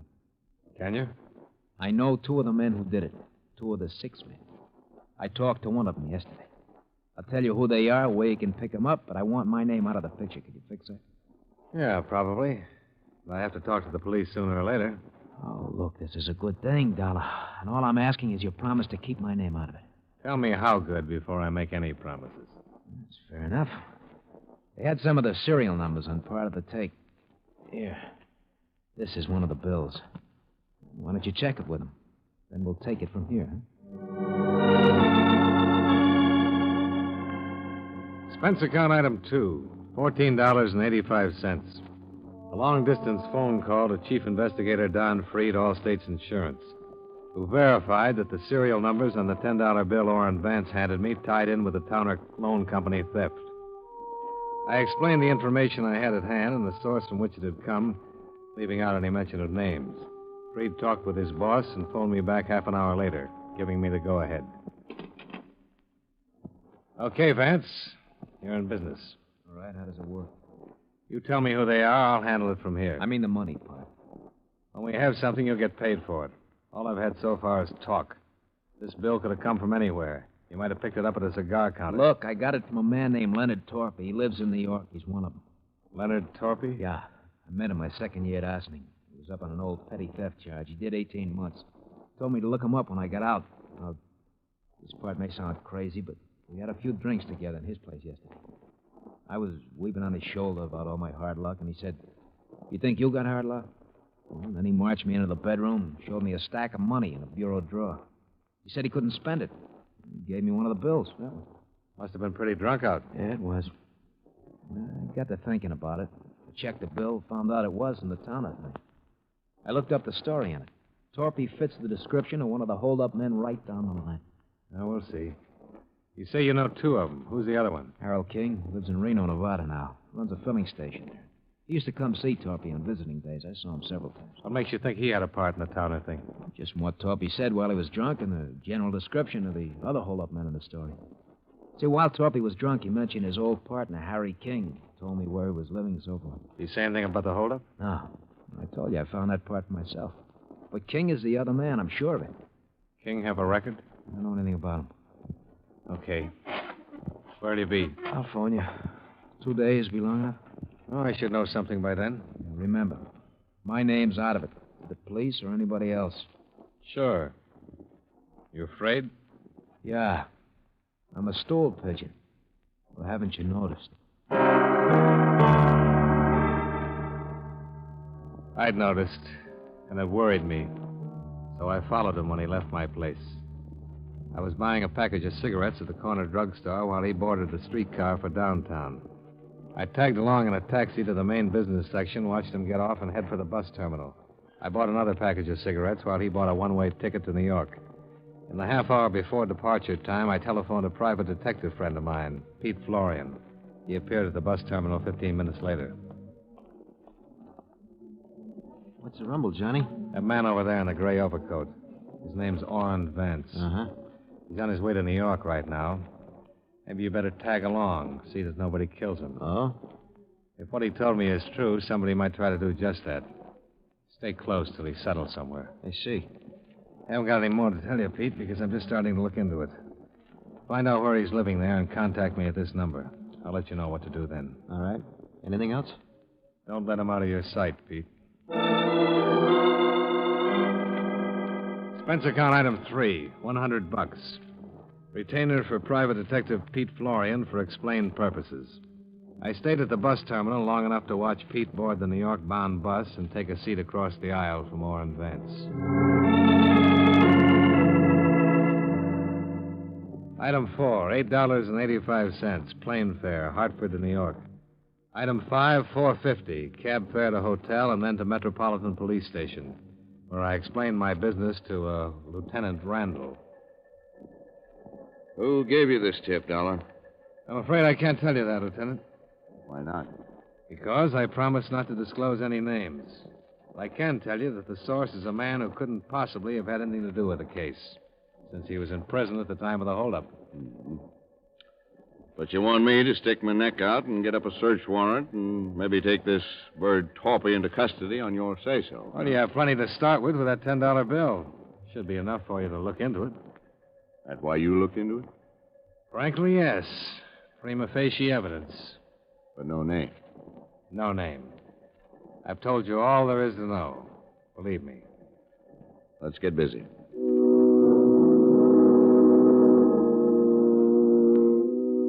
The mug folder on Leonard Torpy showed a balding 40-year-old man with a long record of theft and burglary. There was no record for a Harold King, although he was listed as an associate of Torpy's. Lieutenant Randall wired Reno authorities requesting they locate King and hold him for possible questioning.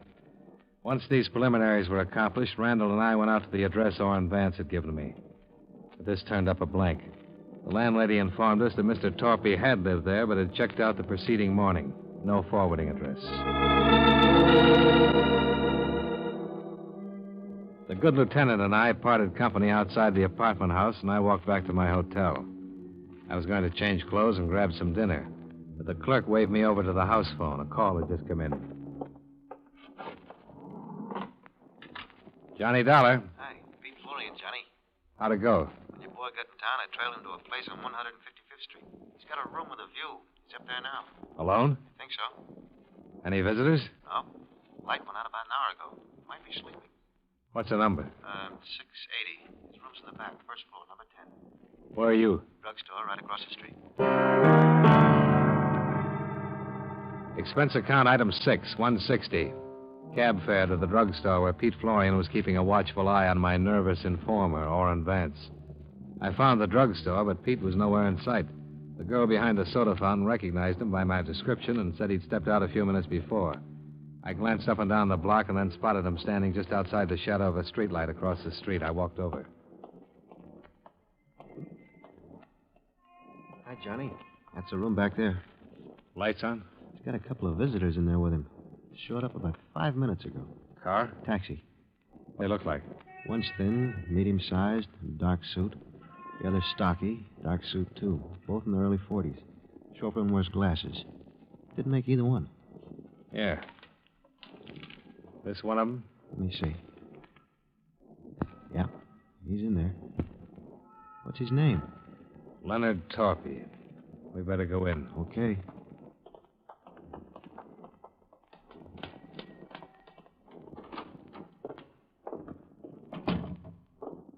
Right back there. Yeah. Who's Leonard Torpy? That's somebody who might want to kill Vance. Wish I knew more about what this is all about, Johnny. Yeah, so do I. It's all talk so far. I see. Better cover me. Come over there. Okay.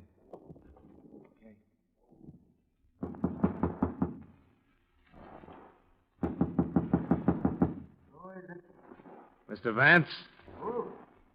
Orr and Vance? You must have the wrong number, buddy. Nobody by that name lives here. Well, are you sure? Positive. Why don't you try the manager? Well, I did. He said Mr. Vance had this room. And he's all wet. Good night. Just a minute, Torpy. What? Hey, Johnny, look out! Before I went down, I heard it go off a couple of more times. Must have been 6 inches from my head. My eyes couldn't see and my feet wouldn't move. But I could hear. It was someone very close to me. And he was dying.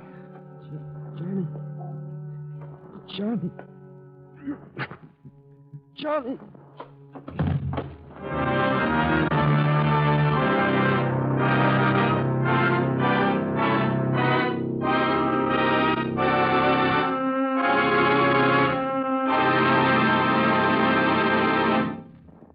We'll return to yours truly, Johnny Dollar, in just a moment. Sign up. Enroll now. Join the 7 million strong who buy United States defense bonds through the payroll savings plan where they work. The bonds you buy help keep America strong. And now, Series E bonds earn more. They give you a quicker return on your investment. Through the payroll savings plan, you'll save the sure way, before you spend. So sign up.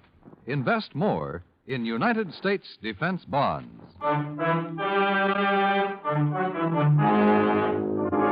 Now, with our star, John Lund, we bring you the second act of yours truly, Johnny Dollar.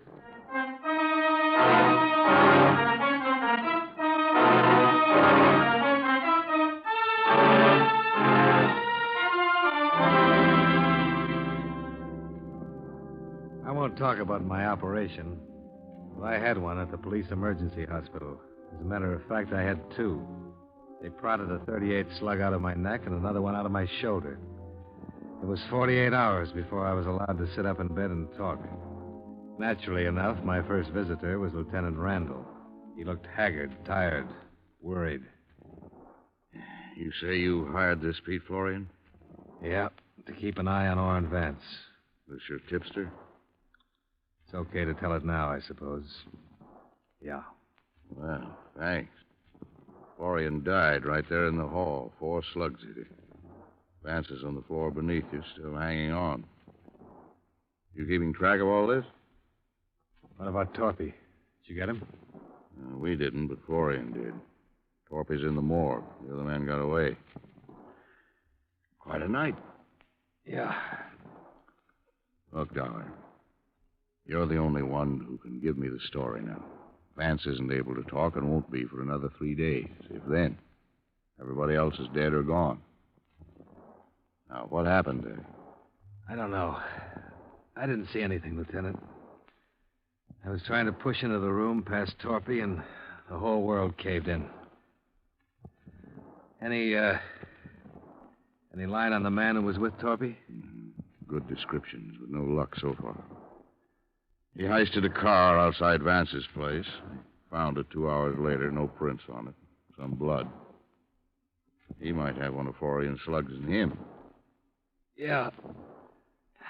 We gotta land that bird. Hey, you all right? I felt awful. And Lieutenant Randall left me alone for the rest of the day. At 3:30 the following day, Orrin Vance regained consciousness long enough to relate what had happened. I was wheelchaired down to his bedside. Statement enclosed. That was Harry King with Torpy. King flew here 3 days ago from Reno. He came to my place to find out what I'd done with the $10 bill Torpy gave me when he was drunk. I told him I spent it, but they didn't believe me. It was King who shot me. I've got reward money coming. I'm not gonna die. He was still hanging on 2 days later when I left the hospital. Expense account item 7, $14. Ambulance ride. From emergency hospital to my hotel. The doctors told me to take it easy for a month and I'd be all right. I had a phone call a half hour after I started to take it easy. Johnny Dollar. Are you interested in finding Harry King? Who's this? My name's Milford King. I'm Harry's wife. Oh, You want him or don't you? sure. I'm at Schraff's restaurant on 42nd off Broadway. Can you meet me? Yeah. How'll I know you? You won't, but I'll know you.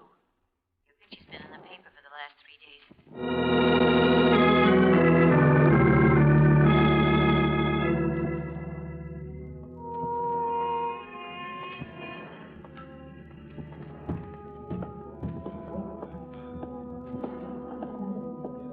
Hello, Mr. Dollar. Mrs. King? Yes. Hey, you look pretty weak. I feel that way. Maybe we better sit down. The small, pretty brunette woman in the nice clothes looked like anything but the wife of a bank bandit and murderer. She looked more like a housewife on a shopping tour or a schoolteacher on a New York vacation. I listened while she cleared up some questions I had in mind. There's a reward posted, isn't there, for that holdup in Baltimore? $10,000, yeah. Will I get it if I turn Harry over to the police? Sure. How much? Half? Oh, that isn't much for giving up your husband. They'll get him sooner or later, Mrs. King. The other half spoken for. Well, this Vance man? Yes. Wait, I'm just trying to figure. What about you? I'll pass it up.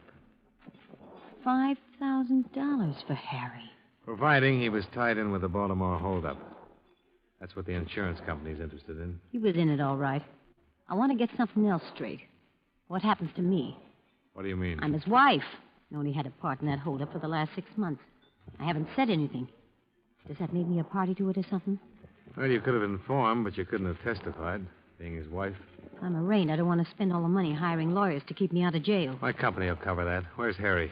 Oh, not yet. What now? I better get something in writing from you. Something that says your insurance company will pay me the reward and give me help if I get in any trouble. All right, I'll talk to him. This time I'm thinking of the future. I'm going to have one once this is over. I hope so, Mrs. King. I know so, Mr. Dollar. Mrs. King. I know so, Mr. Dollar. Did Harry have money he couldn't spend, too? $45,000. Where is it? I can give you that when I give you Harry. Well, you thought of everything. I tried to. Harry and that Torpy man were fools. All they ever got out of it was the marked bills. Worthless money. You don't happen to know who the other 4 men were, do you? No. I suppose that's what you'll ask Harry when you get him. That's the idea. Poor Harry. How long will it take you to get things arranged? Not more than an hour. I can do it by phone. I'll call you. Okay.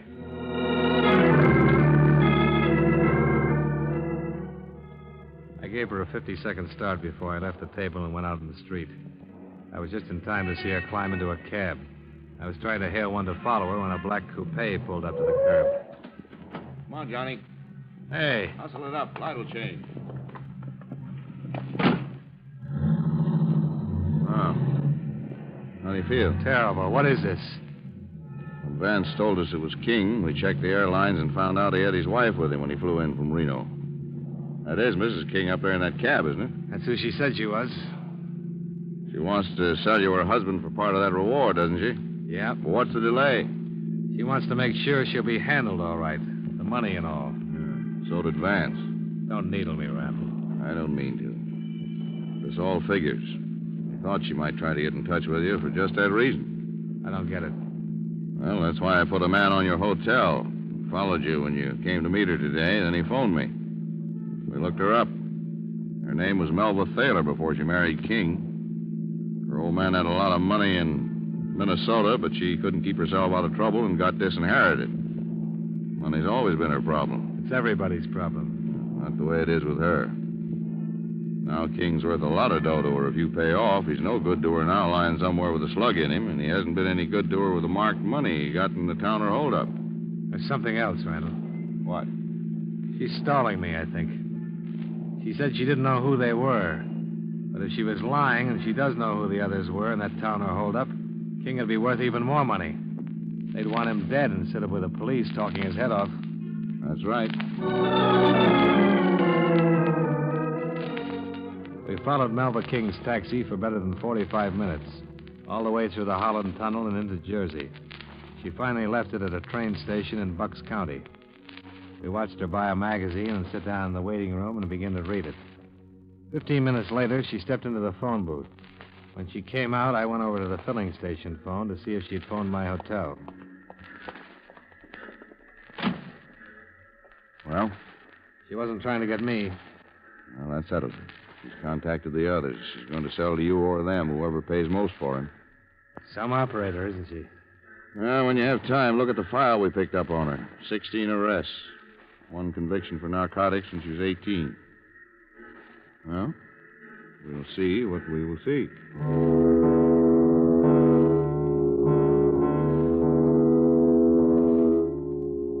Didn't take long.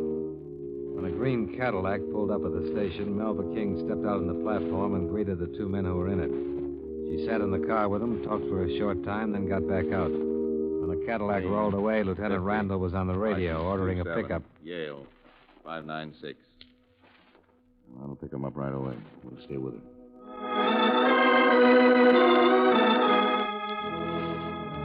When Melba King caught another taxi, we were right behind her. She took it to an auto court about a mile from the station. We saw her go into the cabin marked D. Randall radioed in our location. We were about to check the auto court office when the door to cabin D opened. Standing beside Melba King in the doorway of the cottage was a pale, stocky man who looked as though his legs wouldn't support him another minute. Then she saw us get out of the car. He'll kill me. He's got a gun on me. Don't do anything. Please don't do anything. That's right. Anybody gets in my way. You're hurt, King. You can't go far.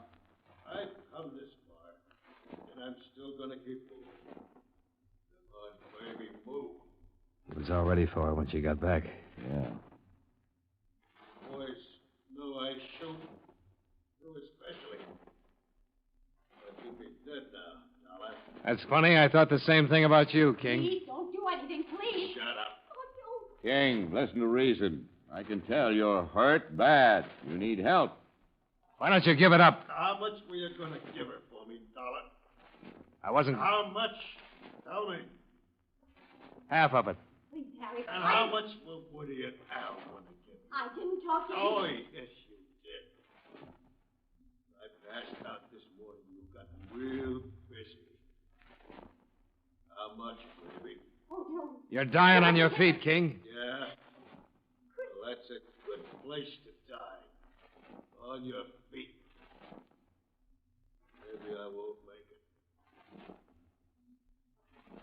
We'll still make it. This is gonna hurt. No. Harry, please. No! Yell if you want to. King, don't add another one to the...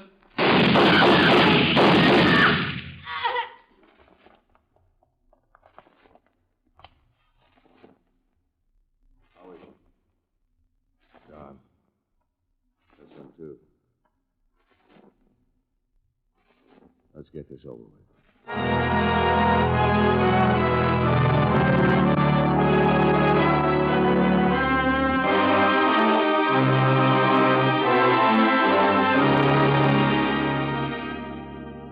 Expense account, item 8, same as item 2, transportation back to Hartford. Item 9, $85, doctor bills. Item 10, miscellaneous, $48 while in New York. Expense account total, $294.60. Remarks. As you know, the two men Melba King contacted were also part of the 6 who had held up the Towner Loan Company. They made a full confession and named the other parties involved. As far as the reward money goes, I think Orrin Vance deserves his $5,000. And I think Pete Florian's widow deserves my $5,000. Yours truly, Johnny Dollar.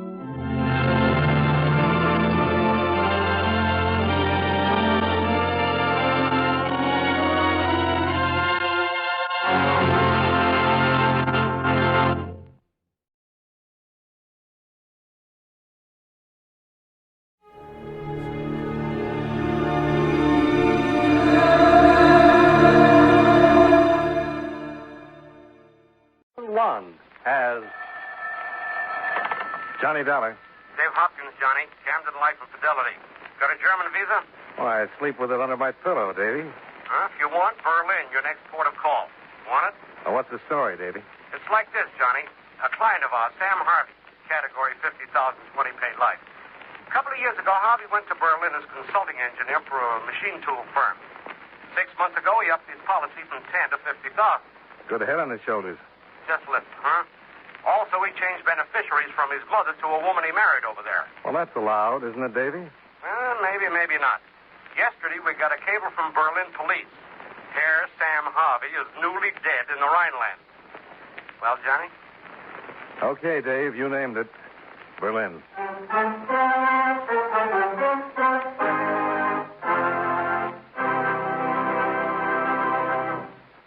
taking a minute or so to talk about seals and fish that have some connection with the government of the United States. Now, that isn't as strange as it sounds.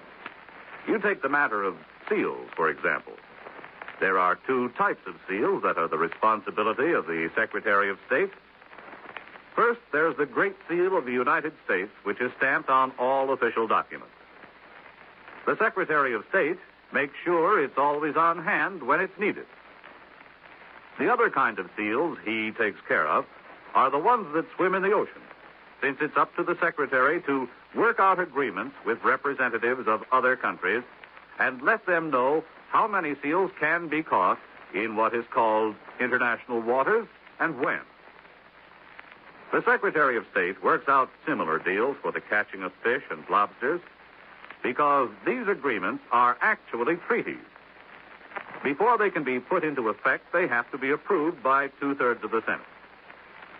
As a matter of fact, any time our government wants to work out a deal with a foreign country on trade, mutual assistance, fish, seals, or lobsters, it's done by treaty. And all treaties are signed by the President, though some of them aren't drawn up until after the Secretary of State has worked over the rough spots in order to pave the way for prompt ratification. So, just remember, the Secretary of State is a mighty important wheel in the machinery of your United States government.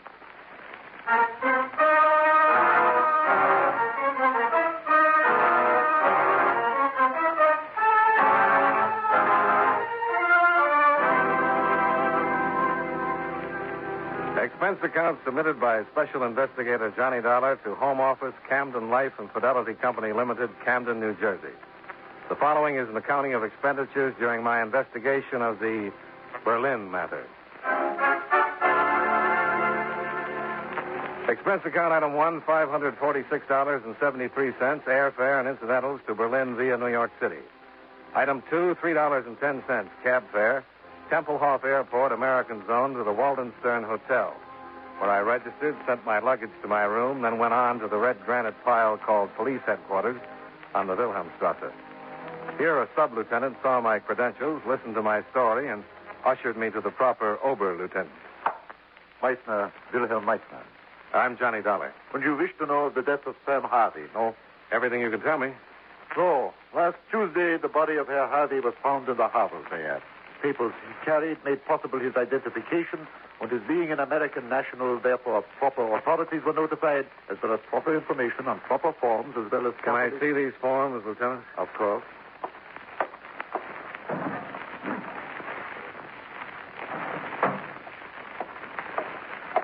Here, as you please. Thank you. It says here his body was found just north of Spandau. Where's Spandau, Lieutenant? British zone. Well, what would Sam Harvey be doing there? Please.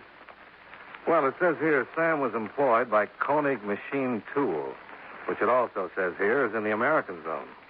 So I'd like to know, Lieutenant, if you have any idea what he was doing. I will show you something. It will make things easier. Good. Map of Berlin. French zone, British zone, American, Russian. Uh-huh. And here is Spandau, on the harbor there. Above it, north, French zone. So? My guess is your Sam Harvey died somewhere in the French zone, was thrown into the harbor river, which currents carried him down to here, to the harbor there, where he was found. But that's only a guess. Unofficial. Official, it would be written down, but it is not. Why do you make a guess like that, Lieutenant? You see, here, the suburb Hegel in the French zone, it is trackless. What does that mean? Rough. Tough. Now, Sam Harvey is certainly not the first man who was dumped into the harbor river.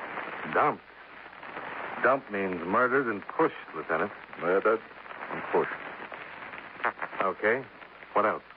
You see here, on the file, positive identification made by Paul Turner. Who is Paul Turner? A friend of Herr Harvey. He claimed the body and buried it. Also, he took it upon himself to notify Herr Harvey's wife. Why does it say wife? Nowhere, but I recall Herr Turner said Frau Harvey was in Vienna and that he would inform her of the death of her husband. Well, I think that's real friendly, don't you? Please, Never mind. Well, thanks, Lieutenant. Can I do something for you in return? A beer or something?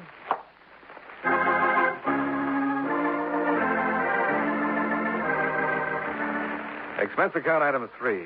90 cents for 2 rounds of brown beer with my newly found friend, Lieutenant Willie Meister, at the beer stube across the street, where I told him all I knew about Milwaukee and got in return a promise of continued cooperation. Expense account item 4, $1.20 to number 15 Kendenstrasse in the American Zone, the address of Paul Turner. That's right, Dollar. I identified him. Who killed him, Mr. Turner? Oh, now listen. Yeah? Don't get cagey with me and say who killed him and lean closer to me to see if I'm going to go to pieces. I didn't even know he was killed. He was pushed into a river. Listen, there was a beer festival up in the French Zone last week. Tegel, a suburb. So you can figure it. Sam got drunk and fell in the river? Not pushed? That's the way I read it. Did he ever say anything to you about all that insurance he carried? No. Carried a lot, huh? First it was 10, then a while back he upped it to 50,000? That's right. Well, she's worth it. Who? Paul's wife? Worth every nickel of it. Which comes to a question. Oh, you mean, where is she? I mean, where is she? She'll be here. Her husband's been dead for 4 days. Oh, she's in Vienna. Well, it must take all of, 3 hours flying time to get here from Vienna. Listen, Dollar, I'm going to tell you something. Don't ask questions with raised eyebrows, like everybody's lying or covering up. A guy named Sam Harvey died, and there's been a lot of tears on account of it, so gentle your way around. Huh? Make the questions come out polite. You know, I'm going to try that. Good. What are you doing here in Berlin? I have a civilian job with the Army. I interpret. Oh? How do you like it? Nice. See how we can get along if we try? How come Paul's wife hasn't showed up for 4 days? I have a wire here. Wait a minute. I'll read it to you. Illness gone. Arrived Tempelhof Airport this evening. 18 hours. Elsa. Let me see it. You read German, Johnny? No. Are you going to meet her? Right. Sure be glad to have you along, Johnny. Be nice. Fine.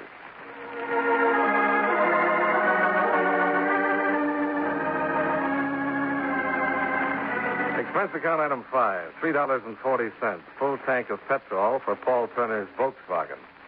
He had his hand trapped in his pants pocket. We had a little time before Elsa's plane landed at Tempelhof, so we rode around Berlin, a 3-zone. The 4th didn't encourage sightseers. At a little before 6, we got to Tempelhof. Flug 39 vom Prag Budapest und Wien, Passagiere ungefähr Ausgang 3. Oh, she's a little ahead of schedule. Yeah.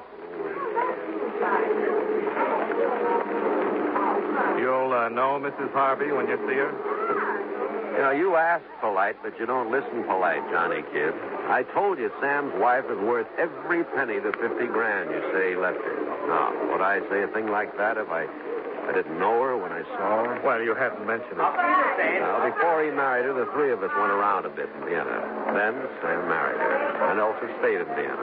I haven't seen her since. 6 months now. Why did she stay in? Yeah, that must be Elsa. See? Black dress, heavy black veil, black gloves. Classy dresser, that Elsa. Yeah. Come on. Elsa?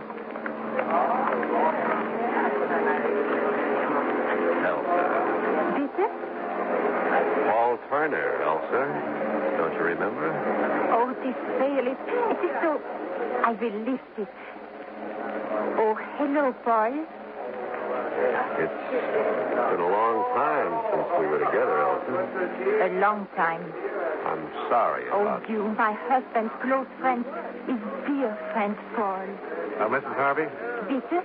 I'd like to introduce myself. I'm Johnny Dollar, insurance investigator. Bitte? Insurance investigator means that I was sent here to investigate your husband's death for my company. Well, it means he's got $50,000 for you, Elsa, but first he's got to ask. Please, Paul, let the gentleman speak. I'll have to ask you where you were when your husband died. In Vienna. Why did you live in Vienna, Mrs. Harvey, and your husband in Berlin? I have work in Vienna. Work I cannot leave. With the Refugee Commission. Sam had his work here. We lived there as we wanted and as we needed. You are finished, Mr. Dollar? Well, no, I'm not quite finished. Paul, please. You finished, Dollar. For now. Come on, Elsa. I'll get you through customs.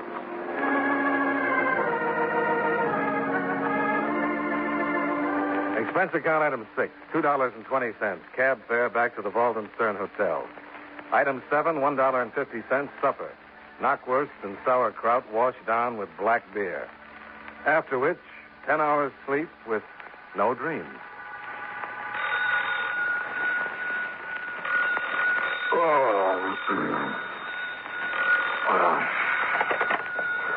Dollar? Johnny Dollar? Sir? Oh, yeah, this is Johnny Dollar. Good morning. Here is Wilhelm Meissner. Oh, good morning, Willie. Goodbye, Willie. Oh, do not wish me farewell, Herr Dollar. Well, all right, Willie. You want to chat? Yeah, I would like it. However, this is official, or else I would apologize for awakening you. I have just received word from the police in the British Zone. About what? About a barge. A barge? Yes, a barge. The river barge Liebfrau on the harbor there. The touches tier 12 of Spandau. You will come. Wait a minute, Willie. An official car will be outside your hotel. You will awake, dress, and come.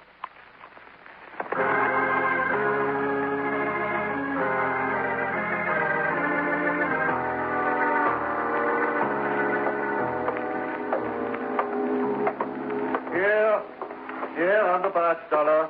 Come here. Yeah, here, Dollar. Well, only yesterday it was Willie and Johnny. What's happened? Come here, please, to the pilot's cabin. In, Herr Dollar. Wow. Who's he? The man who is dead, with a bullet in the nape of his neck? Yeah, that one. Kurt Hausmann, captain pilot of this barge. Observe what else, Herr Dollar. What? On the desk, under his arm, complete close with me. A letter Herr Pilot Hausmann has begun to write. It is, of course, in German. I will translate it. If you wish of Sam Harvey to know, come you to the barge. Now I will move his arm. You see to whom this letter is addressed? To me. To you, Johnny Dollar. What do you say to that?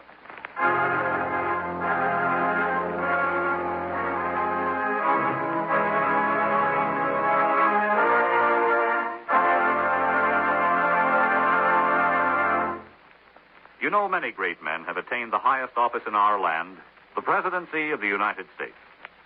Can you guess the name of this man?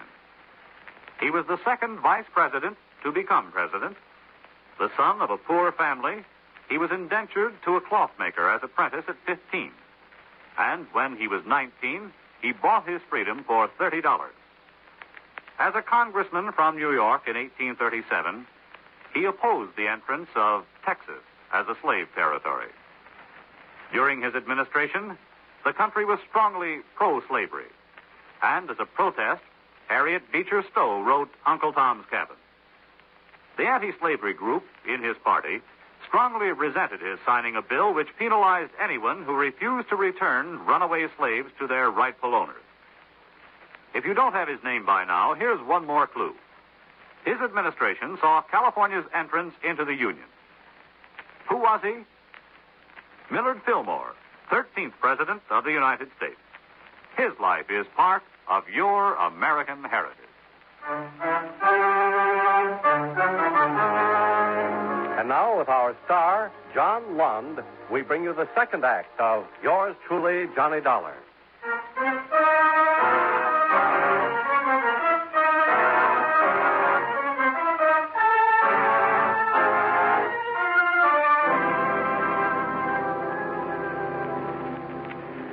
Herr Dollar, since you have arrived, you have talked with people. With me, with Paul Turner. At Temple of Airdrome, with a widow.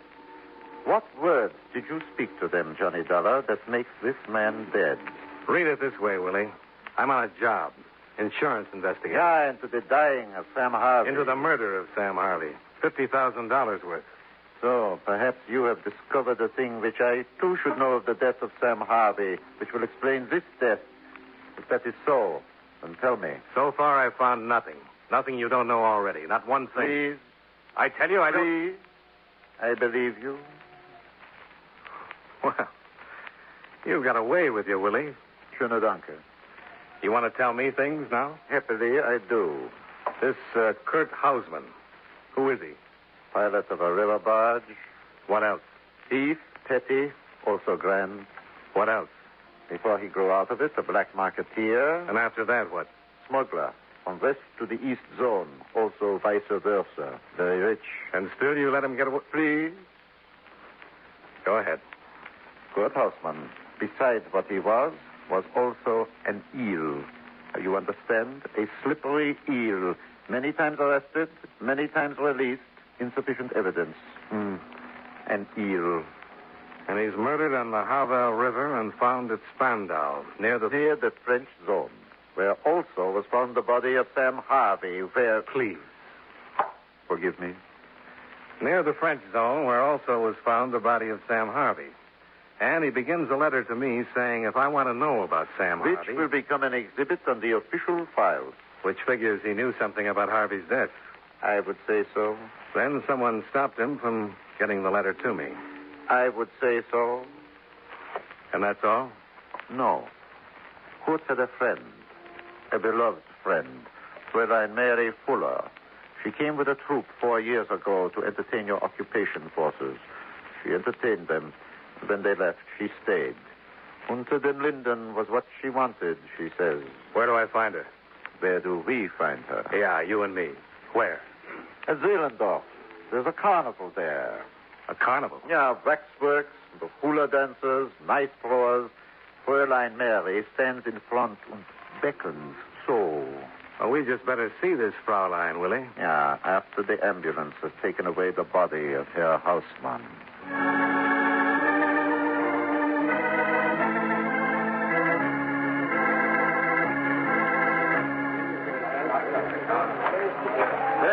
There she is.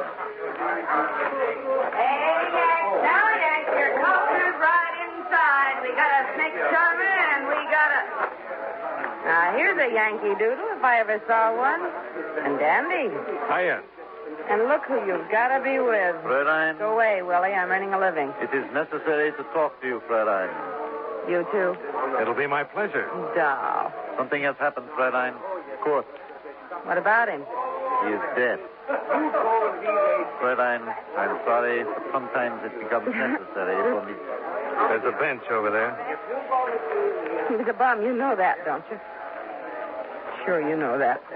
Fräulein, please sit down. Thank you, Willie. How did Kurt die, Willie? By a bullet in the back of the neck. How else would he die? He was writing a letter to me when he was shot. Oh? Why would he be doing a thing like that, Mary? Who are you? Johnny Dollar. I'm an insurance investigator. Why? I mean, why? Why are you here now talking to me in front of a tourist trap? And with Willie here, what's happening? Just take it easy. That's the latest word. Just take it easy. All right, okay. Brave smile. Brave smile. How is it? Fine. Great. Questions, Fräulein? Whenever you're ready. Do you know who killed Kurt, Fräulein? No. Fräulein, 5 days ago, an American by the name of Sam Harvey was found in the harbor there, drowned. Did you know him? Old Sam? Old Sam Harvey? What about him? He was a thief. How? The barge on the river. Kurt's barge? Sam owned it with Kurt. Anything illegal that could be done on the river. Smuggling, black market, name it. Anything from Potsdam and up the canals all the way to Hamburg.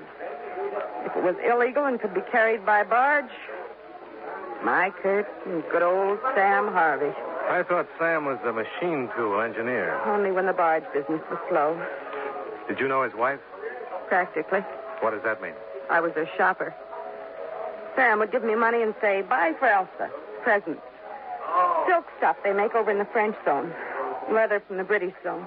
Lots of these ceramic earrings, see, like I'm wearing? Yeah, real nice. Just make them for pierced ears. Sam showed a pair of them to Kurt, and Kurt made me pierce my ears so I could wear them, too. Yeah? Sam would get me to buy sweaters and woolens for her. Buy them and send them to her. To Vienna. Sure. One more thing. You know a lad named Paul Turner? No. You want me anymore, Willie? Thanks. Hey, mein Herr, Fraulein, now come on in. Now come on in. We got a snake charmer. We got a nice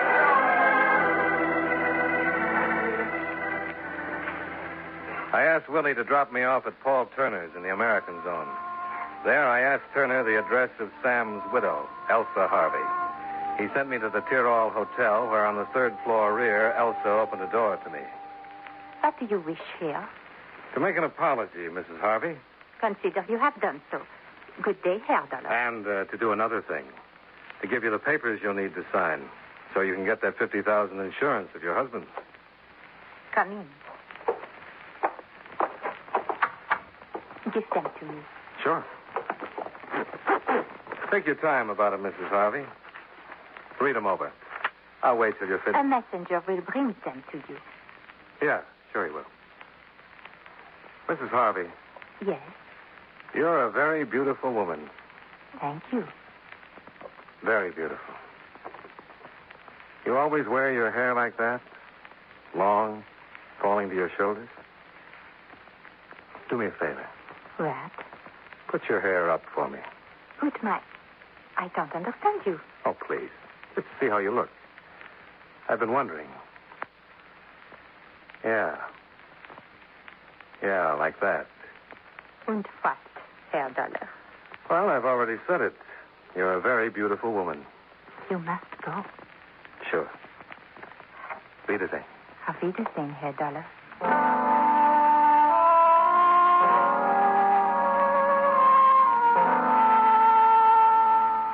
Expense account item 8, $1.30. Cab fare to the small carnival in Zehlendorf.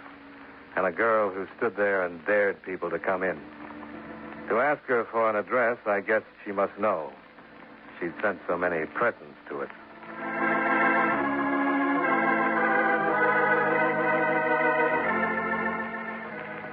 Expense account item 9, $63.95 airfare and incidentals to Vienna. Expense account item 10, cab fare, $1 even, to a red brick apartment building 5 stories high and a block square. Frau Harvey? That's right. Mrs. Harvey is dead. When? Yesterday morning, early. Listen, did she get a wire from Berlin last Tuesday? Yes, she did. But of course she could not read it. I gave it to the other lady. What other lady? Her friend who lives across the hall, who was kind to her and took care of her, who paid for her funeral. And who moved out right after it was over?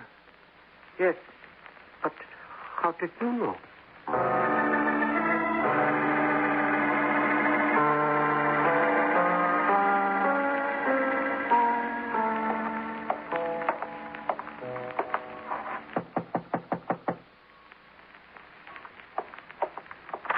Yeah? Oh. The widow Harvey inside, Paul? Uh-huh. You answer her door for her now? Mm-hmm. So I have to get past you to speak to her, huh? Elsa, Yes, boy. it's Johnny Dollar. Good. Come on in. Hello, Frau Harvey. Here are the papers, Herr Dollar. I have signed them. Oh, fine. Thank you. What are you doing? Tearing paper? Are you going crazy, Dollar? No. I always tear up policies this way, Paul. What is the meaning of this? What's your real name? My name? Cut it out, honey. This Dollar's no slob. How much do you know, Dollar? All of it. For instance? Well, I just got in from Vienna. A girl died there. Sam Harvey's wife. Mm-hmm. See, I told you he wasn't any slob, honey. She was sick. Then she died. Her husband died. Why shouldn't I have the money in the policy? I took care of her It's and not legal. That's all, honey. How could he know, Paul? How could he possibly know? By a stupid little slip. Earrings. For pierced ears. Like Sam's wife had and like you don't. Which made me go to Vienna to make sure. And I did, and I'm sure. Okay, Dollar. Okay, what? You tore up the policy. Blow. Paul, you knew this girl was a phony right away at the airport. But you went along with her. I asked myself why. You got an answer? You're trying to hide something, too. Murder? Yes, something's got to give, Dollar. Sam's murder? Carl's? You know what you know, and I know what I know. One of us has got to go. Killed Sam because you wanted in on the barge business. The smuggling, the black market. But Carl. Why Carl, Paul? Why did you kill him? He didn't want me in. So bad he didn't want me in, he threatened to get to you. He almost did. And you almost got out of Germany, Dollar. But now I don't...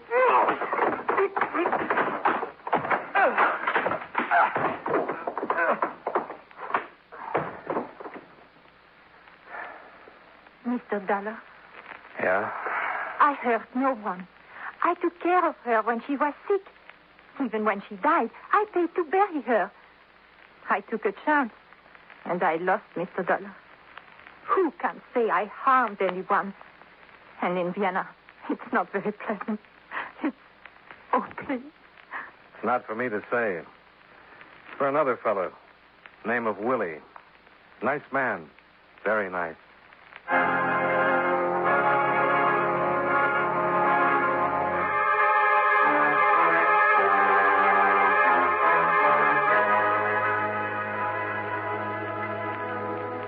Expense account item 11, $67.70. Hotel bill and incidentals while in Berlin and Vienna. Expense account total, $693.03. Yours truly, Johnny Dollar.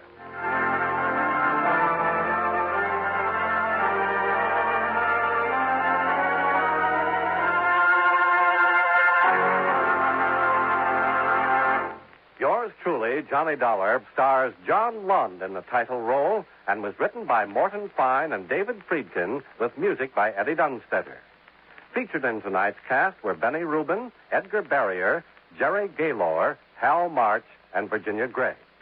Yours truly, Johnny Dollar, is produced and directed by Jaime Del Valle. This is Charles Lyon, inviting you to join us again next week at the same time when from Hollywood, John Lund returns as... Yours truly, Johnny Dollar.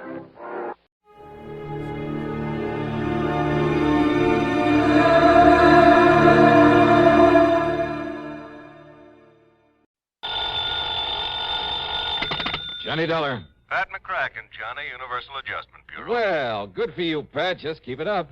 Now, what's that mean? 2 assignments in 1 week? Fine. Oh, 1 week and 1 day. So I still like it. What goes this time? Johnny, how old are you? Just exactly 30... Huh? Why? Still young enough to remember how you felt and acted when you were a young punk, huh? Sure. But I hope you were a better sort than the one we have to deal with in this matter. And yet, on the other hand, well, you know the saying, it takes a crook to catch a crook. Huh? So maybe we'd be better off if you'd been an A number 1 delinquent when you were a pup. Do you mind telling me what you're yammering about? But I suppose you were a good boy. Well, I was no mama's boy, if that's what you mean. Oh, I mean no real trouble with the law. No stretch in a reform school, no hoodlum gang, no good contacts, experience, that sort of thing. Pat. Well, I guess not. It's kind of too bad, though. You mean if I had a nice black record, I'd be just right for this whatever you have in mind. And yet, on the other hand, Oh, Johnny... come on, Pat. Start making sense, will you? Well? Yes. All right. Culpepper Walker, Mono Guarantee Insurance Company. Do you know him? In their office in Little Rock, yeah. Good. Fly on out and see him, will you, Johnny? Because of some trouble with some kid? That's right. Okay. Just a kid, Johnny. But if what Walker says about him is true, if you expect to get anywhere with this boy... Yeah? You'd better take along a pair of brass knuckles, a length of chain, maybe a switchblade knife. Oh, that kind, huh? That kind. A real bad one.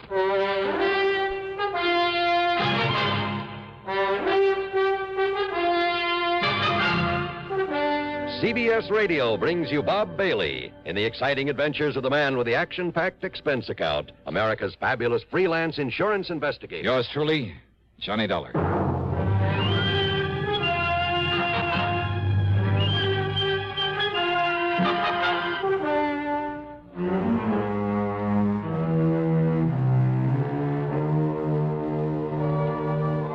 Expense account submitted by Special Investigator Johnny Dollar to the Mono Guarantee Insurance Company, Little Rock office. The following is an account of expenses incurred during my investigation of the Bad One matter.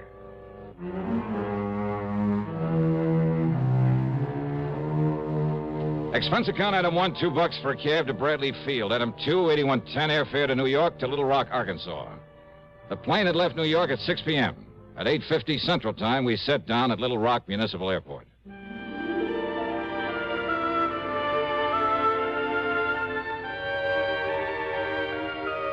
There have been a lot of changes since the year 1772 when a guy named Bernard de la Harpe stopped here and tagged the place after an outcropping of rock on the south bank of the Arkansas River. Yeah, it's an interesting town with its modern air-conditioned buildings of chrome and glass, its busy streets and busy people. And at the same time, its beautiful residential section, fine homes, plenty of trees and gardens and hedges and lawns that stay a lush green throughout the year. Not far away are well-cultivated farms and dense forests. And along the river, lots of rich bottomland, much of it loaded with cotton. Any kind of crime just doesn't seem right in this area. As soon as I got settled, I called Culpepper Walker, made a date with him, and then early the next morning met him at his office where he got down to business. No, Dollar, not right here in town, but in one of the outlying precincts, I guess you call it. Section they call Milltown. Oh, I see. And his name is Pete McGuire. Works in a cotton mill. He's 18, 19 years old. And he's the only one knows who killed Mr. Brierly. Brierly? Ambrose W. Brierly, client of ours. Insured for near $50,000. And his business partners in the mill are also clients. Very important ones. Mm-hmm. Well, what happened? Monday night of last week, Mr. Brierly was driving along with a payroll for the cotton mill, like I said, over in Milltown. That's east of here. Yeah? Somebody ran his car off the road, bashed in his head, and took the payroll, some $17,000 in cash. He was carrying all that money around alone at night? Well, he'd taken it out of the bank here in town just before the bank closed. He started out for the mill. But he'd had some trouble with his car, with one of the front wheels, and he had to stop and have it fixed. By the time he got on the road again, it was nearly dark. Well, tell me, you sure he didn't just swerve off the road by himself? No, he was shoved off by another car. Tire marks, the skid marks, showed just how it happened. Chief Andy Fisher of the Milltown Police Department checked that out. I see. Well, could the police identify the killer's car by those tire marks? No, sir. And that's where the McGuire boy comes in. How do you mean? I mean, he was caught running away from the scene. Not more than, well, couldn't have been more than 1 or 2 minutes after it happened. Caught by whom? Well, police car. Chief himself was in it. Just checking the beat out there. He chased the kid down and brought him in for questioning. Well? Nothing. Nothing? What do you mean, nothing? All they could get out of that tough young punk was absolutely nothing. Well, then, what am I supposed to do if the police haven't been able to get anything out of him? Well, you could try, can't you? But it's a matter for the police. If it wasn't for Mr. Brierly's partners. Now, what have they got to do with it? Their insurance. Insurance on the cotton mill. Thousands of dollars in premiums every year. So? Well, I can't afford to lose it, Dollar. Well, so why and should they're I... the ones, his partners, who insisted that I get you out here to investigate. Oh. Yes, sir. Mr. Dollar? Johnny? Okay, Culpepper, I'll see what I can do. Item 3, $50 deposit on a rental car, and I drove over to Milltown, to the one-room police headquarters in the city hall. Yes, sir, Miss Johnny. I was right there at the scene of the murder in my prowl car, right after it happened. Oh? How come, Chief? Man at the bank had told me about Mr. Brierly's car trouble. It was getting dark, light rain falling, and Mr. Brierly toting all that money. Well, I thought I'd better make sure he'd gotten to the mill all right, so I started out that way. But what happens? All right, what happens? I got there to Spring Road crossing, and there's his car in the ditch, and another car towing away up the road. Oh? And this young Pete McGuire trying to get his motorcycle started and get away from there. Kind of seen me arriving on the scene. So when I found Mr. Brierly's dying there in his car, I grabbed the kid. Yeah, if only I'd have had sense enough to follow up that other car. Now, you're sure this Pete McGuire didn't do it? Well, of course, he said he didn't. And that was before he clammed up like now when he won't say anything.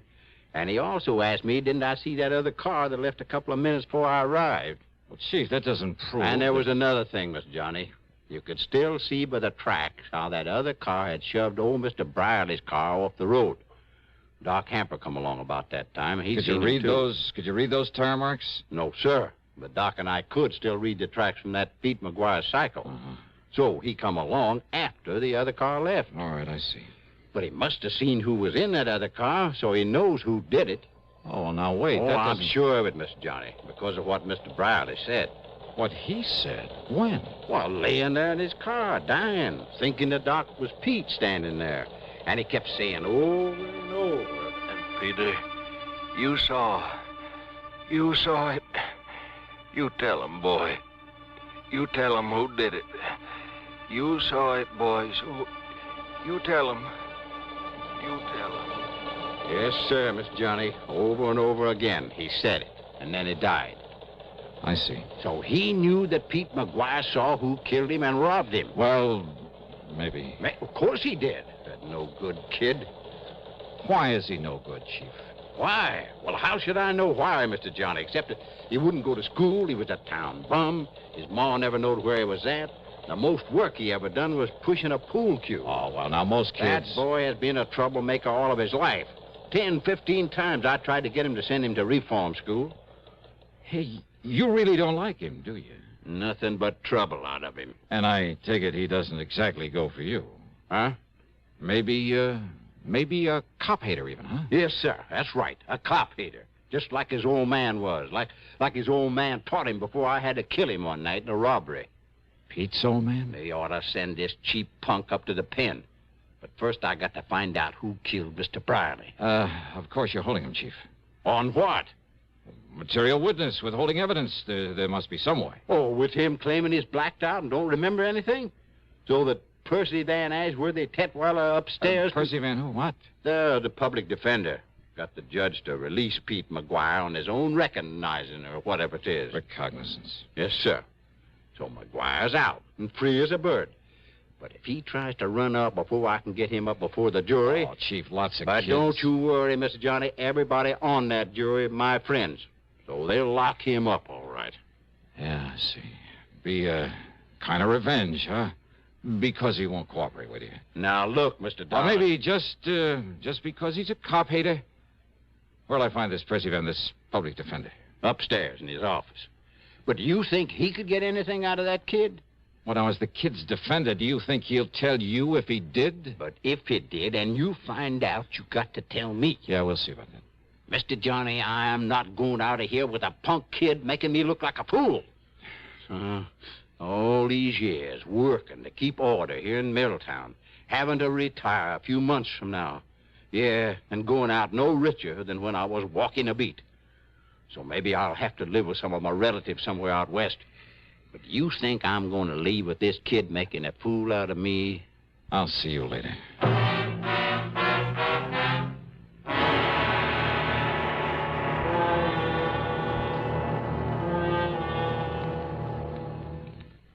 To paraphrase Gilbert and Sullivan, an announcer's lot is not a happy one. Well, not always. Want to know why? Tell you why. Take this safe driving business. Do you have any idea how many times my confreres and I have begged on bended microphone to have begged people not to kill themselves on the highways? Now, once and for all, let's get together on this. Let's understand one another. Unless you want a pack of frustrated announcers on your conscience, slow down and curb highway carnage. If you don't care about yourself, at least have a little consideration for us. And now, Act Two of yours truly, Johnny Dollar, and the Bad One Matter.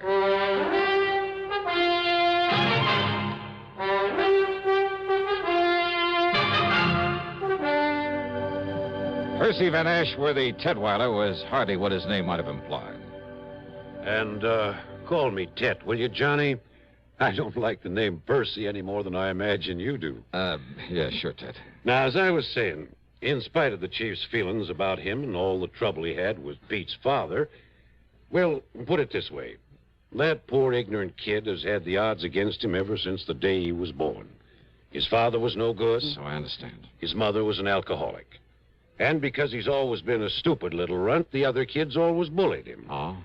Yes, and when they'd pull a job, none of them very serious, I'll grant you, they'd leave him behind so that he'd be the one to get caught for their mischief and petty thieveries. He didn't dare peach on them or they'd beat him up. And the chief never let up on him. So he's hated cops, hated anything that had to do with law and order. Which includes you. Yes, I'm afraid so. in spite of my attempts to get close to him. And even you haven't been able to get him to talk. I've tried everything, Johnny, from sugar-coated kindness to the worst threats I could think of. Everything short of Chief Fisher's heavy-handed methods. Oh, you mean the good old third degree, the rubber hose tactics and things like that? Well, of course, the chief denies it. Oh, sure he does. And don't forget, I'm the one who got the judge to let him out on his own recognizance. Why? In the hope he'd open up to me. But to Pete, I'm still the law, just as much as Chief Fisher and Judge Thurber. Well, weren't you taking a big chance on his running away? But he hasn't. Yeah, I wonder why. Won't do any good to ask him. Believe me, won't do any good to ask him anything. Oh. Look out there, out the window. Here he comes now. Pete McGuire? Yes. Okay, give me a try. What? Yeah, look, don't tell him who I am, what I'm here for. Johnny, if I thought you could do any good... Believe me, I could... But don't you see, unless he talks, the jury, all of them friends of Chief Fisher, and if he tries to run... Now, listen, I'm no friend of yours, see? Maybe I'm a troublemaker, a con artist. What? Yeah, you want me out of town. You threatened to have me locked up if I... Hey, wait, here he comes. But, Johnny, I'm afraid I don't... Yeah, okay, you just try and do it, see? I got a right to make a living, and unless you got some formal charge against me... All right now, Mr. Tetweiler. Pete, come in. Now, listen, Tetweiler...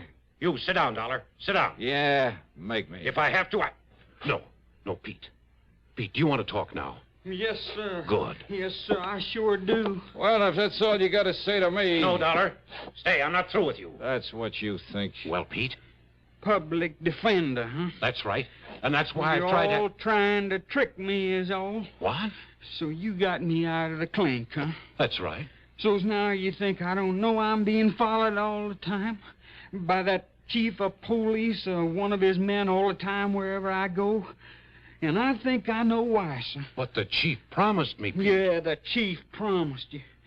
You believe that dirty cop? I tell you, Mr. Tetweiler, you get him off my tail. Now, listen, Pete.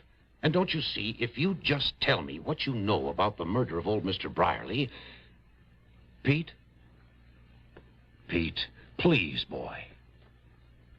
Pete, listen to me. If you're trying to protect someone by holding back... Did I say I was? I say I really know anything? Well, the chief says you do. Well? Oh, Pete, for the... Look, you're in trouble, boy. I'll get out of it my own way. No one's really proved you didn't kill him. So unless you tell me what you know... You just keep that cop off my tail. Hey, wait a minute, kid. Pete, come back here. See you later, No, Dollar, come back here. Drop it. Hey, wait a minute, kid. Hey, Pete, your name? What's it to you? So you don't like the cops either, huh? Either? Got a tail on you, huh? You want to learn how to shake a tail from an expert? Expert, huh? Yeah, that's right, me. He called you Dollar, huh? Well, that's a good name. Sounds like money. Oh, yeah, baby, yeah. Maybe plenty of money. And maybe I can use some help in this burg, huh? Help in what? Why not? Just wait. Talk here in City Hall with the cops liable to show. Hey, you got a car? I got a cycle. All right, good. I got a car, a good one. So tell me where to meet you, huh? You don't care if the cops are following me, if they follow you, too? You think I couldn't shake them? Maybe. All right, you head for wherever you want me to meet you, see? Now, and listen. if I spot somebody following, Pete, I'll shake them so easy. You sure of that? Sure, I'm sure. Then I'll meet you wherever you say, huh? Because if they find out where I'm hiding out, you sure you won't tell them? Look, I promise I give you my word. Well? 7 Mile Road, out beyond Spring Road at the railroad crossing. Yeah? You better hide your car. There are lots of trees. Yeah. Now, you walk in the gully on this side of the tracks. Then you see a little tool shack on the side. I'll be there. Okay. I don't know how soon, Pete. If we're tailed, I may have to lead him away. But I'll see you, huh?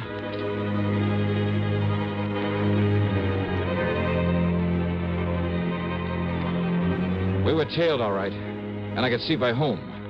And I wondered. To keep him from following Pete, I had to let the boy go on ahead.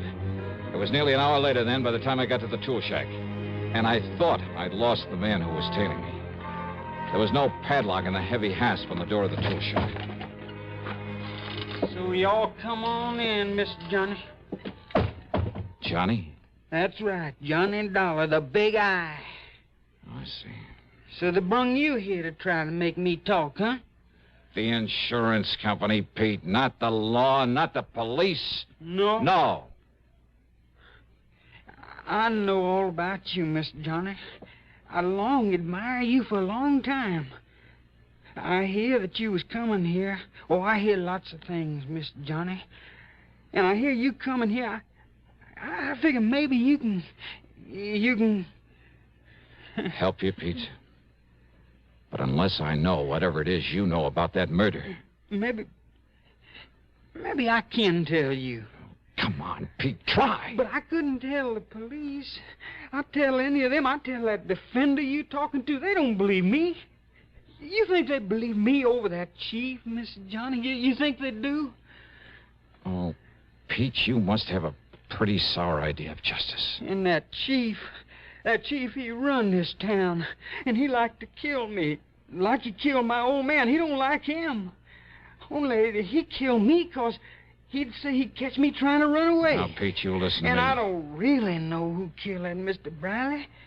But I think I know, and that's why I don't dare say what I think to that chief or to anybody. But when you saw the killer's car, heading away from the place... But, Mr. Johnny, the only one I see is the police car when it comes from the direction of the mill. So From the direction of the mill? So I really don't know.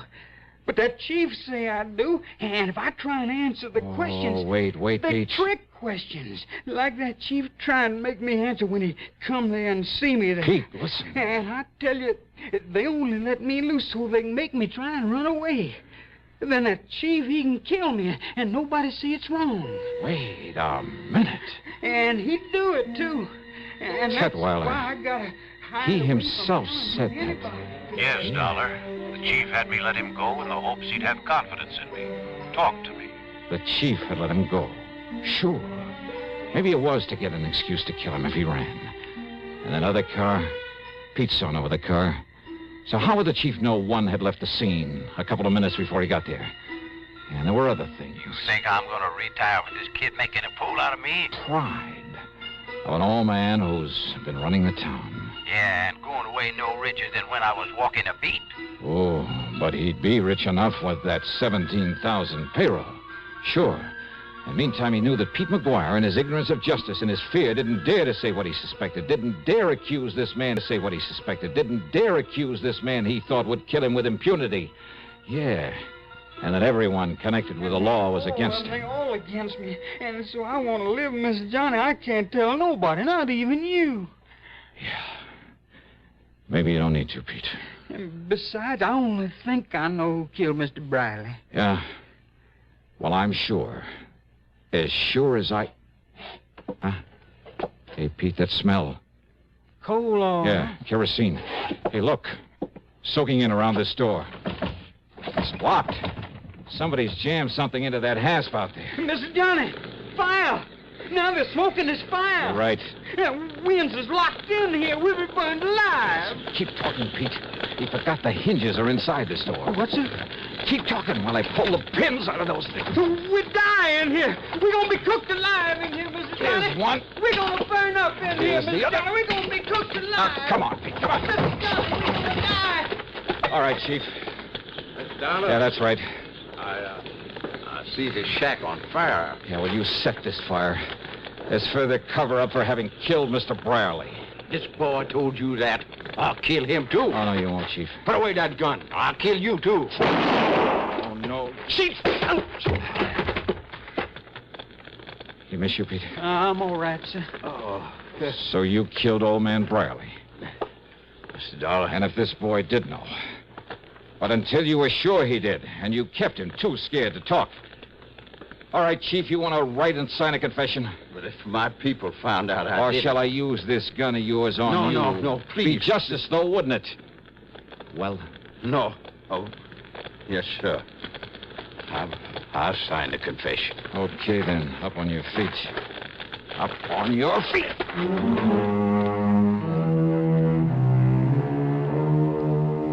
Yeah, pretty smart. Using that poor ignorant kid as a means to keep any suspicion away from himself. but believe me, not smart enough. Expense account total, including hotel expenses, the rental car, and the trip back to Hartford, $231.20. Yours truly, Johnny Dollar.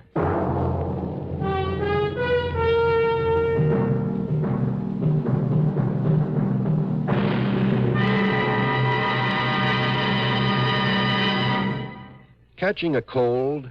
Well, I guess most everyone knows that the smart thing to do when you feel a cold coming on is to get plenty of rest.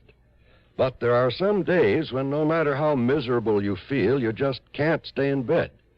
And if tomorrow is one of those big days and your cold is complicated by constipation, well, that's when you'll appreciate X-Lax most. You see, X-Lax has the qualities doctors consider most important in a laxative. It's gentle, effective, and close to natural acting. Taken at bedtime, X-Lax won't disturb sleep. It works effectively, overnight, to help you toward your normal regularity. And X-Lax is so close to natural acting, there's no upset or discomfort. So gentle, it's even recommended for children. So, if tomorrow's a big day for you, if you have a cold and need a laxative too, take X-Lax, a laxative with the qualities a doctor would recommend. X-Lax. Now, here is our star to tell you about next week's story. Next week, the double deal matter. And I give you one guess about who comes out at the short end of it. Join us, won't you? Yours truly, Johnny Dollar.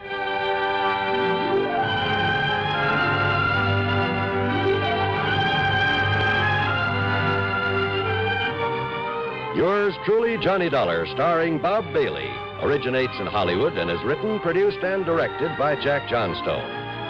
Heard in our cast were Larry Dobkin, James McCallion, Forrest Lewis, Russell Thorson, and Sam Edwards.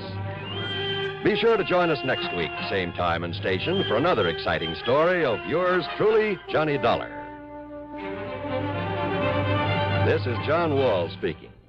This is the CBS Radio Network. You're tuned to Radio 590 WROW in Albany, New York.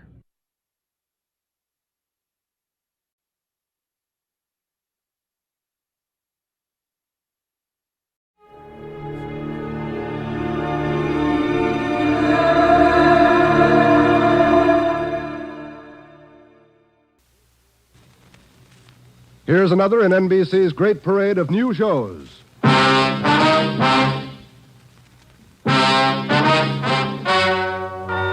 Ladies and gentlemen, the story you are about to hear is true.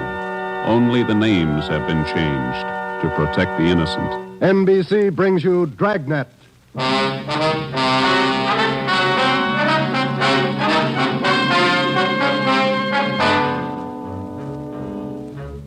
You're a detective sergeant. You're assigned to homicide. A mad killer is loose in the city. In every instance, he leaves the murder weapon behind. There are no fingerprints, no clues to the killer's identity. Your job, get him. Dragnet, the documented drama of an actual crime, investigated and solved by the men who unrelentingly stand watch on the security of your home, your family, and your life. For the next 30 minutes, in cooperation with the Los Angeles Police Department, you will travel step by step on the side of the law through an actual case from official police files. From beginning to end, from crime to punishment, Dragnet is the story of your police force in action. It was Tuesday, June 3rd. It was warm in Los Angeles. We were working the day watch out of Homicide. My partner's Ben Romero. The boss is Ed Backstrand, chief of detectives. My name's Friday. I was off duty reporting back in on an emergency call. It was 3:57 a.m. when I got to the basement of the city hall. The carpool. Let's go, Friday.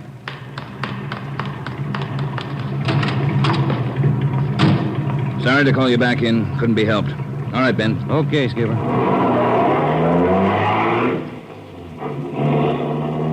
What's up, Ed? Double murder. When? I don't know. Found out about it 40 minutes ago. You got any ideas? Roughly same M.O. Was that 6413 Norwich, Skipper? No, 6430. What do you mean, the same M.O.? The same guy. Brickbat killer. How many does this make? Counting tonight, 4. We got anything at all? Smudged fingerprint we can't even classify. Sounds like a smart operator. We gotta get him. If we have to shake down the city from one end to the other.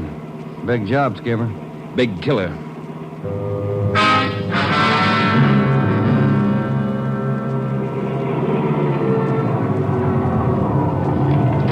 At 4:26 a.m., we pulled up in front of 6430 Norwich Drive, a small group of bungalow apartments facing on an oval-shaped garden court.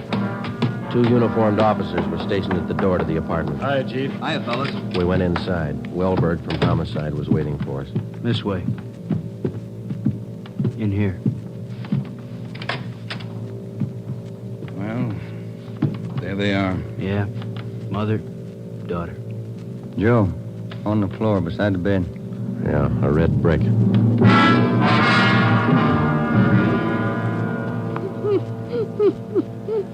Miss Hafters, we know how you must feel about all this, but would you please try to answer a few more questions for us? Yes.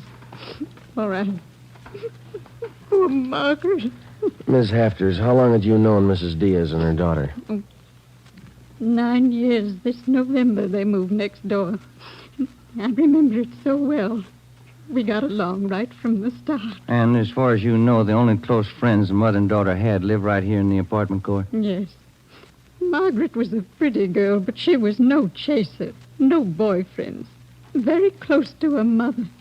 The two of them very close. Did they keep any amount of valuables in the apartment? Money, jewelry, things like that? Oh, no.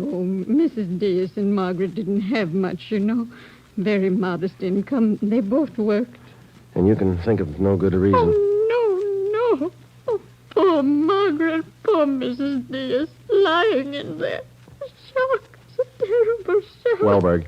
Yes, Sergeant. Would you show Ms. Hafters back to her apartment? Sure, Sergeant. Thank you, Miss Hafters. We appreciate it. Yes, thank you. Poor Margaret. Poor Mrs. Diaz. Well, Joe? Let's check with Ed. He's back in the bedroom. Dust that over there, will you? You get anything from the neighbors? The usual, Ed.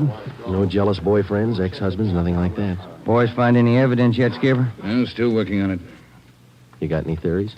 Well, we know the killings were all done by the same guy. Mm-hmm. Cuts the same pattern out of the window screen. Cuts the same pattern with a glass cutter out of the window. Reaches in and flips the locks. All right, where's that leave us? And before he gets inside, he makes sure there are only women in the house. That means he probably watches the house for a few days. Yeah. Once he gets inside, he wants only one thing, to kill. He's never taken any valuables. As far as we can tell, he's never searched for any. What kind of a man works like that? I think the guy's kill crazy. Hey, fellas. Yes, Donner? Here's a break. 2 fair prints. 1 thumb, 1 forefinger. What'd you get, Pete? Only got 9 points. Not enough to go into court, but enough to make him. We'll know him when we get him. Yeah. Found the prints on the lens of the old lady's eyeglasses. Probably knocked him off the night table when he went after her. And when he was done, he put him back on the table. Yeah. Had blood on his hands, see? Yeah. That's funny, isn't it? Why would he go to the trouble of picking up the woman's glasses after he killed her? We'll ask him when we find him. All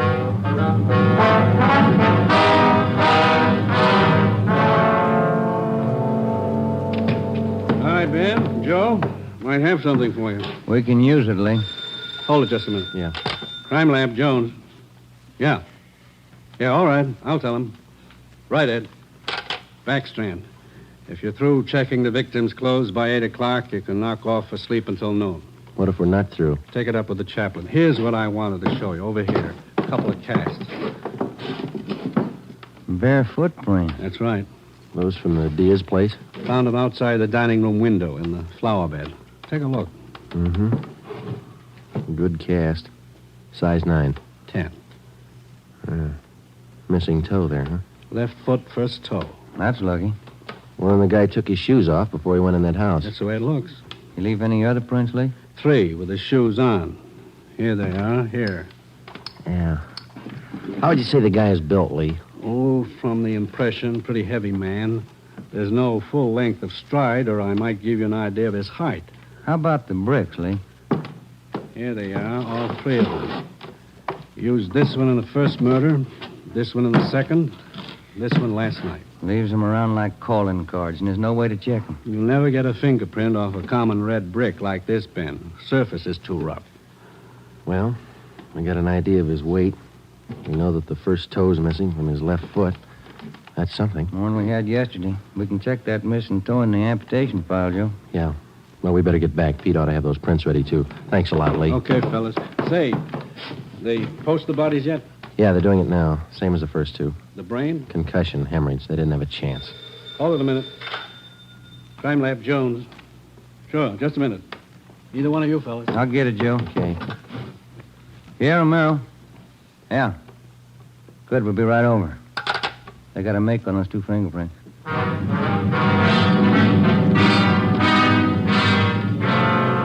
Okay, Joe. Single print file. Made him on the index finger. Let me see, Pete. Take a look, Ben. Yeah. Doesn't look like a killer, does he, Joe? Kind of nice looking. That's right, Pete. They said the same thing about John Dillinger. The name at the top of the make sheet read Carlos Richard Monterey, male, Caucasian, age 19, height 5 feet 11 inches, weight 165 pounds, dark brown hair, dark brown eyes. Last known address, 1663 Naples Street, Los Angeles. Previous arrests, 1, auto theft, February 8th, 1936. That was all. Ben and I had been expecting more. The information on the mama sheet for Monterey was 13 years old. So was the picture. So was the description. So was the address. In 13 years, a man can change in 1,000 ways. So can his habits, his appearance, his address. In 13 years, everything can change except 2 things.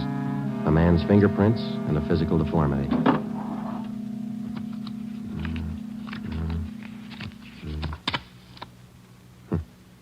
Missing toe on left foot. Carlos Richard Monterey.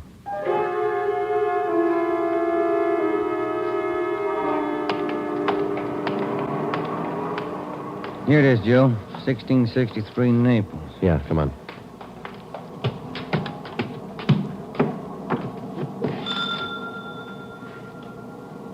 Somebody's coming. Yes? What is it? We're police officers. We'd like to ask you a few questions. Oh, yes. Would you like to come in? Thank you, ma'am. Yes? Would you mind telling us your name? Monterey. Isabel Monterey. What is it you want? You're married? Yes. My husband is Francisco Monterey. Would you explain why you are here? We thought you might be able to help us. We're looking for a man named Carlos Monterey. I don't understand you. We're looking for a man. We'd like to talk to him. Do you know where he is? Yes. Carlos is dead 7 years ago. He's dead, my husband told me. And does your husband know Carlos, or did he know him? He was his brother. What about your husband's parents, Miss Monterey? Where are they? They're both dead. Some time now.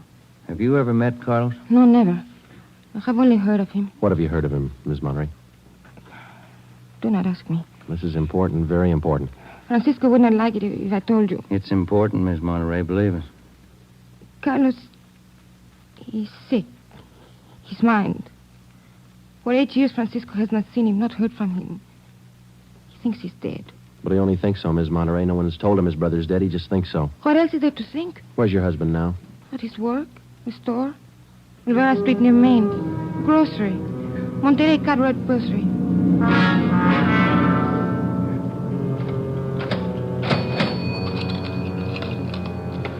Here's your change. Thank you, Mrs. Myers. Now, look, officers, you know how it is. You don't like to let these things get out. That's why I trust you. You can trust us, Mr. Monterey. We just want to check on a few things. Oh, fine. Always glad to help out if I can. Well, can you tell us if your brother was ever in a mental institution in his life? Oh, I know there was nothing wrong. 1923. Got a little bad, so Mom and Dad had to put him away for a while, just till he calmed down. I remember the day. Sometimes, dumb, stupid kid, what do he know? Standing there by himself in the train, crying. The public nurse, stupid way he cried. What do you do? I cried, too. I was only 10, Sergeant. I saw him go. He was alone. Later on, Mr. Monterey, your brother was released from the state institution. Yeah, he was 16. And then he started running around, playing tough, carried a gun, lived by himself. He never came around. He dropped from sight about 1938. You haven't heard from him since then? Nothing. Never seen him. Do you know of anybody who might have seen him? Oh, there was a girl he had. Anita something. On Soteo Street. Anita Martin, yeah, that's it. Soteo Street. Maybe she's seen him. Ask her. Maybe she's seen him. Carlos Monterey? Not in a year. Last March he was in. When I was working at the Peacock, down on South Main. He came in, we talked for a while. That was all. And you haven't seen Carlos for the past 2 months or so? I tell you, no. Has he written to you? Has he phoned you? Once, 3 weeks ago, he phoned. Here. He left a message with my girlfriend. But he didn't call back again. Now, that's it. That's all I know. Thank you, Miss Martin. Here's our card. If he does call, well, you'll let us know. Yeah, I'll let you know. You liked Carlos, is that it, Anita? Like him? No, I didn't like him. He was funny. But he was nice. You know, I pitied him. Why did you pity him, Miss Martin? Well, he was a good fellow who was strange. He could smile, you know. He had a nice smile, but you could tell he was never laughing. There was something in his mind. Something... Oh, I don't know.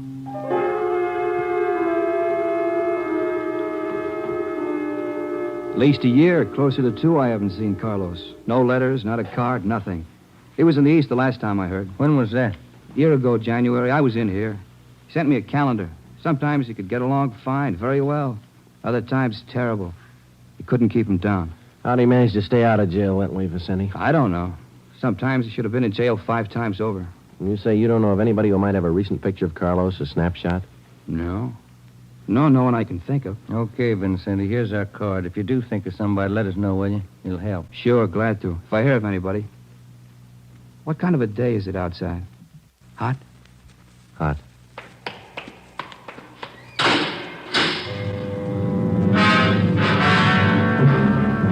By 5 o'clock that afternoon, Ben and I were certain of one thing. Carlos Monterey was in the city of Los Angeles, somewhere.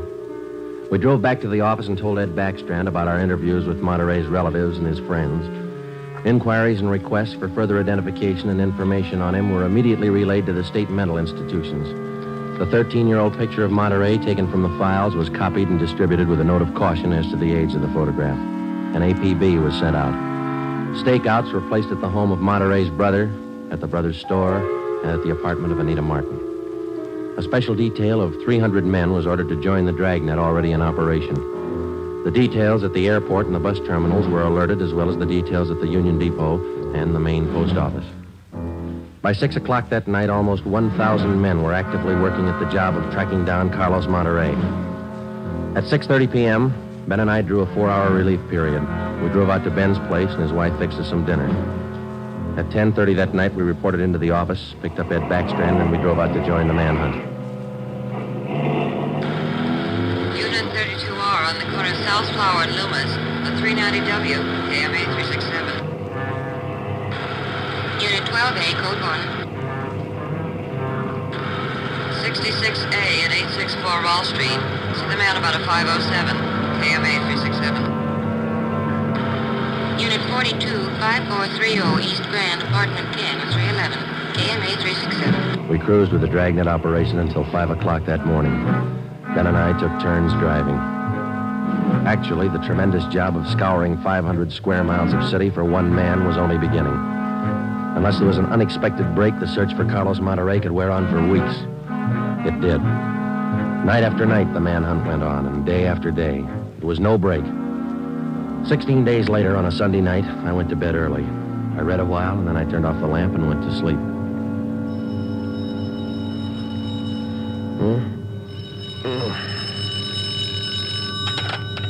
Hello? Friday talking. Sorry, Joe. Get in here as fast as you can. What's the matter? That girl Monterey knew, the one you talked to, Yeah? she left her apartment, went to her girlfriend's. Yeah? She's dead.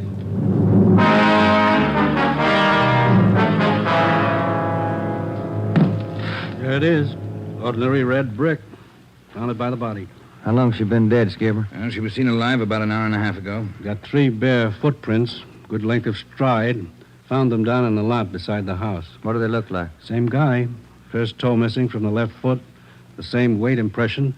Should be about 5'11". That checks out with what you got, doesn't it? All right, so it's the same guy. What about those shoes we found, Lee? Yeah, they correspond. They were impregnated with foreign matter. What'd you find? Particles of lettuce leaf, dry onion skin, traces of red cabbage. Maybe a vegetable counter. Maybe. What about the city wholesale market down on Front Street? What about any market in Los Angeles? No, Lee, that wholesale market is big enough to hide anybody. Hundreds of transients work in there. Some of them even sleep there. For a guy like Monterey, it'd be perfect. That's a fair guess. Check it when it opens. They open at 2 a.m. 2:30 now. All right, get back to the office and pick up as many extra men as you need. Get down there right away. Okay, Ed. Now, you know he's a rough one, so watch it. On Monday, June 23rd, at 2 minutes past 3 a.m., we pulled up at the city wholesale produce market. With the exception of 54 police officers in plain clothes who mingled with the buyers and sellers, business went along as usual. The market itself covered almost 3 square blocks in the lower part of the downtown area. It was divided off into hundreds of individual stalls by flimsy wooden partitions. To make the search even tougher, the place was crowded. For the first 45 minutes, we had the men circulate at random through the crowd on the chance that one of them might spot Carlos Monterey from the 13-year-old picture. It didn't happen. After that, we started a systematic canvass. We talked to the customers, we talked to the managers of the different booths, we gave them Monterey's description, we showed them his picture. Nobody recognized him. We checked the employment records one by one. Not a sign. Sorry, Sergeant. I'd like to help. I've never seen the guy. Okay, Mr. Snyder, thank you. We sure picked the sweet jobs, don't we? Oh, yeah, we could spend a year at this. Oh, Sergeant Friday. Yeah, Kamansky. Did you find something? Guy at the booth over there against the far wall. Thinks he might have hired Monterey a couple of days ago. Come on, Ben. Where? Over there, Sergeant. You showing Monterey's picture? Yeah, he thinks it might be him. Mr. Frasinetti, this is Sergeant Romero, Sergeant Friday. Yes, I told your boy, Sergeant. This fellow Carlos, I hired him to help last Thursday. Big rush for me now, so I hired him. You sure he's the man? In the picture? I think so. A little older, maybe. Oh, but I know faces. He's the man. You're looking for him? You say you hired this man last Thursday? That's right. It's a big rush for me now in the morning. I hired him Thursday. He worked Thursday, Friday, Saturday. But he don't show up this morning, so I got no use. Too many men to pick from. He don't show up, I let him go. What kind of work did he do for you? Same as he did for Schiller down there. Heavy work. Moving the stores, cleaning up. What kind of produce does Schiller handle, Mr. Frasinetti? Fancy, very fancy vegetable. Produce does Schiller handle, Mr. Frasinetti? Fancy, very fancy vegetable. Is a choice. New potatoes, expensive red onions. Schiller sells to the big hotels. Does Schiller handle brown onions, Mr. Frasinetti? Oh, only the best. Big dealer that Schiller. Sells it to the big hotels. How long has this Carlos been working around the market? Oh, I don't know. Is it just like the rest? First he worked for me, then Largo Massini, then Schiller. Hey, why are you looking so hard for him? He stole something? He murdered somebody. Him? Mamma mia, murder. Do you have any idea where Carlos lives? Oh, me? No. And if he comes back here, I tell him to get out. I got nothing to do with this trouble. No, you'll tell him nothing, Mr. Frasinetti. Here's our card. If you see Monterey again, call us. Say nothing to him. Oh, sure. I remember. Joe, call the chief at the office, will you? Message just came in. Thanks, Al. Come on, Ben. Yeah, there's a phone booth. See? No, I don't. Where? Straight ahead, little left. Oh, yeah. You got a nickel? Let's see. Oh, yeah. Yeah, there you are. Thanks. I'll see what Ed wants.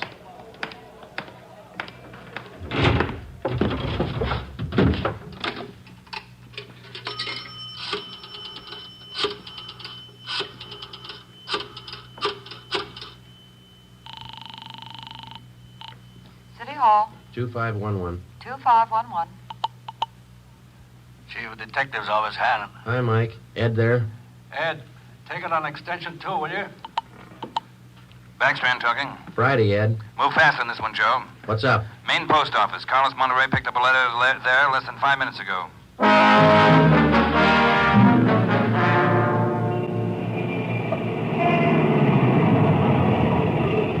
Come on, Ben. There's Ed over there with Wellberg. Yeah. Traffic short jammed up around here. Hi, Ed. Friday, Romero. You all set, Wellberg? All set, Chief. Spring Street to San Pedro. Sunset the first. Got it covered. Good. What's the story? Post office detail tipped us off. 5 minutes after 8, a man answering Carlos Monterey's description picked up a letter at the general delivery window. That was 16 minutes ago. Who spotted him? Sam Lane. Got a look at him just as he was leaving the window. Called to him to stop, but Monterey ran. Lane called me, and we threw a net over the area for 6 blocks around. And Monterey's still somewhere inside this area? I don't know how he could have gotten out. What's next? Well, I'll give him an hour to break for it. After that, we start a house-to-house search of the whole area. Stop all pedestrian and vehicular traffic for identification. You're going to jam up the depot traffic. That's cheaper than murder, Romero. Get going. The first hour we counted off in 5-minute segments. Like Backstrand, we felt close enough to Monterey to touch him, but he still wasn't there. The north and south ends of the blockade started to move in, slowly, searching every store, every house, every conceivable place where a man might hide out. In the meantime, Ben and I worked the Spring Street side of the blockade, watching the faces of the pedestrians as they came through, one by one, examining all vehicles and their drivers. The morning wore on, the sun came out, and it started to get warm. By 11 o'clock that morning, Monterey still had not been found. The temperature was 93 in Los Angeles. It was still climbing. The search went on. At 10 minutes past 2 p.m., Backstrand made the rounds. How's it look, Skipper? Not good. Going slow. How much longer you figure? I don't know. It'll go to after dark, that's sure. District down here is like a rat's nest. Yeah. Nothing? Nothing. But he's someplace inside this blockade. He's got to be. Any chance of getting relief for the men in our squad? Some of them been working straight through since yesterday. I'll see. Check with me around 5 this afternoon. Thank you, Skipper. Keep a sharp lookout. One slip. That's all it takes. The search went on. At 3 o'clock that afternoon, the temperature was 95. We sweltered and we waited. At 3:45, Backstrand sent a squad of men into the Union Depot to search it from top to bottom. There was one false alarm when one of the men thought he saw Monterey slipping out a side door into a taxi. He turned out to be a train conductor. At 25 minutes past 4, Backstrand passed along the order to our detail to start moving in, house by house. It was a tedious job, and it went slow. The men were tired. At 5:30, the relief squad showed up. Ben and I stayed on.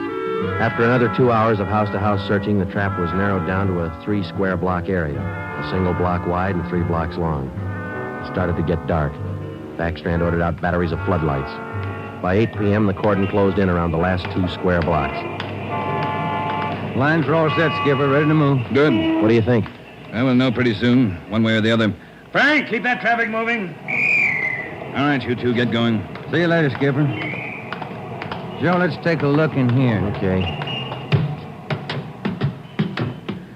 Sure is an old building. Yeah. Where'd Kamansky go? I don't know. He's here a minute ago. Oh, wait. There's his flashlight. Down the end of the corridor there. He's signaling. Yeah, come on. Kamansky? Yeah. Down below, Sergeant, in the basement. Come on. Monterey? He's been there, I think. Here, this way. Where? Over here. Now, watch your step. The light's bad. Here he is. Says he's the janitor. Oh, my head. He's been slugged. All right, come on. How'd it happen? Can you tell us? Yeah, a big man hit me. I came down to empty the baskets. He hit me and ran. Ran over to the new building. The new building? Is that the one next door? Yeah, just a few minutes ago. Nobody's come out of this building for the past half hour. Every door in the place is guarded. No, not the doors. He went through the tunnel. I saw him. Over there's the tunnel. I'll take a look, Joe. Yeah, the tunnel connects the 2 basements. Same company, old building, new building. The tunnel connects the basements. Joe, come on. Yeah. Kamansky, get out to Backstrand. Tell him what's happened. Right, Sergeant. And call an ambulance. Right. All right, Ben. Through the tunnel. Watch where you're going. The light's bad. Yeah, it is. That a door up ahead there? Yeah, I think so. Yeah. Let's go. Good. There's a stairway. Come on.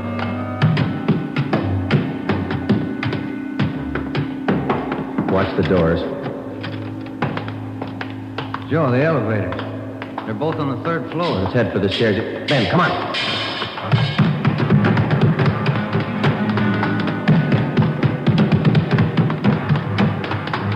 One more floor. Yeah, right. Come on, hurry. Yeah. Look, top of the stairs. There he goes. All right, hold it, you. Stuck in the elevator, Joe. He's going down. Well, we'll never make it on the stairs. Joe, look. This other elevator. The control lever's bent. Let's try it anyway. Yeah. All right, kick the control lever. Kick it, Ben. That's good. All right, Ben, knock the lever back. Come on, quick. Yep. What's the matter? Joe, it's jammed. We're going past. All right, let's kick it. Here. There, that does it. Can you reach the door control? Wait just a minute. I'll see. Yeah. Okay. Well, he's still in the building. Both elevators are here now. Yeah. Down the hall, Ben. The office on the left, I think. Yeah. Okay, here we are. All right, keep clear of the door. All right, Monterey, put on that gun and come on out. I'll kill you! I'll kill all of you! Okay, Joe, let's take it. Watch it, Ben. He's throwing everything he can get his hands on. Come on! I'll kill you! Get away! I'll kill all you! All right, Monterey. Come on, you. Everywhere you! Okay, Ben, take him.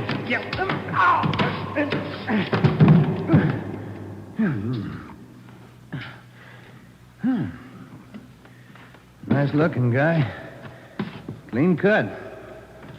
Yeah. Doesn't figure, does it? What's that? My wife would say he doesn't look like a killer, does he?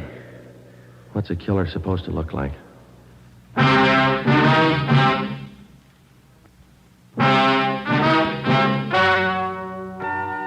story you have just heard is true. Only the names were changed to protect the innocent. Carlos Monterey was examined by 5 different psychiatrists appointed by the Superior Court and was found to be sane. He was tried and convicted of murder in the first degree. He was executed in the lethal gas chamber at the state penitentiary.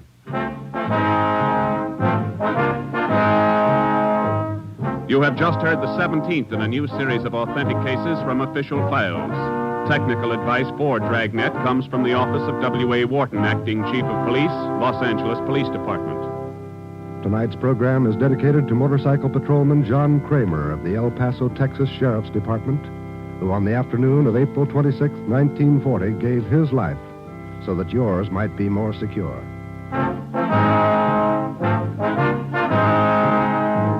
Dragnet came to you from Los Angeles. Your tune for the stars on NBC.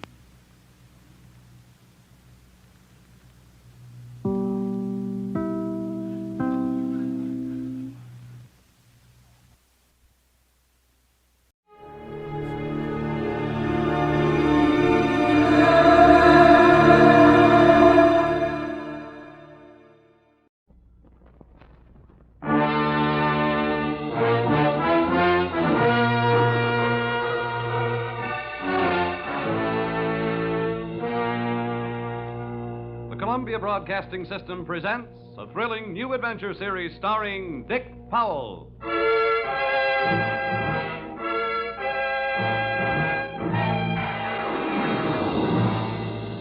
I'm an insurance investigator. My name is Johnny Dollar. What? You heard me, Johnny Dollar, and I can pad an expense account with the best of them.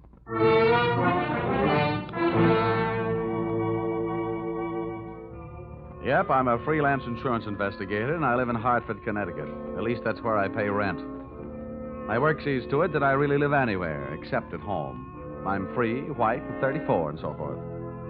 If you're interested in buying me Christmas presents, I take a size 42 suit. Shirt's 15 and a half collar, sleeve length 33. My hat size is 7 1/8, except when I wind up a successful case. Then it runs about 7 3/8. At insurance investigation, I'm just an expert. At making out my expense account, I'm an absolute genius.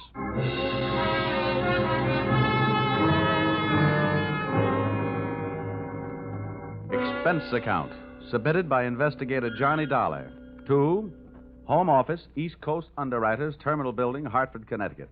Attention, Austin Farnsworth, General Manager. The following is an accounting of my expenditures in the investigation of Milford Brooks III for your company. Expense account item 1. Cab fare to your office in answer to your original call, 75 cents. Tip to driver, $1. Expense account item 2. Shoe shine, 25 cents. You'll remember I got my shoes scuffed when I unsuspectingly walked into your private office. Milford! No, you must Get out, my boy. Dollar! Yeah, Keep away from that window! Don't Hey, you! jump! Hey, no, you don't. Let go of me! Let go of me, you fool! No. There are better ways of making a big splash in life. Get away! Well, nice try, Sonny. Now pay attention to teacher. I didn't know I had it in me. Oh, goodness gracious, Dollar. Did you have to hit him so hard? I hope you haven't killed him. He isn't too strong, you know. Don't worry. There. Now, Mr. Farnsworth, would you mind telling me On whose head have I the dubious pleasure to be sitting? That, sir, is Milford Brooks III. His policy with his company is in the amount of $2 million. Wow. Yes. And the boy seems bent on committing suicide. Dollar, I want you to stop him. What do you want me to do? Threaten him with death? Anything. The conditions of his policy are such that we would be forced to meet with the claim in the event of his suicide. Oh, I say, Dollar, sitting on his head that way, aren't you in danger of smothering the boy? Smothering him doesn't worry me, but these crew haircuts don't make very comfortable cushions. I'll move down a little. Now, there. Okay. So far, I know this kid is insured for $2 million and that his policy pays off on suicide. What else? 1/2 hour ago, Milford Brooks walked into this office and changed the beneficiary in his policy. Then, sir, he proceeded to demand, not request, mind you, but demand a loan of $500,000. Quite a touch. When I explained to him that there were no provisions for a loan in his policy, he threatened suicide. Which would cost you $2 million. So all we have to do is keep him alive, huh? And he's managed to make that no small problem. His choice of a new beneficiary is downright frightening. One of the most notorious gamblers in the East. His name is Hatcher, Harold Hatcher. Ouch. Oh, do you know him? Sure. That kid's been a post office pinup boy for a lot of years. Well, that's the situation. I'm engaging you to protect Milford Brooks' future. Dollar, I want you to protect the boy. Give him something to live for. You know, an interest in life. An interest in life? Well, then, let's see. I know here. This should help. What's that you got there? Well, it's what's commonly referred to in the more successful of bachelor circles as my little black book. Oh. Well, now, let's see. Ruby? No. Her favorite expression is drop dead.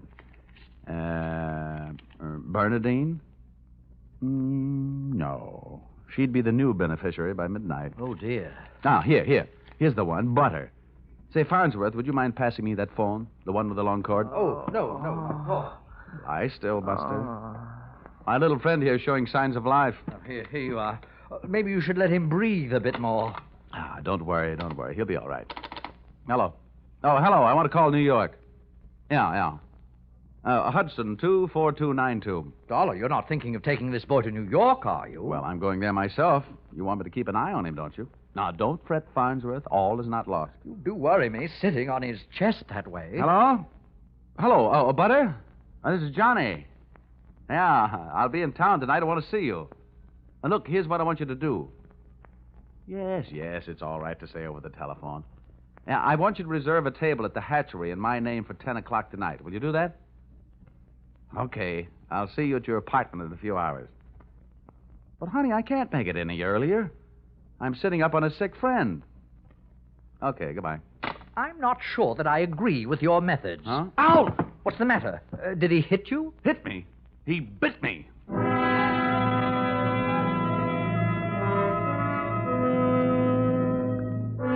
Expense account, item 3. Liquor, $18. Keeping Milford Brooks III peaceful seemed to be the immediate problem, and a bottle of rare old brandy seemed to be the immediate answer.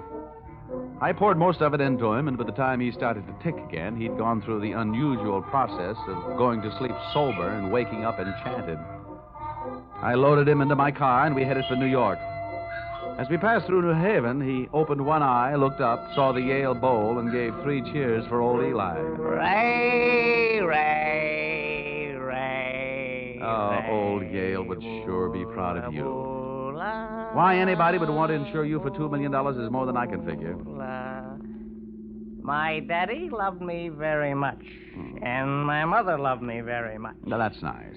And not only that, but I love somebody very much. And not only that, but I hate somebody very much. That's interesting.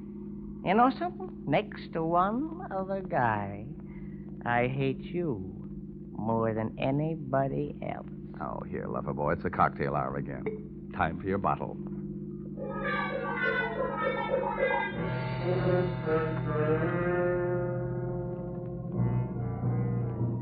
Rolling along the Merritt Parkway, I felt very much alone with my thoughts. And believe me, they weren't very pleasant company. The way it stacked up for me, Brooks had built up a fat gambling debt with Harold Hatcher and had been forced into making him his beneficiary. The suicide threat that he was holding over the insurance company was a little tougher to figure. Unless he was trying to finance a trip for himself to get away from the man with a murder motive, Hatcher. My hungry little mind nibbled away on those unsavory morsels of food for thought all the way to Butter's apartment.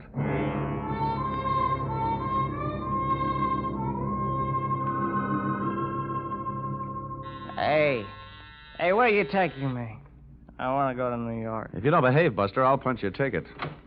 Johnny, darling, welcome to New York. Well, that's the fastest trip I ever had. Quiet. Well, where did you find this? In a box of Cracker Jack. Let us in, dear. I don't know about you. Some men bring me flowers, some bring me candy. What do you bring me? A boiled owl and a Brooks Brothers suit. Pleased to meet you. Yeah, let's trot him into the bedroom, honey. You'd look more at home in the bathtub. Let me pull down the cover. All right. Now, come on, Buster. Lie down. Charm. That kid's liquor sure can hold him. How long have you been playing nursemaid to this bottle baby? Get behind that bar, sweet, and I'll tell you all about it. Sure. Horrible examples don't seem to bother you, do they? If you knew how that guy has been bothering me. What did he do to you? Well, let's just say he put the bite on me. Oh, gosh, the river sure does look pretty tonight. Bourbon and soda? Now, please, anything but brandy. I've been sniffing that second hand all the way from Hartford. Butter, see that big boat out there? Mm-hmm. Oh, I sure would like to be on it. With you, sailing off to faraway romantic places. Get with it, darling. That's the 125th Street Ferry. Oh. Here's your drink. Come on now. Tell Butter all about it. So, friend Bourbon and I proceeded to tell her all about it. It wasn't easy. Everything about her kept flagging down my train of thought. The longer she looked at me, the less I wanted of Milford Brooks III, and the more I wanted of beautiful Butter the first, and only. She was a sympathetic listener to my story until I gave her the answer to her first and only question. And where do I fit into all this? Well, baby, I thought you understood. My job is to give this poor misguided boy something to live for. That's you. Well... Now, honey, hold everything. Don't go getting your corn all popped. You misunderstand. I really mean it. I thought if he'd just got to look at you and realize that things like you exist, why, you'd make any man glad to be alive. Oh, come on now, Butter. Melt a little. I wouldn't let anything happen to you. You know that. Did I hurt you? Oh, no, I'm getting used to it. People have been taking pokes at me all day. I'm sorry. Ah, that's better. You want some more bourbon? I want some more you. Well, help yourself.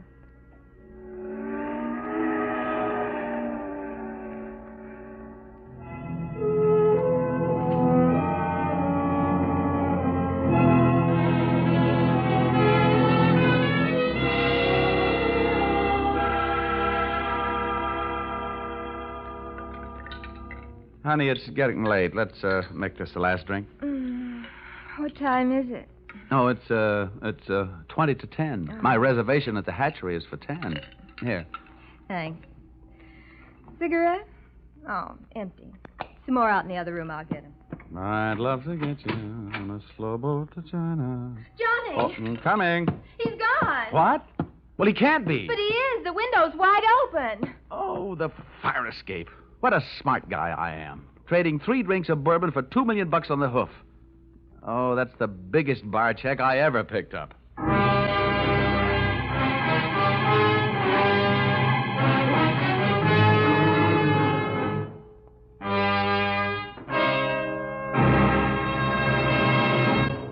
That's a big bar check for anyone to pick up. As a matter of fact, it's a bigger bar check than you've ever heard of anyone picking up before.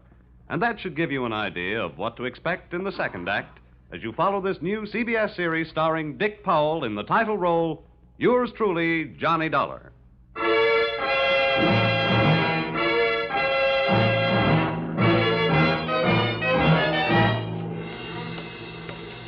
Well, nobody could say I wasn't working fast.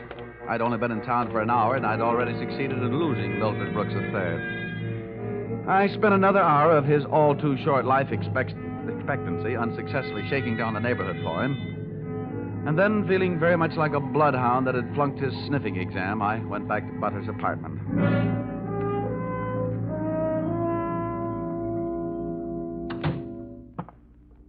luck, Johnny. Oh, sure. Plenty of luck. All bad. Is there anything I can do to help?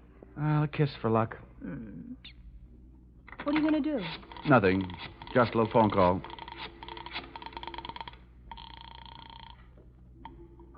Police headquarters. This is Johnny Dollar. Give me missing persons. Any particular one? Don't be a wise guy. Lieutenant Fisher. Yes, sir. Lieutenant Fisher. Fisher, this is Johnny Dollar. Hello, Dollar. Who'd you lose? One man, my mind, and if I'm not careful, my professional reputation. The guy's name is Brooks, Milford III. Got anything on him? Hold on. All right. Oh, don't look at me like that. It wasn't all my fault. Dollar? Yeah? We haven't found him yet, but we think we know where he is. Huh? The Hudson River. At 11:15 tonight, his top coat, complete with identification, was found taking a ride on the 125th Street ferry. Oh. Anything else? Nothing much. A package of matches was found under the coat, monogram. You don't happen to know anybody whose initials are H.H., do you? H.H.? Yeah. There's always Horace Height. Wise. Thanks, Fisher. I'll check back with you later. I'll be here. H.H. Harold Hatcher. What are you mumbling about? Bad news? Looks like about $2 million worth. They found Milford's coat on the 125th Street ferry. You and your faraway romantic places. Very funny. I'll see you later, honey, and maybe about 11.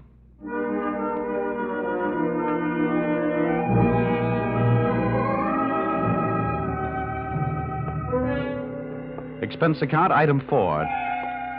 Nightclubs. $28.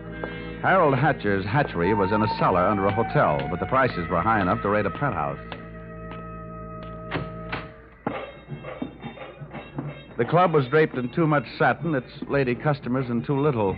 The decor was French provincial, the music was Brazilian, and the food was from Dixie.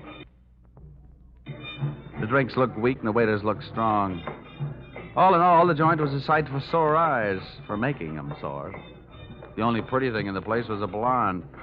She came strolling up to my table, her hips unconsciously sending subtle little messages back to the rumba band. She opened her mouth, slid her tongue over her lower lip, and let a few warm, soft words slide out. Looking for someone? Well, you'll do until the real thing comes along. Sit down. Thanks. I won't have a drink. Well, I didn't ask you. My name is Janelle. Janelle? Wow, that's a nice name. I understand you were asking about Mr. Hatcher. Well, I asked if he was in. The waiter said he wasn't. Do you know him? More than somewhat. What do you want to see him about? A mutual friend, Milford Brooks. Uh-huh.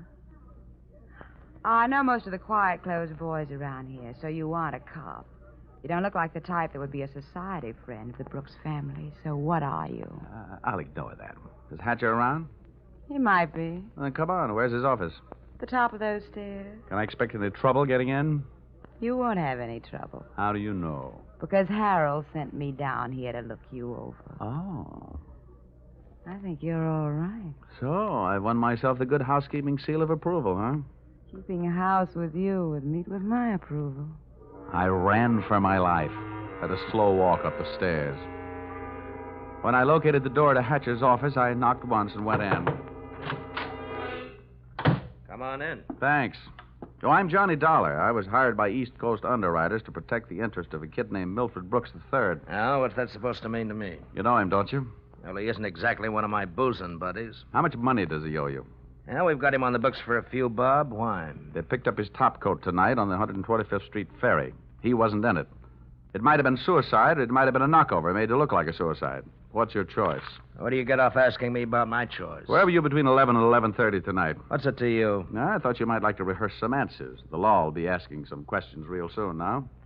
I don't know why I should tell you, but I was driving around in my car getting some air. Oh, now, you'll have to do better than that. They found one of your match folders under Brooks' coat. You're out of your mind. Let me ask you. The kid owed me a couple of $100,000. You think I'm going around knocking off my own assets? Hatcher, I don't know whether you're stupid or bright. Don't worry about it. I know. What about that insurance policy? What insurance policy? Now, look, Hatcher, we're big boys. We both know that changing a beneficiary in an insurance policy is a legal transaction. That means witnesses. That means it isn't secret. What are you talking about? That you and East Coast underwriters and I know all... All know that Brooks made you the beneficiary in his policy and that you stand to come into $2 million when they fish out his body. I don't know anything about it. Motives don't come much bigger. I'm telling you, this is all news to me, and you and nobody else is going to make me move off that story. I feel the same about mine. It doesn't take a genius to know that Brooks didn't love you $2 million worth. There's only one logical reason for his making you the beneficiary. You forced him into it. Who'd believe anything else? Who cares? They'd have to prove it. And, brother, that can't be done. Now, how would you... Yeah. Okay, Rocky, thanks for the news. Take the inspector into the bar and buy him a drink. I'll be right down. Dollar, did you turn me in? They're here, huh? Yeah. No, I didn't turn you in. I'm not a cop. Here, have a cigarette. Thanks. Here's a light. Well, come on. Maybe they just want to sell me some tickets to the policeman's ball. For a guy in a hot spot, Hatcher was certainly a cool customer. I followed him out of the office, down the stairs, and back into the club. Janelle was sitting there right where I'd left her. And I thought to myself, now there's a gal who should never sit down. She looks so pretty standing up. Janelle, buy Mr. Dollar a drink. I have to go play 20 questions with some fellas in the bar. Sure, baby. Anything you say. Anything. I'll see you, Dollar. Yeah. How'd you make out? Well, you can never tell about a guy like that. He's a smart boy, strong, silent type. Wouldn't talk, huh? A real close-mouth act. About what? Oh, just a little doodad. $2 million life insurance policy. Wait a minute. That young Brooks kid? That's right. I knew it. Tried to tell him he'd get into trouble, but he wouldn't listen to me. Oh, you knew about it, huh? I suppose you also know what was behind it. Sure, Milford owed him some money. A lot of money. It's in writing. What kind of writing? The personal note that Brooks was going to get back if he made Harold beneficiary. Where is this note? Do I look like the kind of girl who'd put the finger on her boyfriend? You look like the kind of girl who'd do anything if she wanted to. Thanks. I'll give you a slight hint. It's in his office. You'll find it in the inside pocket of one of his suits in the wardrobe. What are you waiting for? I'll watch. What are you waiting for? I'll watch the bar. Nothing, sweetheart. Nothing at all.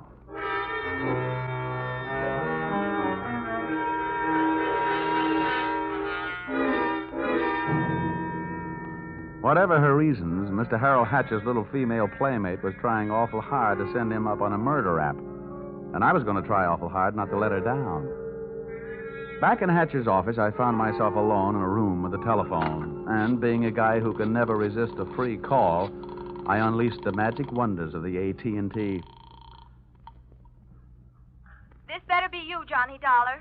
Quiet, Butter. I've only got a few seconds. Seems that's all you ever have for me. Now, if you Now, think look, that Angel, just another hour. I'll get you a nice present. I don't care if you're another century. And as for presents, the last one you brought me was a drunk, and you even let him get away from me. Good night. Life presents a gloomy picture ever downward toward the tomb. Having wasted those few precious moments of an already misspent youth, I decided I'd better get on my pony before Mr. Hatcher showed up. I found Milford Brooks' personal note in one of Hatcher's suits, all right. As a matter of fact, I found something in all his suits. A great big glimmer of light. Expense account, item 5. Taxi fare, $10. I left the office in a hurry, Janelle at her table and Hatcher at his bar. I got out of the club and into a taxi parked a half block down the street. There, I waited until my favorite suspect left the hatchery and piled into another cab, and off we went. On a chase that would have made Ben-Hur look like a plowing bee.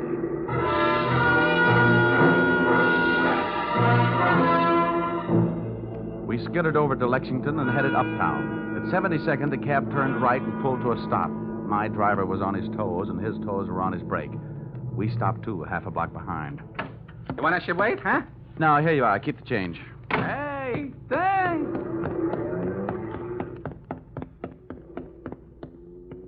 It was a garage that belonged to a residence on the parallel street a block away. The living quarters upstairs were dark enough to look interesting. I indulged in a bit of genteel breaking and entering. Entering that old barn didn't take much breaking. I crept up the stairs. It sounded like they were left over from an old ghost story. And so did the first voice I heard when I stopped halfway up. We've got to be careful. Especially about that Johnny Dollar.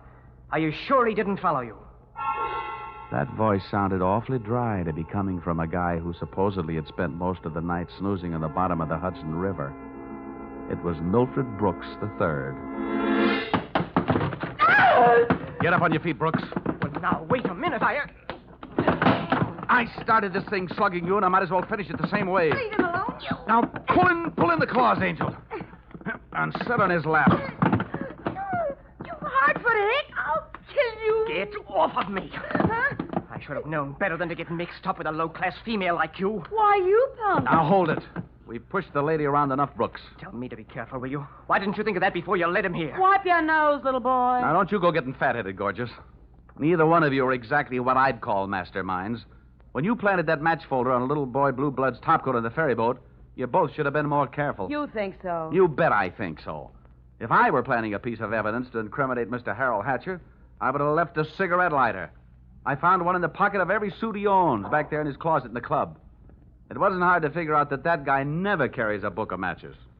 What do you want? I'm only interested in one thing. Saving the insurance company $2 million. And, Buster, I think you've done it for me. Dollar, This is insurance fraud. It has been ever since you put on that fake suicide attempt. Trying to extort $500,000 out of the company. Dollar, wait a minute. Ah, come on. We're leaving. You heard him, Dollar. Harold. Hatcher. He said, wait a minute.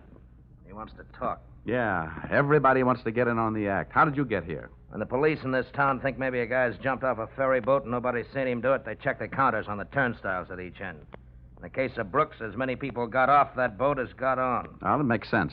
They'd hardly hold the guy because somebody lost a topcoat. How did you know we were here? You know me, baby. You never go any place I don't know about. Okay, Brooks, you felt like talking. Now I feel like listening. Get it up. Well, I don't know what you mean. I know what you mean, Hatcher. One, he gave you a big, fat $2 million motive for murder. And two, he did his best to make it look like you did murder him with that broken-down match cover plant on the ferry boat. It's just that simple. And you, baby? Harold, please. You put him up to it, didn't you, you cheap little muscler? Trying to get rid of me, will you? No, Harold. Now, calm down, Hatcher. You don't need any gun around here. They're tame. Well, maybe I'm not. Since so many people have gone to so much trouble to hand me a nice, easy way to make $2 million, maybe I'll just go ahead and make it. I'll show these amateurs how these things are really done. Come on, Brooks. How'd you like to go for a nice, cool, half a ferry boat ride? No, Hatcher. No. Look, it's her fault. I'll give you anything you want. You're wrong, sonny boy. You're going to give me everything. No. No, you can't. Let me out of here! Brooks bolted for the door. Hatcher snapped a shot at him. And I hit Hatcher with a do-or-die tackle from behind. The gun flew out of his hand. No, you don't. I beat him to it and swung it straight into his skull.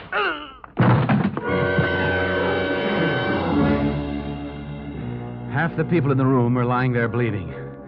Brooks from gunshot, Hatcher from gun butt. Janelle and I stood there panting. But believe me, not for each other. We stood that way until the police arrived.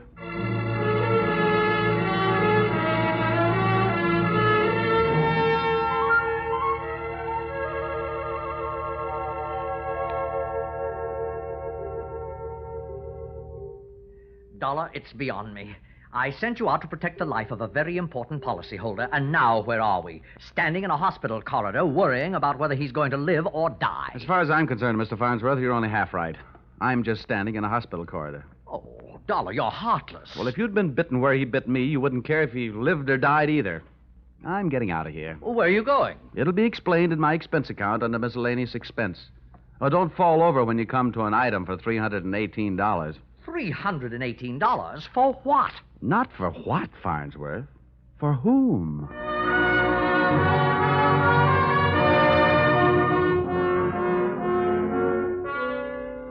Expense account total. And it all adds up to a little matter of $1,182.23. Which you may say, Mr. Farnsworth, is a lot of money for one man to spend in 2 days. But you must bear in mind that the amount at stake was $2 million. And you know the price of steak these days. It might comfort you to know that I just returned from the hospital. Brooks was strong enough to make a full statement, which you will find enclosed. This in itself should prove sufficient to establish evidence of attempted fraud against your company, allowing you to immediately avoid his policy. It boils down to one sentence, to wit. Brooks and Janelle wanted to get rid of Hatcher so that they could live happily ever after. Knowing those two, they never had a chance. And oh, yes, that, that miscellaneous item, the one for $318, it was a bracelet for a certain party who made this special investigation for me very special. Oh, if you want a receipt for this item, I'll send you a lock of her hair. Yours, truly, Johnny Dollar.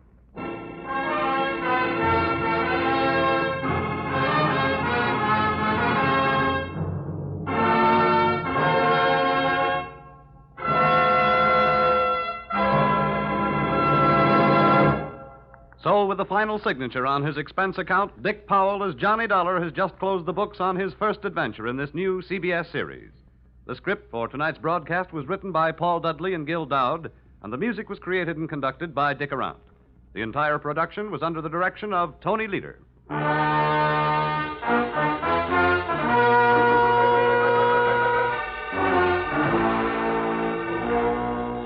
Be sure to tune in again next week when the expense account covers Special Investigation Singapore, another unusual adventure starring Dick Powell in Yours, truly, Johnny Dollar.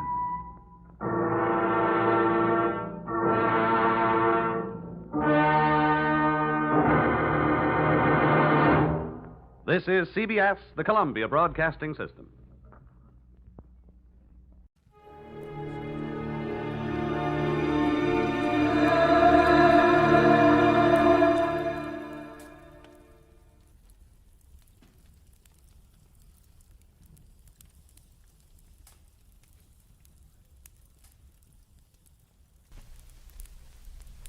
Get this and get it straight.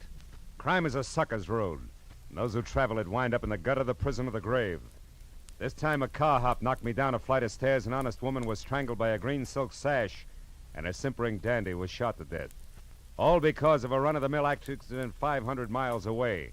It happened like this. From the pen of Raymond Chandler, outstanding author of crime fiction, comes his most famous character in The Adventures of Philip Marlowe.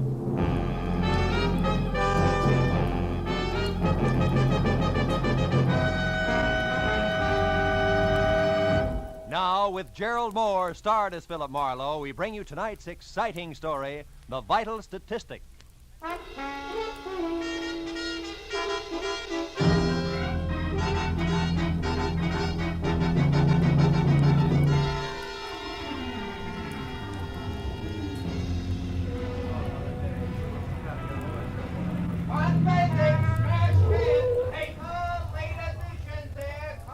Hey, boy. Give me a paper, will you? Paper, mister? Yes, sir. What do you like? Races, comics, or classified? How about some news? Star? Here you are. Thank you. Paper! Get out of my way. Hey, take it easy. Drive away from here. Fast. Wait a minute. What is this? You've got to help me. I'm being followed. Oh, just a minute, sister. I think The you better light's green. Drive, will you? Hurry, please. Okay.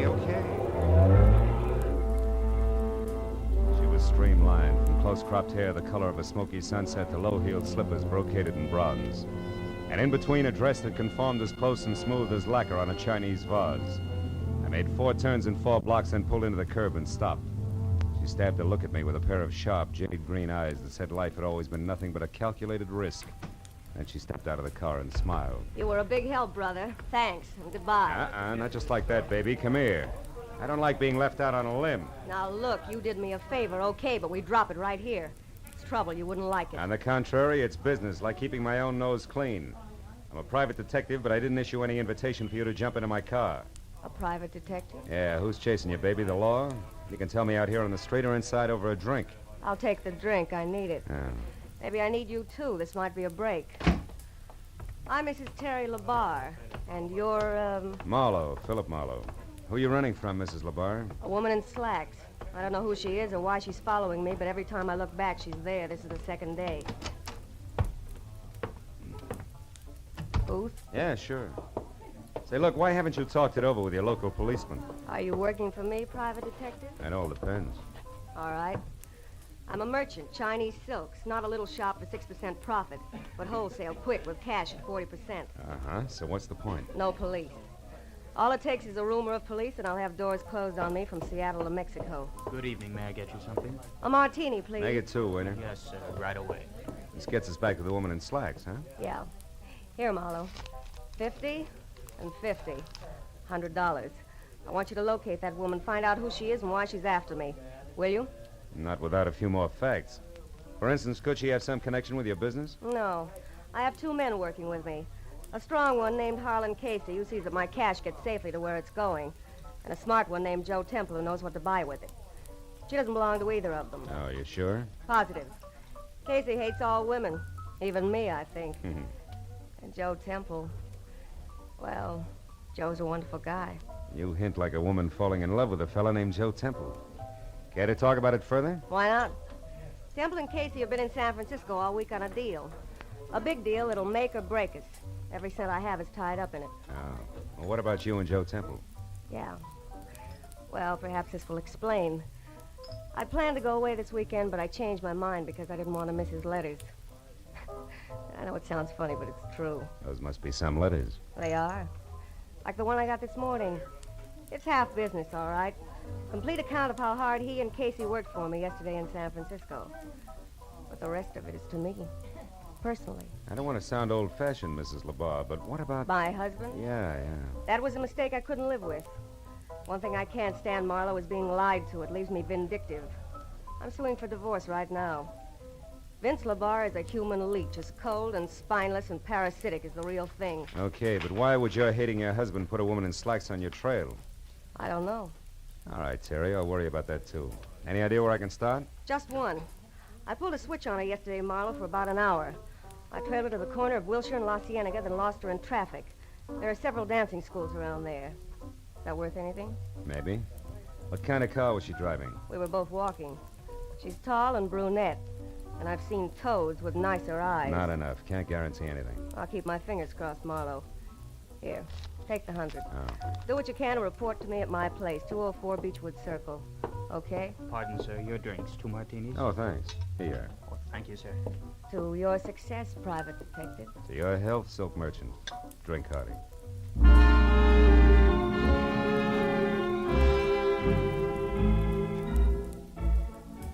Slugging it down was no way to treat a good dry martini, but I figured it was time I was on my way.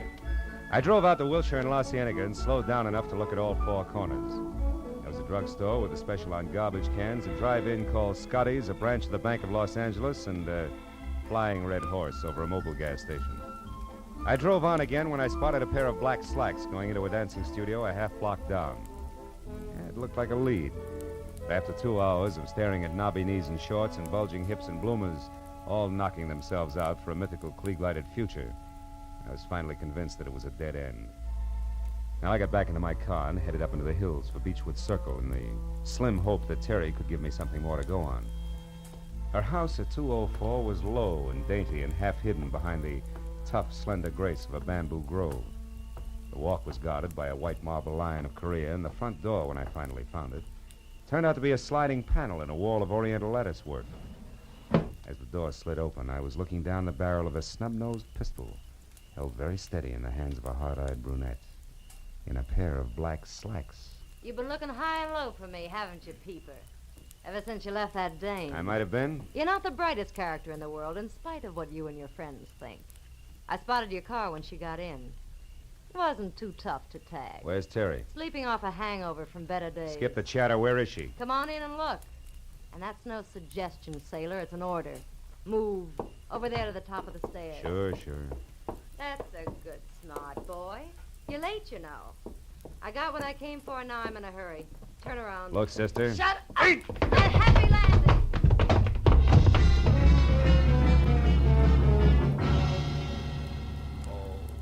Oh, there were 10 stairs down to the basement. And with a shove reinforced by the 45, I hit all but the first 3. By the time I worked all the kinks out and was back upstairs again, she was gone. I started through the house, then slowly from one room to another, turning on lights as I went, looking for what I knew was going to be a very sick client. When I got as far as the study, where somebody had gone through the desk drawers with what must have been a snowplow, and I still hadn't found Terry, I got that numb feeling in my stomach. I started out a side door that opened into the patio. But then I heard a whistle from the front walk.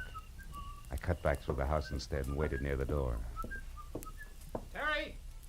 Hey, Terry, can I come in? It's little Joe, the Frisco kid. What happened to your weekend trip, honey? Who are you? What do you want? Hiya, Temple.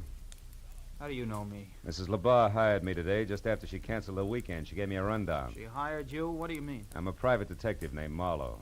Why would she hire you? Because she was being followed by a brunette in slacks. She didn't like it, and that's all the information you're going to get, so relax. You say Terry isn't here? Isn't home? Not so far, no. Come on back here to the study, Temple. I want you to look at something. Somebody's gone through the desk in an awful hurry. Yeah. Yeah, I see what you mean. Maybe you know something about what's missing, huh? You and Mrs. LeBar were fairly close, from what I'm told. The letters. The letters are gone. Terry kept my letters in this bottom drawer. Ah. By the way, Temple, where's your sidekick, Harlan Casey? Oh, I don't know. We both left San Francisco yesterday. He hates to fly, so I assume he took a train. He ought to be here in L.A. now. Well, you don't think Casey's mixed up in this, do you? I don't know. It could be. Vince LeBar. That's who it was that got those letters. It was Vince LeBar. They were really love letters. The business part was nothing. And LeBar is the dog-in-the-manger kind of guy who wants everyone to be unhappy if he is. That fits, Temple. With a smart lawyer, your letters to Terry becomes grade A material for a countersuit for divorce. Sure, he could make it stick and also get a fat settlement under community property laws. Now, listen, here's what you've Marlowe.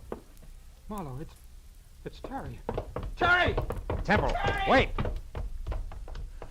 Terry. Look at her, Marlowe. Look at her. She's dead.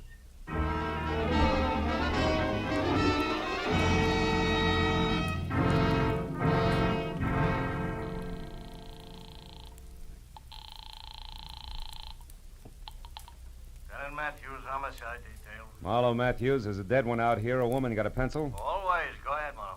I'm at 204 Beechwood Circle. The woman was a client. Circle. Yeah, go on. She was strangled with a green silk sash from her loungy pajamas, Matthews, sometime within the last, I'd say, hour. Yeah. Her name was Terry LeBar. Hey, wait, and Terry LeBar. Wait a minute, Marlowe. Listen, we got a teletype here from a sheriff in Empire, Oregon, come in 5 minutes ago. So? Oh, wait a minute. Yeah. Says some guy named Jess Freeman from L.A. was killed there this morning in a traffic accident. Was loaded with big dough, but doesn't look the type. The only other identification on him was a business card from one Terry LeBar. Yeah. You got a helpful answer for that? Wait a minute. Temple, do you know anything about a man named Jess Freeman? He was killed in Oregon today in a traffic accident and had one of Terry's cards on him. Freeman? Yeah. No, I don't remember him. No dice, Matthews. Who are you talking to, Phil? Joe Temple, one of Terry LeBar's associates. He's here. Never heard of Jess Freeman? Yeah. No, okay, Marlowe. Uh-huh. No, they sent his prints to Washington. A tattoo says he was in the Navy once. Phil pinned him down. Now, about out there, any idea who killed him? Yeah, maybe a brunette in slacks. I think I know where to find her. Well, that's dandy. Sit down until we get there, Marlowe. I'll be right out. Wait a minute, Lieutenant. What? Look, right now it's only a hunch, but if I move fast and quiet, I might be able to develop it into something worthwhile, okay? Okay, but keep in touch, Phil. Yeah. I still can't believe it about Terry Marlowe. Now, look. Why don't you just go home and take it easy? I'll tell Lieutenant Matthews where he can find you, huh? Thanks. 1310 Marlborough Drive. Right. Now, tell me, you know where Vince LeBar lives? Yeah, the Laverne Apartments on Rossmore. He's got a suite on the top floor, 7A. 7A. And if it's any help, he drives a new green Nash sedan. But I thought you said that it was that brunette who... I did. And if Vince LeBar can't lead me to the lady in long pants, I'll eat my shirt. What's more, Matthews will see to it personally.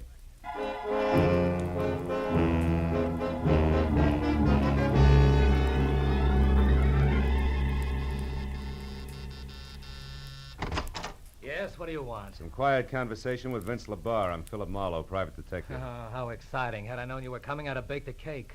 Oh, you're breaking me up. I was hired by your wife Get tonight. outta Your wife here. is dead, LeBar. She was murdered. Terry murdered? Yeah. Now, if you don't mind, I'll come in, huh? She was killed because of a packet of letters, LeBar. Oh, no. Kind that are a cinch to cause a big stir in anybody's divorce court. Stir big enough to swing a countersuit in your favor. I don't know what you're talking about. Letters. Joe Temple's letters to Terry, the ones you arranged to have stolen tonight. Oh, you must be crazy. Her death wasn't part of the plan, LeBar. That was one of those bum deals.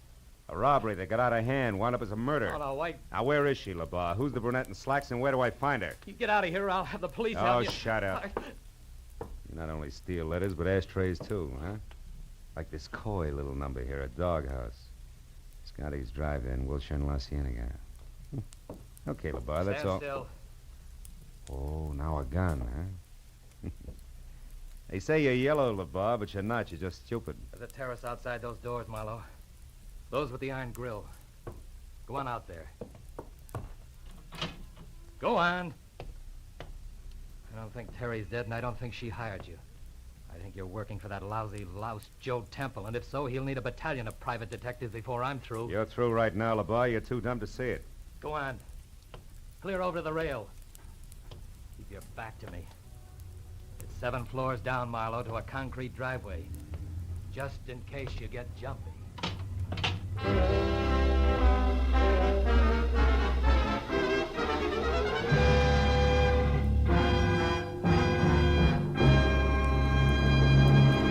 In just a moment, the second act of Philip Marlowe. But first, most people like to know what to expect. But on at least one CBS show, a great part of the fun is in what turns up on the spur of the moment.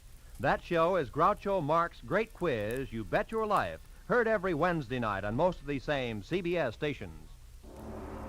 Now, with our star, Gerald Moore, we return to the second act of Philip Marlowe and tonight's story, The Vital Statistic.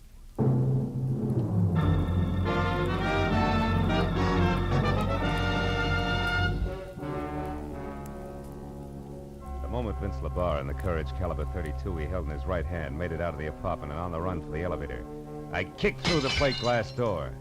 And I spent the next 2 minutes alternately swearing, straining, and nicking myself while I played contortionist. In and out of the fancy snake grill work on my wrought iron cage until finally I reached the inside handle. And I was free out and over to the telephone in a big hurry. Because for my money, the icing on LeBar's voice left Joe Temple someplace on the short side. What the life insurance people call good risk. Hello? Marlowe, Temple, listen hard. Your life's in danger. What? LeBar, you had him tagged from the first. He's after those letters, all right. But what about the girl in slacks? Well, I think she might have a connection with a drive-in on Wilshire and La Cienega, a place called Scotty's Inn. I'm going to check it. Now, tell me, any word from Terry's muscle man yet? Harlan Casey? Yeah. No, nothing, Marlowe. But look, can't I meet you and talk to you? No. Vince LeBar had a gun and a short temper when he left here. I'll make us work any easier. Just stay away from open windows, Temple. I'll call you.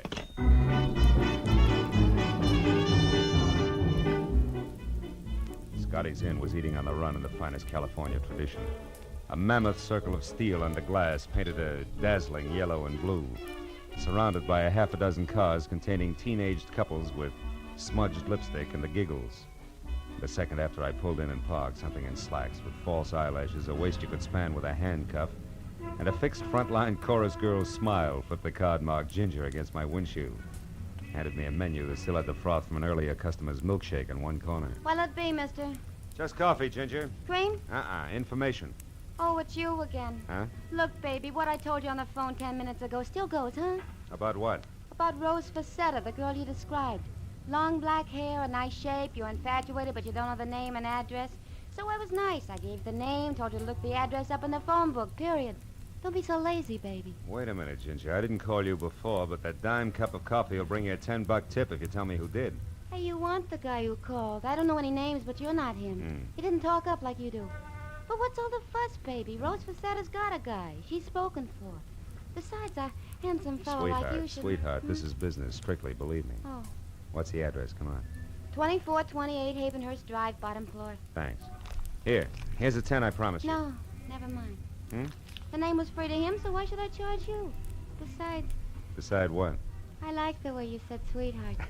Come on back sometime, will you, baby, when you want more than coffee? Okay. When I want more than coffee and less than murder, I will. Stay out of it, Ginger. It was definite double talk, but the effect was what I wanted. Ginger with mouth wide open and staring after me like my ears were on backwards. That way, she might be scared out of making a simple curiosity-spiked telephone call to the popular Rose Facetta, which would trumpet my arrival loud, clear, and prematurely. 10 minutes later, I was parked away from number 2824 Havenhurst. As I got out of my car and started toward the place, I found Vince LeBar's green sedan on the opposite side of the street and carefully tucked into the shadows of a pair of long-haired pepper trees. It was a good time for me to be careful.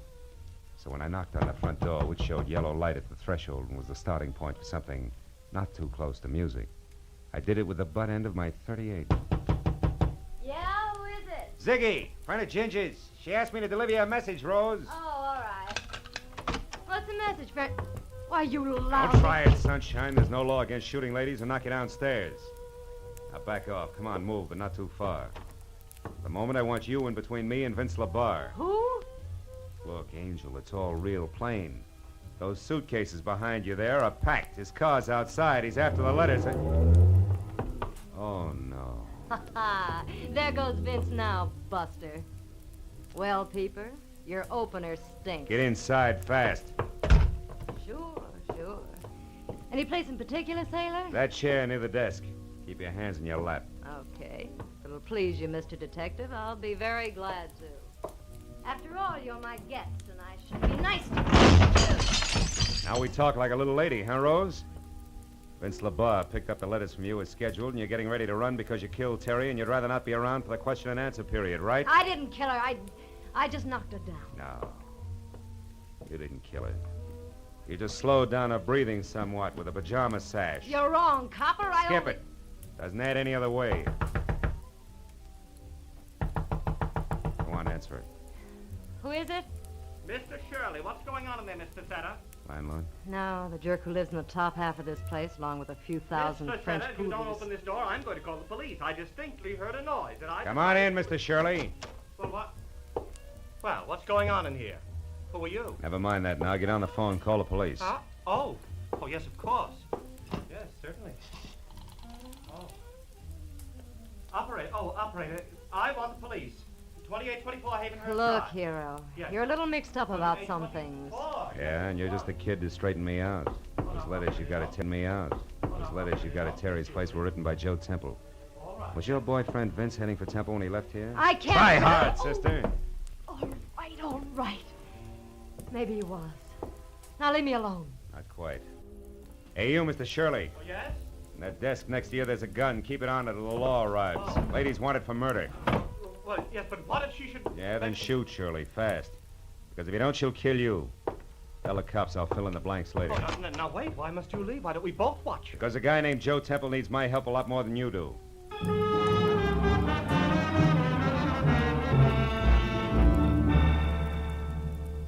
The home address Temple had given me turned out to be lights in a quiet house on a quiet street named Marlboro. I was there out of my car and running for the front door when they came. I jerked my gun out of the holster, got close into the building, and moved up until I was on a line with a pair of half-open patio doors. And I saw something I hadn't expected. On the floor that was littered with a broken lamp, pieces of vase, and overturned furniture was Vince LaBarre. Doubled up, dead. And standing over him, his face the color of soft cement, a .32 dangling in his limp right hand, was Joe Temple. When he saw me, he tried to talk, but the words jammed in his throat. When I stepped into the room, he began to tremble.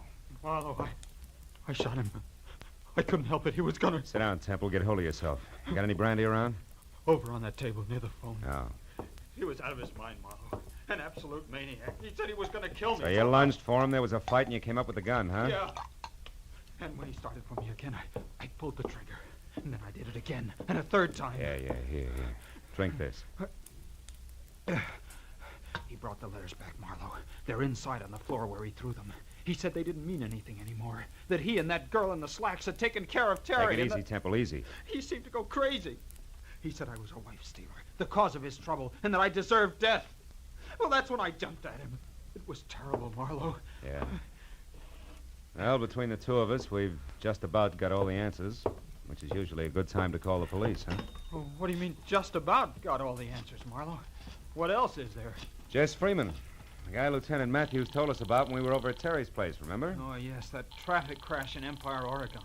But why should that figure in this, Marlowe?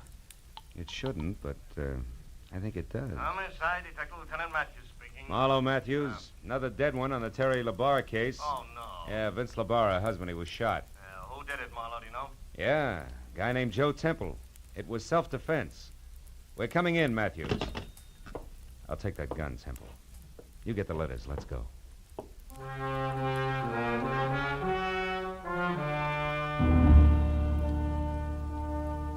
When we got into my car and started downtown, Temple was more relaxed. And he talked easily until we passed Vince LaBarre's sparkling green sedan parked a block away. Once again, close into the shadows, and once again, empty. Real empty. The sight of it closed him up tight for the rest of the trip. When we walked into police headquarters and through the quarter of a mile of glossy corridor leading to the door marked Homicide, he didn't open up any. But it didn't matter, really, because it's police rule never to talk to two men about the same thing at the same time. And I was first. Matthew said hello without shaking hands, waved me into an uncomfortable seat, and then lit his pipe while I brought him up to date. Then it was his turn. So Rose Facetta killed Terry LaBarre so that she could get the letters Joe Temple had written, huh? Mm-hmm. Did this so that her boyfriend, Vince LaBarre, could raise a lot of fuss in divorce court with the letters, file a counter-suit, that kind of stuff? That's the whole deal. Yeah, with Temple making it a doubleheader by shooting Vince when Vince came to kill him. That's it, Matthews. If you believe Temple. Huh? And if Temple hadn't slipped. All right, now what are you getting at, Phil? That when I was on the phone with you earlier tonight, you asked me if Temple or I knew anything about a Jess Freeman who was killed in a traffic accident in Empire, Oregon? Right, but you didn't. No. Nor did I mention the town of Empire to Temple. Ooh. Yet a half hour ago, just before I called you, Temple came up with that name. Oh, then Marlowe, you... Oh. Hold my calls, Mooney. Marlowe, you mean... I mean that Joe Temple killed Terry LaBarre. Rose just knocked her out and got the letters. Temple strangled her while she was still unconscious. Yeah, but why? Because a guy identified as Jess Freeman got himself killed in a traffic accident. So? A guy who I think was actually Holland Casey, Terry's two-fisted assistant, who together with Joe Temple was crossing the boss lady. Yeah, but Marlowe, and that look... left Temple in a very hot spot. To save himself, he had to kill. Can you prove all this, Marlowe? No.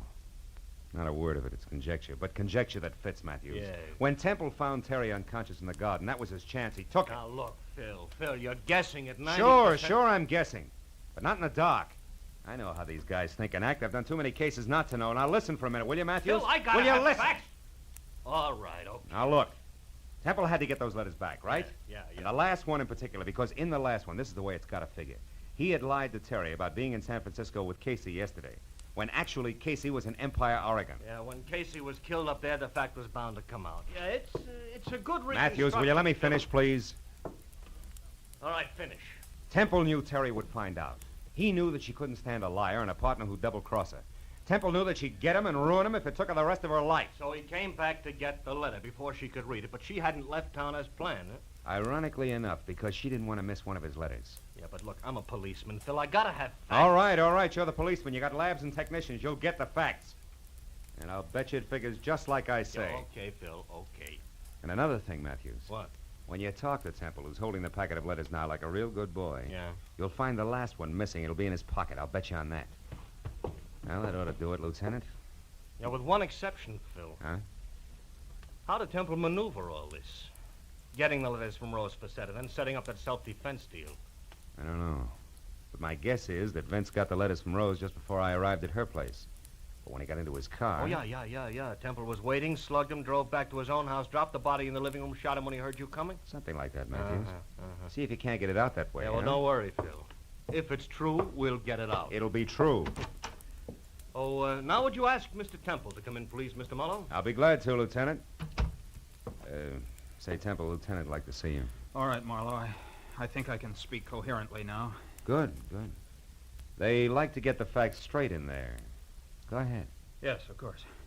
Good night, Marlowe, and thanks for your help. Oh, good evening, Mr. Temple. Sit down and start talking.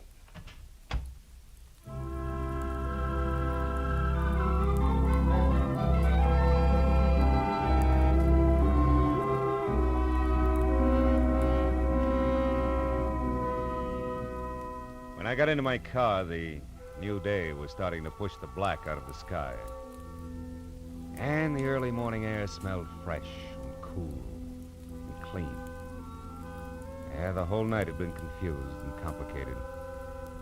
But I knew that by the time Matthews had finished with Temple, there'd be no questions left unanswered. That would be great, wouldn't it? If everything could be that way. No questions left unanswered.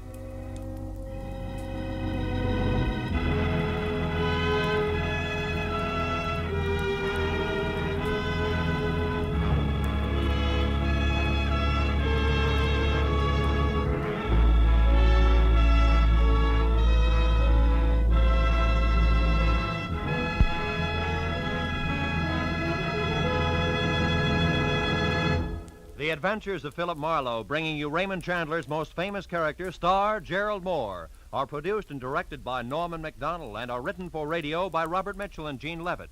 Gerald Moore may currently be seen starring in Republic's The Blonde Bandit.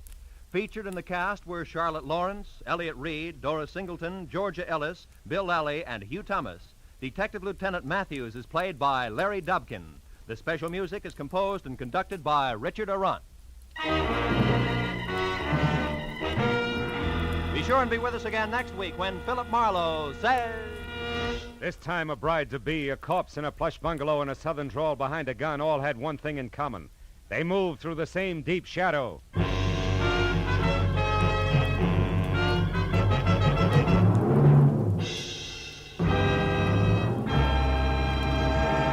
Remember, you'll find George Burns and Gracie Allen and their good friend Bill Goodwin here on most of these same CBS stations every Wednesday night in the half hour following the Bing Crosby Show. This is Roy Rowan speaking.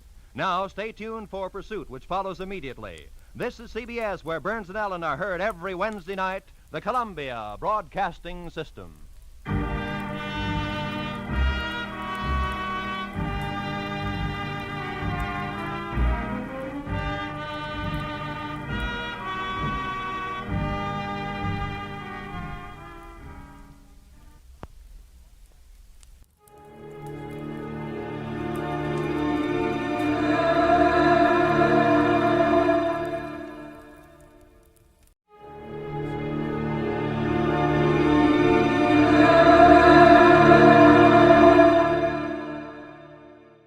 Time now for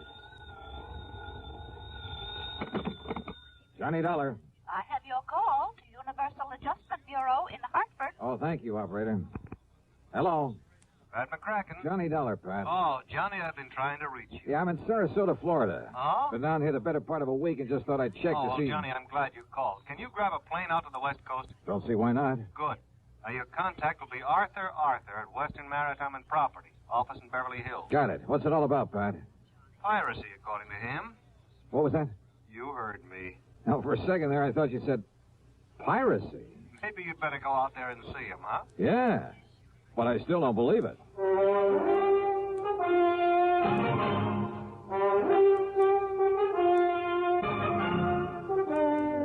Bob Bailey in the exciting adventures of the man with the action-packed expense account. America's fabulous freelance insurance investigator. Yours truly, Johnny Dollar.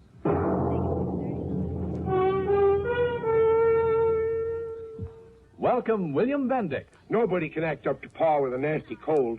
I check my cold distress the fast way with 4-way cold tablets.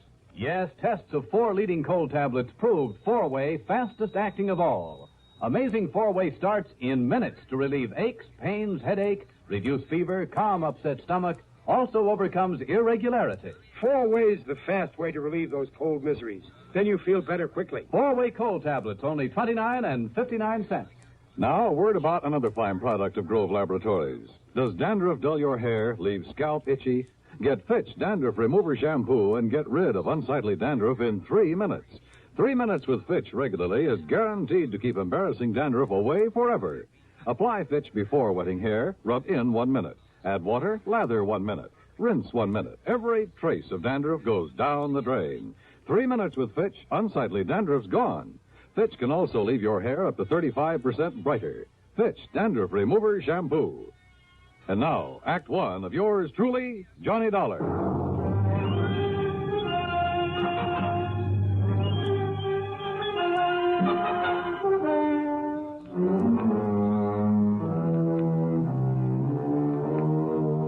Expense account submitted by Special Investigator Johnny Dollar to the Western Maritime and Property Insurance Company, Beverly Hills office. Following is an account of expenses incurred during my investigation of the Baldero matter.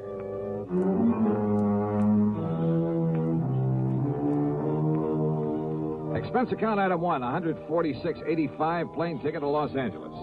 Earl Poorman, with whom I just finished working on a case, drove me from Sarasota to the International Airport in Tampa. I don't know why not, Johnny. Oh, are you kidding? In this day and age, A bunch of bearded gorillas stripped to the waist, bandanas wrapped around their heads, waving cutlasses. I didn't say that, John. And Long John Silver, I suppose, leading the boarding party. Oh, well, that kind of stuff went on a couple of 100 years ago. Sure. But do you remember that palatial yacht that was boarded and taken over just off San Salvador about a year ago? Well, yes. Convicts from a prison colony on the island of Isabella. They had control of that yacht for 3 days, Johnny. And when they left, they took along everything of value they could get their hands on. Yeah, I remember. You don't call that piracy? Well, maybe so.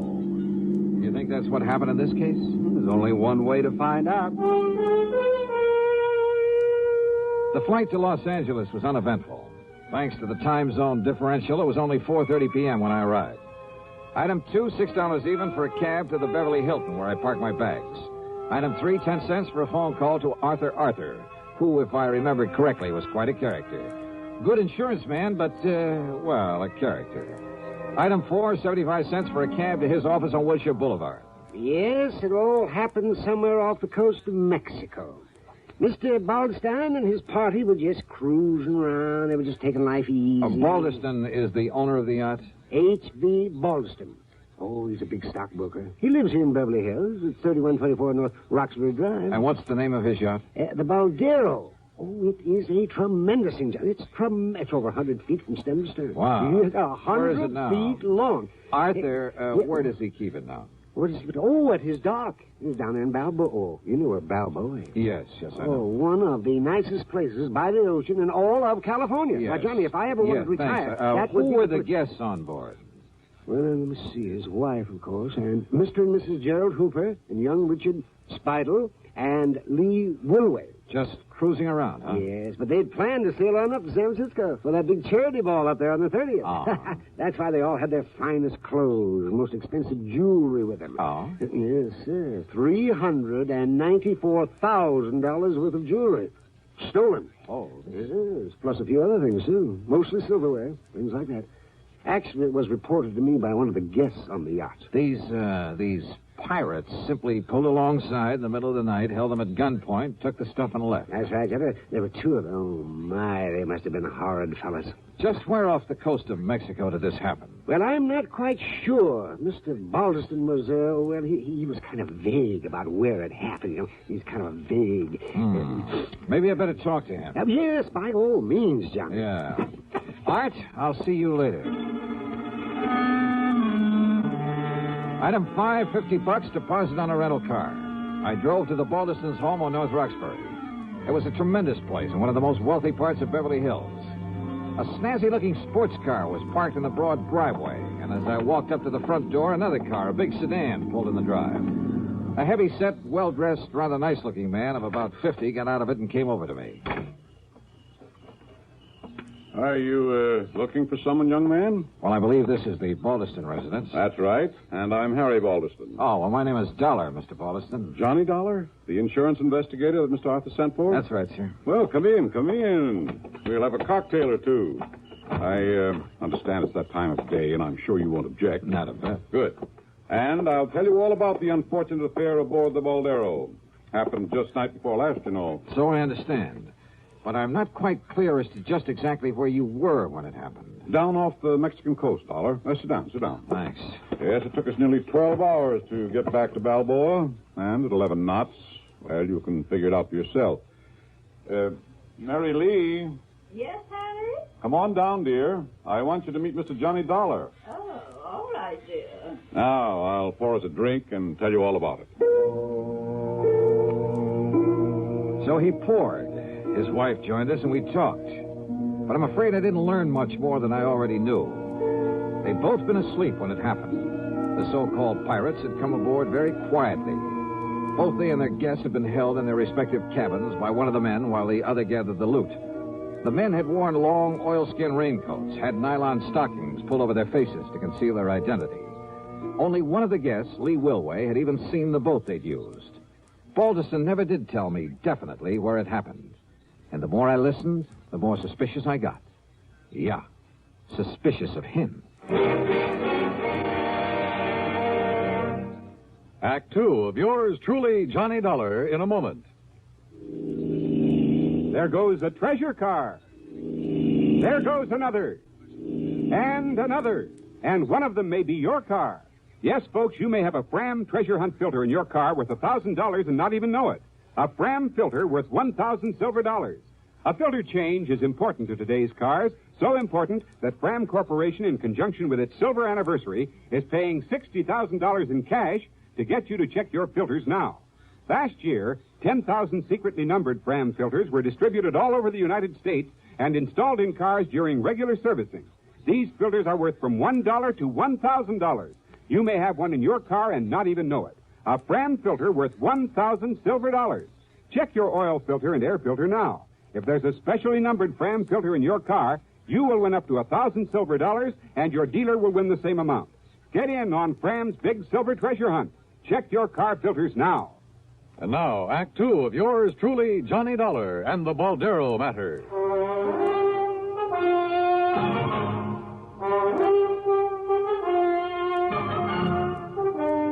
Well, Dollar, it was hard to tell just where we were. I keep an engineer on board, and he'd been at the wheel most of the day. But you were anchored for the night. That's right. You see, we were just killing time until it was time to head north to San Francisco and that charity ball the ladies wanted to go to. Yes, the charity ball. And after waiting 2 months. Now I suppose we'll just have to forget it with all our jewelry gone. Didn't you check your position to find your way back to Balboa? Just headed east, then followed the shoreline. You say that one of your guests... Incidentally, I want to check with them. Oh, by all means. I'll give you their addresses. Yes, there may have been details that we've forgotten, overlooked. After all, we were a bit upset over what had happened, and probably more than a little confused. Well, I know I was. You said that one of your friends got a look at the boat these men used. Yes. Lee Wilway ran up on deck. Of course, it was dark, and there was some fog, but Lee said it was a black boat. Well, now you A can't... long black speedboat. Maybe. By the time the rest of us got up there, it had completely disappeared. Then I had Beacon start the diesels, and we made the run back to Balboa. You notified the Coast Guard, of course. Not until we got in. What? Well, Lee had been fooling with the radio earlier. The rest of us were in the main cabin playing cards. And, when we tried to send out a call, the transmitter wouldn't work. Where'll I find this Lee Wilway? Here, I've written down the address for you. And our other guests, too. Mr. and Mrs. Hooper and Richard Spidel. Thank you. Now, Mr. Dollar... Mr. Baldeston... Yes? I'll see you later. Yeah, there was something very funny about this whole thing. But I wasn't quite sure just what. I checked with Mr. and Mrs. Hooper. Elderly, very quiet and dignified. Their story was the same as the Baldestons. Except in one thing. They weren't at all sure it had taken them any 12 hours to get back to port. I drove to the address of Lee Wilway. It was a small apartment below Wilshire. After all, if Lee was the only one awake and alert enough to have taken a good look at the pirates in their boat. Yeah, and what about the yacht's radio that wouldn't work after Lee had spent the evening fooling with it? Yes? Oh, I beg... Well, that is, I'm looking for Lee Wilway. I'm Lee. Who are you? Believe me, Charles of the Ritz would have been proud of this one. A living doll. 23 or 4, she was tall, slim, and her pretty face topped with red hair that looked oh so carefully disarranged. Yeah, she was a beauty. And yet, as we talked, I couldn't quite picture this gal on a yachting trip with the Baldestons. Gee, no, I haven't the least idea where we were when it happened, Johnny. It could have been a million miles out to sea, but if Baldy... Mr. Baldeston says it took us 12 hours to get back. It must have taken us 12 hours. And you're sure you didn't recognize either of the men who boarded the yacht, Lee, huh? No, I certainly didn't. But I saw the boat they had. It was a long black one. Solid black? Solid black. Did anyone else on board see that boat? No. At least, I don't think so. What did you do after they left? Went up to the bridge, to the radio. Didn't they tell you? To call the Coast Guard? Well, yeah, sure, only... They said you were at the radio earlier. Yes, just listening. But after it was over and I tried to call the Coast Guard, well, it just wouldn't work. Like another drink, Johnny? The Baldestons and Hoopers were playing bridge earlier. Yes. Look, Johnny, have you had dinner yet? Where were the other guests? Dickie boy? Yes, Dick Spidel. No, I don't know. And what did he do after you were boarded and robbed? He was probably down in his cabin with his head under the covers, scared to death. If he had any nerve, he could have stopped them, too. What do you mean? Well, his was the one cabin they didn't go into. They didn't bother him. And he knew there was a rifle they used for shooting sharks. He knew it was on the rack just outside his door. And if he'd come up shooting with it, why, those pirates would have jumped overboard and run for home. I'll just bet they would. Apparently you don't think much of this Dick Spidle. Would you?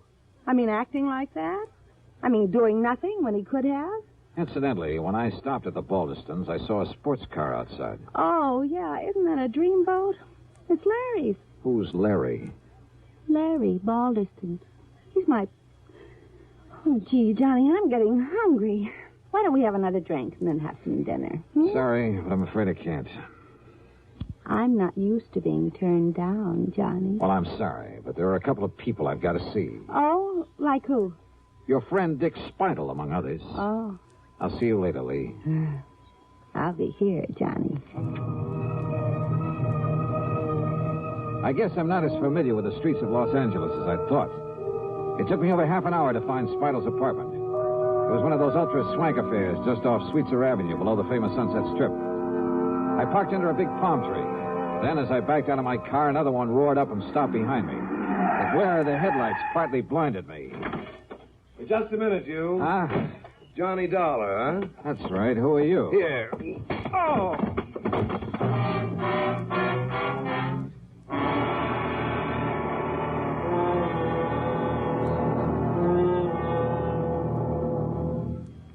Act 3 of yours truly, Johnny Dollar, in a moment. Ever have trouble sleeping nights because of acid indigestion, heartburn, or gas? Then remember, for acid indigestion, nothing but Tums works so fast to make you feel so good so long. Tums work fast. Get rid of the burning excess acids that won't let you sleep. In a matter of seconds, you begin to feel better, and Tums relief stays with you. You relax, go to sleep pleasantly, because Tums bring complete relief. Get rid of burning excess stomach acids completely. Nothing but Tums work so fast to make you feel so good so long. So when acid indigestion keeps you awake, take Tums. Keep a handy roll of Tums on the night table within easy reach. And remember, there's no mixing or fixing with Tums. You don't even need to get out of bed. Get the very best. Get Tums, 10 cents, 3-roll pack, a quarter. Or get the new 6-roll pack with free metal carrier, only 49 cents. Always carry Tums, T-U-M-S. Keep your tummy under Tums control. And now, Act 3 of yours truly, Johnny Dollar. The headlights of my attacker's car had partly blinded me, but I'd seen enough of it to know it was the same one I'd seen at the home of Mr. Baldiston. Yeah, his son Larry's. But I came to find myself parked behind the wheel of my own car. And lying on the seat beside me were 5 crisp $100 bills and a note. Take this money and get out of town, it said. You have no case anyway because the things that were stolen off the yacht have been returned. So you may as well leave while you have your health. No signature. There was only one person in the world I wanted to see at that moment, Larry Baldiston. But I felt a bit rocky. Since I was at the front door of Dick Spidle's apartment, since I'd really come to see him, and if I was lucky, he might have a good stiff drink handy. Feeling better now, Mr. Dollar? Yeah, I am. Thanks, Dick. It's Richard, if you don't mind. Oh, yeah, sure. But go on with what you were saying. Well, the whole thing was absurd, of course. But the only reason Mrs. Baldiston insisted on taking Lee on that yachting trip and to the charity affair, and of course I was supposed to be her escort, was to shame her, to show her up. How do you mean? Well, after all, in spite of her beauty, she is a rather common person, rather cheap. So Mrs. Baldiston hoped that facing her with the ladies and gentlemen who attend the ball would embarrass her. Oh, I see. And that she'd realize she has no place among people like ourselves. People like you are just too good for her. Well, to put it bluntly, yes. In any event, Mrs. Baldiston hoped it would break off this rather sordid romance. Romance? She and Lawrence Baldiston. Larry, she calls him. And Lee is only after his money. But I take it Larry got wind of this little plan. Lawrence said that he would prevent its being carried out if it was the last thing he ever did. So he staged the piracy bet? Oh, I'm sure it was he. He's always done silly things like that, Mr. Dollar. Rich, headstrong, spoiled as he is. So when I heard the noise up on deck, I simply locked myself in my cabin and refused to budge when he and whoever he had helping him boarded the yacht. Or because you were scared? beg your pardon. Thanks a lot, Dick. It's Richard. You've been a lot if you of don't- help. Oh, and incidentally, Yes? you think Lee Wilway was in on it, too? That's why she spent so much time on the ship's radio earlier in the evening? Indubitably, so that she could guide him to the yacht in his speedboat. His speedboat, of course, has all sorts of radio equipment aboard. What color is that speedboat? A mahogany. Why? Lee said the pirates were using a solid black boat. Which simply proves she was onto his plan. What do you mean? Well, the wench was lying, that's all. Maybe you're right. Thanks, Dick. It's Richard, if you don't know.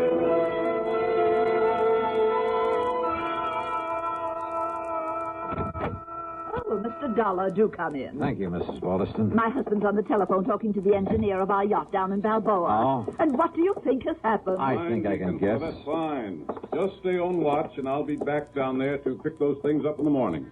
Goodbye. It's true, Mary Lee. Oh, splendid. Whoever took them from us returned everything to the boat. Everything is... Oh, Mr. Dollar. Did you hear that? Yes, I heard. Where's your son, Larry, or Lawrence, or whatever you call him? Larry? Well, as a matter of fact, Oh, the dear boy came in just a little while ago. Where is he? In the study, I believe. He said he had a call to make on the other phone. Thanks. Why, what's wrong, Mr. Dollar? Mr. Dollar? Yes, I saw you through the window, Lee, trying to make up to that guy Dollar. And let me tell you this. Let me give you this. Larry, what is it? Want some more, Larry? Now, listen, Dollar. Well, if that's the way you feel about it, you and that family of yours can... Well, I'm fed up. I said, do you want some more, or do you want to start talking? Okay, I did it. I rigged the whole thing, Jimmy Driscoll and I, because I was fed up with the way Mother was trying to run my life. Lawrence, dear. Yeah, but maybe she was right about Lee, after all. Of course she was, son. Why, of course, dear. But now, look, Dollar, if you think you can get away with barging in here and slugging me... Oh, you... Yes, why? More? Oh, my boy, you big brute. Enough, Larry, huh? You had enough? Yeah, okay, Dollar. Okay. Sorry, Mr. Baldeston, but I kind of owed it to him. Dollar, I've been hoping somebody'd do that for a long time. What? Sure, I've spoiled him, too.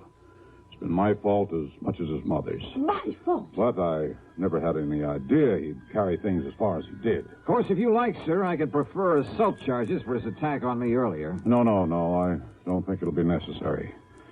And I'm much obliged to you. But my poor boy... Just leave him alone, Mary Lee. Oh. And suppose you leave us alone while I settle things with Mr. Dollar.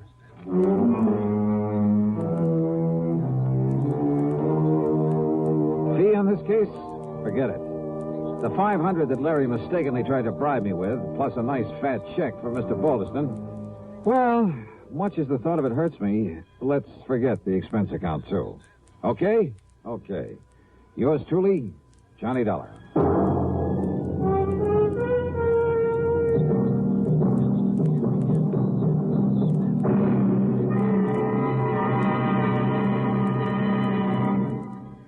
Our star will return in just a moment.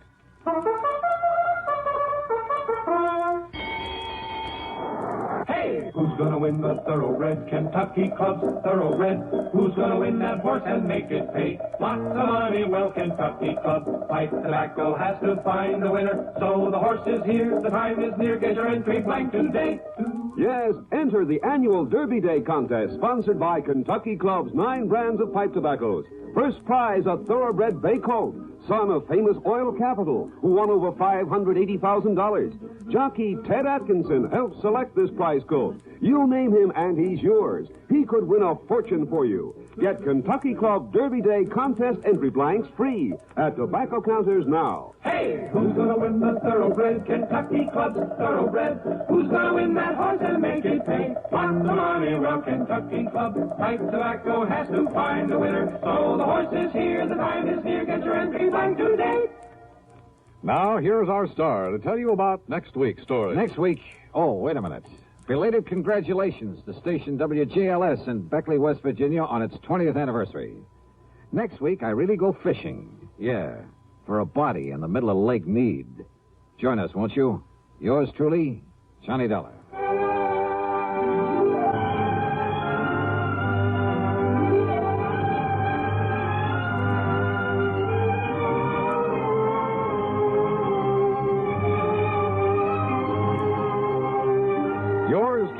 Johnny Dollar, starring Bob Bailey, originates in Hollywood and is written, produced, and directed by Jack Johnstone. Heard in our cast were Virginia Gregg, Eleanor Audley, Vic Perrin, Howard McNear, Larry Dobkin, Will Wright, Carlton G. Young, and Jack Edwards. Be sure to join us next week, same time and station, for another exciting story of yours truly, Johnny Dollar. This is Dan Cubberly speaking.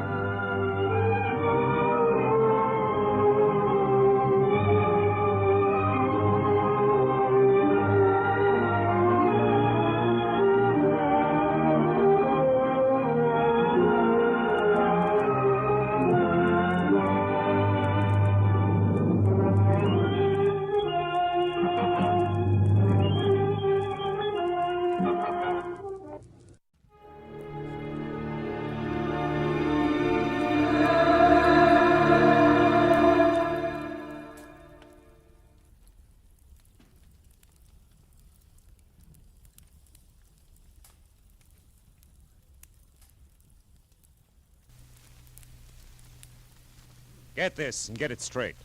Crime is a sucker's road. And those who travel it wind up in the gutter, the prison, or the grave. There's no other end. But they never learn. From the pen of Raymond Chandler, outstanding author of crime fiction, comes his most famous character in The Adventures of Philip Marlowe.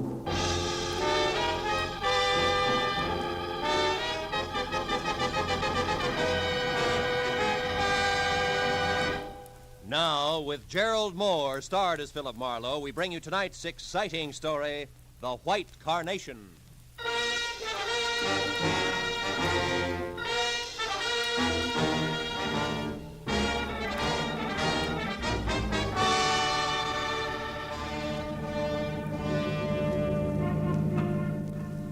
Understand it. Ben Reynolds is a wonderful guy with a really great future, intelligent, handsome.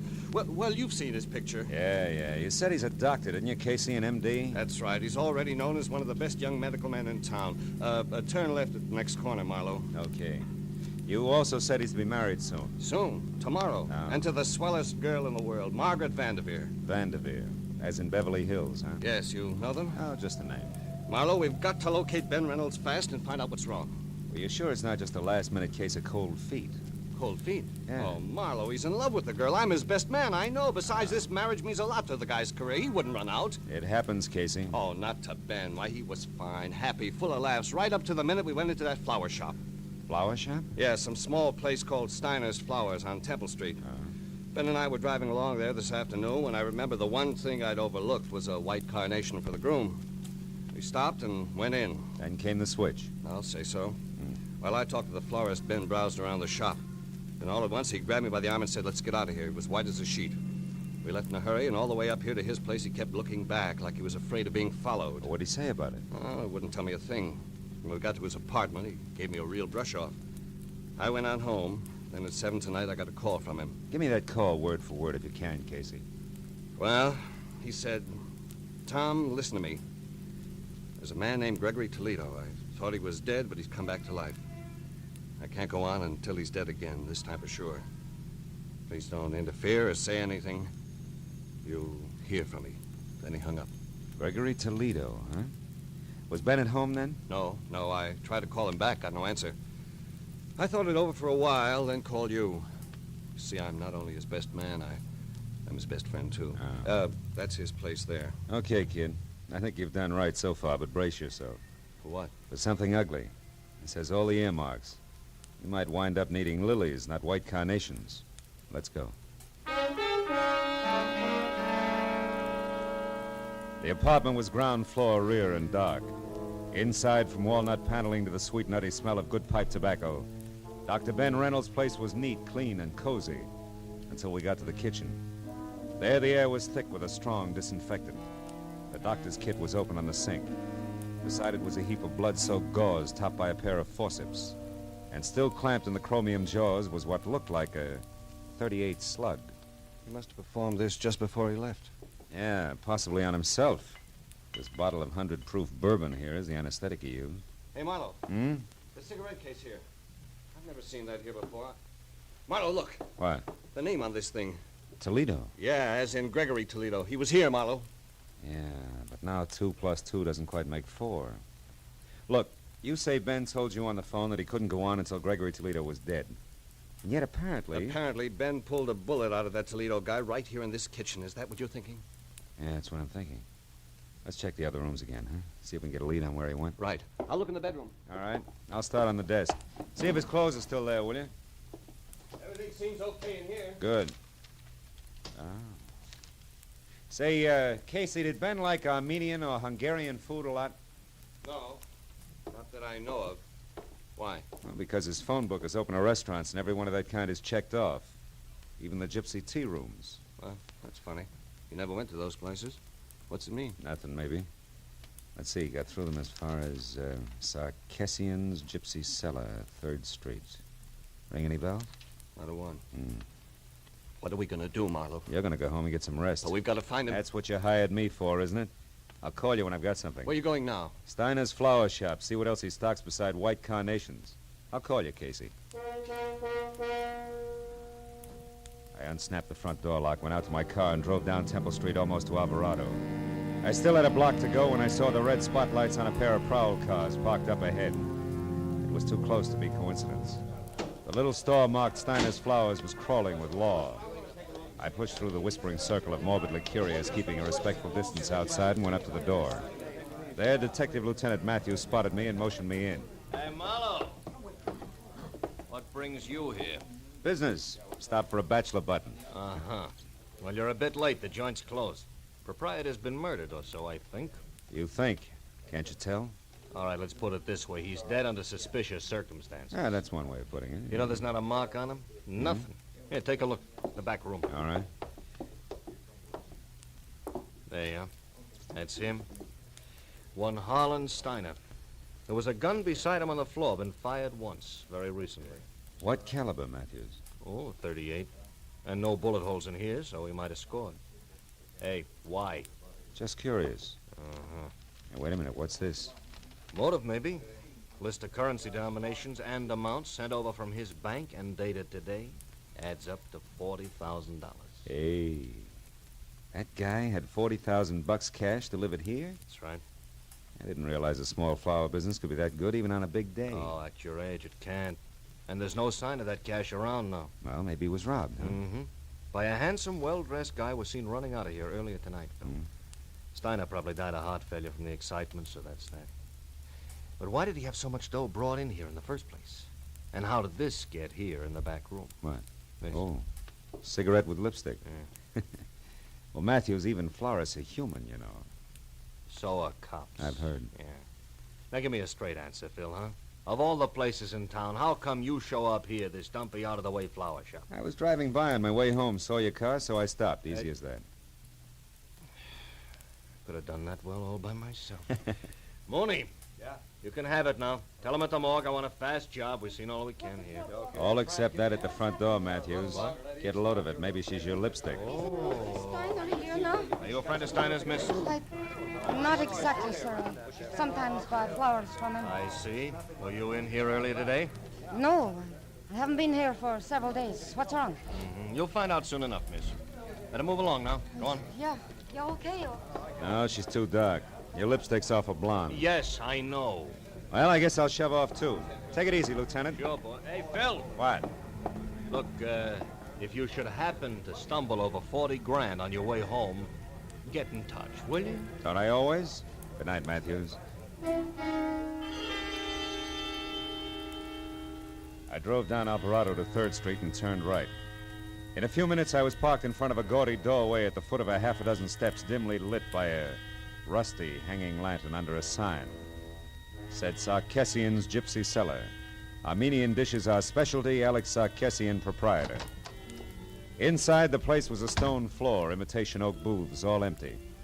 The 5 feet high that hustled toward me out of a dark corner was Sarkessian himself. The welcome smile dribbled off his face like spilled beer when I said all I wanted was some information. Why you come here for it, huh? What kind of information do you want? On some people, Mr. Sarkessian. Do you know a man named Gregory Toledo? No. Well, how about Reynolds, Ben Reynolds? No. Okay. Try, Never mind, that girl on the billboard there. Who's she? Madame Vadena, just like it says, she's on the billboard. What's her real name? Ruby Vadena. She works here. Works. If somebody wants to call looking at tea leaves in a cup, work. But the customer expects it. The customer is always right. So Ruby Vadena works here, but not tonight. All right, where can I find her? Why? Because I saw her a few minutes ago in a certain flower shop. Oh, that's a very good reason. Now, look, mister, I run a restaurant, not a Lonely Hearts. You look, Sarkessi, and your little gypsy's in a murder right up to her big brass earrings. I gotta talk to her right now. A murder? I knew it, that fake. Oh, that no good. She ruins my business. What kind of appetite can murder give anybody, I ask you? I ask you for the last time, where does Ruby live? Villa Garibaldi on the end of Reposa Street. Thanks. When you find her, tell Sarkashian says she's fired. She don't come in my place again, you hear? She's washed out.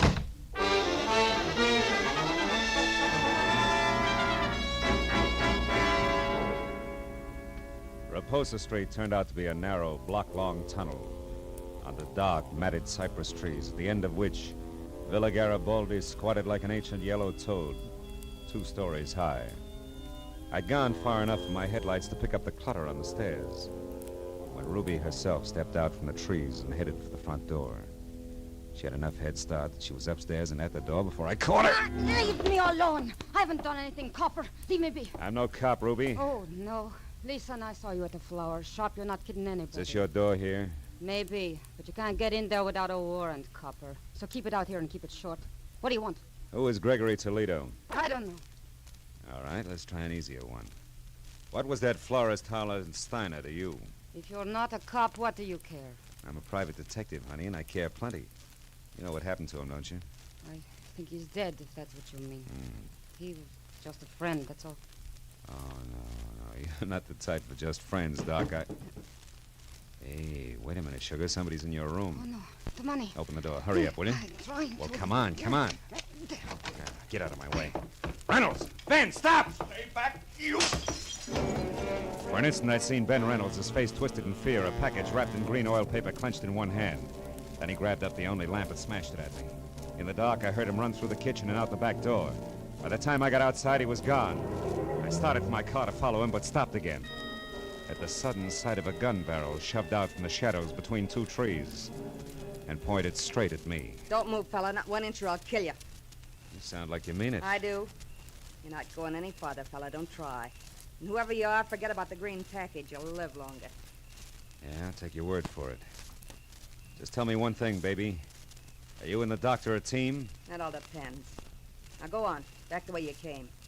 I've got an appointment with the doc, and I wouldn't want to keep him waiting. Start walking.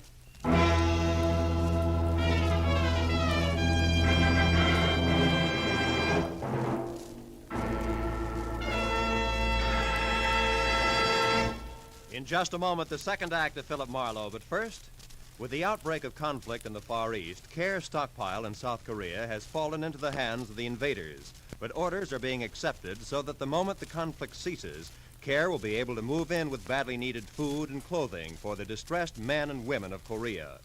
By cooperating with Care today, you can help bring hope to Korea tomorrow. Now with our star, Gerald Moore, the second act of Philip Marlowe, and tonight's story, The White Carnation.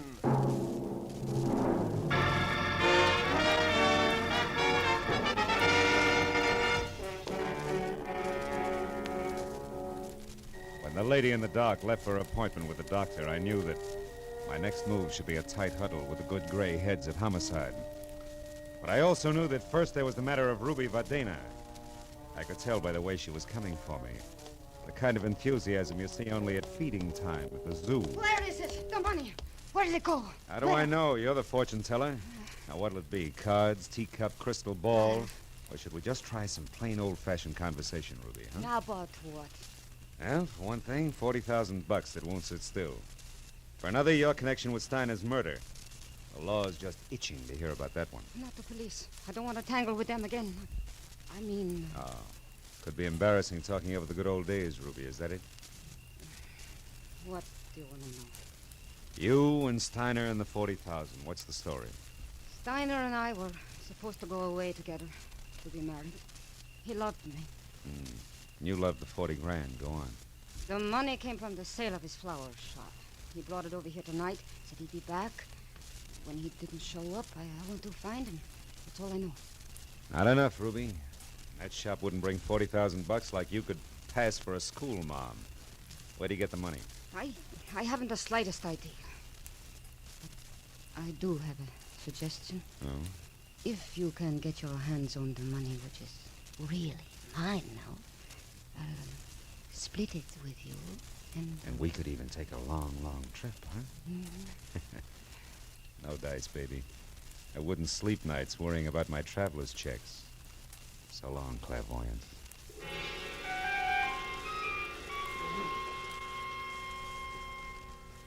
When I left the Piano Shoal Beauty with the $sign heart, I stopped at a mobile gas station, and while they filled my tank, I made a call back to the flower shop.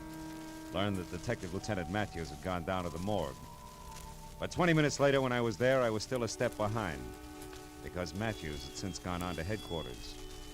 However, I was also a step ahead. They had just learned why Steiner had died. Connor, the attendant, was pleased as punch to tell me all about it. Hey, see, Marlowe? Right here in the back of the neck. Got slap of the hypodermic needle. Holes no bigger than a mosquito bite. Real hard to find. Mm-hmm. And it was an injection that killed him, Connor, huh? Some kind of poison? We'll have it tagged in a couple of hours. Want me to let you know what it is? No, never mind. I'll be in touch with Lieutenant Matthews anyway. By the way, Connor, mind if I use your phone? Why should I? They don't send me the bill. Over on the wall there. Thanks. But, Marlowe, Huh? no long distance, huh? Oh, no. Downtown, Connor. Not another inch. That case, help yourself. Mm-hmm. You know, Marlowe, one night some news hawk got on the tube here and talked to his girl in Long Beach for 40 minutes. It was 2 weeks later we found out it was Long Beach, Long Island, not Long Beach, California.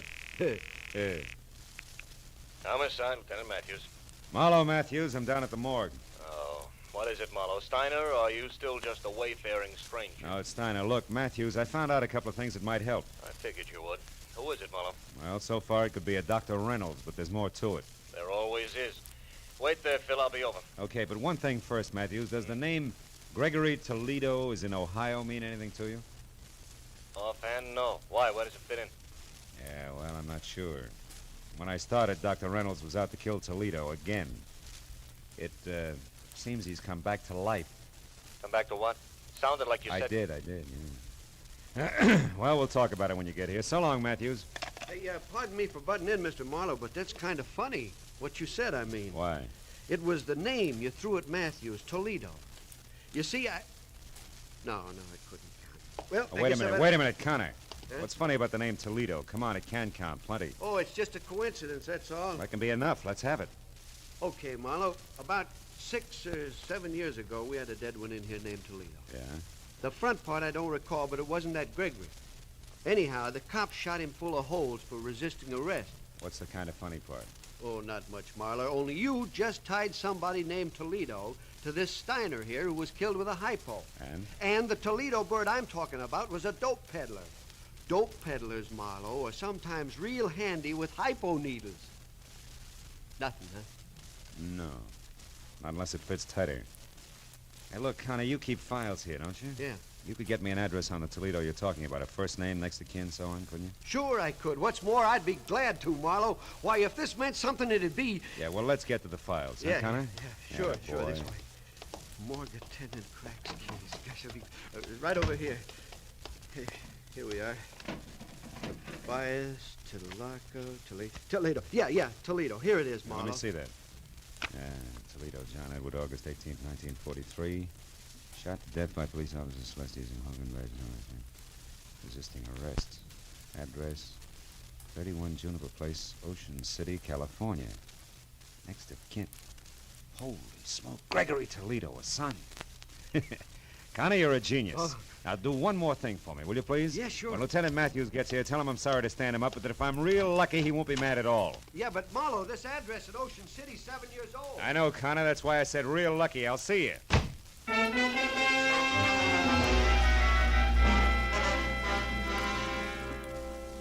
The gentleman who answered the door at 31 Juniper Place was about 60. Wore a spotted torn bathrobe that read like a menu and needed a shave, a haircut, and peeping through his torn slippers, I saw a Blue Jay corn plaster. However, his spirit was bright. Seems he liked having visitors. Yes, sir. You're the manager? Oh, I am indeed. Have been for 18 years. Alfred A. Keyline.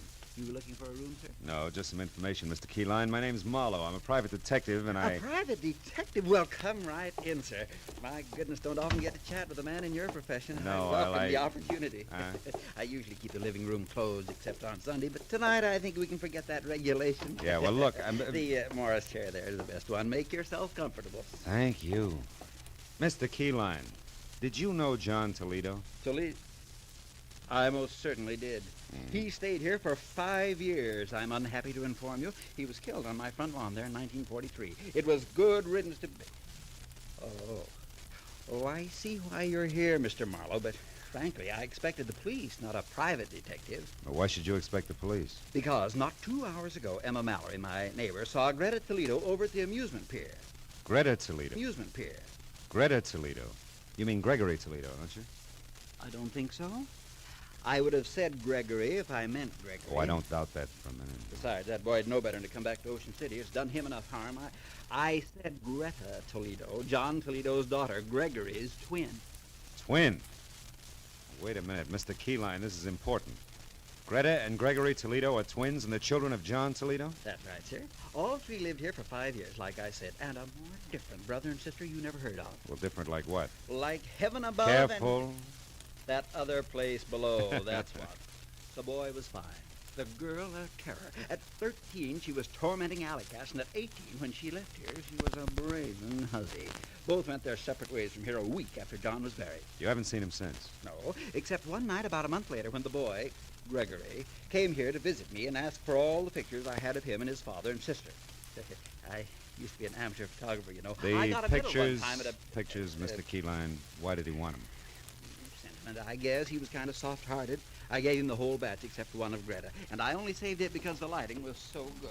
I've got it right here. I took it a couple of weeks before they got John. Look, see how the sunlight behind her head gives a soft feeling to the whole picture? Yeah, it's practically a halo. Yes, sir.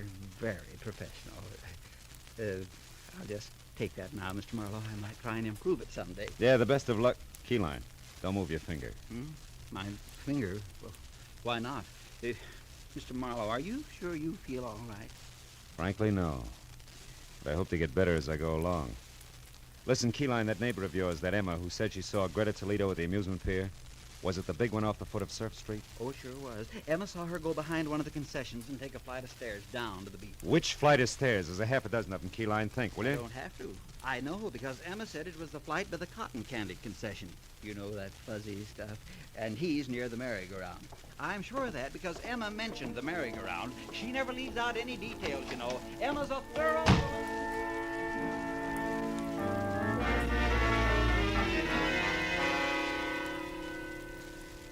The steps that led down from the cotton candy concession took me to a fairyland graveyard under the amusement pier.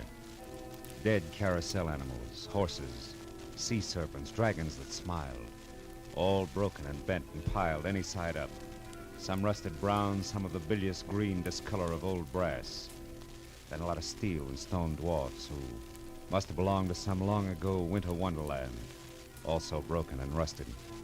But beyond that, the people were real, both of them. One was Greta Toledo. She was the same lady in the dark who had stopped me outside of the gypsy's place. The other was the man I'd started out to find. The man who was out to re-kill Gregory Toledo. Dr. Ben Reynolds. Wait a minute, Gregory. One thing we still have to talk about. Or should I call you Dr. Reynolds? All right, get to the point, Greta. I am. Why, I asked you to meet me here. It's a safe place to talk. What did it talk about? You were shot and I gave you medical attention. You demanded that I get $40,000 that was yours, and I did. You did, hero. But only to keep me from letting everyone know that the fine Doc Reynolds is really Gregory Toledo, the son of a dope peddler. All right, sister mine. What do you want? Just this. You're really on my hook, brother. I got a big news flash for you. I wasn't shot in self-defense tonight. It was while I was committing a murder in a flower shop, some filth named Harlan Steiner. What? Yeah, a murder with a hypodermic needle. I murdered a man who was double-crossing me. Trying to take this $40,000 here. We got it from a sale of opium. He was trying to take this money and run with it in a gypsy lady Now, love. listen. How tight do you think you can squeeze me? There's an end to everything, even blackmail. Don't you see that? I'd be much worse off as a murder accomplice than exposed as a doctor with a very unsavory family background. Also, Greta, I've got a few moral compunctions. A doctor's supposed to save lives, not destroy them. Then see what you can do about yours, Doctor. Don't try it, Greta. Oh. Lousy aim, sister.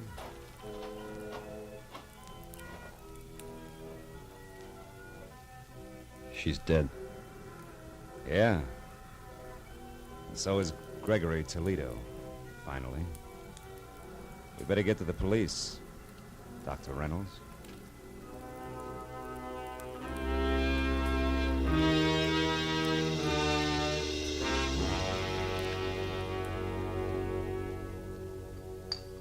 Well, Marlowe, you stepped out of turn all right, but you happened to step in the right direction. How? I still don't know. Yes, that picture Keyline showed you out in Ocean City, Mr. Marlowe. It was Greta, wasn't it? Yeah, it was. Ooh, this coffee's hot. Didn't mean a thing, though, Tom. I'd only seen Greta in the dark at the Gypsies. Yeah, then how did it help? More coffee here, please. Huh? Coffee. Oh, sure. Well, it helped, actually, when Keyline added his finger. That covered the girl's hair. And when I could only see the face... It looked like a man, and you saw not Greta, but her twin brother, Gregory. Wait a minute, who you knew as Dr. Reynolds from a picture you'd seen earlier? Good work, Marlowe. No. Good luck, Matthews.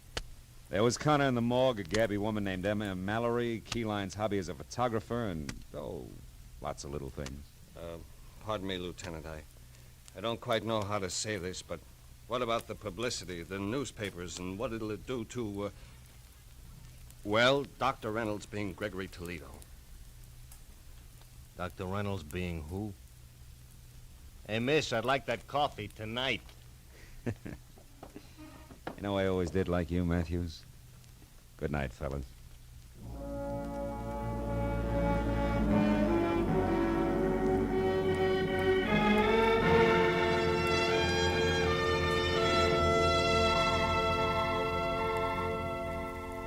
When I got outside, it was pushing 4 o'clock in the morning. And I was tired of a long night that had been crowded with a lot of death and a lot of people. But I was also looking forward to a lot of life. Good life. For Dr. Ben Reynolds and his bride. So, thinking about them, I drove slowly through the quiet city streets until the black melting into gray in the corners of the sky said it was almost tomorrow. And then I went home, found a telegram. It was from the groom. Tom Casey and the bride-to-be joined me in saying that there's no doubt as to who the best man really is. Please do us the honor tomorrow at 5 o'clock sharp. Oh, that's nice. Now, all I need is one white carnation and, I wonder where that gypsy girl is.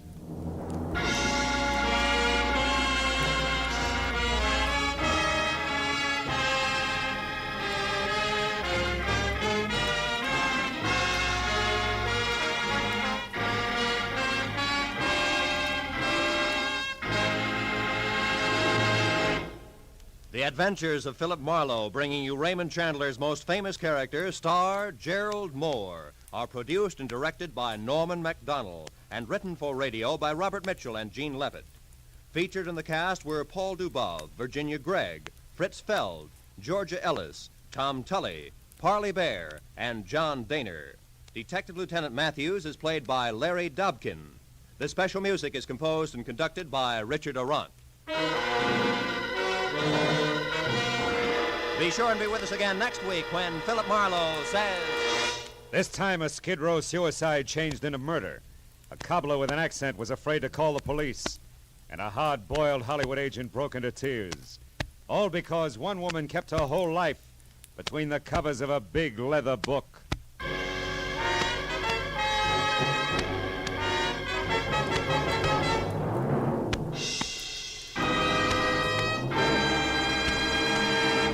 There's a very charming, very amusing young couple to be found at CBS, the Star's address every Saturday evening.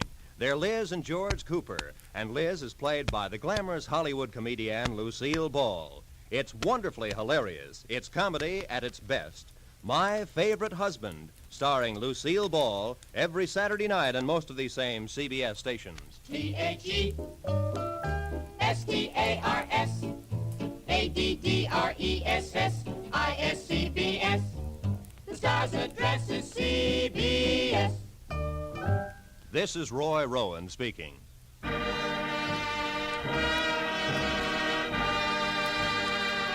This is CBS, where you dance to the music of Vaughn Monroe, Saturday nights, the Columbia Broadcasting System.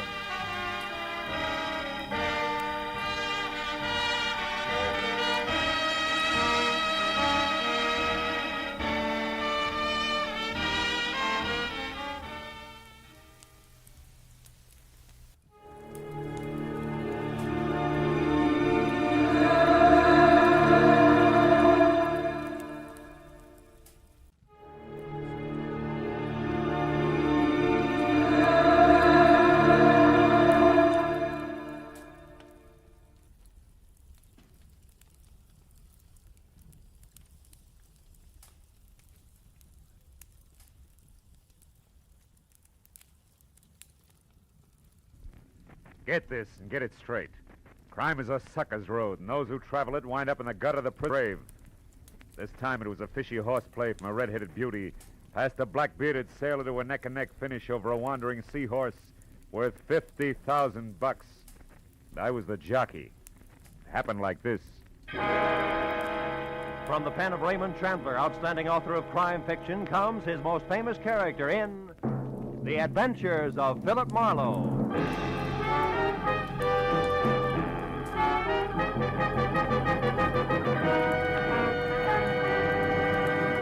Now, with Gerald Moore, starred as Philip Marlowe, we bring you tonight's exciting story, The Seahorse Jockey.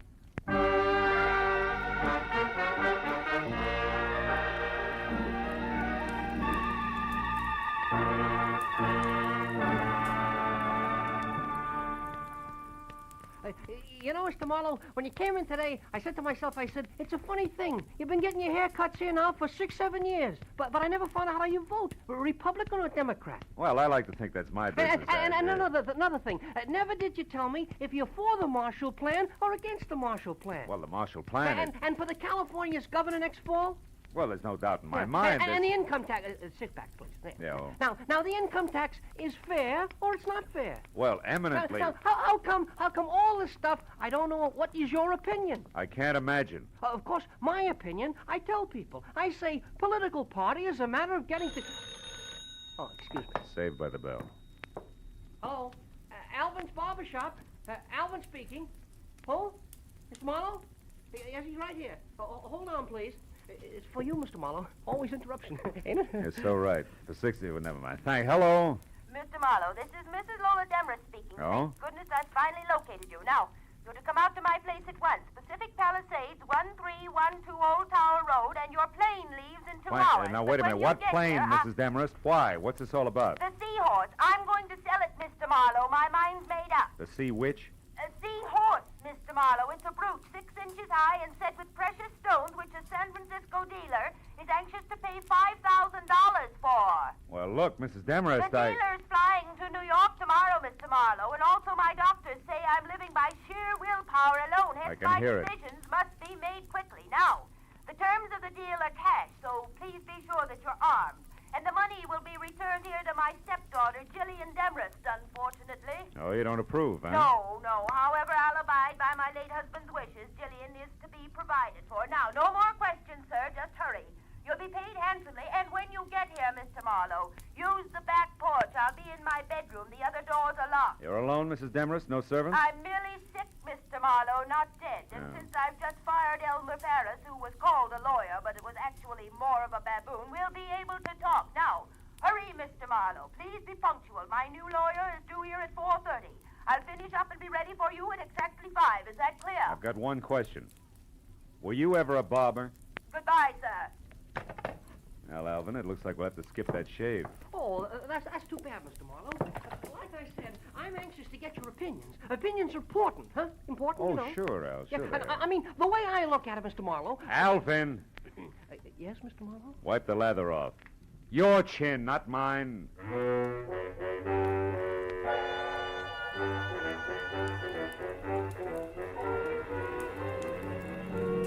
Pacific Palisades, and my new client's home at 1312 Old Town Road was 40 minutes from L.A. The house was Victorian-style, solid, made of wood, 2 stories high, and squatted close to the edge of a sun-baked cliff, 200 feet above the ocean. I parked behind what must have been the first Pierce Arrow ever made, and started slowly along a gravel path that led to the rear, until I heard it.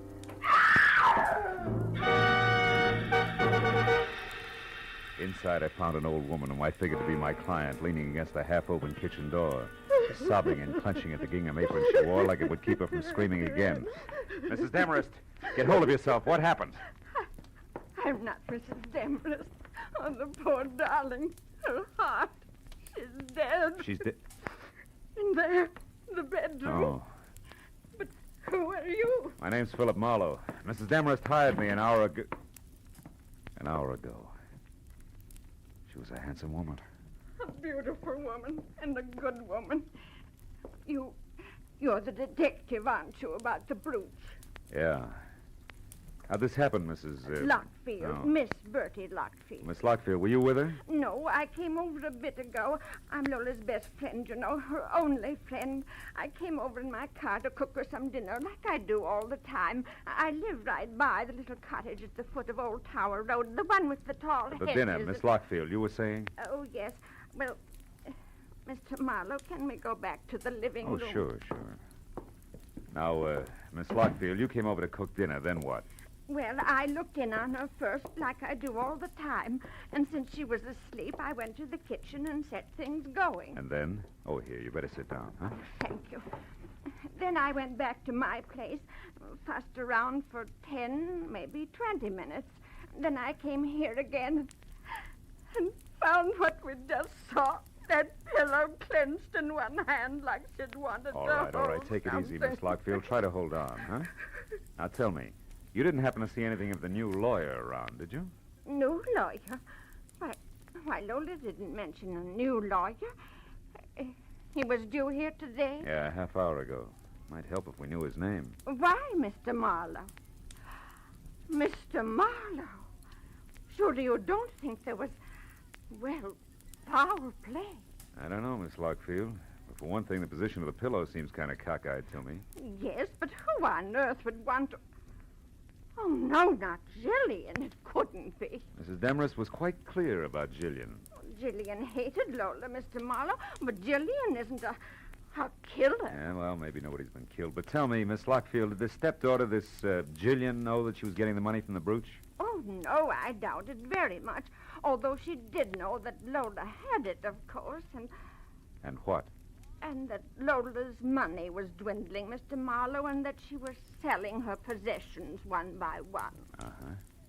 And therefore, Jillian might think that the seahorse brooch was hers by right of inheritance, huh? Yes. Yeah. Tell me, Miss Lockfield, do you know where Mrs. Demarest kept the brooch? Oh, yes, in the bedroom. I'll show you exactly where. Come. All right. It's behind the portrait of Mr. Demarest, and... Oh, the poor, Oh, poor come on. darling. Take it easy, honey, huh? Did you say behind the portrait, that one? Yes. There's a panel in the wall that slides. Uh-huh. Move the picture to your right, Mr. Marlowe. Then pull out on the panel edging. You'd better use the chair. Yeah. To the right. And out on the panel edging, huh? That's it.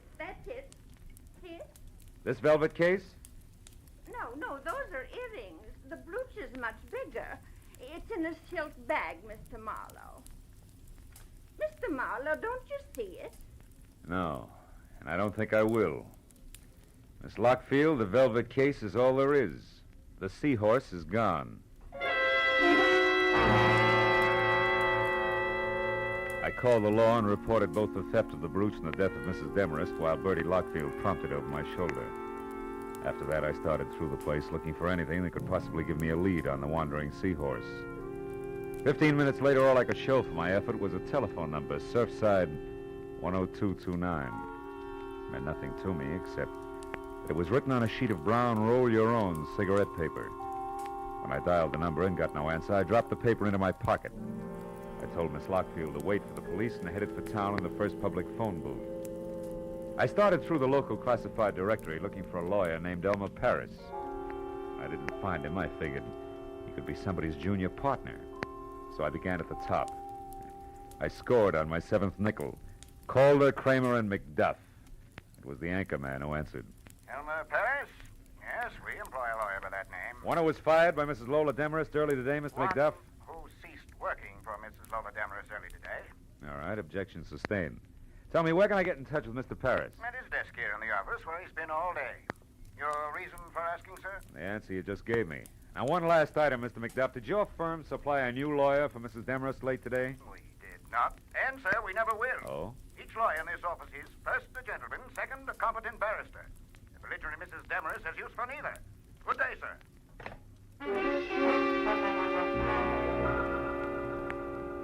With that, I checked Elmer Paris off my list and went back to the phone book. Jillian Demarest, my late client's stepdaughter, was listed at number 111 Los Amigos Terrace, which a map on the back of the book showed to be just off Sunset Boulevard in Hollywood. Come in. The girl herself, replete with old-fashioned, the only thing that was red-headed, maybe 30, and meat and potato curves in either direction. From a waistline that was strictly rye crisp over lettuce leaves. Sit down. What's your problem? Well, I got some bad news, Miss Demarest. Don't tell me. It's my income tax. I've been caught lying. It's your stepmother. She's dead, Jill. Oh. That's too bad. Her Yeah, heart? well, try not to go to pieces, kid, huh? Look, I didn't particularly like Lola Demarest. She didn't particularly like me. So, why make a thing of it? Because the seahorse brooch has been stolen. You're kidding. Don't try brushing that off, because it was supposed to be sold today with the proceeds to go to you. You're a liar. Private detective. Hired Jill to fly the brooch to a San Francisco dealer, and I found out it's really worth $50,000. A lot of dough you didn't expect. Okay, Mr. Private Detective. That last crack. It means exactly what? That you could have taken the brooch yourself. Try me again. Surfside, 10229. Stop pushing and start listening. If Lola intended to sell the brooch and give me the money, it was for one reason only. My father wanted it that way. So? So do I. And now that you're without a client, maybe you'll work for me. I doubt it. I write and get paid well. 5,000 words a month for a pulp magazine. Torrid stories. It figures. Pays off nicely. Be worth your while. Do you want to help me? Suppose you're lying and actually stole the brooch yourself. What then? Then you handcuff me to the nearest cop and run for mayor on the Let's Clean Up Local Crime ticket. Now, is it a deal for, say, 1% of the 50,000 if I get it? 0 if I don't. 500 of fun, huh? Mm-hmm. Okay, Jill, it's a deal. Good. And for a starter, do you happen to know who Mrs. Demarest's new lawyer was? New lawyer? I didn't know the old one had been fired. I didn't say he had. Could have quit, you know. Nobody ever quit working for Lola Demarest. It wasn't her nature. Oh?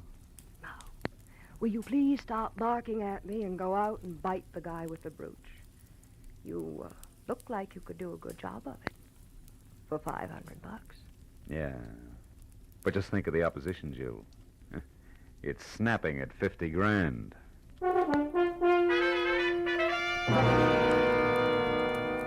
I drove back to the foot of Old Tower Road in the smothered and ivy cottage labeled Miss Bertie Lockfield. I started for the front door, but only got halfway. That'll do nicely. Right where you are. Oh, fine. You're a friend of Bertie Lockfield's or a relative, which? A nephew, why? Because, nephew, Aunt Bertie's not home, and I want someone responsible to leave a message with. So you go looking for him with a gun, huh? Now listen, baby, Shut up and try to remember this. Tell your aunt that the new lawyer Mrs. Demarest hired will be in touch with her. Does that make any sense to you? No. But maybe if I knew his name, it would. I doubt it.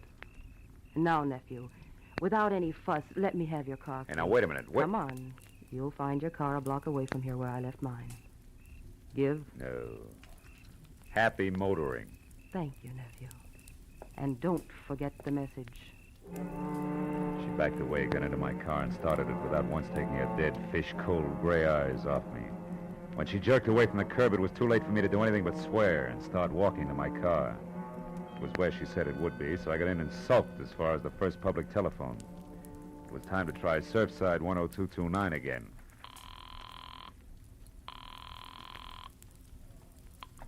Hello. Hello, I'd like to talk to... To who? Wait a minute, is that you, Lieutenant Matthews? Yeah. Marlowe? Yeah, that's right. Oh, that Demarest case, huh? Well, Phil, the coroner thinks it was murder, all right. Suffocated her with a pillow, but they won't be sure till the autopsy report is in. Yeah, wait a minute, Matthews. Hey, wait a minute, will you? You're at Surfside 10229, right? Yeah. You got this number from Homicide, didn't you? No, I didn't. I got it from a brown cigarette paper I found at Mrs. Demarest. Huh? Now, look, tell me, Matthews, what have you got and where are you? 51 South Monroe Place. 51 It's South. a dead one, Phil. A guy who sported a beard. The name was Paul Crater. Oh, occupation lawyer, right? No, Phil, wrong. The occupation was able-bodied seaman.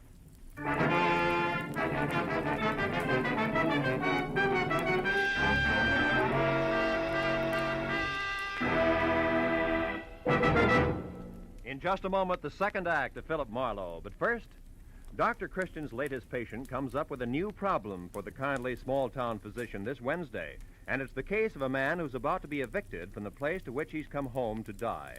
Add to this, the patient is an exceedingly lively, rip-roaring centurion, and you have the makings of a highly dramatic, amusing yarn. Dr. Christian, starring Gene Herschel, is heard every Wednesday on most of these same CBS stations. Now with our star, Gerald Moore, the second act of Philip Marlowe, and tonight's story, The Seahorse Jockey.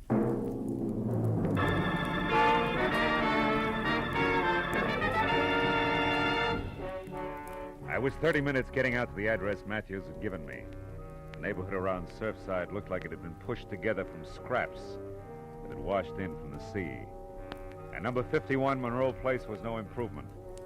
It was a corroded little frame house surrounded by a picket fence, with most of its front teeth missing.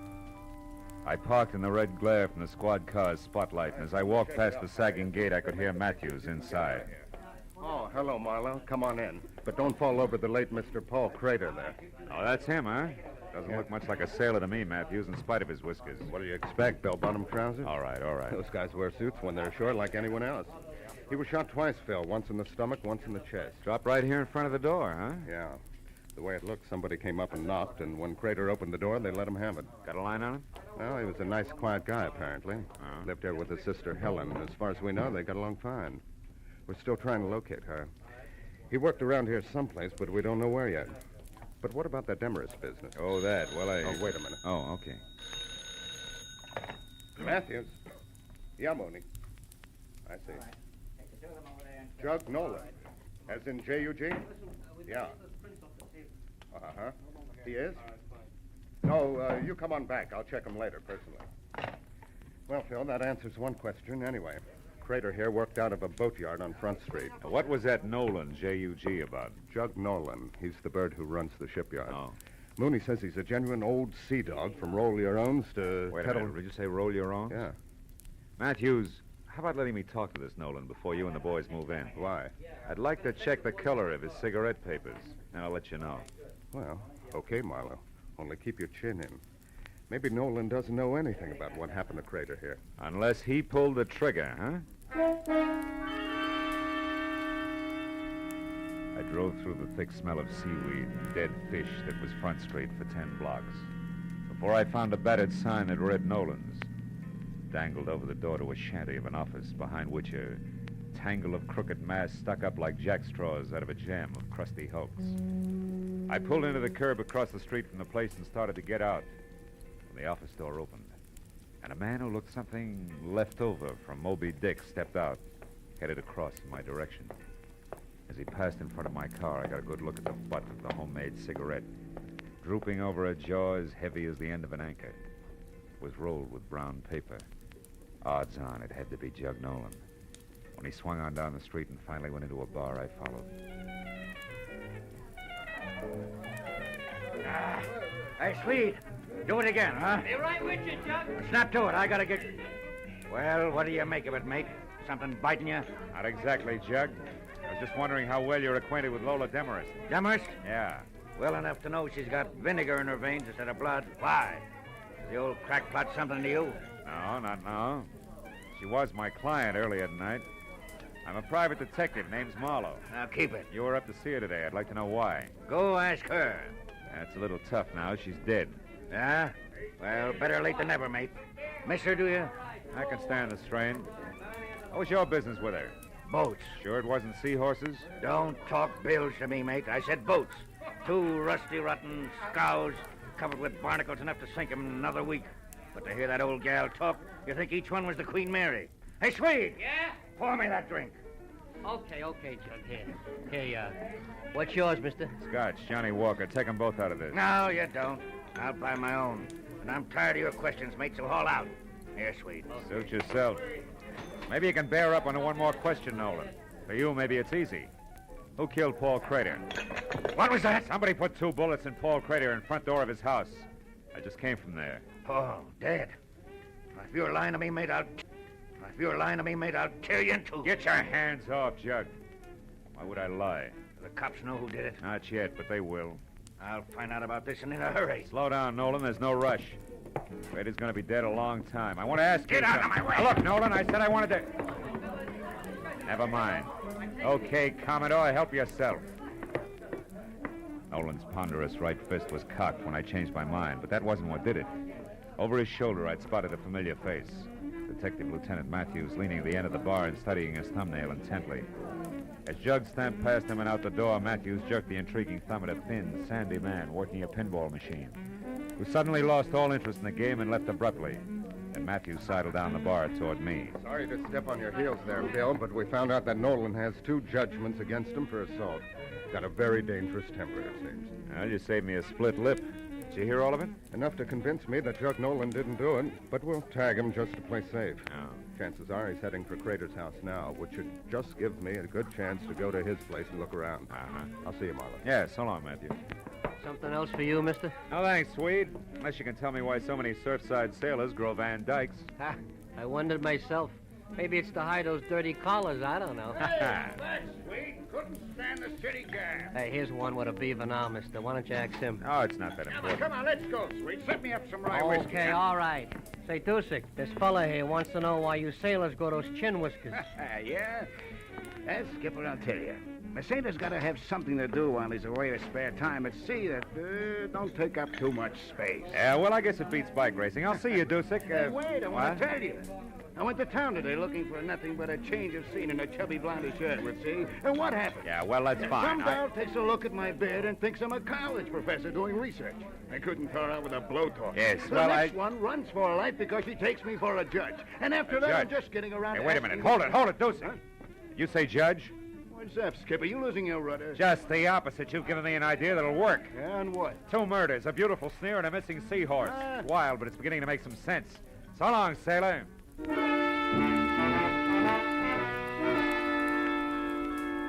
checked Nolan's boatyard first, but his office shack was dark. So I drove hard back to 51 Monroe Place in the hope that Matthews had been right about Jug's destination. When I ground to a stop, I once again gave thanks for smart cops.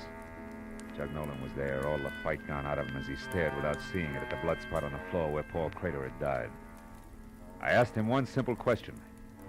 The answer he grunted in 3 words without so much as looking up. But it made everything fit.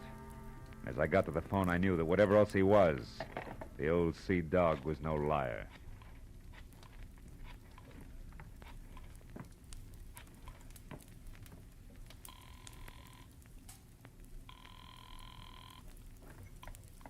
Hello? Is Marlowe, Jill?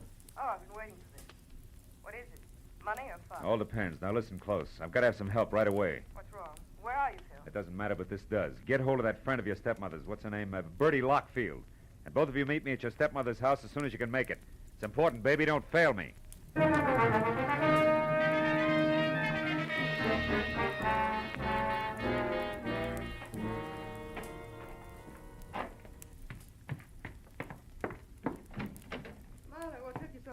Well, yes, I understand you wanted our help in a big hurry. We rushed madly over I'm here. sorry it took longer to get here than I figured. What do you want us to do, Phil? Catch a thief and a killer? You see, I'm positive now that whoever got away with that jeweled seahorse also held that pillar over Mrs. Demerar's face until she died, then went on to kill Paul Crater in Surfside. 2 murders? Killers have that advantage, baby. For 1 murder or a dozen, the price is the same. Oh, I don't understand, Marlowe. Does the second murder have something to do with my stepmother's death? They follow like links in a chain, Jill. Lola Demarest called me at 4. She was expecting a new lorry at 4:30. When I got here at 5, she was dead and the jeweled seahorse was gone. However, the circumstances indicated that somebody who knew her had done the work. Then you don't think the new lawyer was the one? No, but I do think the new lawyer came in, just as I did later, through the open back door. Stood right over there and overheard the entire business. Can you prove all this, Marlowe? Not yet. But if you found that new lawyer, you could. Right. That new lawyer's going to turn up soon, and when she does, we'll have something She? more. Yeah, she, Bertie. Lola Demarest's new lawyer is a woman. A woman? The distinguished man in suit and Van Dyke that you shot and killed in Surfside was the lady lawyer's brother, a seaman. You mean Bertie here? Yeah, Jill. The new lawyer who witnessed the whole thing decided to move in on it. Right, Bertie? But it was blackmail. I got a note in my mailbox from a lawyer named Crater accusing me and demanding money. And since you were already in so deep, you figured another murder wouldn't matter. You got the lawyer's Surfside address some way and went there. That's where you stumbled, Bertie, over a suit of clothes and a beard. Bertie, you were Lola's best friend. You'll never understand, you fool. So don't try. Bertie! Don't you try either, Marlowe. Make a move for your gun and I'll put a bullet in her back. Lola Demarest's best friend. I despised and hated her. The years I worked and slaved for that woman, pampering her, putting up with her sickness and her temper and her high-handed ways. She owed me plenty for those years. When it came time to pay, the money went to you, you cheap little snip. You'd done nothing for her. You were getting everything. Stand still, Marlowe. I came prepared, remember? So did I, Mrs. Lockfield. Helen Crater. Better drop it, Bertie. You're in the middle. Listen, we can still do business like you said in the note. Not now, sister. You forget 3 things. First, you tried to kill me. Second, you did kill my brother. Helen, you don't know what you're doing. And third, the female of the species is always deadlier than the male.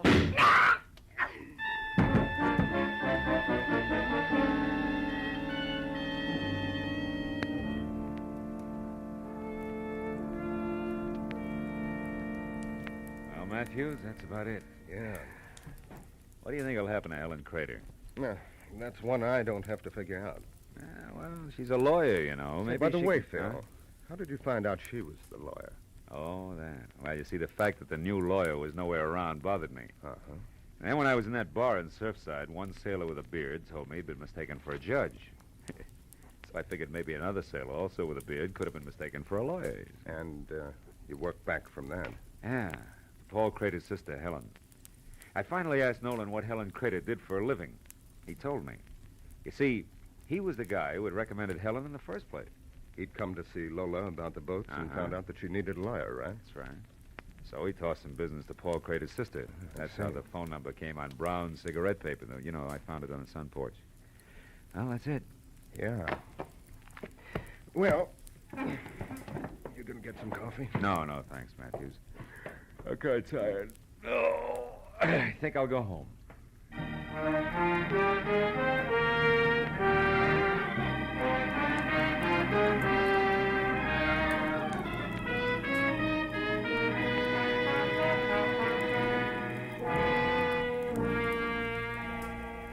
It was almost 3 in the morning. A silent, sterile hour at the short end of a long, long night. Everything that happened had been because of a jeweled seahorse.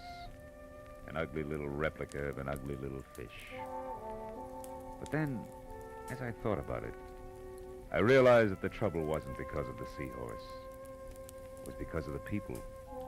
Bertie Lockfield, Helen Crater, Lola Demarest. That's always the trouble. People. Yeah. To coin a cliche, it takes all kinds of people to louse up the world.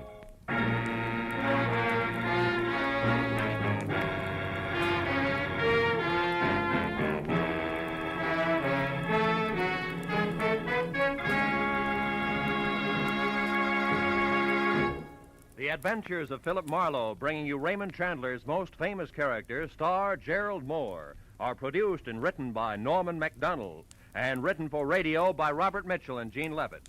Featured in the cast were Stan Waxman, Ann Morrison, Ruth Parrott, Eileen Prince, Ed Begley, John Stevenson, and Bob Sweeney. The special music is composed and conducted by Richard Arant. Be sure and be with us again next week when Philip Marlowe says... This time all I had to go on was a postmark, but that was plenty.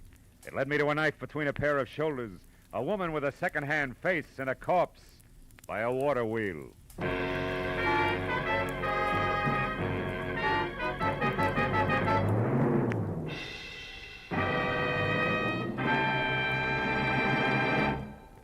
There'll be some grand singing on CBS this Wednesday night.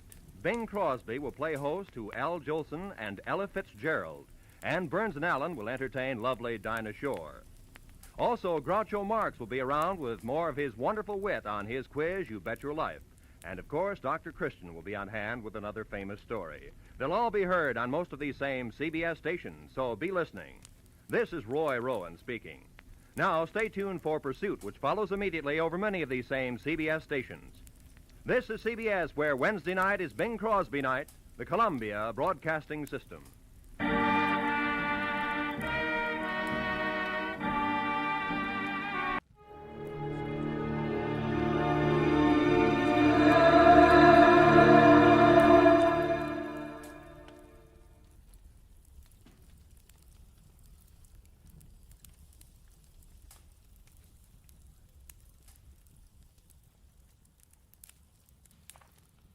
Get this and get it straight.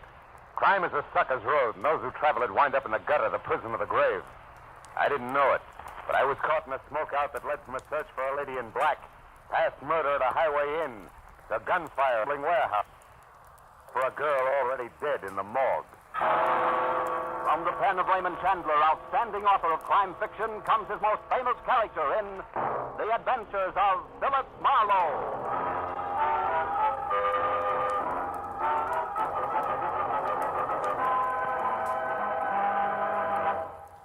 With Gerald Moore, starred as Philip Marlowe, we bring you tonight's exciting story, The Smokeout.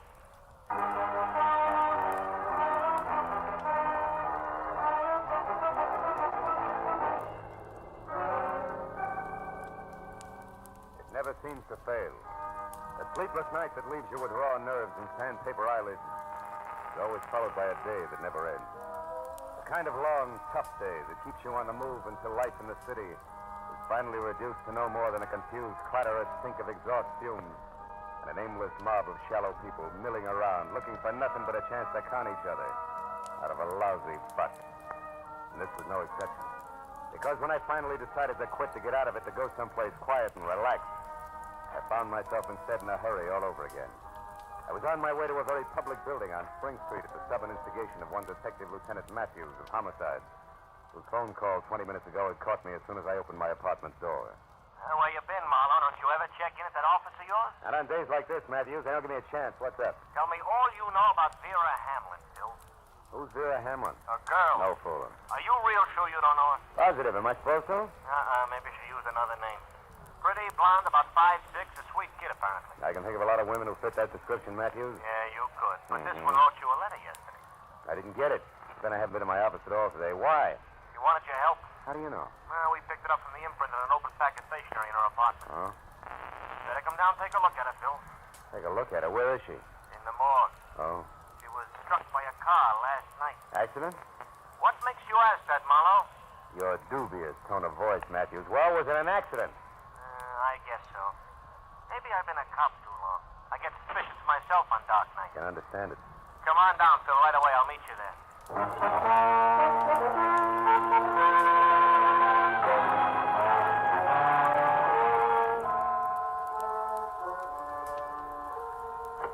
You better hold it a while. Oh, here he is now. Hello, Phil. Hi. Made good time. This is Mr. Connor, the morgue attendant. I'm certainly glad to know you, Mr. Marlowe. Is this your first visit? No, I've been here before, Connor. Well, Matthews, for what good do you think this is going to do to the police department? Let's see her and get it over with. All right, let's go, Connor. Certainly. Step this way, please, gentlemen. Follow me. Happy fella, isn't he? Well, civil sense. Here to the right. Now, let's see. Egram, Flanagan. Now, here we are. Hamlin, Vera. There. Well, Marlowe? You know her, Marlowe? No. Okay, that's all. All right, Lieutenant Matthews. Come on, Phil. Get out of here. Yeah. Now, look, Matthews, I told you on the phone I didn't know. What'd you get me down here for? Because there are some angles on this death I don't like to look at. That letter to you is one of them. Got the letter? No. No, I read the whole thing in from the lab and that imprint they worked on. She was worried. She wanted you to investigate something for her. You were supposed to call her today. Know anything about her? Yeah, she came to L.A. about 6 months ago from Omaha. She worked for a guy named Brasso's, a produce wholesaler, 77 Market Street. Lately, she was seeing a lot of him after office hours. What's wrong with that? Nothing. She was killed in front of Brasso's house at 2 a.m. and she was getting out of her car, and Brasso wasn't home at the time. Oh? He has a fair alibi, puts him out on Highway 101 north of Santa Monica when it happened. Excuse me, gentlemen. I better get the phone. Yeah, do it. What about the motives, Matthew? No motives. Well, then why are you so upset? Why was she so upset? What did she want you for? That's not enough for you to If I go had on. that one answered, I'd know where to go from there. I know, but you're pinning a murder rap on What do somebody. you mean murder rap? I'm not up to that. for you, Lieutenant. All right, thank you. Excuse me a minute, Bill. Hello, this is Matthew. Yeah. A witness. Says it was murder. Phil, get a load of this. What? Yeah, give me that again. Yeah, a woman. Saw it happen, huh? Great. Who was it? The lady in black. Where'd you get that? It sounds corny. Where did you get that? It sounds... What? You mean there's a story about it out now in the L.A. Journal? Yeah, I'll be back there in 5 minutes. And listen, get a hold of the reporter who wrote that story and hang on to him. I want to talk to that wise punk. How do you like that? How do you like it? Yeah, Vera Hamlin murdered with an eyewitness to prove it.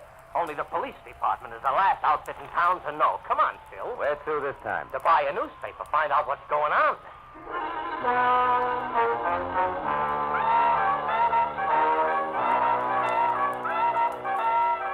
Matthews was boiling as we left the morgue and headed to police headquarters. We made one stop on the way to pick up a copy of the Journal, which he read as I drove. The kind of smoky, well-illustrated sensationalism that clouds issues, doubles police work, and sells papers. Exclusively to the Journal tonight that she was an eyewitness when a mad killer purposely swerved his speeding car into curvaceous blonde beauty Vera Hamlin outside her lover's Brentwood home late last night. If that's journalism, I'll eat my bag. Keep reading. You're a cop, not a critic. Yeah, but I got taste. The lady in black will appear at police headquarters at 9 o'clock to reveal license number and description of the murder and the shocking death which police have already labeled accidental nuts. Come on, Marlowe, I step felt on a this. little sorry for Matthews because the way things were breaking, the Vera Hamlin deal was a cinch to become one of those involved screwball affairs where nothing goes according to the book, and I was glad I never got a letter. Now it was none of my business. All I wanted to do was drop Matthews off, get away from the whole thing, and try to forget about it. But when we piled up behind the waiting squad car at headquarters, a gang of night-beat photographers draping the stairs stopped us. Give you right, Lieutenant, is your witness going to show? It's 9 on the button. Where's the lady in black? Oh, I know. I didn't find out there was a witness till I read it in the Journal. Yeah, that was a dirty trick. Hiya, Marlowe. Hi, Abbott. You're an old-timer, Abbott. You guys ought to keep punks like the Journal squirt in line. They just make it tough on everyone. Oh, don't blame us for that guy. He's burned up, huh, Marlowe? You blame him? You know as well as I do, the Journal picked up that witness right here. Kept her under wraps until they had time to break the story. Well, he shouldn't let it throw him. You know, guys like that usually hang themselves. Sure, after the damage is done.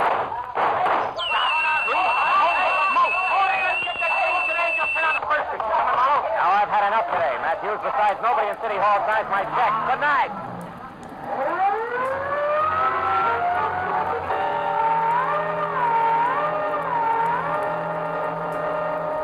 I watched him out of sight and drove to the corner where one of the reporters told me that the green sedan had had a lady in black in it.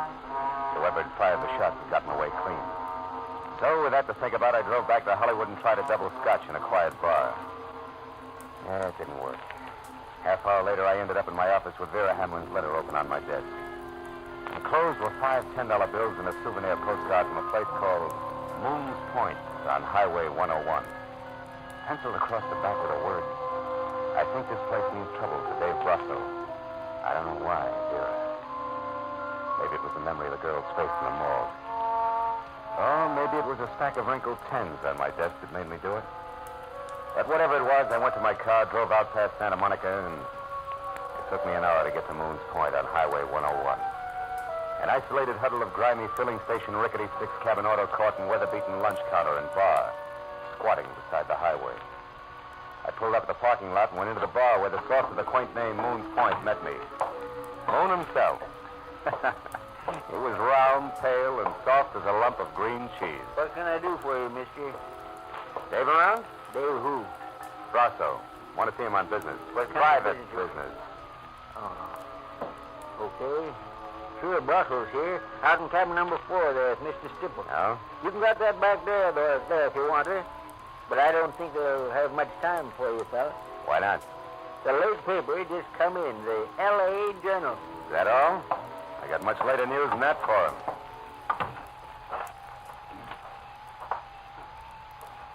Hey, you. Who's there? Pull it down, will you? My name's Baggett. I heard you inside asking for Dave Brasso. Well, I think you're a cop, and I might be able to do you a little favor. What do you got in mind, Baggett? Well, since there don't seem to be much love lost between you and Brasso, I'll tell you. I believe in an eye for an eye and a tooth for a tooth, see? I used to be a driver for Dave Brasso, only yesterday I got canned. Thrown out. Put off my truck and fired for no reason at all. So? Oh, so I've been sticking close to him, just waiting for a chance to pay him back. And I've been finding out things you might like to know. Give me a for instance. Well, for instance, he had a fight. A knockdown, drag-out argument with that Vera Hamlin girl last night, just an hour or so before she was run over. She claimed he was seeing another woman. What's that proof, Baggett? She was found dead in front of his house, Bud. You added up. And that's not all either. I know why he's hanging around out here. Also, why it ain't going to do him one bit of good. I got plenty to tell about. Wait a minute. Hold it. Okay. Yeah. That's Monty Stipple who opened the door to number 4 here. I got to get out of here. But I got plenty to tell, Bud, so when you're finished in there, come on over behind the grease rack at the filling station. I'll be waiting for you. I don't know how you feel, Dave. You're on edge. You got reason to be, but running back into town won't help you any. So they got a witness. She's already told it. Wait a minute. There's somebody outside here. Yeah, that's right. I want to see Dave Brasso. Mr. Brasso is pretty busy right now, mister. Not too busy to see me. Oh, you cop? No. And you must be a crummy reporter, so scram. You look Mr. Brasso up at his place of business some other time. You mean after he skipped town to keep the witness from putting a finger on him? Why, you snooping... Wait. Who are you? What's your dodge, soldier? Name's Marlowe, private detective. I'm here because Vera Hamlin wrote me a letter yesterday. Vera? Monty, get lost for a couple of minutes, will you? I want to talk to this guy. Don't you go think on, you better go let on, beat it. Well, okay. All right, soldier. Come on in. You wanted to see me? I'll take a good look. Well? Okay, so you're big, Brasso. Husky enough to run over somebody and kill him without even getting into a car. I'll let that one go by, soldier. Where's the letter? Locked up in my office. What'd she say in it? She wanted something to look into and said this was a good place to start. Jealous little fool. Is that what the fight was about last night? Fight? You do find things out, don't you, soldier? That's my business. Well, maybe you know who this lady in black here in the paper is and what she's going to tell. Maybe. Might even know who was jumping up to try to kill her tonight and shut her up. Who is that? You mean somebody... Come on, Brasso. Let's stick closer to the truth. You're a lousy actor. For instance, Vera wanted me to come to this dump because you and Stipple are holed up here. Why? That doesn't concern you. It's business. Sure, and when a girl accidentally gets in the way of business, she's run over by it. Is that the way you work? You keep harping on the same thing, soldier, and I don't like it. I was in love with Vera Hamlin. Maybe you're trying to use that to nail me in a frame. Maybe you're a sneak for that stinking louse Weather. Maybe you didn't get any letter from Vera at all, so get out of here and think up a new one. Your theories are getting way ahead of you, Buster. Who's Weather? Jerk. I said get out. I take that back for an answer, soldier, and you can get more of the same anytime you want it at 77 Market Street.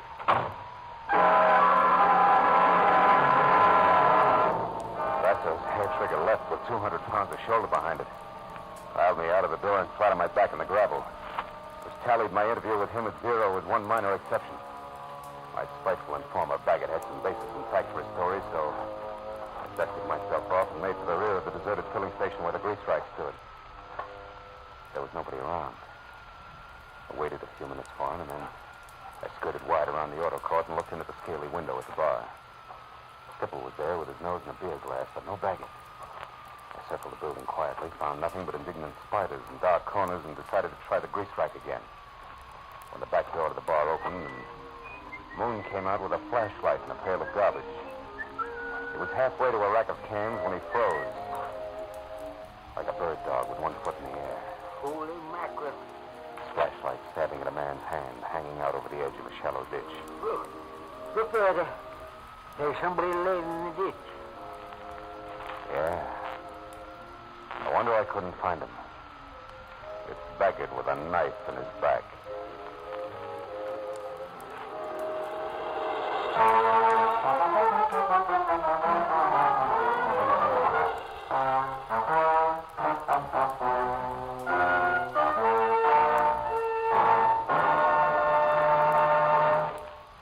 Now, with our our star, Gerald Moore, we continue with the second act of Philip Marlowe and tonight's story, The Smokeout.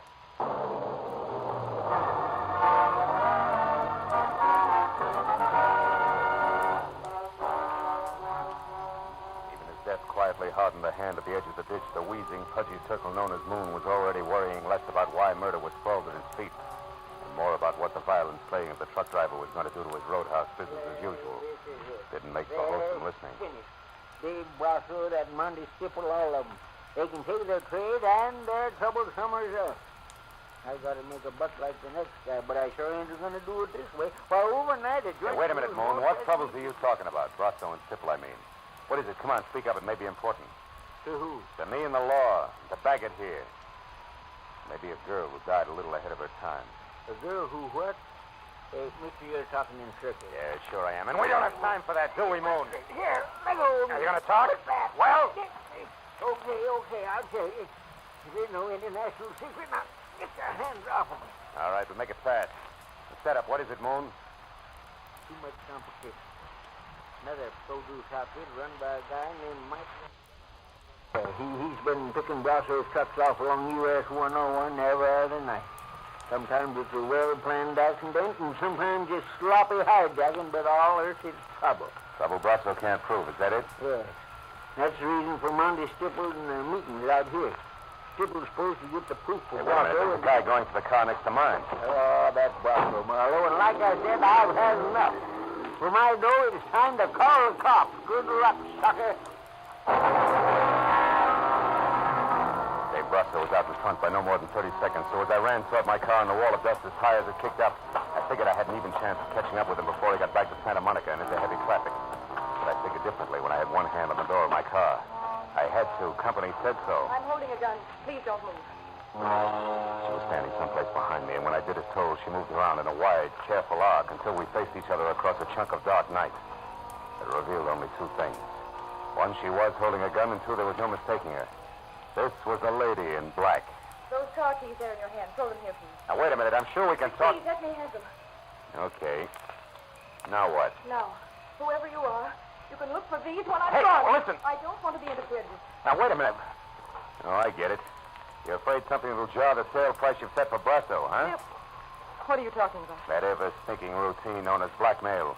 Or to be very specific, a mystery witness, you, the lady in black, who almost gets to the police to tag a killer. Almost so she could scare said killer into a generous frame of mind when next they meet. In other words, baby, it was all an act of pressure play on Dave Brasso. Now it's time to collect. Do I go on? No, you don't. You just do as I say. You just turn around and walk. And think a little. Think about the pistol shots that you neglected to mention, which somebody took at me while I almost went to the police. Or did I do that myself? Also for the sake of Mr. Brasso's frame of mind. It's possible. I don't think so. Now go on, start walking. You don't make much sense standing here. As I moved away from her, she backed off quickly toward a car that was nuzzling a high hedge near the far side of the roadhouse. So I knew that any move I intended to make had to be done right then and there. But she must have known just as much because that was when the gun she held got mad enough to start spitting my way. I dove for the gravel at my feet, then practically burrowed my way across a dozen uncomfortable yards of chopped rock to the shoulder of a line of trash cans, all of which left me scarred, safe, and in time to do nothing more effective than swear. I had a pair of teasing tail lights on a green sedan that were already winking out of sight. Didn't help much.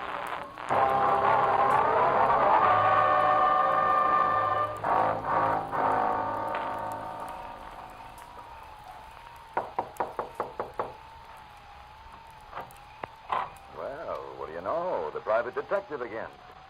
Well, what's it this time? Bill Brasso, Stipple, is he in? Oh, he isn't. That's funny. No, I don't think so. I only think you're funny. The panic, Marlowe. Moon and I have been watching you comb that gravel out there searching for the key. We couldn't catch the chatter, but she certainly made you look stupid. And just so you don't go on looking that way, don't bother playing so wide-eyed about Brasso being in here either. You see, I know you know he isn't. It won't work, sonny boy. Maybe a little pressure will. I doubt it. I don't bend easy, Marlowe. Also, I don't happen to know where Brasso went.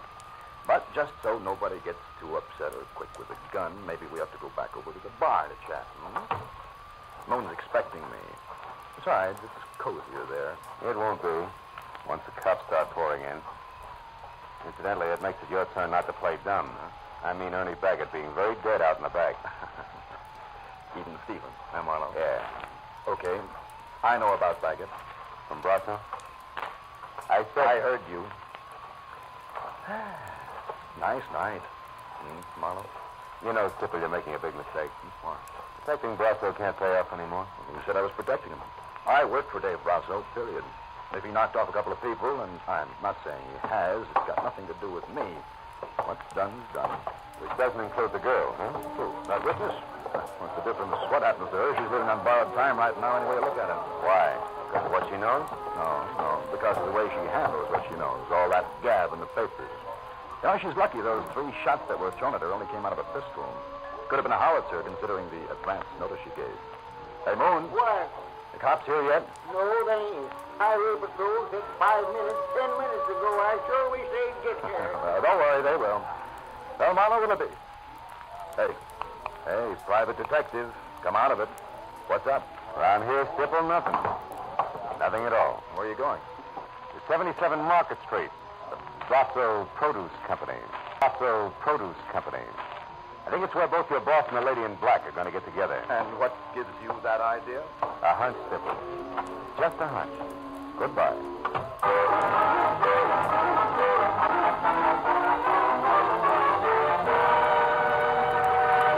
The Brasso Produce Company was a half a block of corrugated metal warehouse crouched behind a wide loading ramp, which at 2 a.m. bustled with enough noisy, fresh vegetable business to turn night into day. When I was out of my car, clear of the whirring electric hand cars, making my way in between sided lettuce crates toward a cage marked dispatcher, I kept wondering how a guy who built an outfit like this single-handed could have possibly made the mistake I figured was his. I stopped wondering when a face that had been stolen from a hawk pressed itself close to the inside of the cage and yelled at me. Well, what is it, mister? Talk up fast, will you? I'm busy here. Wait, please. 681 out now. I want to see Dave Brasso. Oh, that's he isn't here.